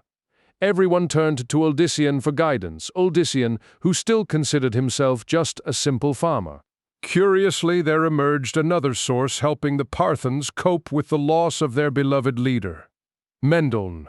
When a handful of people came to the house to see Odyssean, who had departed to speak with others, Mendeln suddenly brought it upon himself to talk with them. His message was an unusual one that, when his brother first heard of it, caused much concern. Yet to those who had listened it brought some closure. Mendeln spoke of death, but not as a finality. He declared it only a state. Master Ethan and his son lay not just cold in their graves. They existed now on another plane. They had gone beyond the struggles of mortal existence, to face new and exciting challenges. Death was not to be feared, Odyssean's sibling insisted, but to be better understood. No one seemed more surprised at these suggestions than Mendel himself. When questioned, he could not explain just when they had occurred to him. They just had. Birthright 384. The inhabitants of Partha knew nothing of Odyssean's intention to leave them. That was the way he wanted it. If they discovered the truth, he feared that there would be an upheaval and many would simply give up their lives and follow him. Lilia seemed to think this a good thing, but enough trouble had been caused here. Odyssean wanted to reach the great city without further loss of life. In the city, he told himself, things would be different. No one could attack him surrounded by so many people. It was a lie, of course, but he preferred to believe it. To his surprise, however, Odyssean discovered that his party would be much smaller than he imagined. The news came from Achilleos and dealt with an unexpected situation. It was only 2 nights before their intended flight. Lilia still urged him to forget sneaking away. If the people wished to follow him, the noblewoman had said, was that not what he wanted? Did he not want to give Cain proof of what he offered? What better than scores of willing witnesses, including some who could show their own abilities, however meager at this point? Rather than argue with the woman he loved, Odyssean had walked the dark streets again. He always, 385, Richard A. Canaic, made certain to stay within sight of more populated areas, not desiring any repeat of the attack. It was doubtful that there were any more of Malek's creatures about, but one could never tell. Still, despite his precautions, he had sensed someone quietly following him. Only when Odyssean had turned a corner, then waited, did he discover it to be the archer. "Ho, there!" Achilleos blurted much too loudly. "I'm no Morlu, I swear." "You knew I'd hear you and wait," Odyssean returned. "Otherwise, I'd have never noticed a sound." His friend grinned. "True, I'm that good. What do you want?" Achilleos immediately sobered. "I wanted to talk with you, but in private. This seems the only way." "I apologize if it's wrong. You can talk to me about anything, Achilleos. You know that." Even Cerinthia. Like Odyssean, the hunter had always called Cyrus's daughter by the shortened version of her name. That he now called her differently made the farmer's brow arch. Cerinthia. Birthright 386. The other man cleared his throat.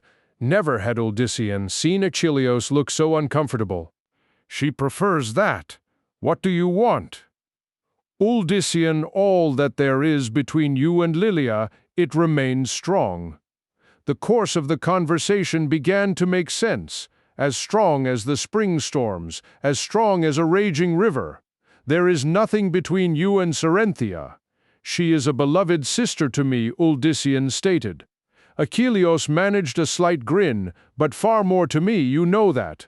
I've always known that. This caused the archer to chuckle. "Yes, I've been pretty obvious, except maybe to her. She knew." Of that, Odyssean could swear. Cerinthia had been no fool when it came to the lovesick Achilleos. "Now tell me what this is about. We've only got all night." "Odyssean, Cerinthia wants to stay behind when you leave. I want to stay too." That she wanted to stay startled him, but that Achilleos wanted to remain with her was not so surprising. Odyssean found that he was relieved by the news. Even 387, Richard A. Knack, though there was a part of him that ached at the loss of friends. "I wanted all of you to stay behind, that's Ceri. Cerinthia wants to do so now, I've no problem with. I'm also glad that you'll be there for her, Achilleos. But does she know, and if she does, do you expect anything to change between you? That produced a wider smile. I've recently had some hint that it has. This was even better. No joyous news. Then I'm doubly happy. I've wished that she could see you as you are at Chilios, and that the two of you will be safe makes me glad also. There is that last. I shouldn't abandon you of all people. This is not the end of the danger. There will be other Maleks. I should be standing with you. Uldysian halted him. You've done more than you should, just as Serenthia and Mendon have. I told you before, I wanted all of you far away from me. You spoke the truth. There'll be other Maleks, especially as long as the Primus still commands the Triune. I want none of you near me when the next comes, not even Lilia. But she'll never leave you. I know, but I've got to try to make her see sense. If I do, please watch over her for me and Mendon too. Birthright, 388. The hunter extended a hand which Uldysian clasped tight. You know you can ask anything of me, Achilleos muttered.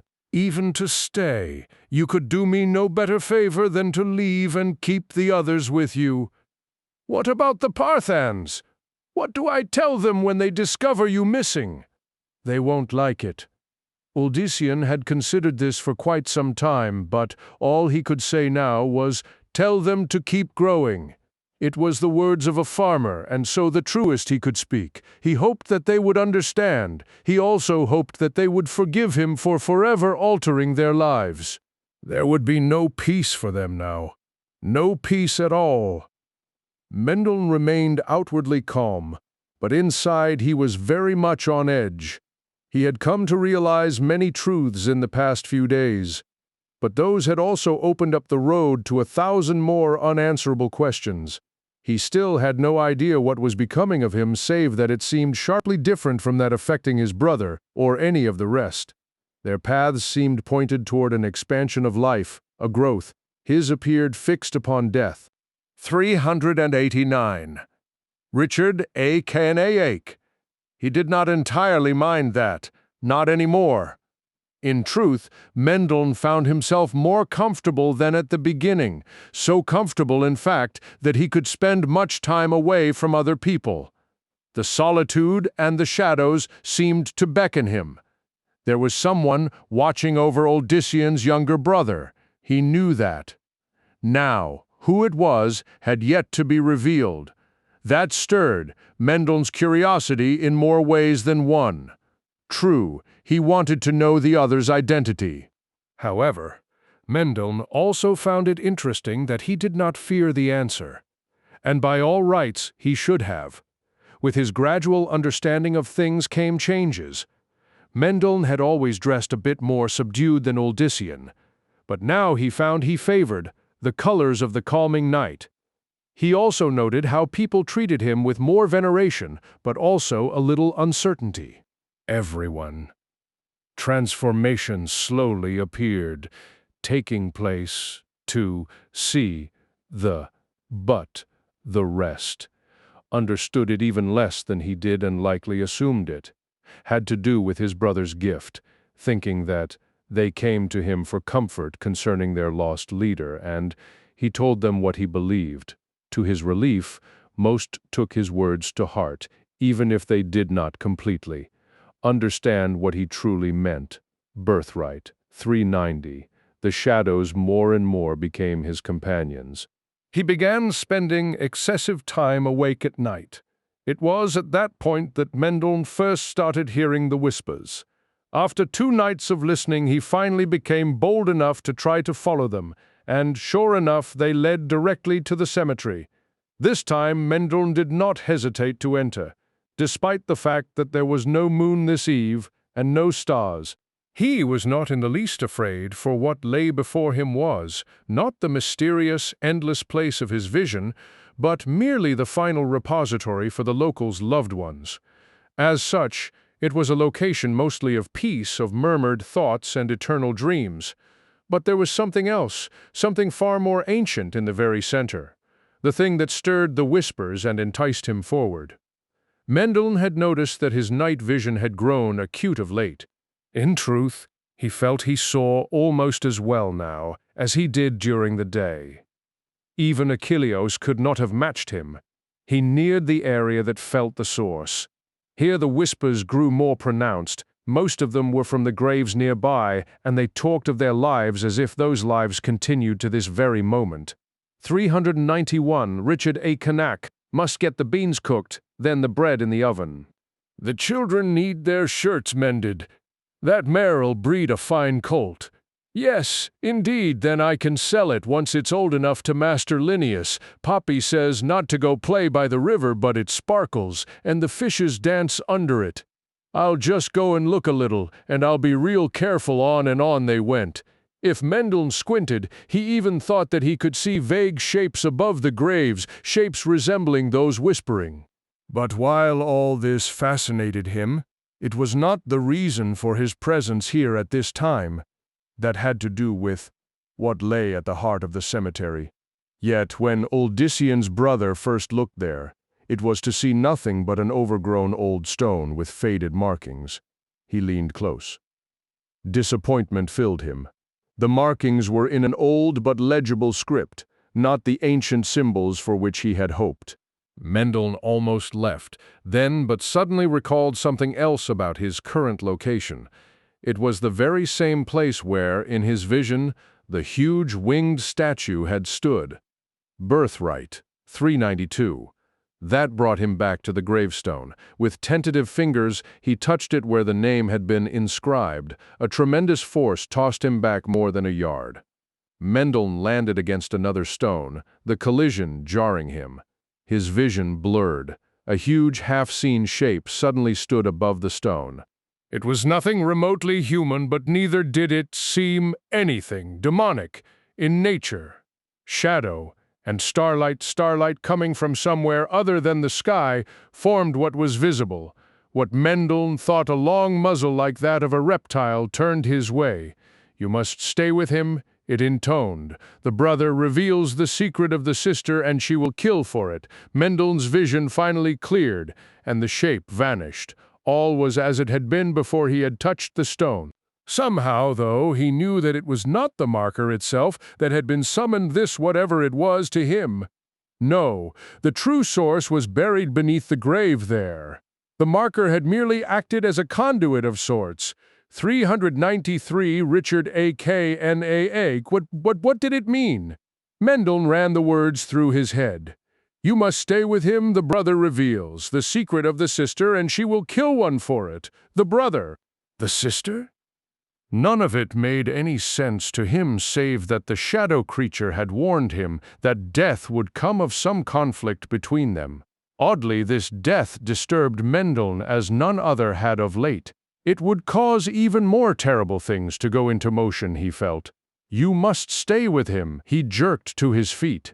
The key lay there. The warning could refer only to one person, for who else would Mendel first think of other than his brother? Odyssean. He raced from the cemetery, urgency overwhelming his respect for his surroundings. Whatever the message spoke about would take place, very, very soon. If it had not already, in the dark of night, the cathedral was literally a gleaming beacon that welcomed all to it. No matter what time, there was always someone to greet a late traveling pilgrim or lost soul. The prophet had decreed it so, saying, Birthright 394. That the salvation of the masses could not cease merely because the day was over. The prophet could often be seen in those late hours, for Ananias did not require sleep. However, although he would have denied it, the angel did grow restive and so unable to go out among the mortal throngs in his full glory and take flight. He instead paced the length and breadth of the spiraled edifice, sometimes appearing where his followers least expected it. This night, the radiant youth stood at the top of the highest of the towers. From here one could overlook the landscape for mile upon mile. It was as close as he could come to soaring through the sky. Ananias was not afraid, but he was cautious. The game he played against Lucian required tact from both in order, not to upset matters and reveal sanctuary to his brethren. He felt more than adequate to handle the demon, even with Lucian able to summon all the might of the burning hells. After all, this world was Inarius's creation. No one could take it away from him. Not the demon, not her, and not even some simple farmer whose lifespan was less than the blink of an eye compared with his. And they would all soon find that out. 18. Uldissian heard the shouting just as he was building up the nerve to tell Lilia that she had to stay behind no matter what she desired. He had already failed twice this evening, and the fact that both attempts had ended up in love-making had not assuaged his guilt much. Now, just as his breath and strength had finally returned and he had been determined not to fail a third time, what sounded like his brother's voice echoed throughout Master Ethon's house. The people of Partha seemed to consider it Uldissian's now, but he planned to use it only for a day or two more, and even that with much guilt. Once he was gone, Lilia and the others were welcome to make it their own long enough to sort out their lives. Birthright. 396. Unfortunately, it seemed that Mendel needed sorting out immediately. Uldissian rose from the bed to see what was the matter.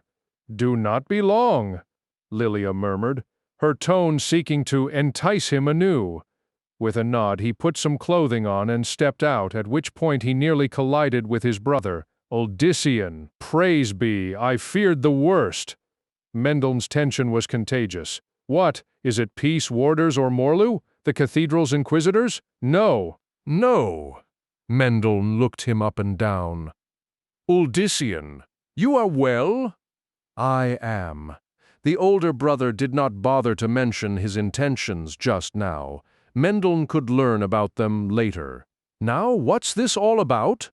I thought, what? With a look of chagrin, Mendel shook his head. "Nothing. It was a nightmare, Uldissian. Just a foolish nightmare." His eyes glanced past his sibling to where Uldissian realized an unclothed Lilia could be partially seen in the bed. "I am sorry." "Forgive me. I do not know what to think." 397 Richard A. Knack. Mulling it over, Uldissian suggested, "You've been up all hours, Mendel, day and night. That's not good. You've helped me a lot in soothing the spirits of the Parthans after Master Ethan's slaughter. I think you just need some rest." Uncertainty tinged his brother's voice. "Perhaps." Again the eyes flickered past Uldissian. "I am very sorry to have intruded." Before Uldissian could say anything, Mendel whirled and rushed off to his room. Shutting the door behind him, Uldissian returned to Lilia. She smiled languidly as he slipped in next to her. "Your brother is all right?" "He's overexhausted." The blonde woman ran soft fingers over his chest, toying with the hair. "And are you?" "Not in the least," Uldissian returned, taking her in his arms. "Let me show you." 3 hours passed. 3 hours in which he had drunken deep of Lilia again. 3 hours since they had lain side by side. 3 hours that now saw Uldissian just finishing the saddling of his horse. Birthright 398. It was the only way to resolve the situation. No more thinking, no more explanations. After assuring himself that the noblewoman was asleep, he had cautiously risen and dressed. With soft footfalls that would have made Achilleus proud, Uldissian had then slipped out of the room and through the house. When he had come across the few guards on duty, they swearing to watch over him as they had their former employer, none saw him sneak past. They could not be faulted for that, however, for it seemed that Uldissian's gift worked for him without trouble this time. He wished the men to look the other way, and they had.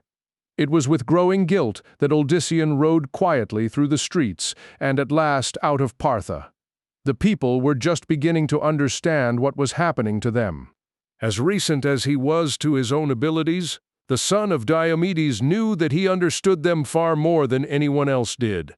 Uldissian was also the one responsible for their transformations. All that demanded he return to the town immediately and take responsibility, but always weighing more heavily were the deaths. It was possible that he was making a terrible decision in abandoning everyone and riding to Cain himself, yet 399 Richard A. Canaaic, Odyssean shook his head as he rode on.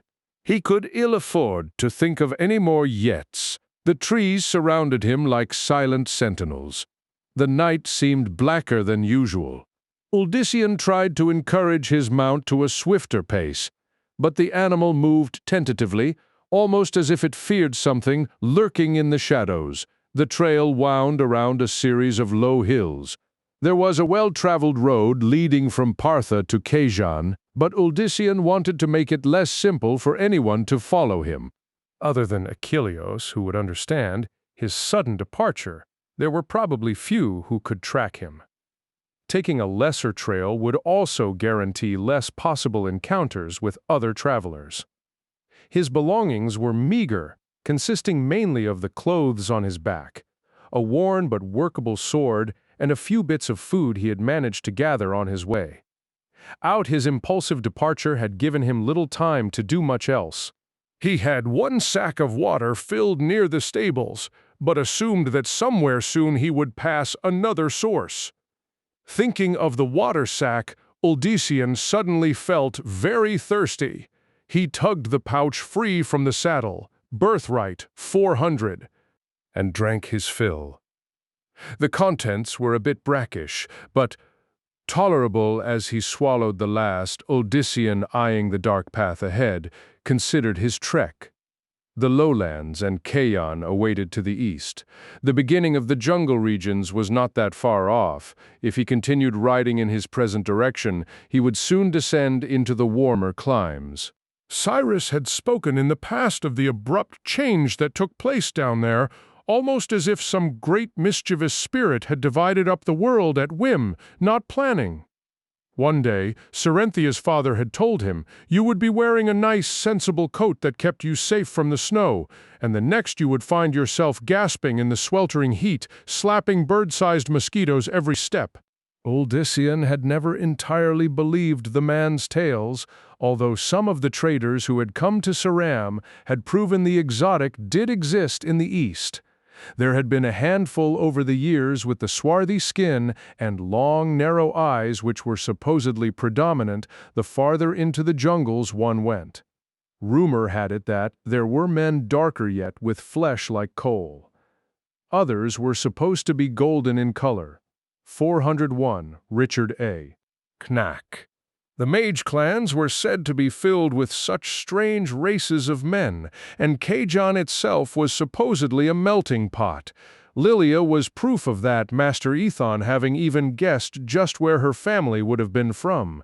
The very thought of approaching the vast city by himself suddenly proved very daunting to the simple farmer. He wished that he could have at least been accompanied by the noblewoman, who knew Cain best, yet she was also the one he least wanted near him should trouble arise. The fear that something terrible might befall her had been the most driving reason for his abrupt flight. Her face filled his mind. Perhaps one day they would be able to reunite, but not after Odyssean made certain that it was safe to do so. Yet Lilia would always be with him, even if only in his memories and his heart. Odyssean came a soft voice suddenly. "My love." He dropped the water sack, then twisted in the saddle. Behind him, to his disbelieving eyes, was the noblewoman herself. She was completely dressed and riding a large dark steed that he did not recall. "Lilia, what are you doing here?" Her smile alone began melting his resolve. "I've come to be with you, naturally. Birthright 402, you should have stayed in Partha," he insisted, trying to gather his strength. "I left you with the others for your own sake." She urged the huge mount forward. "You may leave the others, but you can never leave me, Odyssean. I began this with you, and I will end this with you." He was touched by her dedication and wanted to take her in his arms, but recalled the evils of Malak. If she stayed at his side, Lilia would forever be a target of men such as the high priest or, worse, their masters. No matter how much he yearned for her, Odyssean had to let her go. No, Lilia, it has to end here for us. I don't want you hurt. I don't want you dead. But you saw what I managed against Malik and think how powerful he was. I can defend myself, my love, especially from those who would separate us. It was a powerful argument, Odyssean himself having been hard-pressed against the servant of the Primus. Still, he understood from his own abilities that Lilia might very well have been merely lucky, that next time she could discover herself entirely defenseless against some murderous foe. 403. Richard A. Cain, the thought of what would happen then was all he needed to regain his determination completely. No, Lilia. I can't afford to think like that. If anything would happen to you, it would be too much. You've got to go back. No argument. Stay with the others, but don't consider coming after me again. Instead of obeying, the blonde woman dismounted. I will not go. I will follow you wherever you ride. Lilia. She left her horse behind, not at all concerned. It seemed that it could wander off, stretching her arms to Odyssean. Lilia continued. Come, hold me once more. Kiss me once more. Prove to me that you can leave me behind, perhaps. If you say you can, I might reconsider. Although he knew that it was foolish to do so, Odyssean also dismounted. Just one hug and kiss. It would give him something to remember. He would still insist that she return to the town. He would not weaken in any way. But as she melted into his arms, as her lips found his, Odyssean's will drained away again. What if Lilia did ride after him? Would she not be more likely in harm's way searching for him rather than being at his side? Birthright. 404. Surely with how he was learning to control his gifts, he could keep her safe. A shiver suddenly coursed through him as the kiss continued. Eyes closing, Odyssean pulled back. A momentary weakness overcame him, and it was all he could do to stand. Odyssean, are you ill? Almost as quickly as it had vanished, his strength returned. He shook his head. Opening his eyes revealed his vision to be blurred. Odyssean blinked several times, trying to restore it.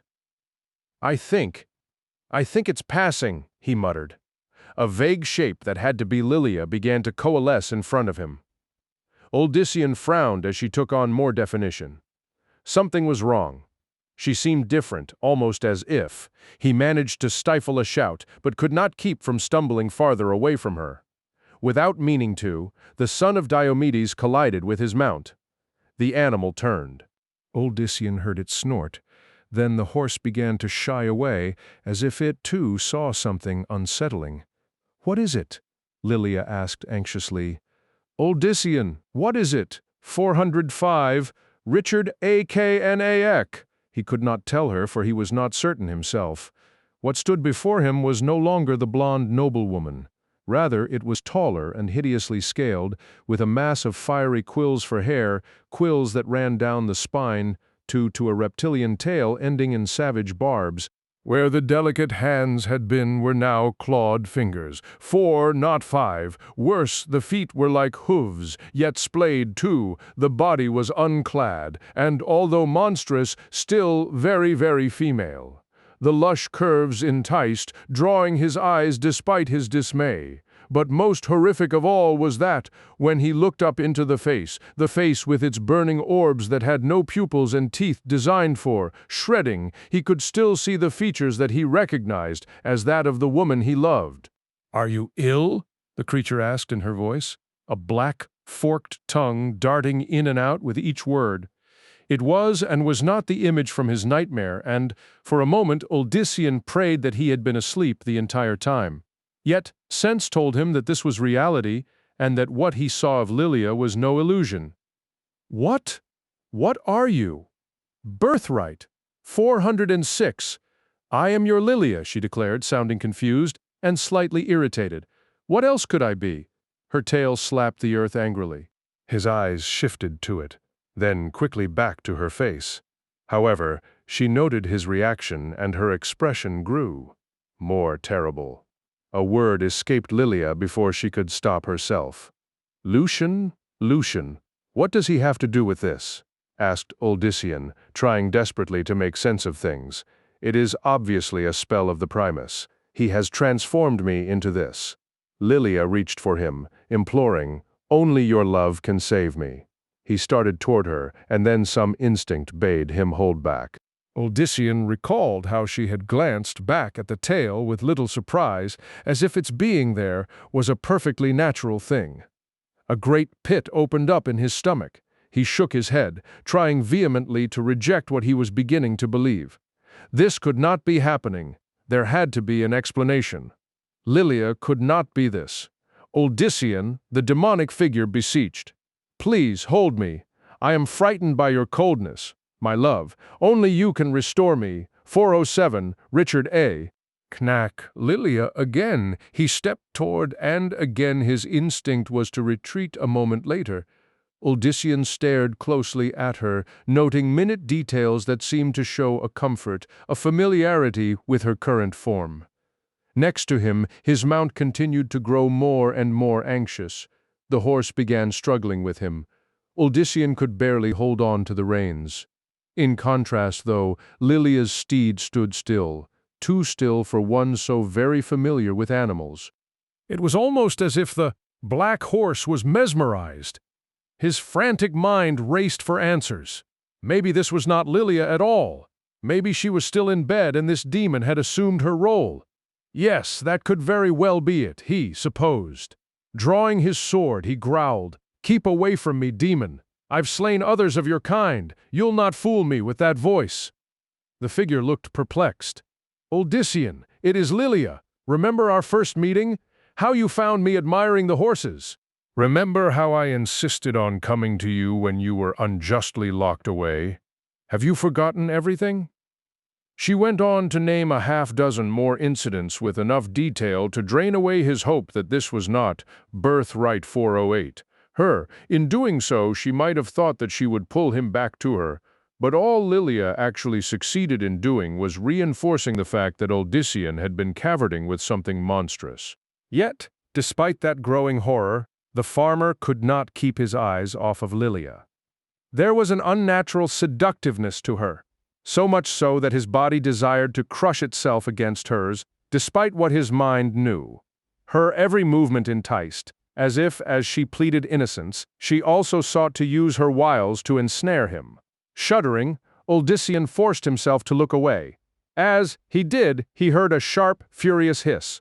"Look at me, Odyssean," Lilia abruptly cooed. "Look at what you have had and what you can have. Again, and again, and again." Something told him that if he looked, it would be his undoing.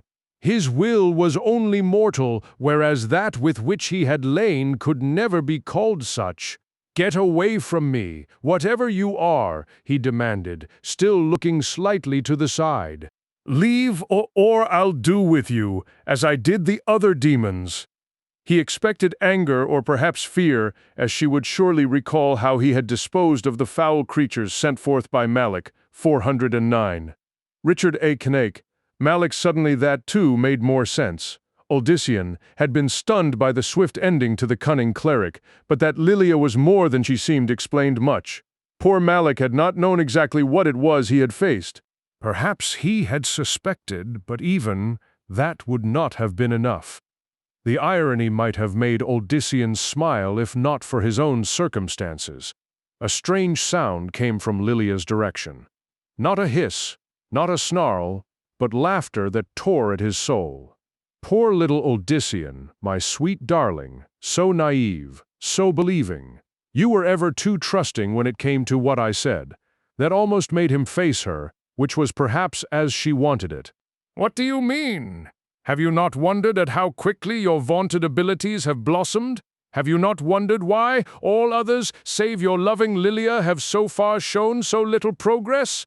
He had, and the implications in her tone set the hair on his neck stiffening. "Yes, he sees the truth now, or at least a hint of it. Yes, dear, sweet Odyssean, I have guided you every step of the way. What you do in great part because of me, not yourself. It was who brought forth the storm, Birthright 410, who guided the lightning, who caused most of your desire to become reality, and more than that he knew suddenly, and who slaughtered one missionary, then slew another with a knife of mine. This caused her to giggle, a sound once musical to the human, but now filling him with loathing. The stage had to be set for you, my love. And what were they, anyway? But pawns of a treacherous lover and a fool of a brother. Uldyssian tried to digest the last. If she was to be believed, both the Primus and the Prophet were known to her very well. One was of her blood, assuming that such flowed through her, while the other had assumed the same role as Uldyssian, but before him. The knowledge only made Uldyssian's consternation grow. His entire existence was nothing but delusion. He was not this powerful force, but rather a puppet. Her puppet? But a small part of him rebelled at that thought, reminding Uldyssian that this encounter was surely not as she planned matters. She had spat the name of Lucian out before she could help herself. Yet if Uldyssian was only a weak pawn, why take this action? Why had Lucian just not destroyed him?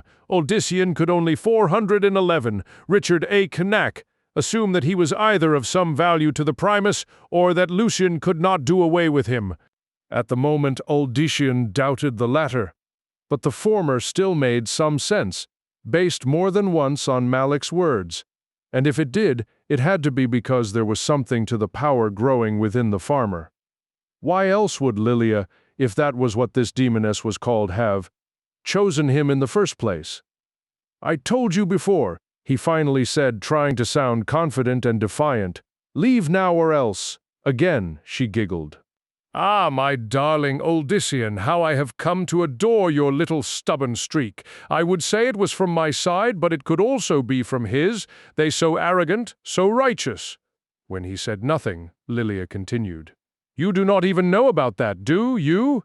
You do not even know your history. All of this I would have revealed to you in time when you were ready. Shall I tell you now? We can still be together. You can still hold me, caress me." Feeling his will crumbling, Uldyssian ducked back. Unfortunately, the horse, still fighting with him, used that moment to pull the reins free. Uldyssian spun around, chasing after them, but the horse was already Birthright 412 too far away. He watched the animal race off into the night. "Poor Uldyssian, but you do not need that weak creature. I can teach you to fly or materialize anywhere. Once more, the Nephilim will rise, and this time, they will assume their rightful place. Ha! I will assume my rightful place, no matter how the high heavens and the burning hells cry out against it." There was a manic tone in her voice, a hint of madness that he had never heard. Without thinking, Uldyssian looked at her. Her eyes immediately snared his. Her lips parted, and her tongue flashed out, licking as if about to devour a tasty tidbit.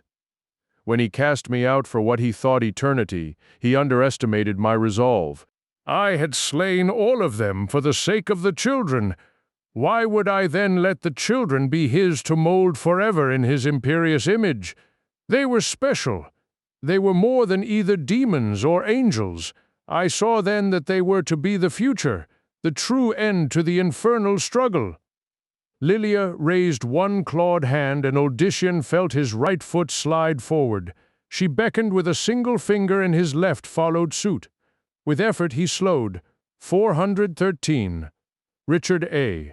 Knack his momentum, but it was only a matter of time before he would stand directly in front of her. Obviously aware of this, she continued to talk as if all was well between them, as if he was happy to know that. He had lain with a monster. What you have called a gift, my love, is that and much more. You all humans are the spawn of our coupling.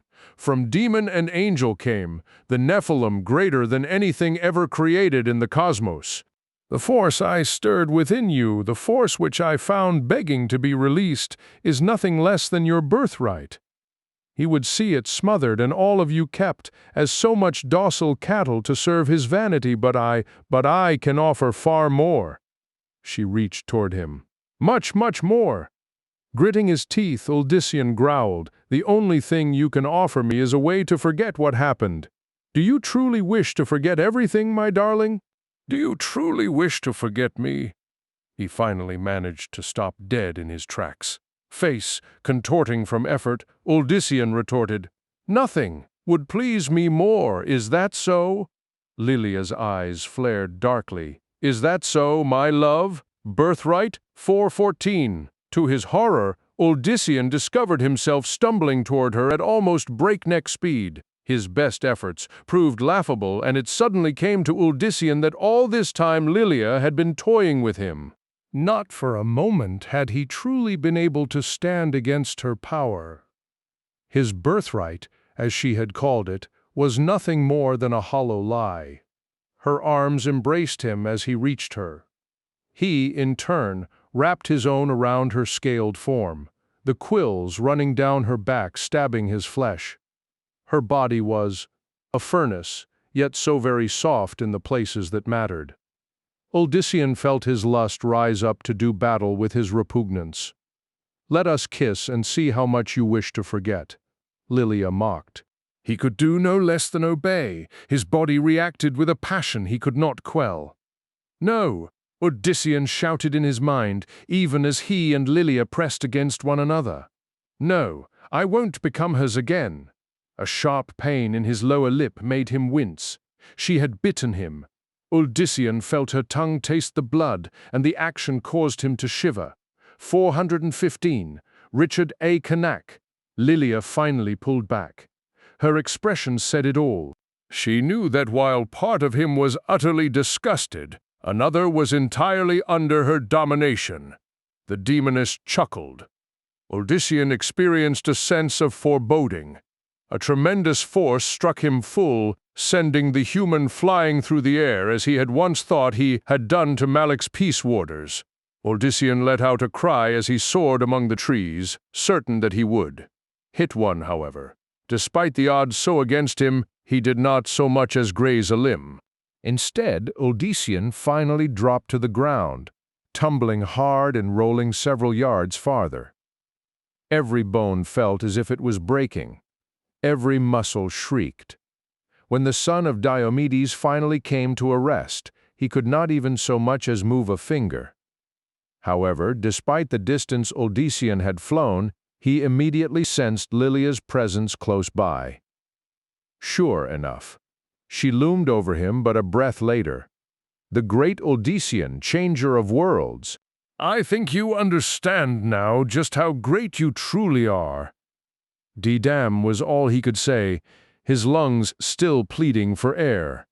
Birthright 416. Still defiant? She knelt down, giving him, despite the darkness, a very close look at her charms. A worthy trait, sometimes. He could do nothing when she kissed him again. Well, aware of his conflicting emotions, Lilia stretched it out, longer than the last. "I think you will come around," the demoness cooed afterward. "But first, one more lesson to be learned, my love. The lesson of just what you are without me." The wind suddenly raged, howling like a pack of wolves as it tore through the region. The quills atop Lilia's head shook as if alive. The demoness stood and raised her arms, clearly the cause of the shift in weather. "Yes, let us see just what you are without me," she repeated with a laugh. "Let us see how long your defiance lasts." "Not so very long, I think, my love?" Summoning what strength he could, Uldyssian made a desperate lunge at her ankles. What he hoped to do beyond toppling her, the human could not say, but he felt that he had to try. His attempt was as pitiful as his earlier arrogance. His fingers barely grazed her scaly hide. Lilia merely stood there, watching his antics. 417. Richard A. Knake. "Not yet, not yet, dear Uldyssian. You can hold me again when you have been properly chastised, if, of course, you survive the lesson." She cocked her head. "If," he snarled and tried again to reach her, but the wind trebled, shoving at him with such ferocity that Uldyssian was rolled back. The world spun around him for a moment, and once more he was left gasping for air. Without warning, the terrifying gust died. Silence fell over the area. Odyssean's lungs gradually filled. He managed to twist his gaze back, wondering what the temptress would do to him next.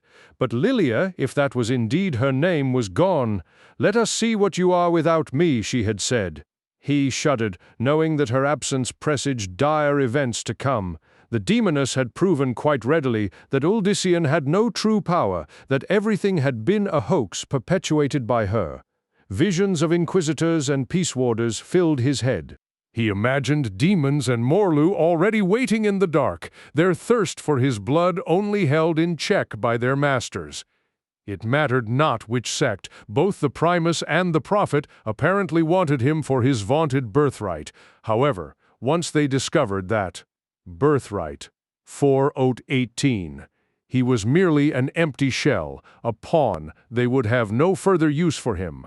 Worse, those he had led into this would also see him as a man of false promises. They would lose heart, turn against him. His friends would realize that they had given up everything for nothing. "Let us see what you are without me." He knew what he was already the greatest of fools and a condemned man. 19. Someone was calling his name. He knew the voice, but could not answer it. Odyssean. He tried to wave a hand, give some sort of call, but failed. His mind sluggishly attempted to recall what had happened.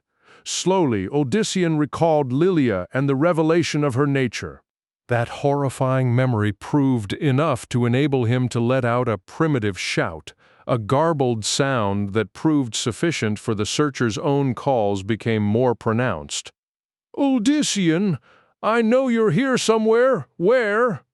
It was Achilleos' voice. Odyssean finally realized. "Good faithful Achilleos." He tried to say the hunter's name, but it only came out as a rasping sound. Here he is," said what sounded like Cerinthia.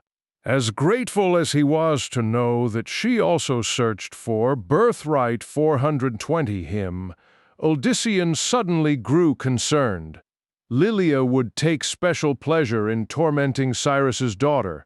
Soft hands took hold of his face. Odyssean instinctively jerked away, thinking that Lilia had returned. However, that fear was quickly squashed as Cerinthia said, "Praise be, you're alive, Achilleos. Mendon, here he is." The sounds of figures thrashing through the brush alerted him to the others' nearby presence. He heard an oath which had to have come from the archer. "Is he wounded?" asked Mendon, sounding more curious than concerned.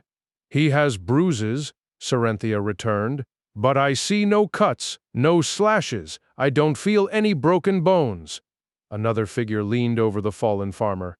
"He looks as pale as death," Achilleos rumbled. Or worse, more and more details came back to him. He remembered fearing for his friends and his brother.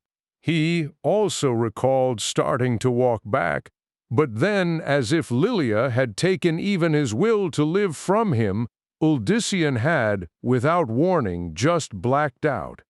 Had the others not come in search of him, he wondered whether he would have ever awakened again.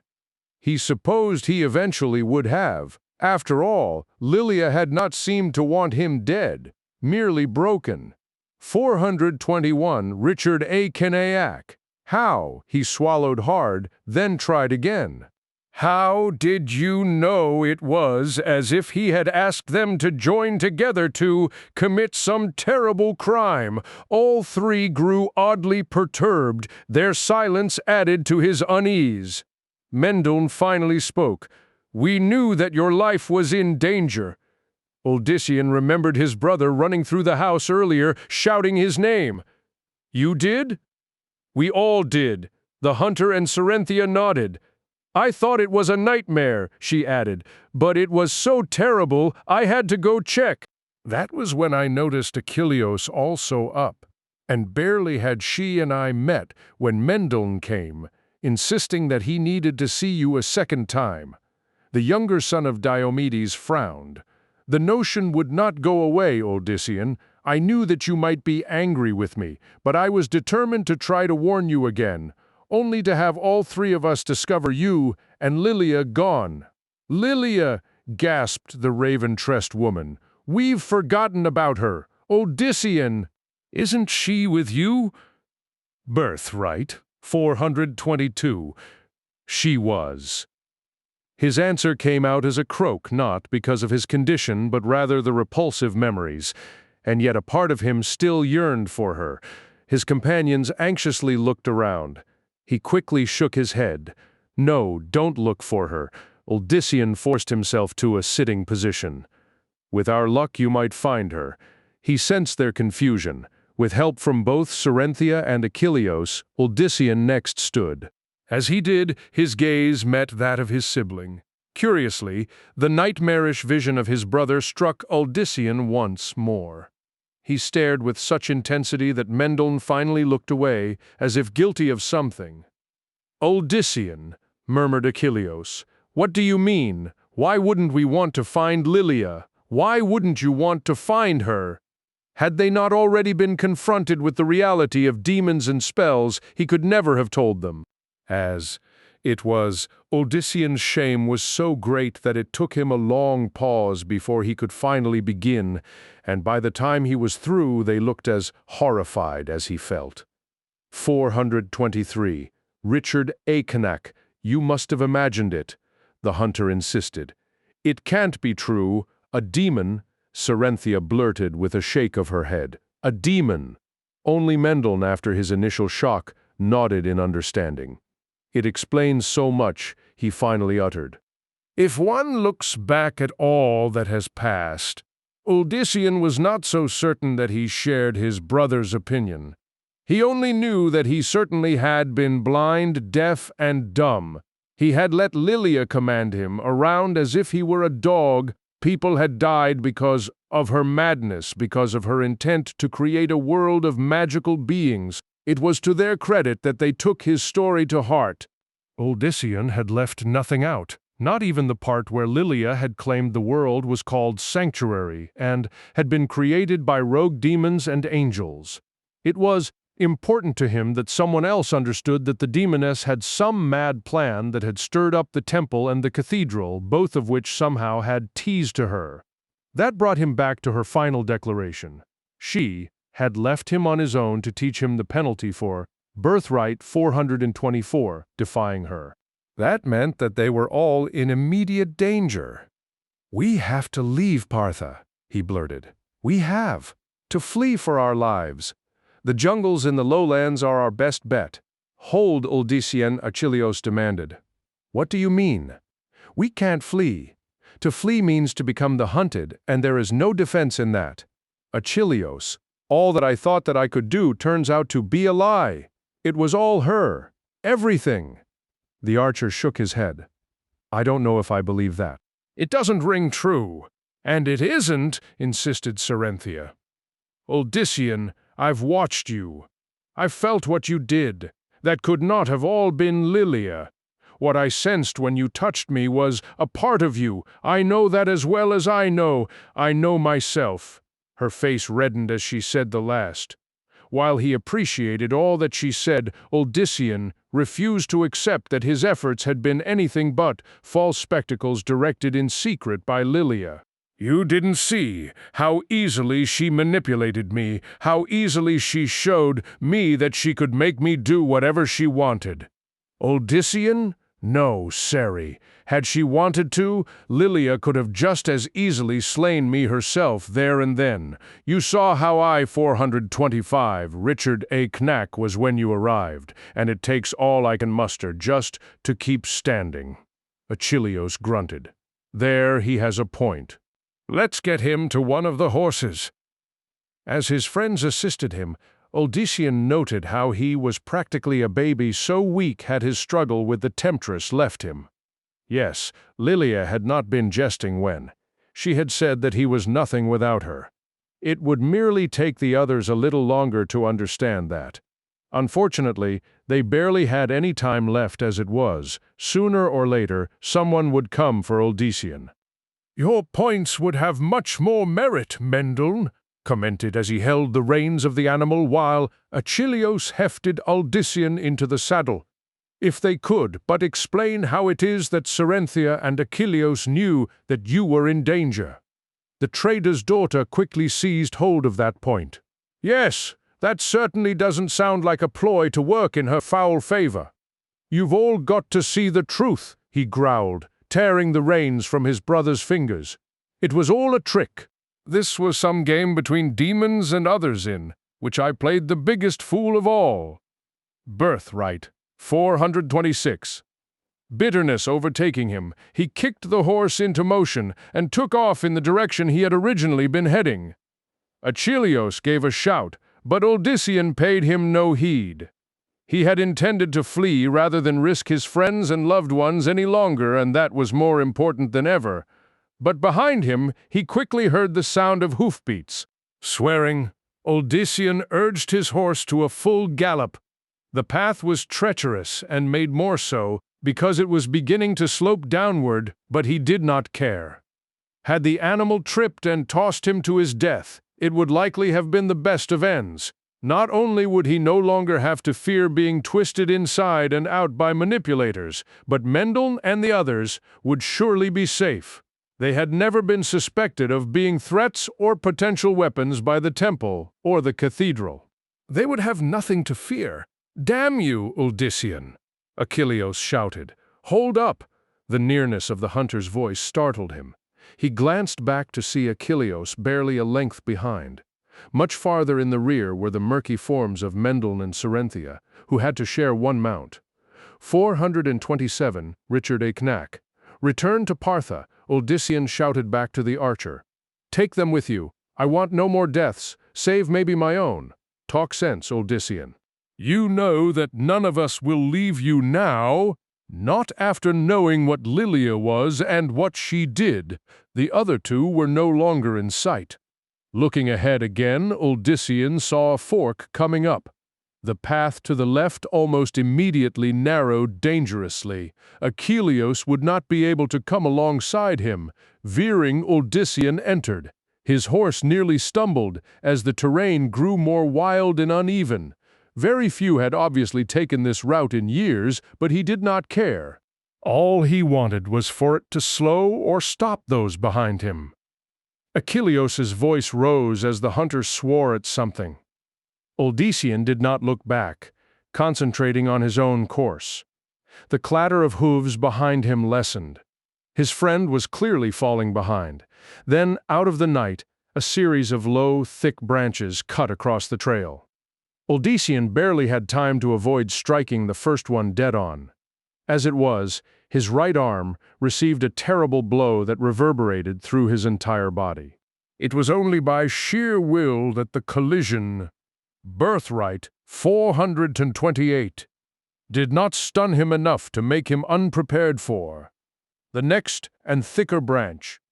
A third and fourth one came in rapid succession. Odysseus ducked left, then right again. The last of the branches scraped the top of his head. He felt a trickle of moisture, undoubtedly blood, but despite his injuries, Odysseus' hopes rose. Achilleos would see the branches and be forced to slow.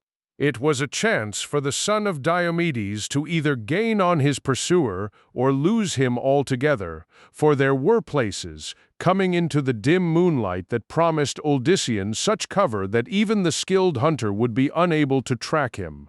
Then a crashing sound nearly caused him to steer his horse directly into a tree. Without thinking, Odysseus slowed the animal.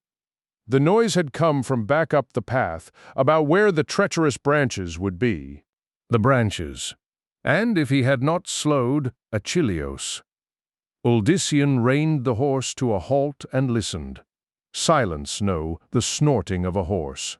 Not a horse in motion, though. He started to urge his mount forward, then hesitated again. Still no sound other than the animal. 429, Richard A. Cain. With an oath, Odysseus turned back. He had wanted to lose Achilleos, nothing more. If something worse had happened.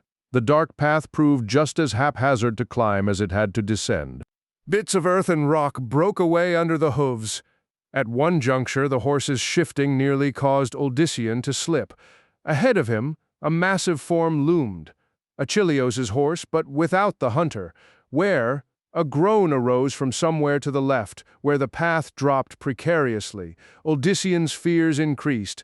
He pulled up, and, barely waiting for his mount to halt, leapt to the ground. Every muscle burned. In his anger he had paid little mind to his own state, and now his body was angrily reminding him that he could barely walk. Yet, despite that, Uldyssian continued. He took both his mount's reins and those of the other horse and tied them to one of the very branches in question. Uldyssian then stumbled in the direction of the moan. The irony of the situation did not escape him. Achilleos had freely come to help Uldyssian, and this was how his friend had been repaid. Guilt vied with shame now. He remembered even hoping that one of the branches would cause Achilleos trouble, although not to this extent. Birthright, 430. Nevertheless, Uldyssian had been aware of the danger, and yet he had not cared about anything but his own choices. The descent was a slippery one, for the ground gave way with every step. There was still not a sound of the third horse, and Uldyssian wondered just how far behind his brother and Cerynthia were. He could not simply trust that if he dragged Achilleos up to the path that they would come across him. Uldyssian had ceased believing in miracles, great or small. Below him he saw only darkness. It had been his hope that the hunter's blonde hair would stand out, but that was not the case. Uldyssian grew more concerned, was he even in the same area where his friend had ended up? Then some urge sent him toward the left, a place he would not have considered a possible location. Yet, when Uldyssian thought of turning back, he found himself unable to do so. Frowning, the farmer delved deeper. A moment later, Uldyssian spotted a rounded form. He dove toward it, reaching out and cautiously turning it over. As he did, a cough escaped the shape. Uldyssian? Strange. I thought I was rescuing you. 431. Richard A. Cain. I'm so sorry, Achilleos. I never meant for this to happen. Can you stand? He heard the hunter grunt in pain. Left leg stiff, but I think it's just very sore. Give me a hand. As Uldyssian did, his own body reminded him again of what it had suffered. The two men groaned simultaneously. With a weak laugh, Achilleos remarked, We are a stalwart pair, eh? That brought a chuckle from Uldyssian. I remember worse scrapes than this when we were children. We didn't groan at all then. Children are more resilient than old men. They slowly wended their way back up. More than once, one or both of them slipped. As they finally neared the top, Uldyssian heard the slow clatter of hooves. Mendel and Cerynthia had finally caught up. I promised you that we would find them, his brother said with unnatural calm. You see? But the woman did not waste time answering him, instead sliding down from the animal and racing, not toward Uldyssian, but rather Achilleos. Are you all right? She demanded, putting her arms around him. Birthright, 432. I'm fine. I am. Cerynthia did not seem convinced, but she finally turned to Uldyssian. What happened? He opened his mouth to explain, but Achilleos cut him off. I was careless, Cerynthia, that was all. Fortunately, my good friend realized something had happened and came back for me. She ran her hands over the hunter's arms, chest, and face, not relaxing in the least until she was certain that his injuries were shallow. Praise be. If something had happened, Uldyssian saw that Achilleos had spoken the truth when he had said that Cyrus's daughter had finally turned to him. It was one of the few things to make him happy this night. The two were a good match. He felt his legs starting to give. Keeping his tone level, Uldyssian said, Let's get to the horses. It took effort for both men to move, which caused renewed concern for Achilleos from Cerynthia. Your leg, she gasped. Is it broken? No, just bruised like my pride. I should know to watch out for low branches. Give me your arm, Cerynthia insisted. She all but seized the hunter from Uldyssian and guided him toward 433, Richard A. Cain, his horse. Despite all that he had been through, the scene momentarily made Uldyssian smile. Other hands suddenly came to his own aid. "Let me help you," Mendel said, appearing next to him as if by magic. "Put your arm over my shoulder." His brother's presence both comforted and shamed him further. Odysseus muttered, "Thank you, Mendel. We are all we have left." His words struck the older son of Diomedes to the core. He had concerned himself so much with Lilia that he had not truly considered Mendel in as much depth as he should have, but with that renewed concern came again thoughts of what would happen to Mendel and the others if they remained with him.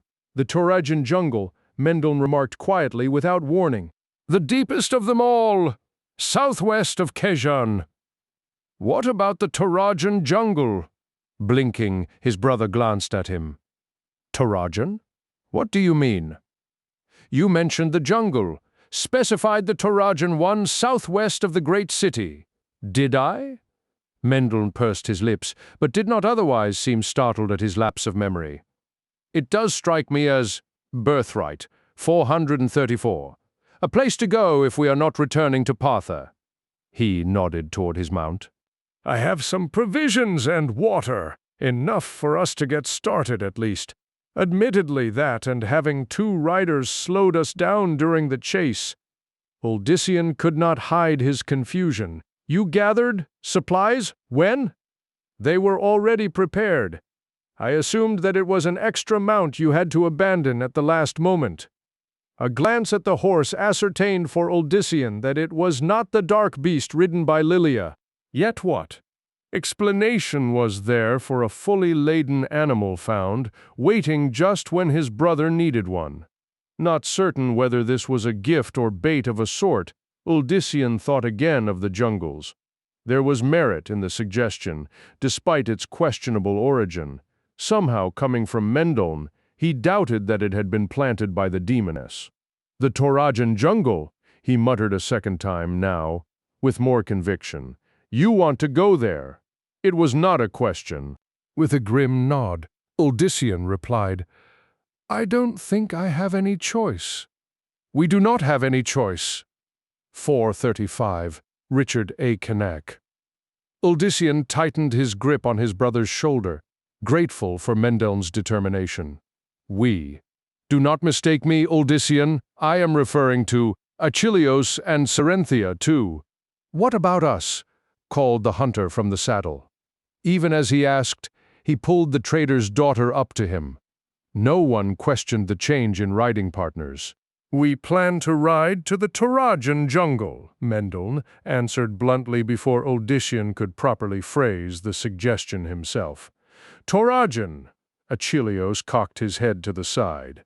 "The densest, most unknown, I've heard. Few folks there. Toraja is the only city, the people said to oil their skins, black, and file their teeth like daggers." He let out a laugh. "Sounds like a delightful place to visit."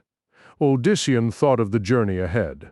They would first have to travel through other unexplored and possibly treacherous regions before reaching their destination.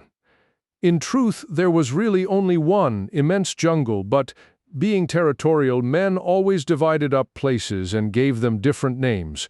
The Torajan jungle just happened to be a particular piece of the much vaster one. In fact, assuming they made it that far, it was very likely that they would not realize it for days after. Birthright? 436. He could not imagine Cerynthia in such a place. "Seri, if you say one word about me staying behind, Odysseus old Diomed, I'll teach you to regret it. There is no question as to whether I'm going." Achilleos grinned. "And you know that I won't argue with her either." Well aware of that, Odysseus nodded. However, he needed them to understand the urgency of the situation. "If you come with me, there's no returning to Partha. I won't go back." "There's too much of a chance that it'll be near impossible to leave again without arousing the entire town." This brought an immediate acknowledgement from Mendel. Seeing that, Achilleos and Cerynthia quickly acquiesced. "I have some supplies and water," Odysseus' brother informed them. "I'll provide fresh meat along the way," the hunter returned without a trace of conceit. All there knew that. Achilleos would be able to keep his promise with ease. There really was only one thing left to say, and Odyssean had to say it now.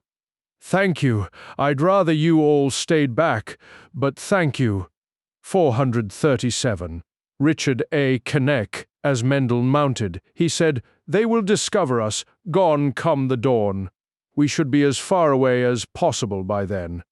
No one could argue with that logic. When the Parthans realized what had happened, some of them would surely go out hunting for Odyssean, at least at first. He hated abandoning them, but it was for their own good. They would soon find out that their gifts were, in truth, nothing. They would feel tricked, and anger would replace adoration. As he led the party off, Odyssean thought of how violent that anger might become. Had he left the others in Partha, they might have become the focus of the townsfolk's ire. Certainly they would have been run out of it.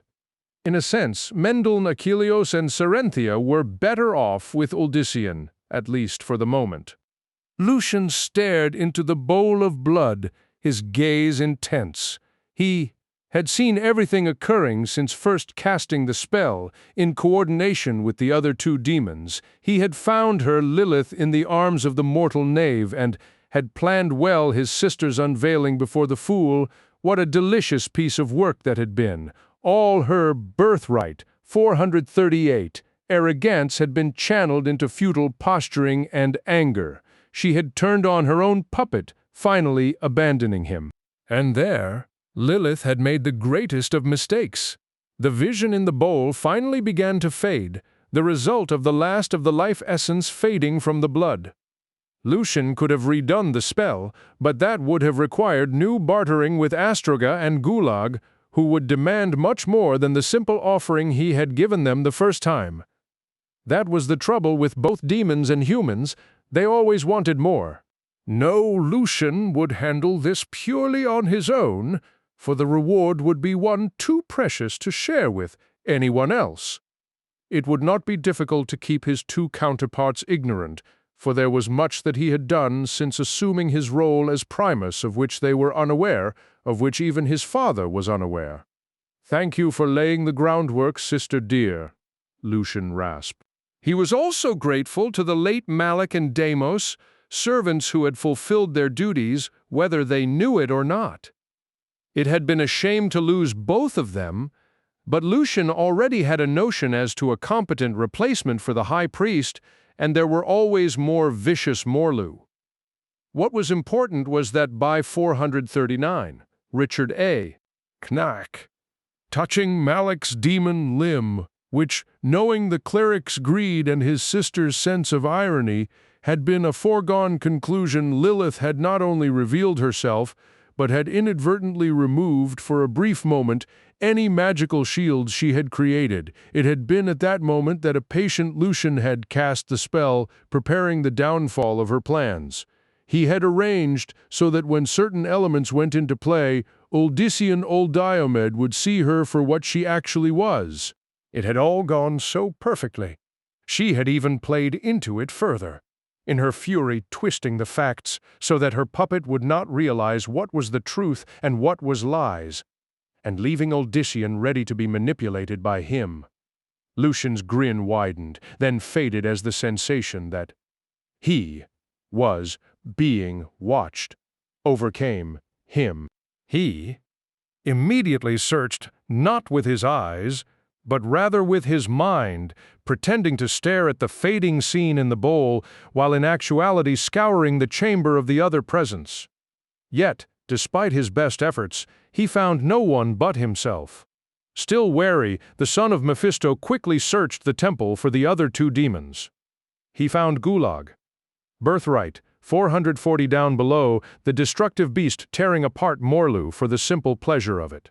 Other Morlu attacked the demon with gusto, inflicting wounds that immediately resealed. This lack of success did not in the least dull their hunger. They simply attacked anew as Gulag ripped another of them apart. The demon of destruction knew that so long as he did not eat any of the broken bits, he could cause as much mayhem as he desired. The Morlu would simply be resurrected with the end of the cycle, their slaughter only making them even more vicious warriors when next they fought. Satisfied that it was not Gulag, Lucian sought then for Astroga. The spider was a more cunning creature being, of Diablo's calling. If either of the two thought to spy upon him for their own goals, it would be that one. But Astroga remained in one of the shadowed corners he preferred, dining at this moment on what little remained of Brother Icarion. Around the shrouded, multi-limbed form, smaller arachnids scurried. They were of the essence of the demon, extensions of him that did his bidding while he waited. Could it have been one of them? Lucian considered, but knew that even the children, as Astroga called the 441, Richard A. Canic creatures, bore his taint. Lucian would have recognized him in them. Still motionless, he surveyed the hidden chamber once more, but again found nothing. Demons, being what they were prone to unnatural distrust, and Lucian knew that even he was not immune from that. He finally pushed the incident from his mind. All that mattered was Lilith's puppet. She had set him on the path. Lucian would now complete his education, or, if the human proved to be nothing of value after all, destroy him. In a place that was and was not real, a figure shrouded in black materialized. Around him there was nothing but absolute darkness, yet he showed no discomfort in being there. In fact, this was home for him, as much as anywhere had been in 1,000 lifetimes. He waited in silence, aware that the one with whom he needed to speak would come when it was right to do so. The shrouded figure understood that it might mean waiting for what seemed days, weeks, or even years, but that did not matter. In the other place, that which was called Sanctuary, no time would pass at all. He would return at the very moment that he had left, Birthright 442, which still might be too late. There was no sound, no wind. He felt solid ground beneath his booted feet, but knew that to be illusion. In this place, everything that existed was but the dreams of his teacher.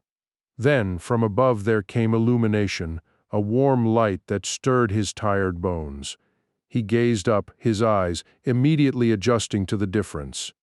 Above him, what appeared to be an array of distant stars formed.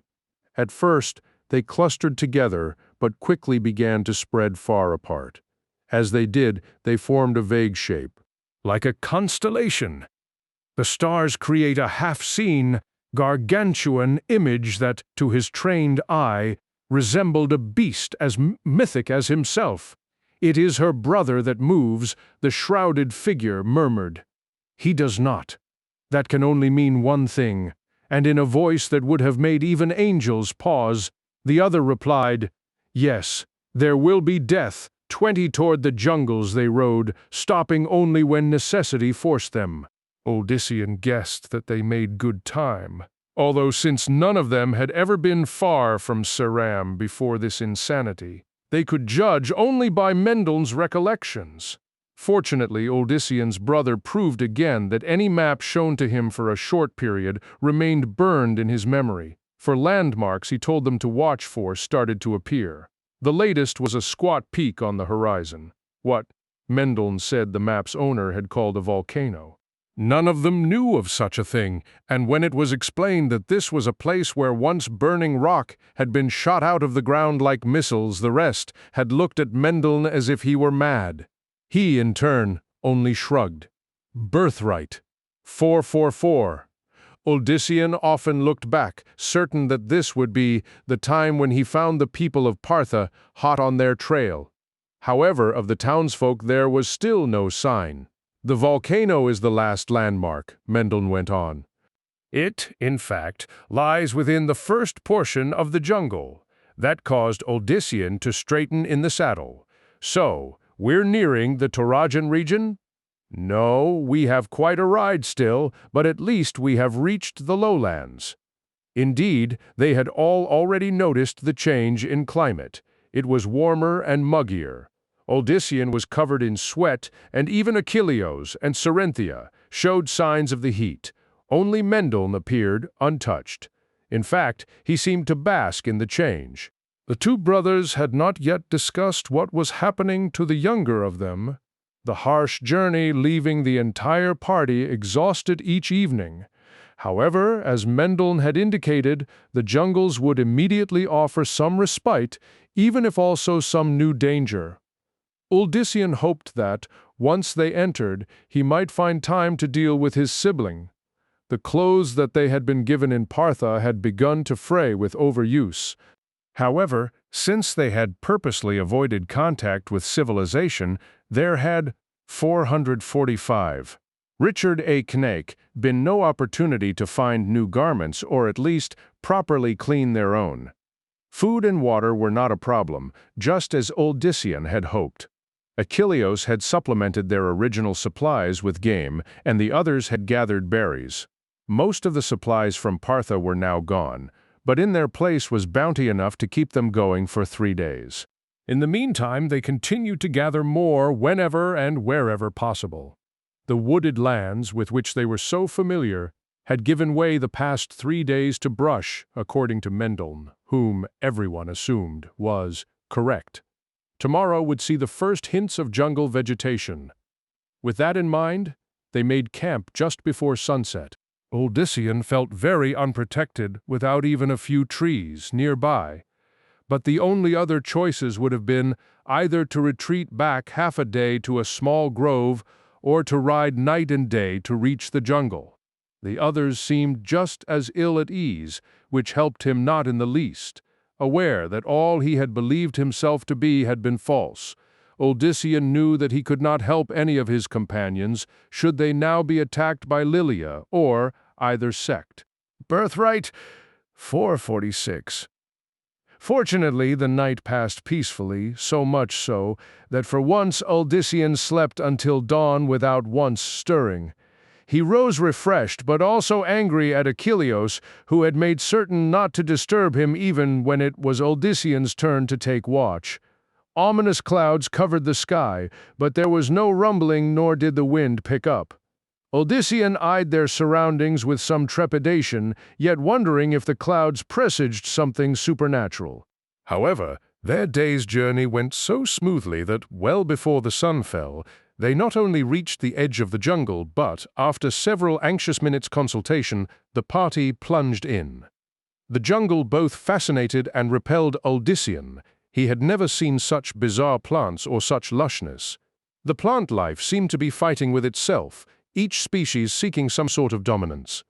Everything so green, marveled Cerenthia. Achilleos slapped something crawling on his arm. And so full of bugs. Never seen the likes of that thing. There is more life in 1 square mile of this realm than in 20 surrounding Saram, Mendelssohn declared. No one asked how he knew, expecting that it was something he had learned from a passing merchant. 447. Richard A. Kanak. Certainly Mendelssohn's comment struck Uldissian as truth, especially as he swatted a variety of exotic and macabre insects from his own body. He began having great regrets for choosing the jungles in which to hide. "Is there a river ahead anywhere?" asked the archer. Mendelssohn gave it a thought. "Tomorrow. There should be one by day's end tomorrow. We should still have enough water." The jungle canopy combined with the clouds to make them feel as if they traveled the entire day in twilight. The horses grew restive, not at all used to such terrain. Their tails constantly slapped back and forth as they did, their best to also keep free of vermin. Some of Lilia's story came back to haunt Uldissian the farther he and his companions rode. She had said that the world had been created by a band of refugees gathered from both sides of a celestial conflict, angels and demons together. Such a fantastic combination of power would definitely explain what he still considered an abrupt change in both climate and landscape. It also reminded Uldissian of just how tremendous the danger was to him and the rest, when it finally grew too dark to risk any further movement. They simply stopped. Since the past few, Birthright 448 hours, they had been making their own trail no easy task. Gathering their horses near them, they ate what food they had, then all but Achilleos retired. Uldissian did not go to sleep for quite some time, the jungle continually unsettling in its differences from what he had grown up knowing. Strange creatures called out, insects sang for mates. There seemed more noise now than during the day. There came one moment when something of fairly good size passed within a short distance of their encampment. Achilleos, still on guard duty, slipped into the jungle, but returned a few minutes later without a word. Still, Uldyssian thought that the archer acted a bit unsettled. While the night was cooler than the day, it was still very humid. Uldyssian constantly felt damp. His hair clung to his head. The discomfort of the jungle fueled his misery and fears. Once more he had chosen wrong. He should have kept to the regions he knew. At least the familiarity would have given him some respite. By the time the light of another overcast day finally poked through the canopy, everyone was more than ready to move on. At the very least, the thought of reaching the river gave them hope. The river meant fresh. 449 Richard A. Knack, water, and a chance to see something over their heads other than thick leaves. Again, they constantly swatted at insects. Everyone save Mendeln had welts, the denizens of the jungle for some reason not finding his pale flesh to their liking. Uldyssian's brother remained warmer dressed than the rest, yet did not suffer as they. Near midday, the party paused to eat and deal with other necessities. The four shared what water remained, Uldyssian insisting that he be the last. However, as he raised the shriveled sack to his lips, his eyes strayed to the surrounding jungle and something thick like a tree that was definitely no tree. He immediately lowered the sack for a better look, only to find no trace of the shape. Serenthia noticed his reaction. "What is it? I thought I saw. I don't know. I thought it was a tree, but it wasn't," asked Achilleos, his expression unreadable. "Tall and thick of build, was it?" It was enough to verify a suspicion of Uldyssian's. "You saw something last night. I thought as much." The archer raised a hand in defense against his friend's words. "Hold on. I saw as much as you, which was little. Birthright, 450. Enough. Whatever it is, it's as much a part of the jungle as these trees and shrubbery. Is it stalking us?" Serenthia asked, looking around. Here Achilleos looked contemplative. "At first I would have said yes, but now, the more I think of it, the more it seems our friend is curious." "That kind of curiosity I don't like," muttered Uldyssian. "Do you think there's more than one?" "I noticed only it. There could be more, but it strikes me as solitary. Like a predator?" The hunter grimaced. Their mood more pensive, they quickly mounted and left the area behind. For the rest of the day, the riders kept one eye on the path and the other on the thick vegetation. No one saw so much as a trace, but the consensus was that their mysterious companion had not yet abandoned them. When at last they heard the rushing of water, Uldyssian greeted the sound with a contradictory mixture of relief and suspicion. He was glad to reach this latest landmark, but at the same time the river was a barrier of sorts. With something now tracking them, Uldyssian, 451, Richard A. Knack, began to fear that all they had accomplished was willingly riding into another trap. Achilleos clearly thought likewise, for as soon as he had dismounted, he said in a low voice, "I'm going to find a place to cross quickly, if need be." On the louder pretense of hunting, he hurried off. Uldyssian eyed Cyrus's daughter, who in turn pensively watched Achilleos vanish into the unsettling wilderness. "He'll be fine," the son of Diomedes said somewhat awkwardly, aware that his friend would not be in this situation if not for him. "Isn't that right, Mendeln?" "Yes, he should be." But Mendeln's tone was distracted, which did not help the situation any. He seemed interested in something at the edge of the river, but what it was Uldyssian could not say. Certainly not some huge creature such as he and the archer had noted. The only thing one generally found in rivers was fish. As they filled their water sacks, Achilleos made a swift return. Serenthia had to visibly hold back from running to him. The blonde hunter smiled with more assurance as he reached the party. "There's a bridge," he announced merrily. "Just a few minutes downstream. Looks worn and there are some." Birthright 452, planks missing, but the horses should cross over just fine. Uldyssian took heart. Without hesitation he said, "We make camp on the other side, then." He received no objections. The four quickly remounted, this time Achilleos taking the lead. They followed along the water's edge as the hunter dictated, and very soon sighted the bridge in question. It had been made from elements of the jungle around it. The planks had clearly been harvested from the local trees, the undersides still covered in bark. The craftsman had skillfully shaved the other side flat. 3 of the planks were broken or completely gone, but if the party guided their horses on foot, there would be little threat.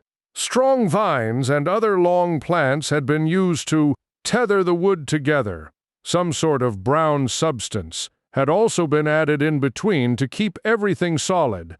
Considering their surroundings, Uldyssian thought that the builders had done the best possible. True, the bridge swayed a little under their moving weight, but otherwise held. Once they were over, there was debate as to what to do next. Achilleos wanted to remain near the bridge, and 453 Richard A. Cain. Cerynthia seconded this. Uldyssian preferred a little more distance from it. Mendel left the decision to the others. As usual, he seemed lost in thought. The archer finally pointed out that while Uldyssian was rightly concerned about their unseen companion, it was possible that something of a more immediate threat lurked nearby on this side. Conceding this, Uldyssian agreed to their remaining near the bridge. They kept their campsite as compact as possible, huddling close to the animals and one another. Only Achilleos left the vicinity, necessity forcing him to hunt. When he returned, the relieved greeting he received was more for his safety than the bountiful catch he carried. The 2 creatures that the archer had brought with him were recognizable as reptiles, but none such as any had ever seen. They were huge, nearly 5 feet from the tips of their muzzles to the ends of their tails. One look at the terrifying teeth was enough to let the others know that these were generally predators, not prey. Achilleos quickly reassured them. I was never careless. I assumed that there might be dangers by the river, but also game. I found this pair hiding among some reeds. Birthright 454. Don't think that they were prepared for something like me. Uldyssian studied them dubiously. Are you sure that they're worth eating?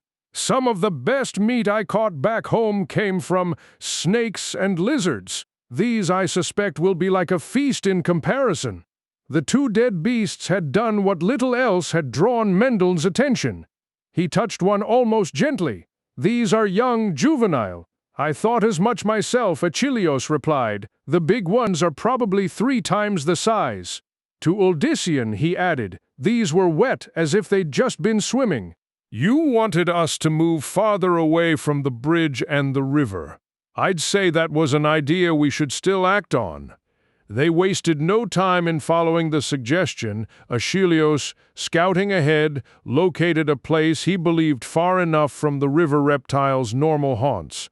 Even then, Uldyssian insisted that they ride a little longer, despite the darkness. Achilleos showed him another spot. Finally satisfied, they halted again. While Mendel and Uldyssian gathered fuel for the fire, the hunter and Cerynthia began the process of skinning and cooking the meat. 455. Richard A. Cain. Don't stray far from the camp, Uldyssian reminded. His brother as they left, Mendel's condition worrying him. I will take care. Do the same. While there were plenty of trees, finding viable, firewood was not so simple. The plant life had a constant moistness to it. Uldyssian picked what he could, cautious in his task lest some vermin or animal hiding in the bush took umbrage at his presence. Unfortunately, due to conditions, Uldyssian soon found himself disobeying his own orders to stay close.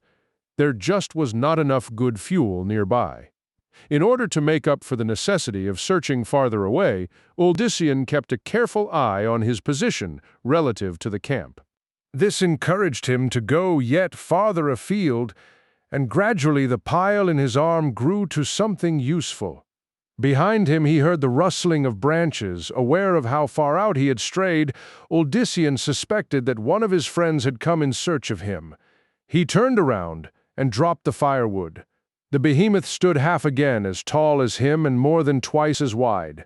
At first, Odysseus thought it a Birthright 456 demon, for it had a vague resemblance to a man in that there were 2 arms, a pair of legs, and a head. But beyond that was a creature so bizarre that surely it had not been born of his world.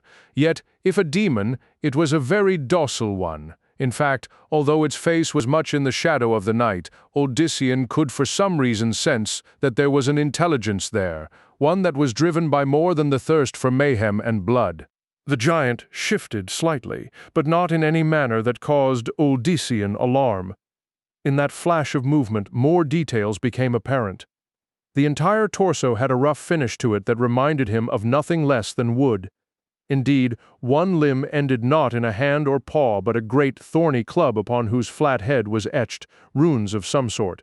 The other arm had a hand, but there was also a broad, sharply bent formation that started near the elbow, and looked to the human like a living shield. 2 bat-wing horns rose above the head, which was squat and heavily browed. Odysseus could detect no mouth or nose, and the eyes were but deep crevasses. The behemoth strode toward him at an oddly leisurely pace, and as it moved, there was not the least sound. Odysseus understood that the rustling he had heard 457. Richard A. Cain, earlier had been purposely meant. The creature had wanted him to be forewarned. Are you the one who followed us?" Odysseus finally asked. The figure did not answer. Instead, with astonishingly graceful movements, it went down on one knee before the human. At that moment, Achilleus's voice came from the direction of the camp. "Odysseus, where are you? Odysseus!" His gaze strayed toward the voice. A moment later, the archer appeared. "Am I going to have to keep searching for you every time you stray away from a camp?" Achilleus asked cheerfully. Odysseus' eyes widened at such a mundane question, in the presence of so astonishing a being as the jungle dweller. He looked to the creature for its reaction, and saw then why Achilleus acted the way he did. The behemoth was gone as if he had never been there. The hunter noticed his tension, and all humor vanished. "What is it?"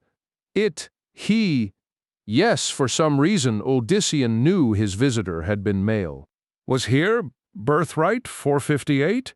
What, the thing tracking us?"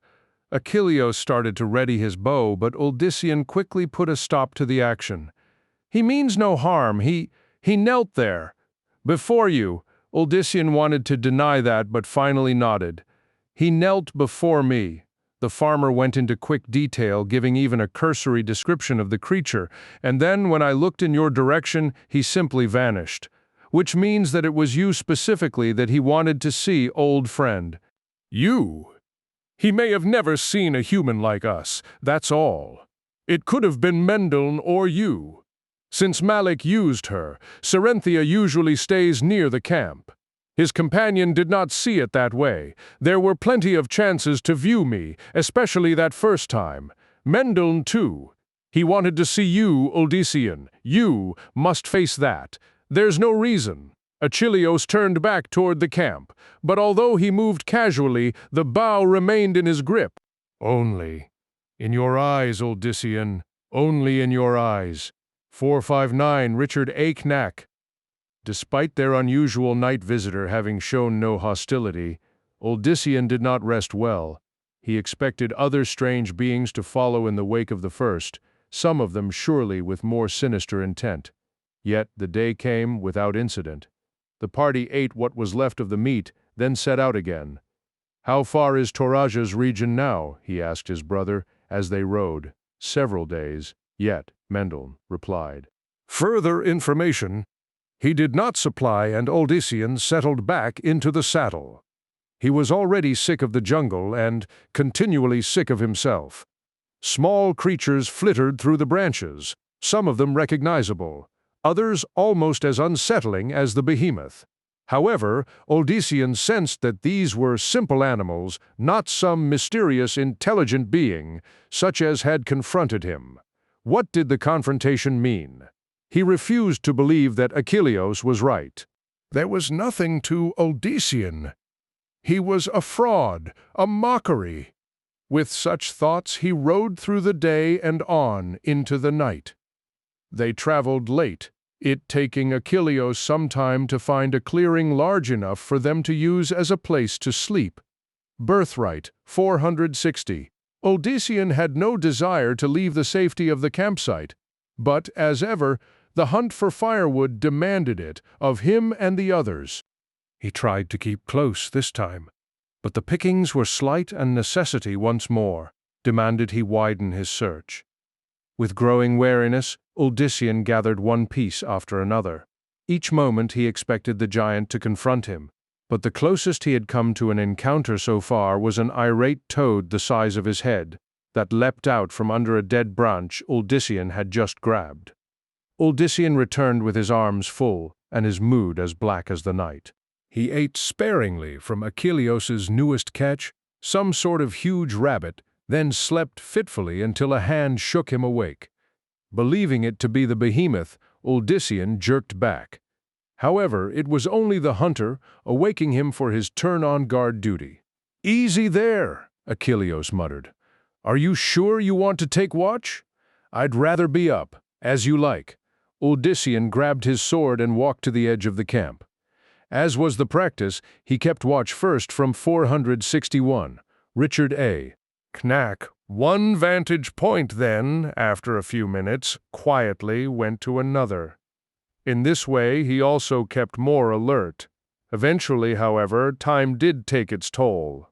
When he was certain that he dared not stay on watch any longer, Odysseus sheathed his sword and went to wake Mendon, who was next. After Mendon would come Cerynthia, and then Achilleus again, if necessary. The three men would have preferred to rotate the night between them, but Cerynthia had insisted, pointing out that she was just as capable with a sword as they were a piece of training, done at the insistence of her late father. Odysseus approached his brother's location only to find Mendon not there. That was not uncommon, necessity making its demands whenever it chose. He paused, aware that it could not be too long. But after several minutes there was still no sign of Mendon. Odysseus tried to tell himself that it would only be a moment longer. But then that moment passed, and still, there was no hint of his brother's return.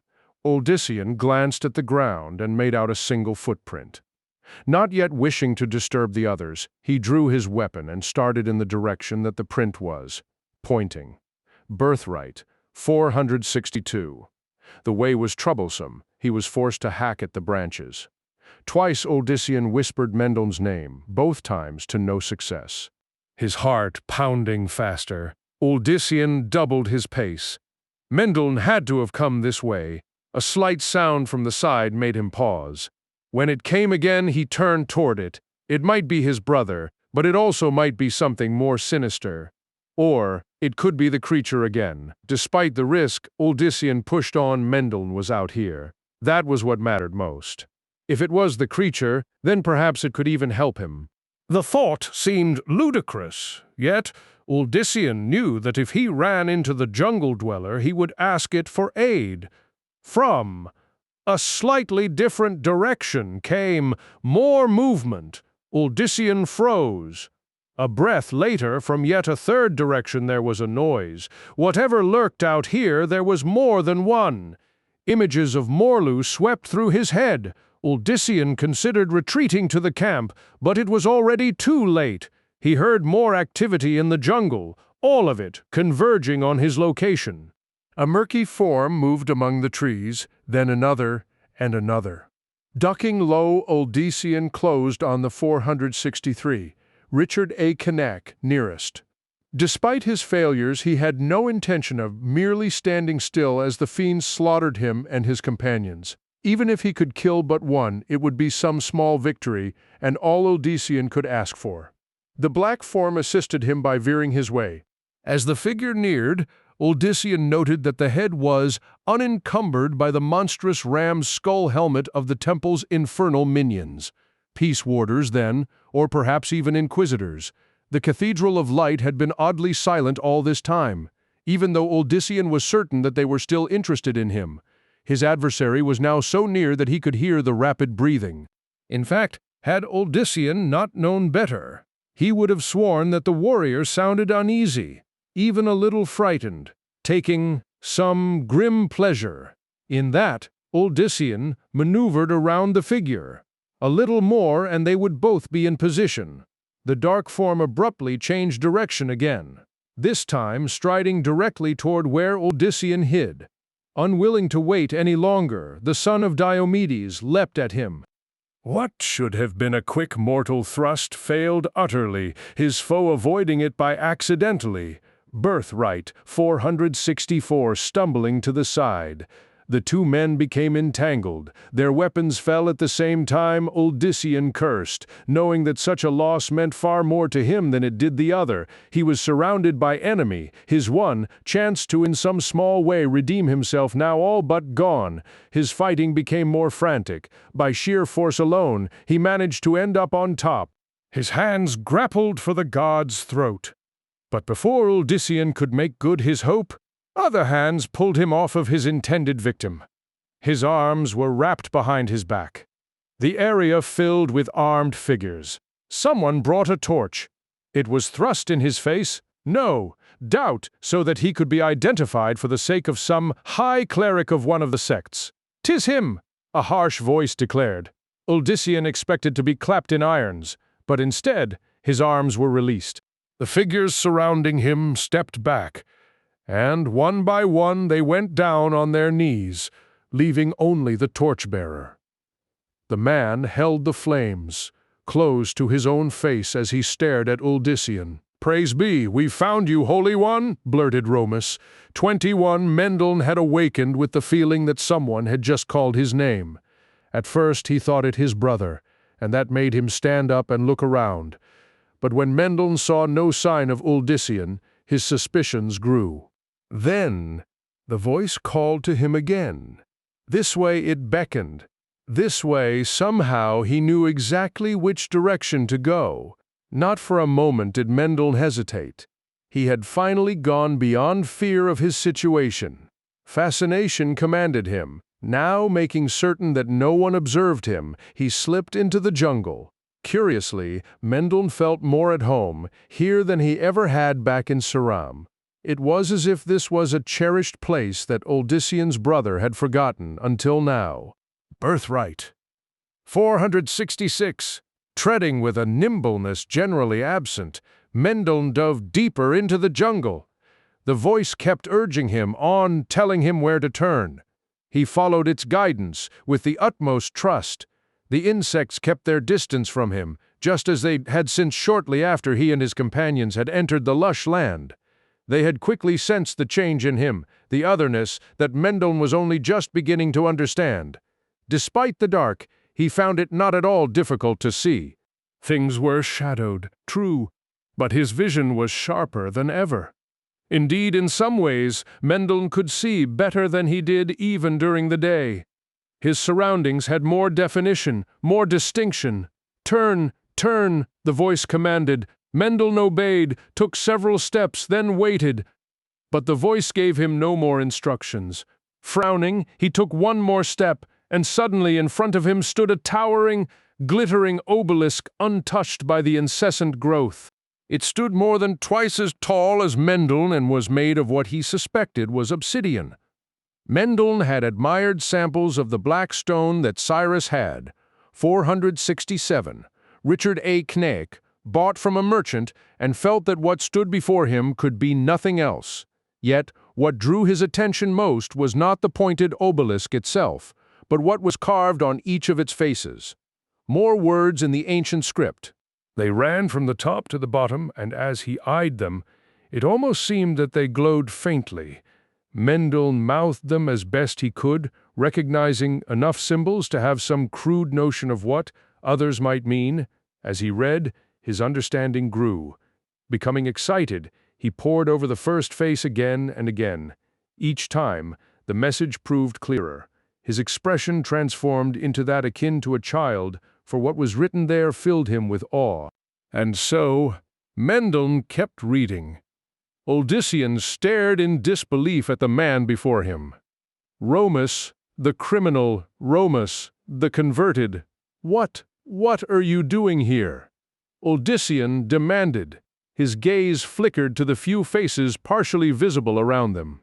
He recognized most. They were all from Partha. Birthright 468. When you were found missing, Holy One, we feared for the worst, especially after how it was for poor Master, Ithan and his boy.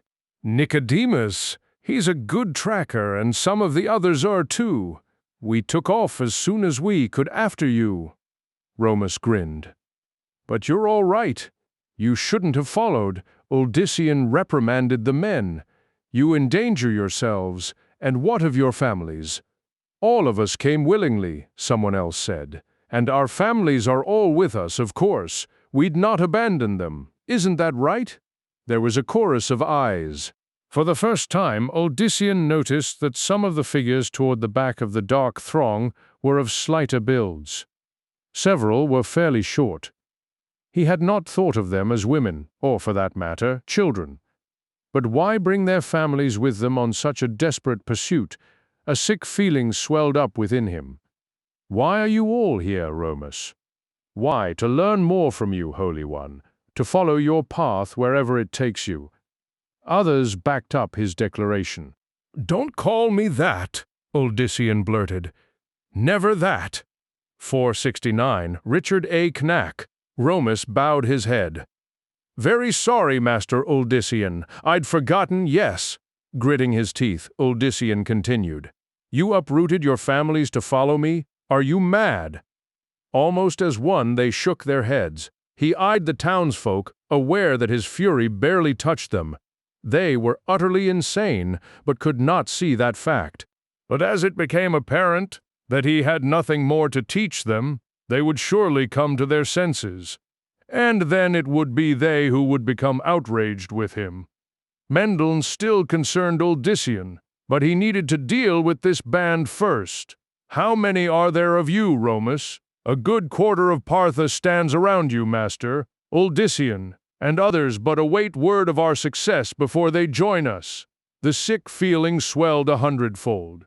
Barely able to think, Odysseus whirled back toward the camp. Follow me. Always, murmured Romus. Already regretting his choice of words, the son of Diomedes stalked away. Behind him came a mass shuffling of feet and the shaking of grass and branches. Birthright 470, as he neared the edge of the camp, Achilleus, an arrow, notched and ready to fire, stood sternly waiting. His face went through a contortion of emotions as he drank in what came in his friend's wake. What have you found out there? An army? The Parthans, or at least a good number of them. Achilleus looked from one newcomer to the next.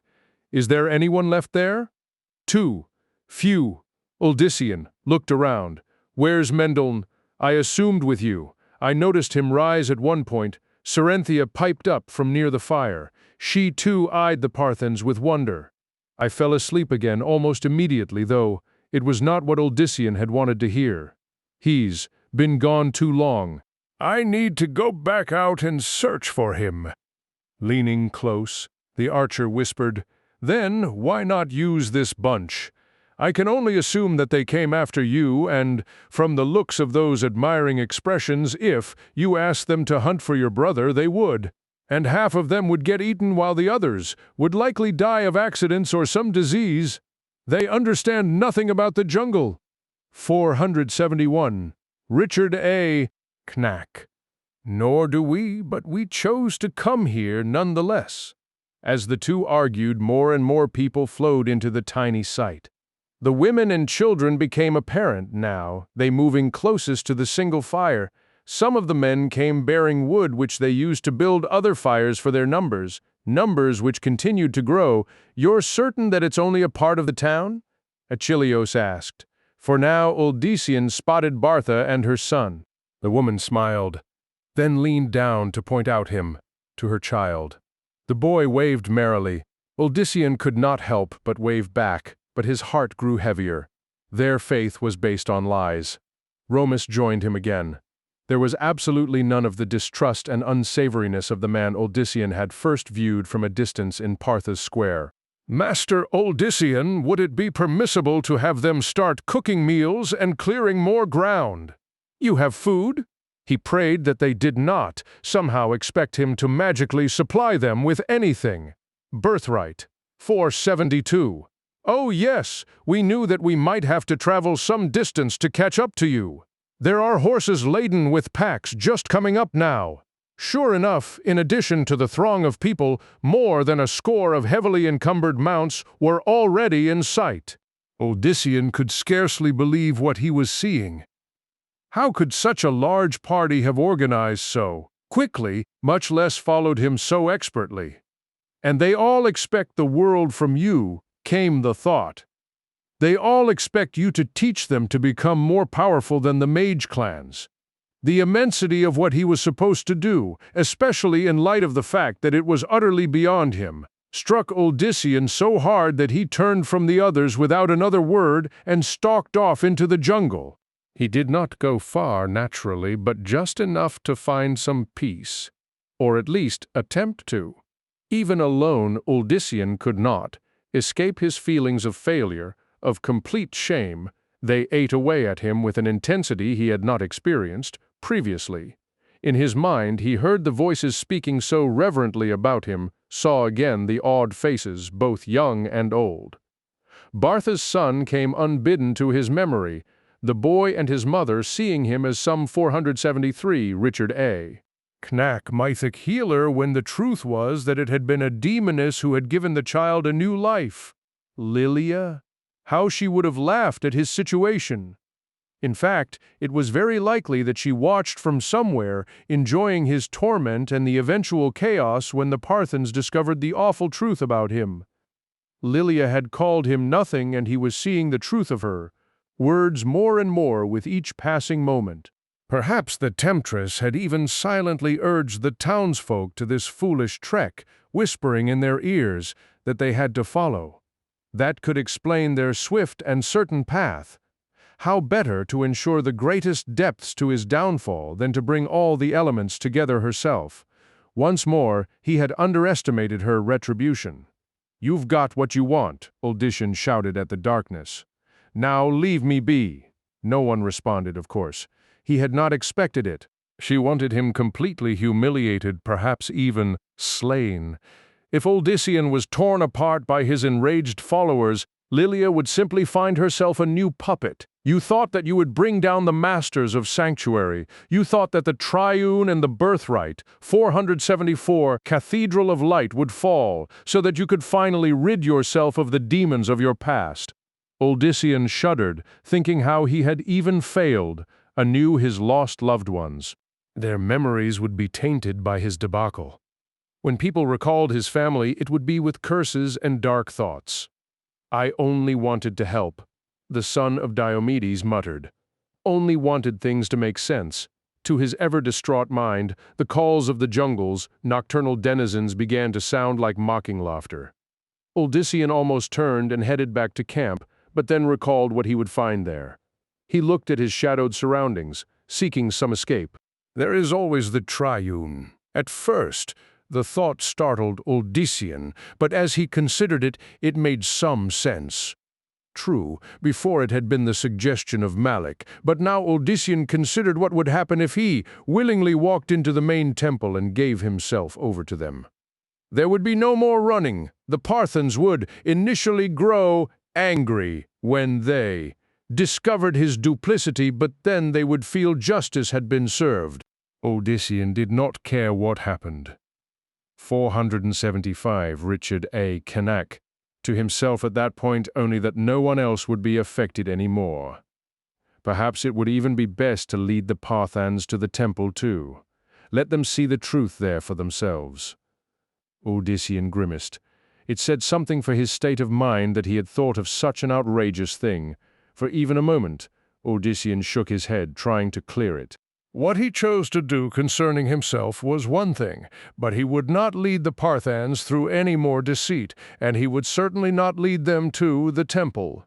Yet, if Odyssean intended to cut all ties with those following him, it behooved him to do so as quickly as possible. However, once he returned to the camp, they would be with him waking and sleeping. It would almost be better, Odyssean thought, if he just never returned at all. Never returned at all. Perhaps this time it would work. His feet began moving even before his mind registered the action. Odyssean shoved aside the thick branches, pushing as fast as he could through the jungle. On the one hand, he knew that his abrupt flight was even more Birthright, 476 insane than the one from Partha, but on the other, it would catch everyone unaware. They would have no idea where to look, where to go. He defied their best trackers, Achilleos included, to keep on his heels in this thick vegetation. But as Odyssean tore his way through the night, he began to wonder how far he would get without a mount. A horse could at least barge through the jungle easier, and surely there would be emptier trails ahead where a rider could quickly pick up the pace. If only he had thought of taking one with him. But that was something well beyond hope now. Unable to do anything else, and feeling as if all depended on him running and running until he could run no more. Odyssean moved blindly through the jungle. Each moment he expected shouts to arise in pursuit to begin. A large form moved through the vegetation just ahead. Odyssean tried to slow, but the ground was soft and moist, and his footing failed. He tumbled forward, landing on his face. There was a heavy snort. A muzzle prodded his shoulder. 477, Richard A. Knack. Weeping dirt from his eyes, Odyssean beheld a towering white horse. Loose reins dangled under the thick neck. The animal was also saddled, and Odyssean could only surmise that this was a Parthian steed lost during the trek through the jungle. Seizing the reins, he murmured to the horse, reassuring it that he was no danger. The mount actually seemed grateful to have him near, the unknown landscape. No doubt putting it ill at ease. Thanking his good fortune, Odyssean started to mount. No. Keep away from it! Startled by the voice, his foot slipped free. The horse snorted violently as if furious at the interruption. It moved away from the direction of the caller, pulling Odyssean, who still gripped the reins with him. Easy, easy, forcing the animal to halt. Odyssean turned to face the one who had spoken. The face was so pale that even in the dark jungle he could make out some of its detail. The figure strode toward him with urgency, but also a smooth movement that seemed right at home in their surroundings. Birthright, 478. Mendel? Somehow, Odyssean could not quite be certain that he was actually seeing his brother. This was Mendel, but somehow it was not. Odyssean Mendel's voice was low and so steady. It again made the older sibling wonder if what he saw was truth or illusion. Odyssean, keep away from that creature.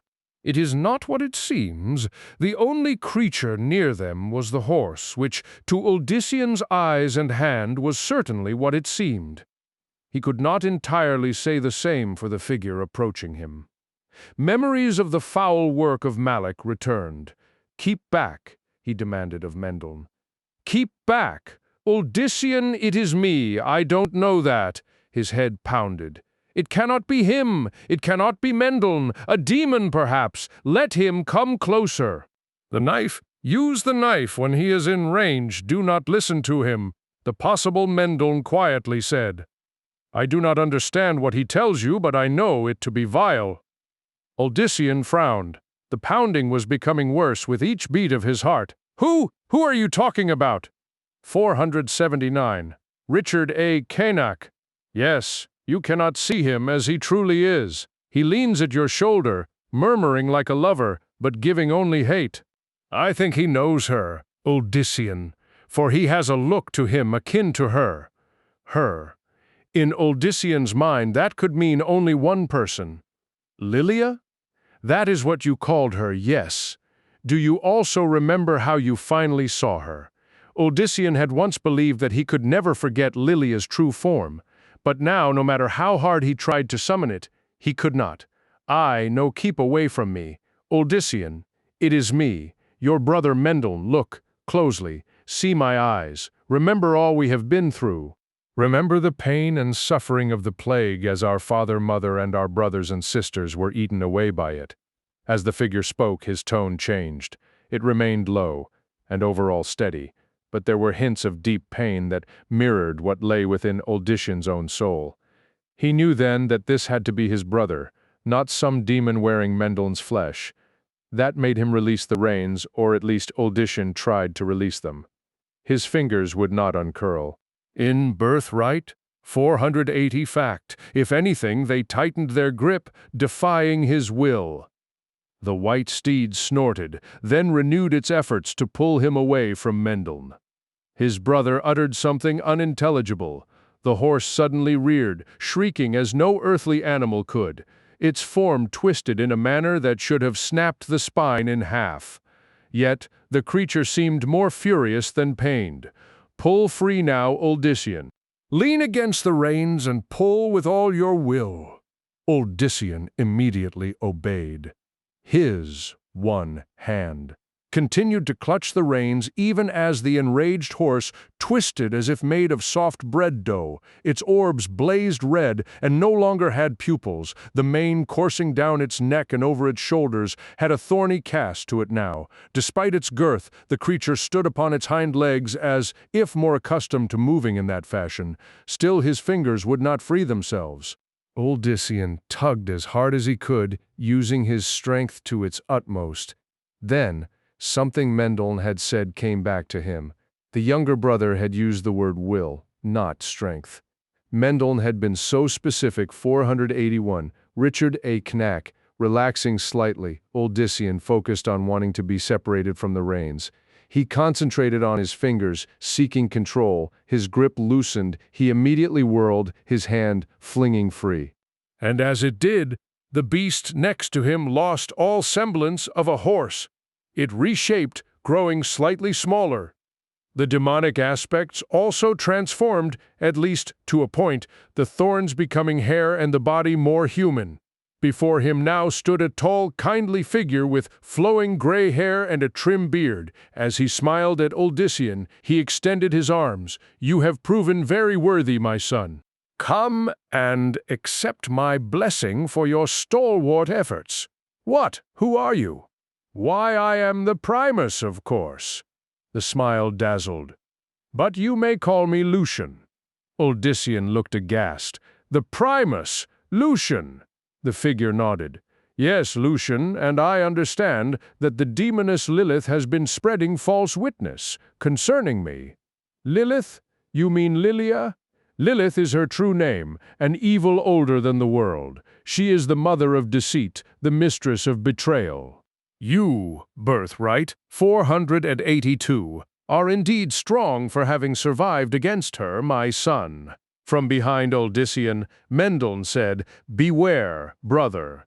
False images are legion where this one is concerned.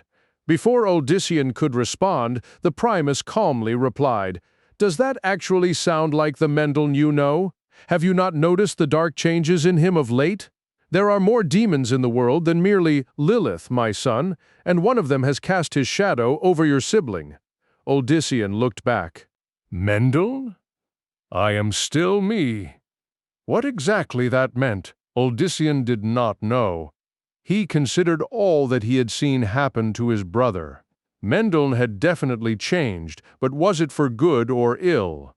I do not know you, demon, Lucian remarked, sounding much like a protective uncle to Odyssean.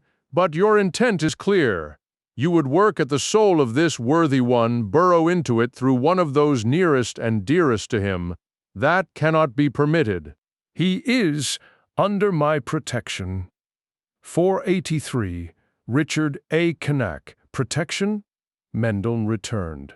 As the high priest, Malik sought to protect him with his spells of skin-flaying and his bloodthirsty Morlu. Exactly. Malik's. I regret his actions immensely. I was unaware that one so close to me had been seduced by demons. I had sent him to invite Odyssean Diomed to visit the temple as my guest. To be honored, nothing more. He considered further. The Morlu are an abomination created by what is called the Cathedral of Light, not the Triune. It must be from there that came the demon who turned poor Malik. There was something about the Primus that made Odyssean want to believe him, yet bits of what he said did not sound true. The only demon here stands before us, Odyssean, Mendel insisted, stepping between his brother and Lucian. You must believe. The master of the Triune shook his head. His words are strong, embellished as they are by sorcery for your sake. I fear I must remove the taint. I am sorry for your loss, dear Odyssean, but there is no choice. It took Odyssean a moment to understand. When he did, he reached out in sudden panic. No. Mendel, Birthright, 484. A circle of silver light formed around the Primus, then immediately burst forth.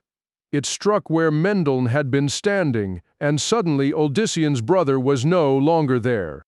Both Odyssean and Lucian eyed the empty spot. Then the Primus remarked, "Fear for your brother, Odyssean. The demon is powerful. It has taken him away from here. It would be best if we joined together, fought him side by side." No, Odyssean was not quite certain what was going on with Mendel, but he refused to believe that his brother had become some vessel for evil. He also now refused to believe much of what the Primus had told him concerning Malik. The high priest had been too adamant when it came to speaking about his master. Malik had been a loyal follower, not a betrayer of the Primus. No, leave me alone, dear brother Odyssean. Something pressed against Odyssean's brain. Gritting his teeth, he stepped back from the glistening figure. Leave me alone. I want nothing of you or the Cathedral of Light, nothing at all. 485. Richard A. Canak. He spun from Lucian. Odyssean was not certain just where he headed, but he knew somehow that he needed to be away quickly. There was a flaring of light behind him, as he recalled. Had happened just before Mendel's odd vanishing. Even as Odyssean ran, he steeled himself for the inevitable. The force that struck him was oddly cold. He felt as if his body was twisted inside out. His legs, his arms refused to function, both the muscle and bone seemingly turned to jelly. Odyssean collapsed against a tree, then tumbled to the jungle floor. "Perhaps you are actually nothing, as my sister said," Lucian commented clinically. "Perhaps there is nothing to Odyssean Diomed." A tingling surrounded the barely conscious Odyssean. The ground beneath him suddenly grew distant. Vaguely, the son of Diomedes realized that he was floating several feet above it. "I shall have to test you and retest you to be certain. Let the Morlu play with you too. They tend to bring out the desire for survival, which should, in turn, bring out the power of the Nephilim if it is truly stirring within you." Birthright, there is nothing. Odyssean, 486, gasped. "I am no threat to you, but you never were human. I am Lucian, son of Mephisto, the greatest of the prime evils. Blood of my kind may flow through your veins, but it's watered down with the puerile emptiness of Aeneas's ilk." Odyssean's view shifted as he floated toward his captor. Lucian still wore the semblance of the Primus, but Odyssean very much believed that the horrific glances he had seen during the earlier transformation had been nearer to the truth. What had Lucian said of Lilith, that she was his sister? "Yes, test you and retest you so that there is no mistake," the demon repeated. He smiled, and although his face was yet human, the sharp teeth and forked tongue were not. "And if you fail, then I will just feed you to the Morlu still alive, of course." And although Lucian continued to smile, Odyssean knew that he was not in any way jesting. 22. Achilleus had let Odyssean go without hesitation, aware that his friend was under incredible pressure. The startling arrival of so many people from Partha was enough to even disturb the archer. He was astounded by their dedication, even to someone whom Achilleus himself would have trusted with his life. His thoughts were interrupted by Serenthia, who suddenly gasped and turned in the direction that he had last seen Uldyssian go. Barely had she done so when he, too, sensed that there was something terribly wrong going on. Something involving Uldyssian and Mendeln. "Stay here!" he shouted at her. Racing past startled townsfolk, the archer unlooped his bow.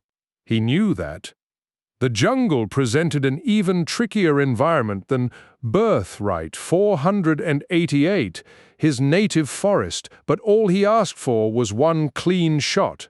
That was all he needed. Providing, of course, that he was not already too late. "I wanted to do this in quiet, in private, so that others with a possible interest in the Nephilim would not take notice," Lucian remarked to his helpless captive. "There are so many others who would be interested, yes.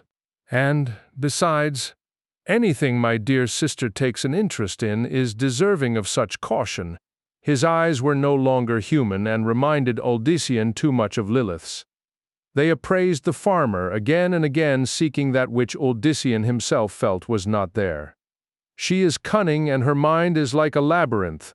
I wasn't too sad when I learned, centuries later, that the angel had cast her out into the endless void, never to return." He laughed. "Well, never is a relative term with her. Inarius should have known better. He should have slain her, but his kind always was too sentimental." A sudden crackle of blue energy engulfed Uldyssian. He let out a cry, but the sound was smothered. If this told Lucian anything, he did not reveal it. Instead, the demon nodded to himself, then said, "There remains only the 489. Richard AKNAA. Question of your brother and what has a hold over him. I'd about so many things, but not that. Something of a demonic nature does hold sway over him, and yet it's also something else. Perhaps I'll make a study of both of you. Would you like that? Damn you! Thank you, I already am. Shall we go?" Lucian smiled wider, and the world around Uldyssian took on a hazy, insubstantial appearance. Somewhere in the background, the faint images of the interior of some great structure, the main temple. Uldyssian assumed, with a shock, began to form. And, at that moment, the scene illuminated by the energy surrounding Uldyssian, a feathered bolt struck the Primus directly in the throat. Lucian's head swung back from the force. Blood spilled from the ugly wound. The head of the arrow lay embedded so deep it was a wonder to Uldyssian that it had not come out in the back. "Uldyssian!" called Achilleos. "Try to free yourself!" He had been attempting just that since his capture, only to fail miserably each time. Uldyssian had used Mendeln's advice again, but to no avail. He began to wonder if it had merely been by chance and whatever. Birthright 490, power his brother had wielded that he had escaped then. As ever, Lilia's mocking words returned. He was nothing, nothing. A whistling sound presaged another arrow soaring at Lucian. Knowing Achilleos' skill, Uldyssian had no doubt that it would hit exactly where the archer intended. But at the last second, Lucian's hand caught the bolt just an inch from his chest. He easily snapped it in two, and, as the pieces fell, reached up to take the one buried in his throat. The Primus pulled at the arrow. With a horrific sucking sound, it came free. He inhaled, and the blood dripping from his wound receded into the gap, which then healed shut from somewhere to Uldyssian's left. Achilleos let out a curse, then growled, "Not again." Lucian eyed the blood still on the tip of the arrow. His tongue shot out and lapped up the red liquid, leaving the arrow perfectly clean. The demon chuckled as he tossed the shaft to the side. "Able to make a perfect strike at night even from a bow enchanted to miss. A fine Morlu you would make," he said. "Would you like to join us?" 491. Richard A. Cain, the Primus gestured. Achilleos grunted. Uldyssian heard the shuffling of feet and guessed that the hunter was being forced forward.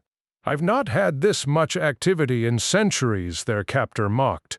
"I'd forgotten how delicious it was doing it myself instead of relying on fallible mortals." Without warning, a different missile came at him. However, Where Achilleos's arrow had struck true, this one, a rock, bounced away after hitting what seemed an invisible shield around Lucian. That, though, did not stop a storm of more rocks, bits of wood, and other unidentifiable objects. Many were tossed with terrible aim, but several others would have hit their target if not for the same force that had repelled the first rock, and, from all through the jungle, completely surrounding the trio, the people of Partha, led by Cyrus's daughter, emerged. "Let him go," shouted Cerinthia.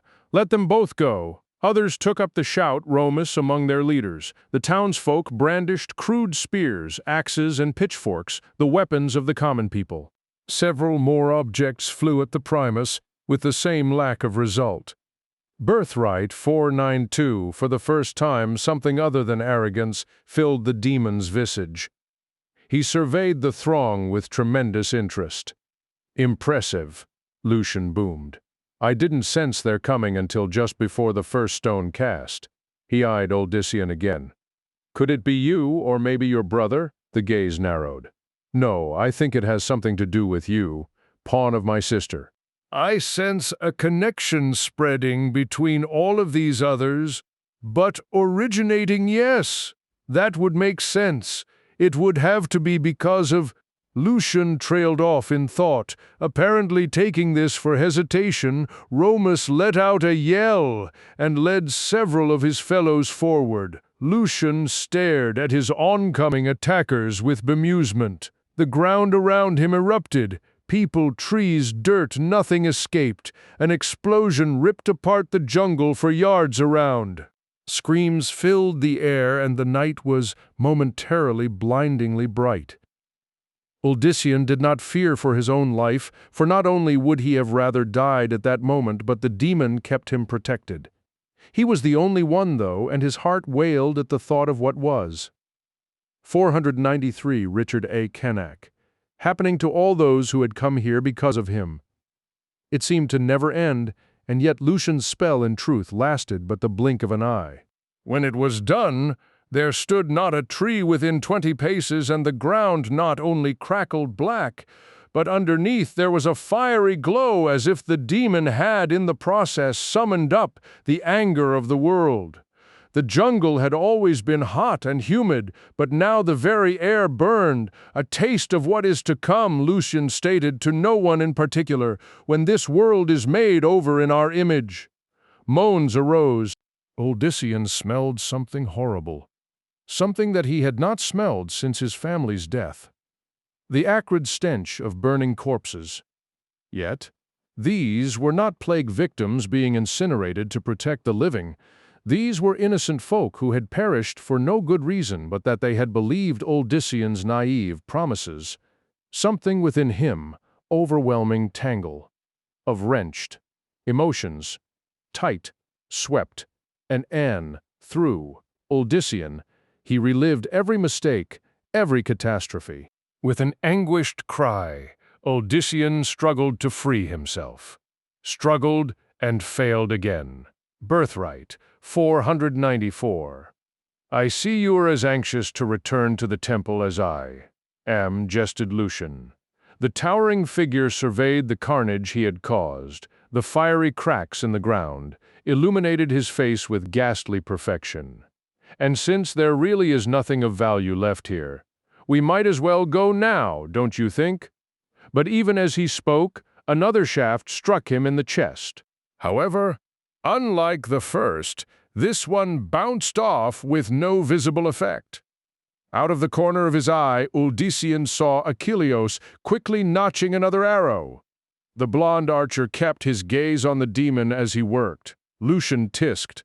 I said that you would make a splendid Morlu, but to do that you must die. Achilleos fired. And so you shall, continued his target. The arrow curved around in mid-flight. Achilleos stumbled back, one arm going up in defense. The bolt caught him through the throat, exactly where the demon had been hit. But where Lucian was a demon, Achilleos was only mortal. A scream echoed through the ruined jungle.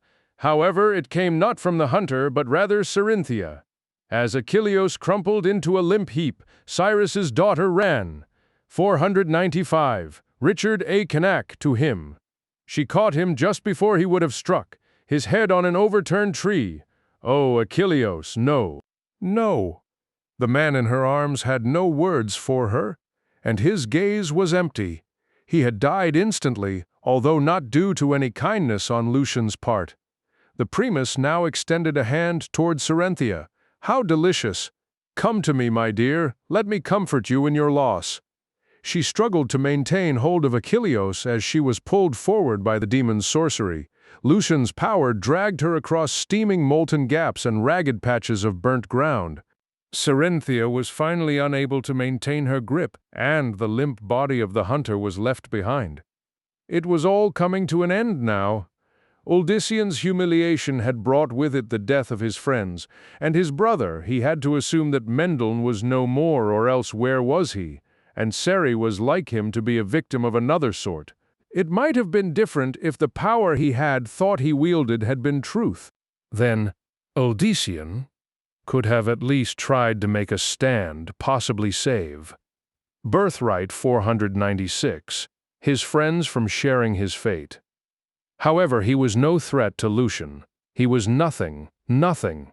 His gaze passed from the desperate Cerynthia to Achilleos's cold body and back again. They had fought for him, more than once. They had believed in him just as so many had. One of the Parthens suddenly ran up to help Cyrus's daughter. Romus, face disfigured far more than ever, took hold of her with burnt hands. Another Parthen joined him, then another. Their added mass slowed but did not halt her progress. Lucian merely laughed at their antics, but as he laughed, a score more Parthens tried to charge him again. This time, they had weapons other than their axes and pitchforks. They used what some would have described as magic. Around the primus, the air became a cornucopia of violent energies. Rocks appeared out of nowhere. A tree limb went flying at Lucian's handsome face, only to go bounding back. Among the fighters was Bartha, who had tears in her eyes and a grim set to her mouth. Uldysian noted with dismay that there was no sign of her son. He prayed that the boy was somewhere farther back, unharmed. 497, Richard A. Cain. The potential is there, Lucian commented, nodding at his attackers in approval despite their dismal results. But I think I'd prefer to test just the one and train others from scratch, less to unteach, he said, the last with a dark gaze at the Parthens. The jungle floor burst open around Bartha's group. The fiery, molten earth below it engulfed her and several of the others. Their screams filled Uldysian's ears. "No!" he screamed at the top of his lungs. His eyelids clamped together tightly as tears coursed down over his face. He beat his fists against the soil, repeating his anguished call. "No!" It took Uldysian a breath to notice that the rest of the area had fallen into silence again. He worried that the carnage Lucian had earlier wrought now faded in comparison to what had just happened. Tears continuing to streak down his face, the son of Diomedes opened his eyes. To his surprise, he beheld Bartha and the others untouched. A wall of formerly molten ground rose around them, yet it had obviously cooled completely, for one of the Parthens began cracking open the side with his foot and fist. Birthright 498. Uldysian gave thanks for the miracle, then discovered two more. One was that Cerynthia no longer helplessly moved toward Lucian. Instead, Romus and the others, with him even now, carried her away, the final and, to him in some ways, most astonishing miracles concerned himself. Uldysian no longer floated in the air. Only now did it register with him that he had been pounding his fists, that he knelt on the ground. That he, not Lucian, had made it so. Lilith had lied to Uldysian, which should not have surprised him. He could guess now that the reason he had been so unable to fight her had been because of what he had once thought her to be. She had used that to crush his spirit further. Uldysian pushed himself up on one knee. His gaze grew terrible as he looked at his persecutor. The treacheries of Lucian and Lilith combined in his mind to further fuel his determination. No more. The once simple farmer intoned, rising. No more of this. The Primus did not smile now, and there was that in his face that hinted more than ever of his true monstrous self. "You'd do well not to provoke me, 499, Richard A. Cain, mortal. This kind and civilized exterior is a shell, nothing more. You do not want to anger what lurks just beneath." Shaking his head, Uldyssian returned. "You have it all wrong, Primus. Lucian, brother of Lilith. You should be careful not to provoke me any more." This caused the demon to howl with laughter. But Uldyssian could almost swear that there was something hollow to that laughter. There had been no reason why. Lucian would have lessened his control over the human. Uldyssian had freed himself, and that meant that the gift, no birthright, Lilith had called it, flowed through him, much as he had once believed it. Perhaps not as powerful and as malleable as it had seemed, but certainly Lilith had lied when she had said he was nothing without her. "Leave now," Uldyssian suggested sharply. "Leave now or finish it here." Lucian ceased laughing. The ground erupted anew, this time the force of it all, centering around Uldyssian. Hot ash rose up, covering him. Scalding earth bathed his body. As the ground crumbled, he started to sink beneath it. Birthright. 500. Uldyssian took one stubborn step toward his adversary. When that succeeded, he took another. He paid no mind to the ash, to the fire-hot ground, and because of that, they did not harm him. In the back of his thoughts, Uldyssian sensed those who had survived the demon's assaults gaining their own strength from his renewed confidence. There were more alive and well than he could have hoped. That, in turn, gave Uldyssian the impetus he needed to take another step, then another. And when he had crossed half the distance, it was to note with amusement of his own Lucian taking an unconscious step back. "Will you not give me your blessing after all, Primus? A blessing such as your servant Malak gave the good master Ethon, his son, and others." The amusement vanished, replaced by disgust. "You seem to favor it. I will give you my blessing," the demon croaked, his voice no longer at all cultured or even, for that matter, sounding human. "And then I will dine on your entrails and drink your blood from a cup fashioned from your fragile skull." And as he spoke, the facade of humanity fell away. Lucian's aspect grew terrible to behold, even more so to 501, Richard A. Cain, Uldyssian, because there was resemblance to Lilith after all. Lucian stood half again taller than the demoness and much broader, but he too had the thorns that acted as mane all the way down his scaled back. Yet, where she had only had one tail, her cursed brother had three, all spiked from top to tip with dagger-like projects longer than Uldyssian's hand. Lucian took a step toward him again, and in doing so, revealed that he also had the hooved legs his sister did. His hands were different, though, for the fingers on each numbered more than 5, and the claws were like those of a badger, but dripping with what surely had to be poison, and of the face, only the eyes were identical.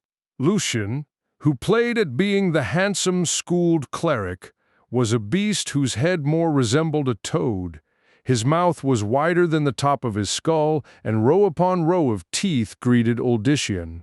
The brother of Lilith had no nose, not even nostrils, and his chin was hooked so sharply in the middle that Uldyssian could almost imagine it being used as a weapon. "Well?" rasped the demon, his grin literally growing from ear to ear, the latter long and wide, as if for a Birthright Y502, creature even larger than he. "Come, Uldyssian Uldiomed, I'll give you a blessing definitely."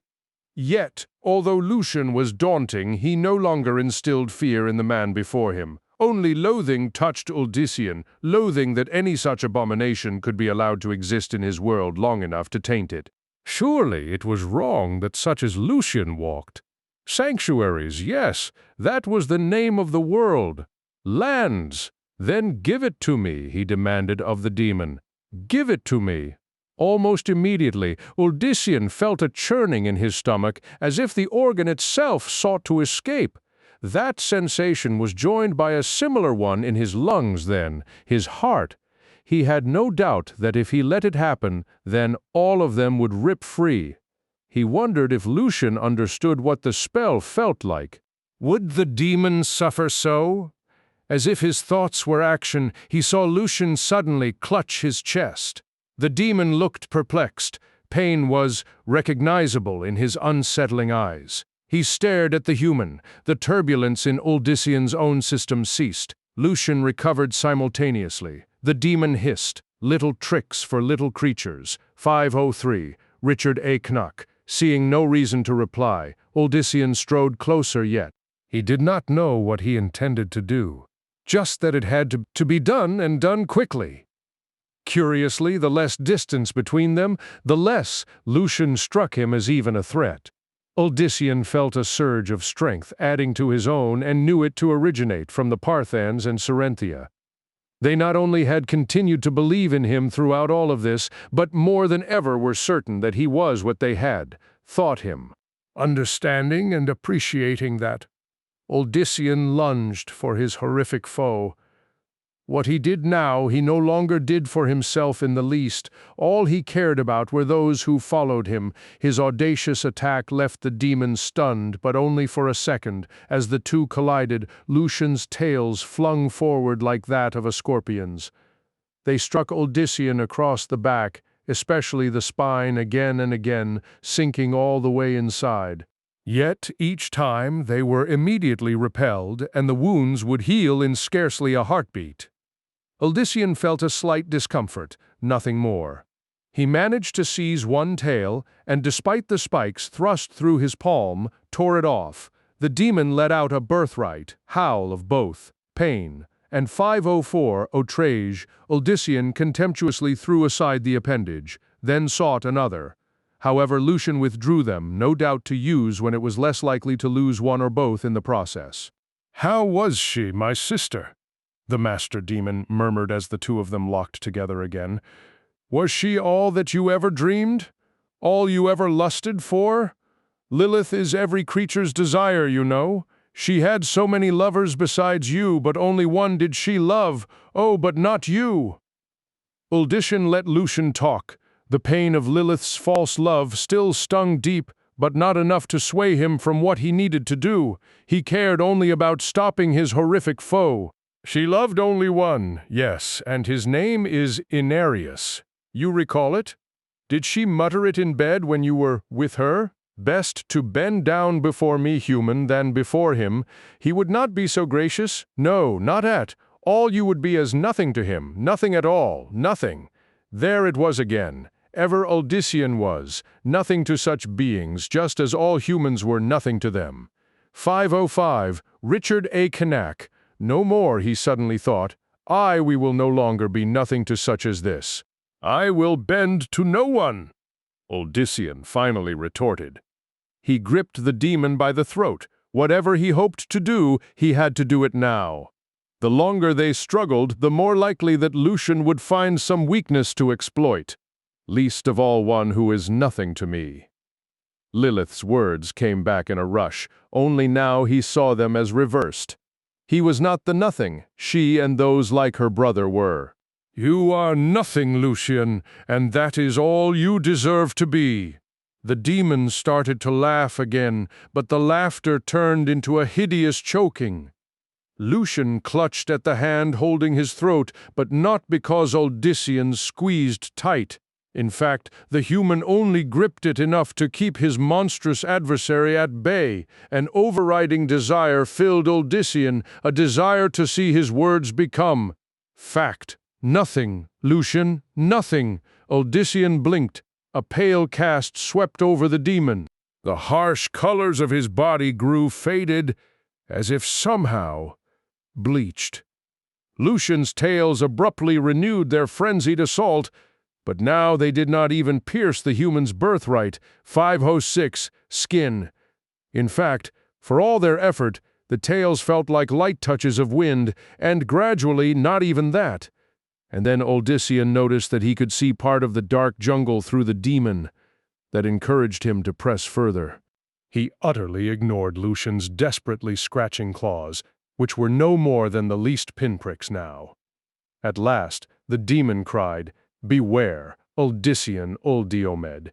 She is not through with you. My sister never lets go of a toy until it's chewed ragged. But I know her ways. I can help you. I can act as your guide. I will bow to you, call you master. Just listen.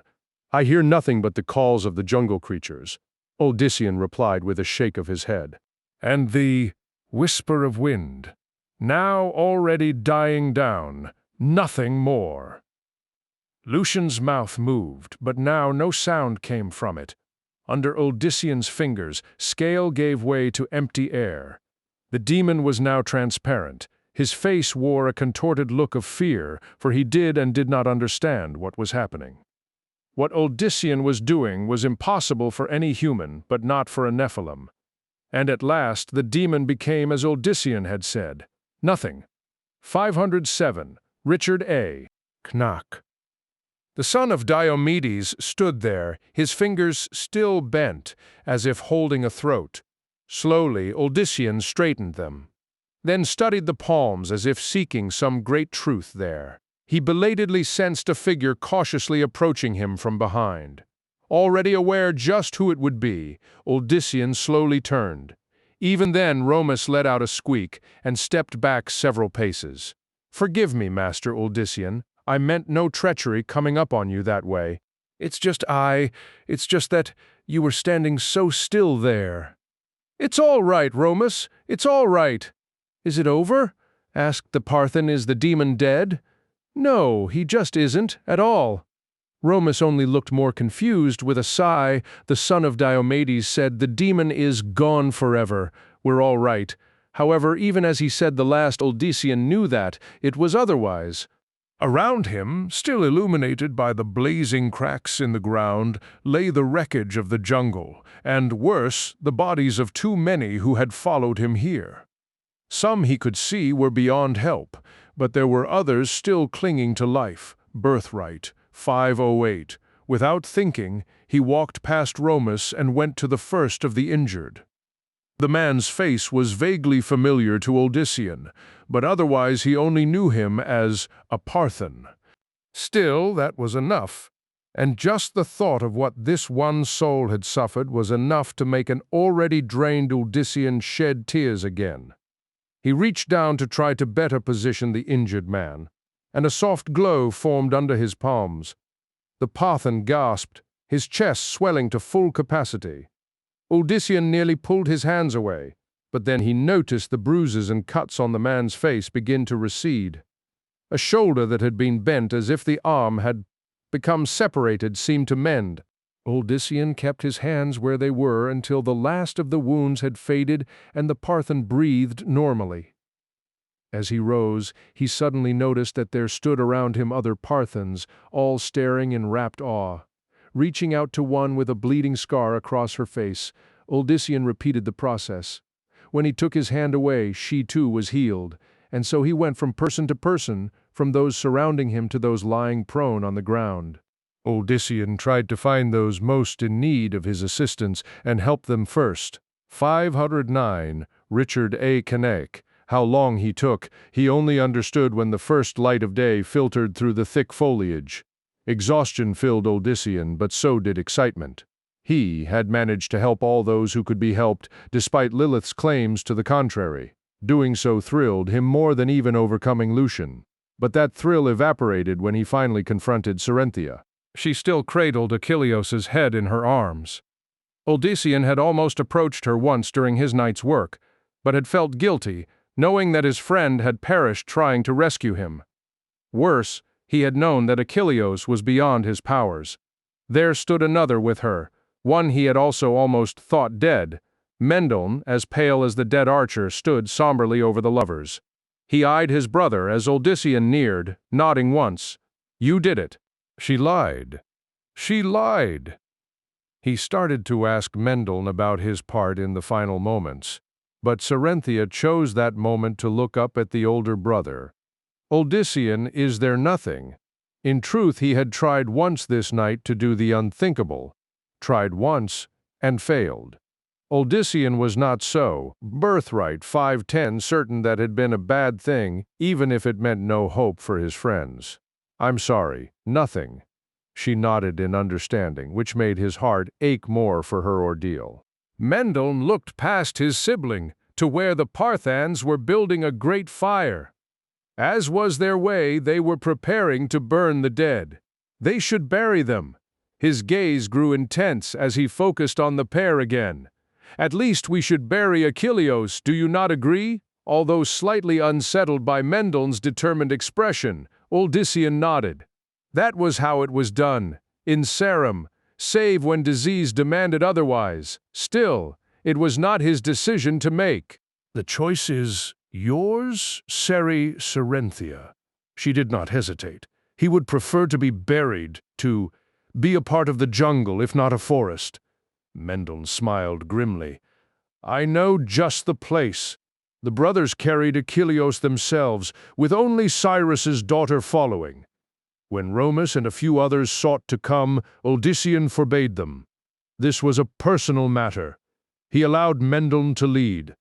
After some trekking through the thick underbrush, Odysseus' brother paused at a lush region nearby which could be heard a 511 Richard A. Cain rushing stream. Tall, thick, and healthy trees surrounded the area. Odysseus felt a sense of calm pervading the area, and immediately approved of it. Serenthia, too, acknowledged Mendel's choice as the correct one. With tools borrowed from the Parthans, the pair dug the grave. Odysseus considered seeing what he could do with his abilities rather than his hands, then thought how Achilleos deserved more effort than that. The ground was soft and surprisingly easy to remove. They soon had a hole deep enough to make certain that no scavengers would dig the body out.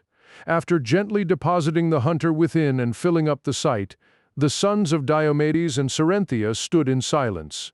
No words were said, for words were inadequate, for moments such as this, at least to them. Their souls spoke to the lost one, each bidding him farewell in their own way. It was Serenthia who finally broke the spell, the dark-tressed woman suddenly turning to Odysseus and crying in his arms. He held her much the way he had held his little sister during her last days. Mendel politely turned his face away at the same time, muttering some final message to Achilleos, and then it was over. 23. It took the Parthans the rest of the day to deal with their own dead. Odysseus and the others attended. Naturally, the deaths all struck him hard, but worst were the ones he knew. Despite his attempt to save her, Odysseus found out that Bartha was yet among the victims. Her heart broken by her son's death could not survive the aftermath. They found her unbreathing, the boy cradled in her arms. In death, they had a peace to their expressions that was complemented by a love between them one could still see. The boy and his mother were laid on the pile together and burned as one, and as they vanished in flame, the sadness in Odysseus changed to fury again. Fury at Lilith, at Lucian, at those like the Triune and the Cathedral who cared for nothing but their dominion over all else at such costs. 513, Richard A. Cain, try as he might, Odysseus could not quell that fury. By the time the last body had been properly burned and the day had once more faded, he knew that there was but one course of action, a course that, for the moment, had a particular focus.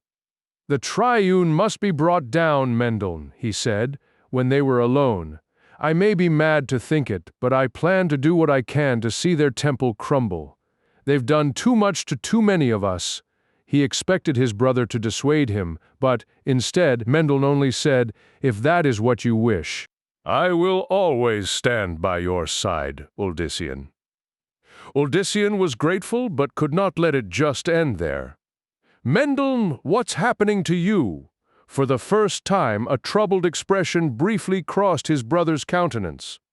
As Mendel buried the emotion again, he replied, I do not know. I can only tell you that I do not fear it anymore, and that, so long as I can, I will do whatever it allows me to help you. Staring into his brother's eyes, Odysseus saw no guile, there only honesty. He wanted to demand more of Mendel, but also saw that to do so would tread on ground. Neither were quite ready for just yet. When he, Birthright 514, instead patted Mendeln's shoulder, his sibling looked both relieved and grateful. "That's all I can ask," the older brother said. "That's all." He expected Sarenthia to condemn him for even thinking of such a plan, Achilleos having already paid the price, but the hunter's death had, instead, galvanized the trader's daughter. When Odyssean told her what he had decided, she showed no hesitation in agreeing. "My father's dead because of them. Achilleos, who foolishly loved me, and who I loved for too short, is dead because of them. You want to bring down the Triune, and the cathedral too, and I'll be there. Odyssean, all I ask is that you help me to learn as much as I can, so that I'll be able to stand up at the front of the struggle and pay them for what they've done."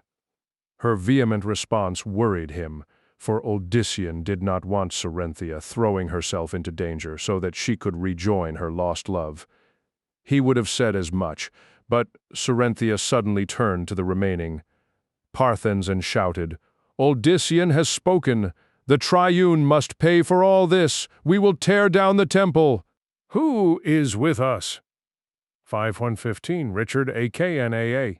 There was a moment of silence as Romus and the others drank this in, and then determined cheers broke out. "Down with the temple, and death to the Triune," filled the jungle. "Someone must summon the others," shouted the former cutpurse. "They'll want to join us." And with that, what had began as but a bitter notion in Odyssean's head became the start of an uprising. He stared at what he had wrought, startled to also realize that he did not regret the fervor of those with him. They were not his followers, not in his opinion, but companions, comrades in suffering who had as much right as him to demand justice even against demons and other forces. "This world is ours," he muttered, his words drawing the attention of the shouters. They grew silent, wanting to hear him better. "We are its children. Our existences are intertwined." He hesitated. "And most of all, we are our own masters. Our lives are ours to control, no one else's. That is our birthright as much as the powers growing within us. Our birthright." This brought renewed cheers. Odyssean let it go on for a time, then raised his hands for silence. "Birthright 516, Romus," he called. "Are there still among you those who can track well?" "Aye, Master Odyssean, and if they can't, I can. We leave at first light with the city of Toraja as our goal." "A good-sized city, Mendel?" His brother considered. "It is not Kijan, but nothing is. Yes, it is a good first destination." He knew what Odyssean had in mind. To face the temple and very likely the cathedral and the mage clans, their numbers would have to be much greater. Odyssean had no doubt that there would be those in Toraja who would be open to what he offered. There would also be those who would oppose him, and so Toraja would in addition become a proving ground for his uprising. Or a burial ground. "We head to Toraja then," he said to the rest. "The riders must go back and tell whatever Parthens wish to hear that they are invited to join us there. Tell them to head there." "I'll see to the message myself, Master Odyssean," replied Romus with increasing resolve. 3 other men let out shouts of equal enthusiasm. "The task is yours then, you 4. The rest of you, remember. First light. 517, Richard A. Knack. They cheered again, caught up in the imagined spectacle of sweeping across the world and gathering with them throngs of enthusiastic newcomers. Odyssean let them celebrate, knowing that it might very well be otherwise. They might very well be slaughtered before they even reached the gates of Toraja. They would follow you.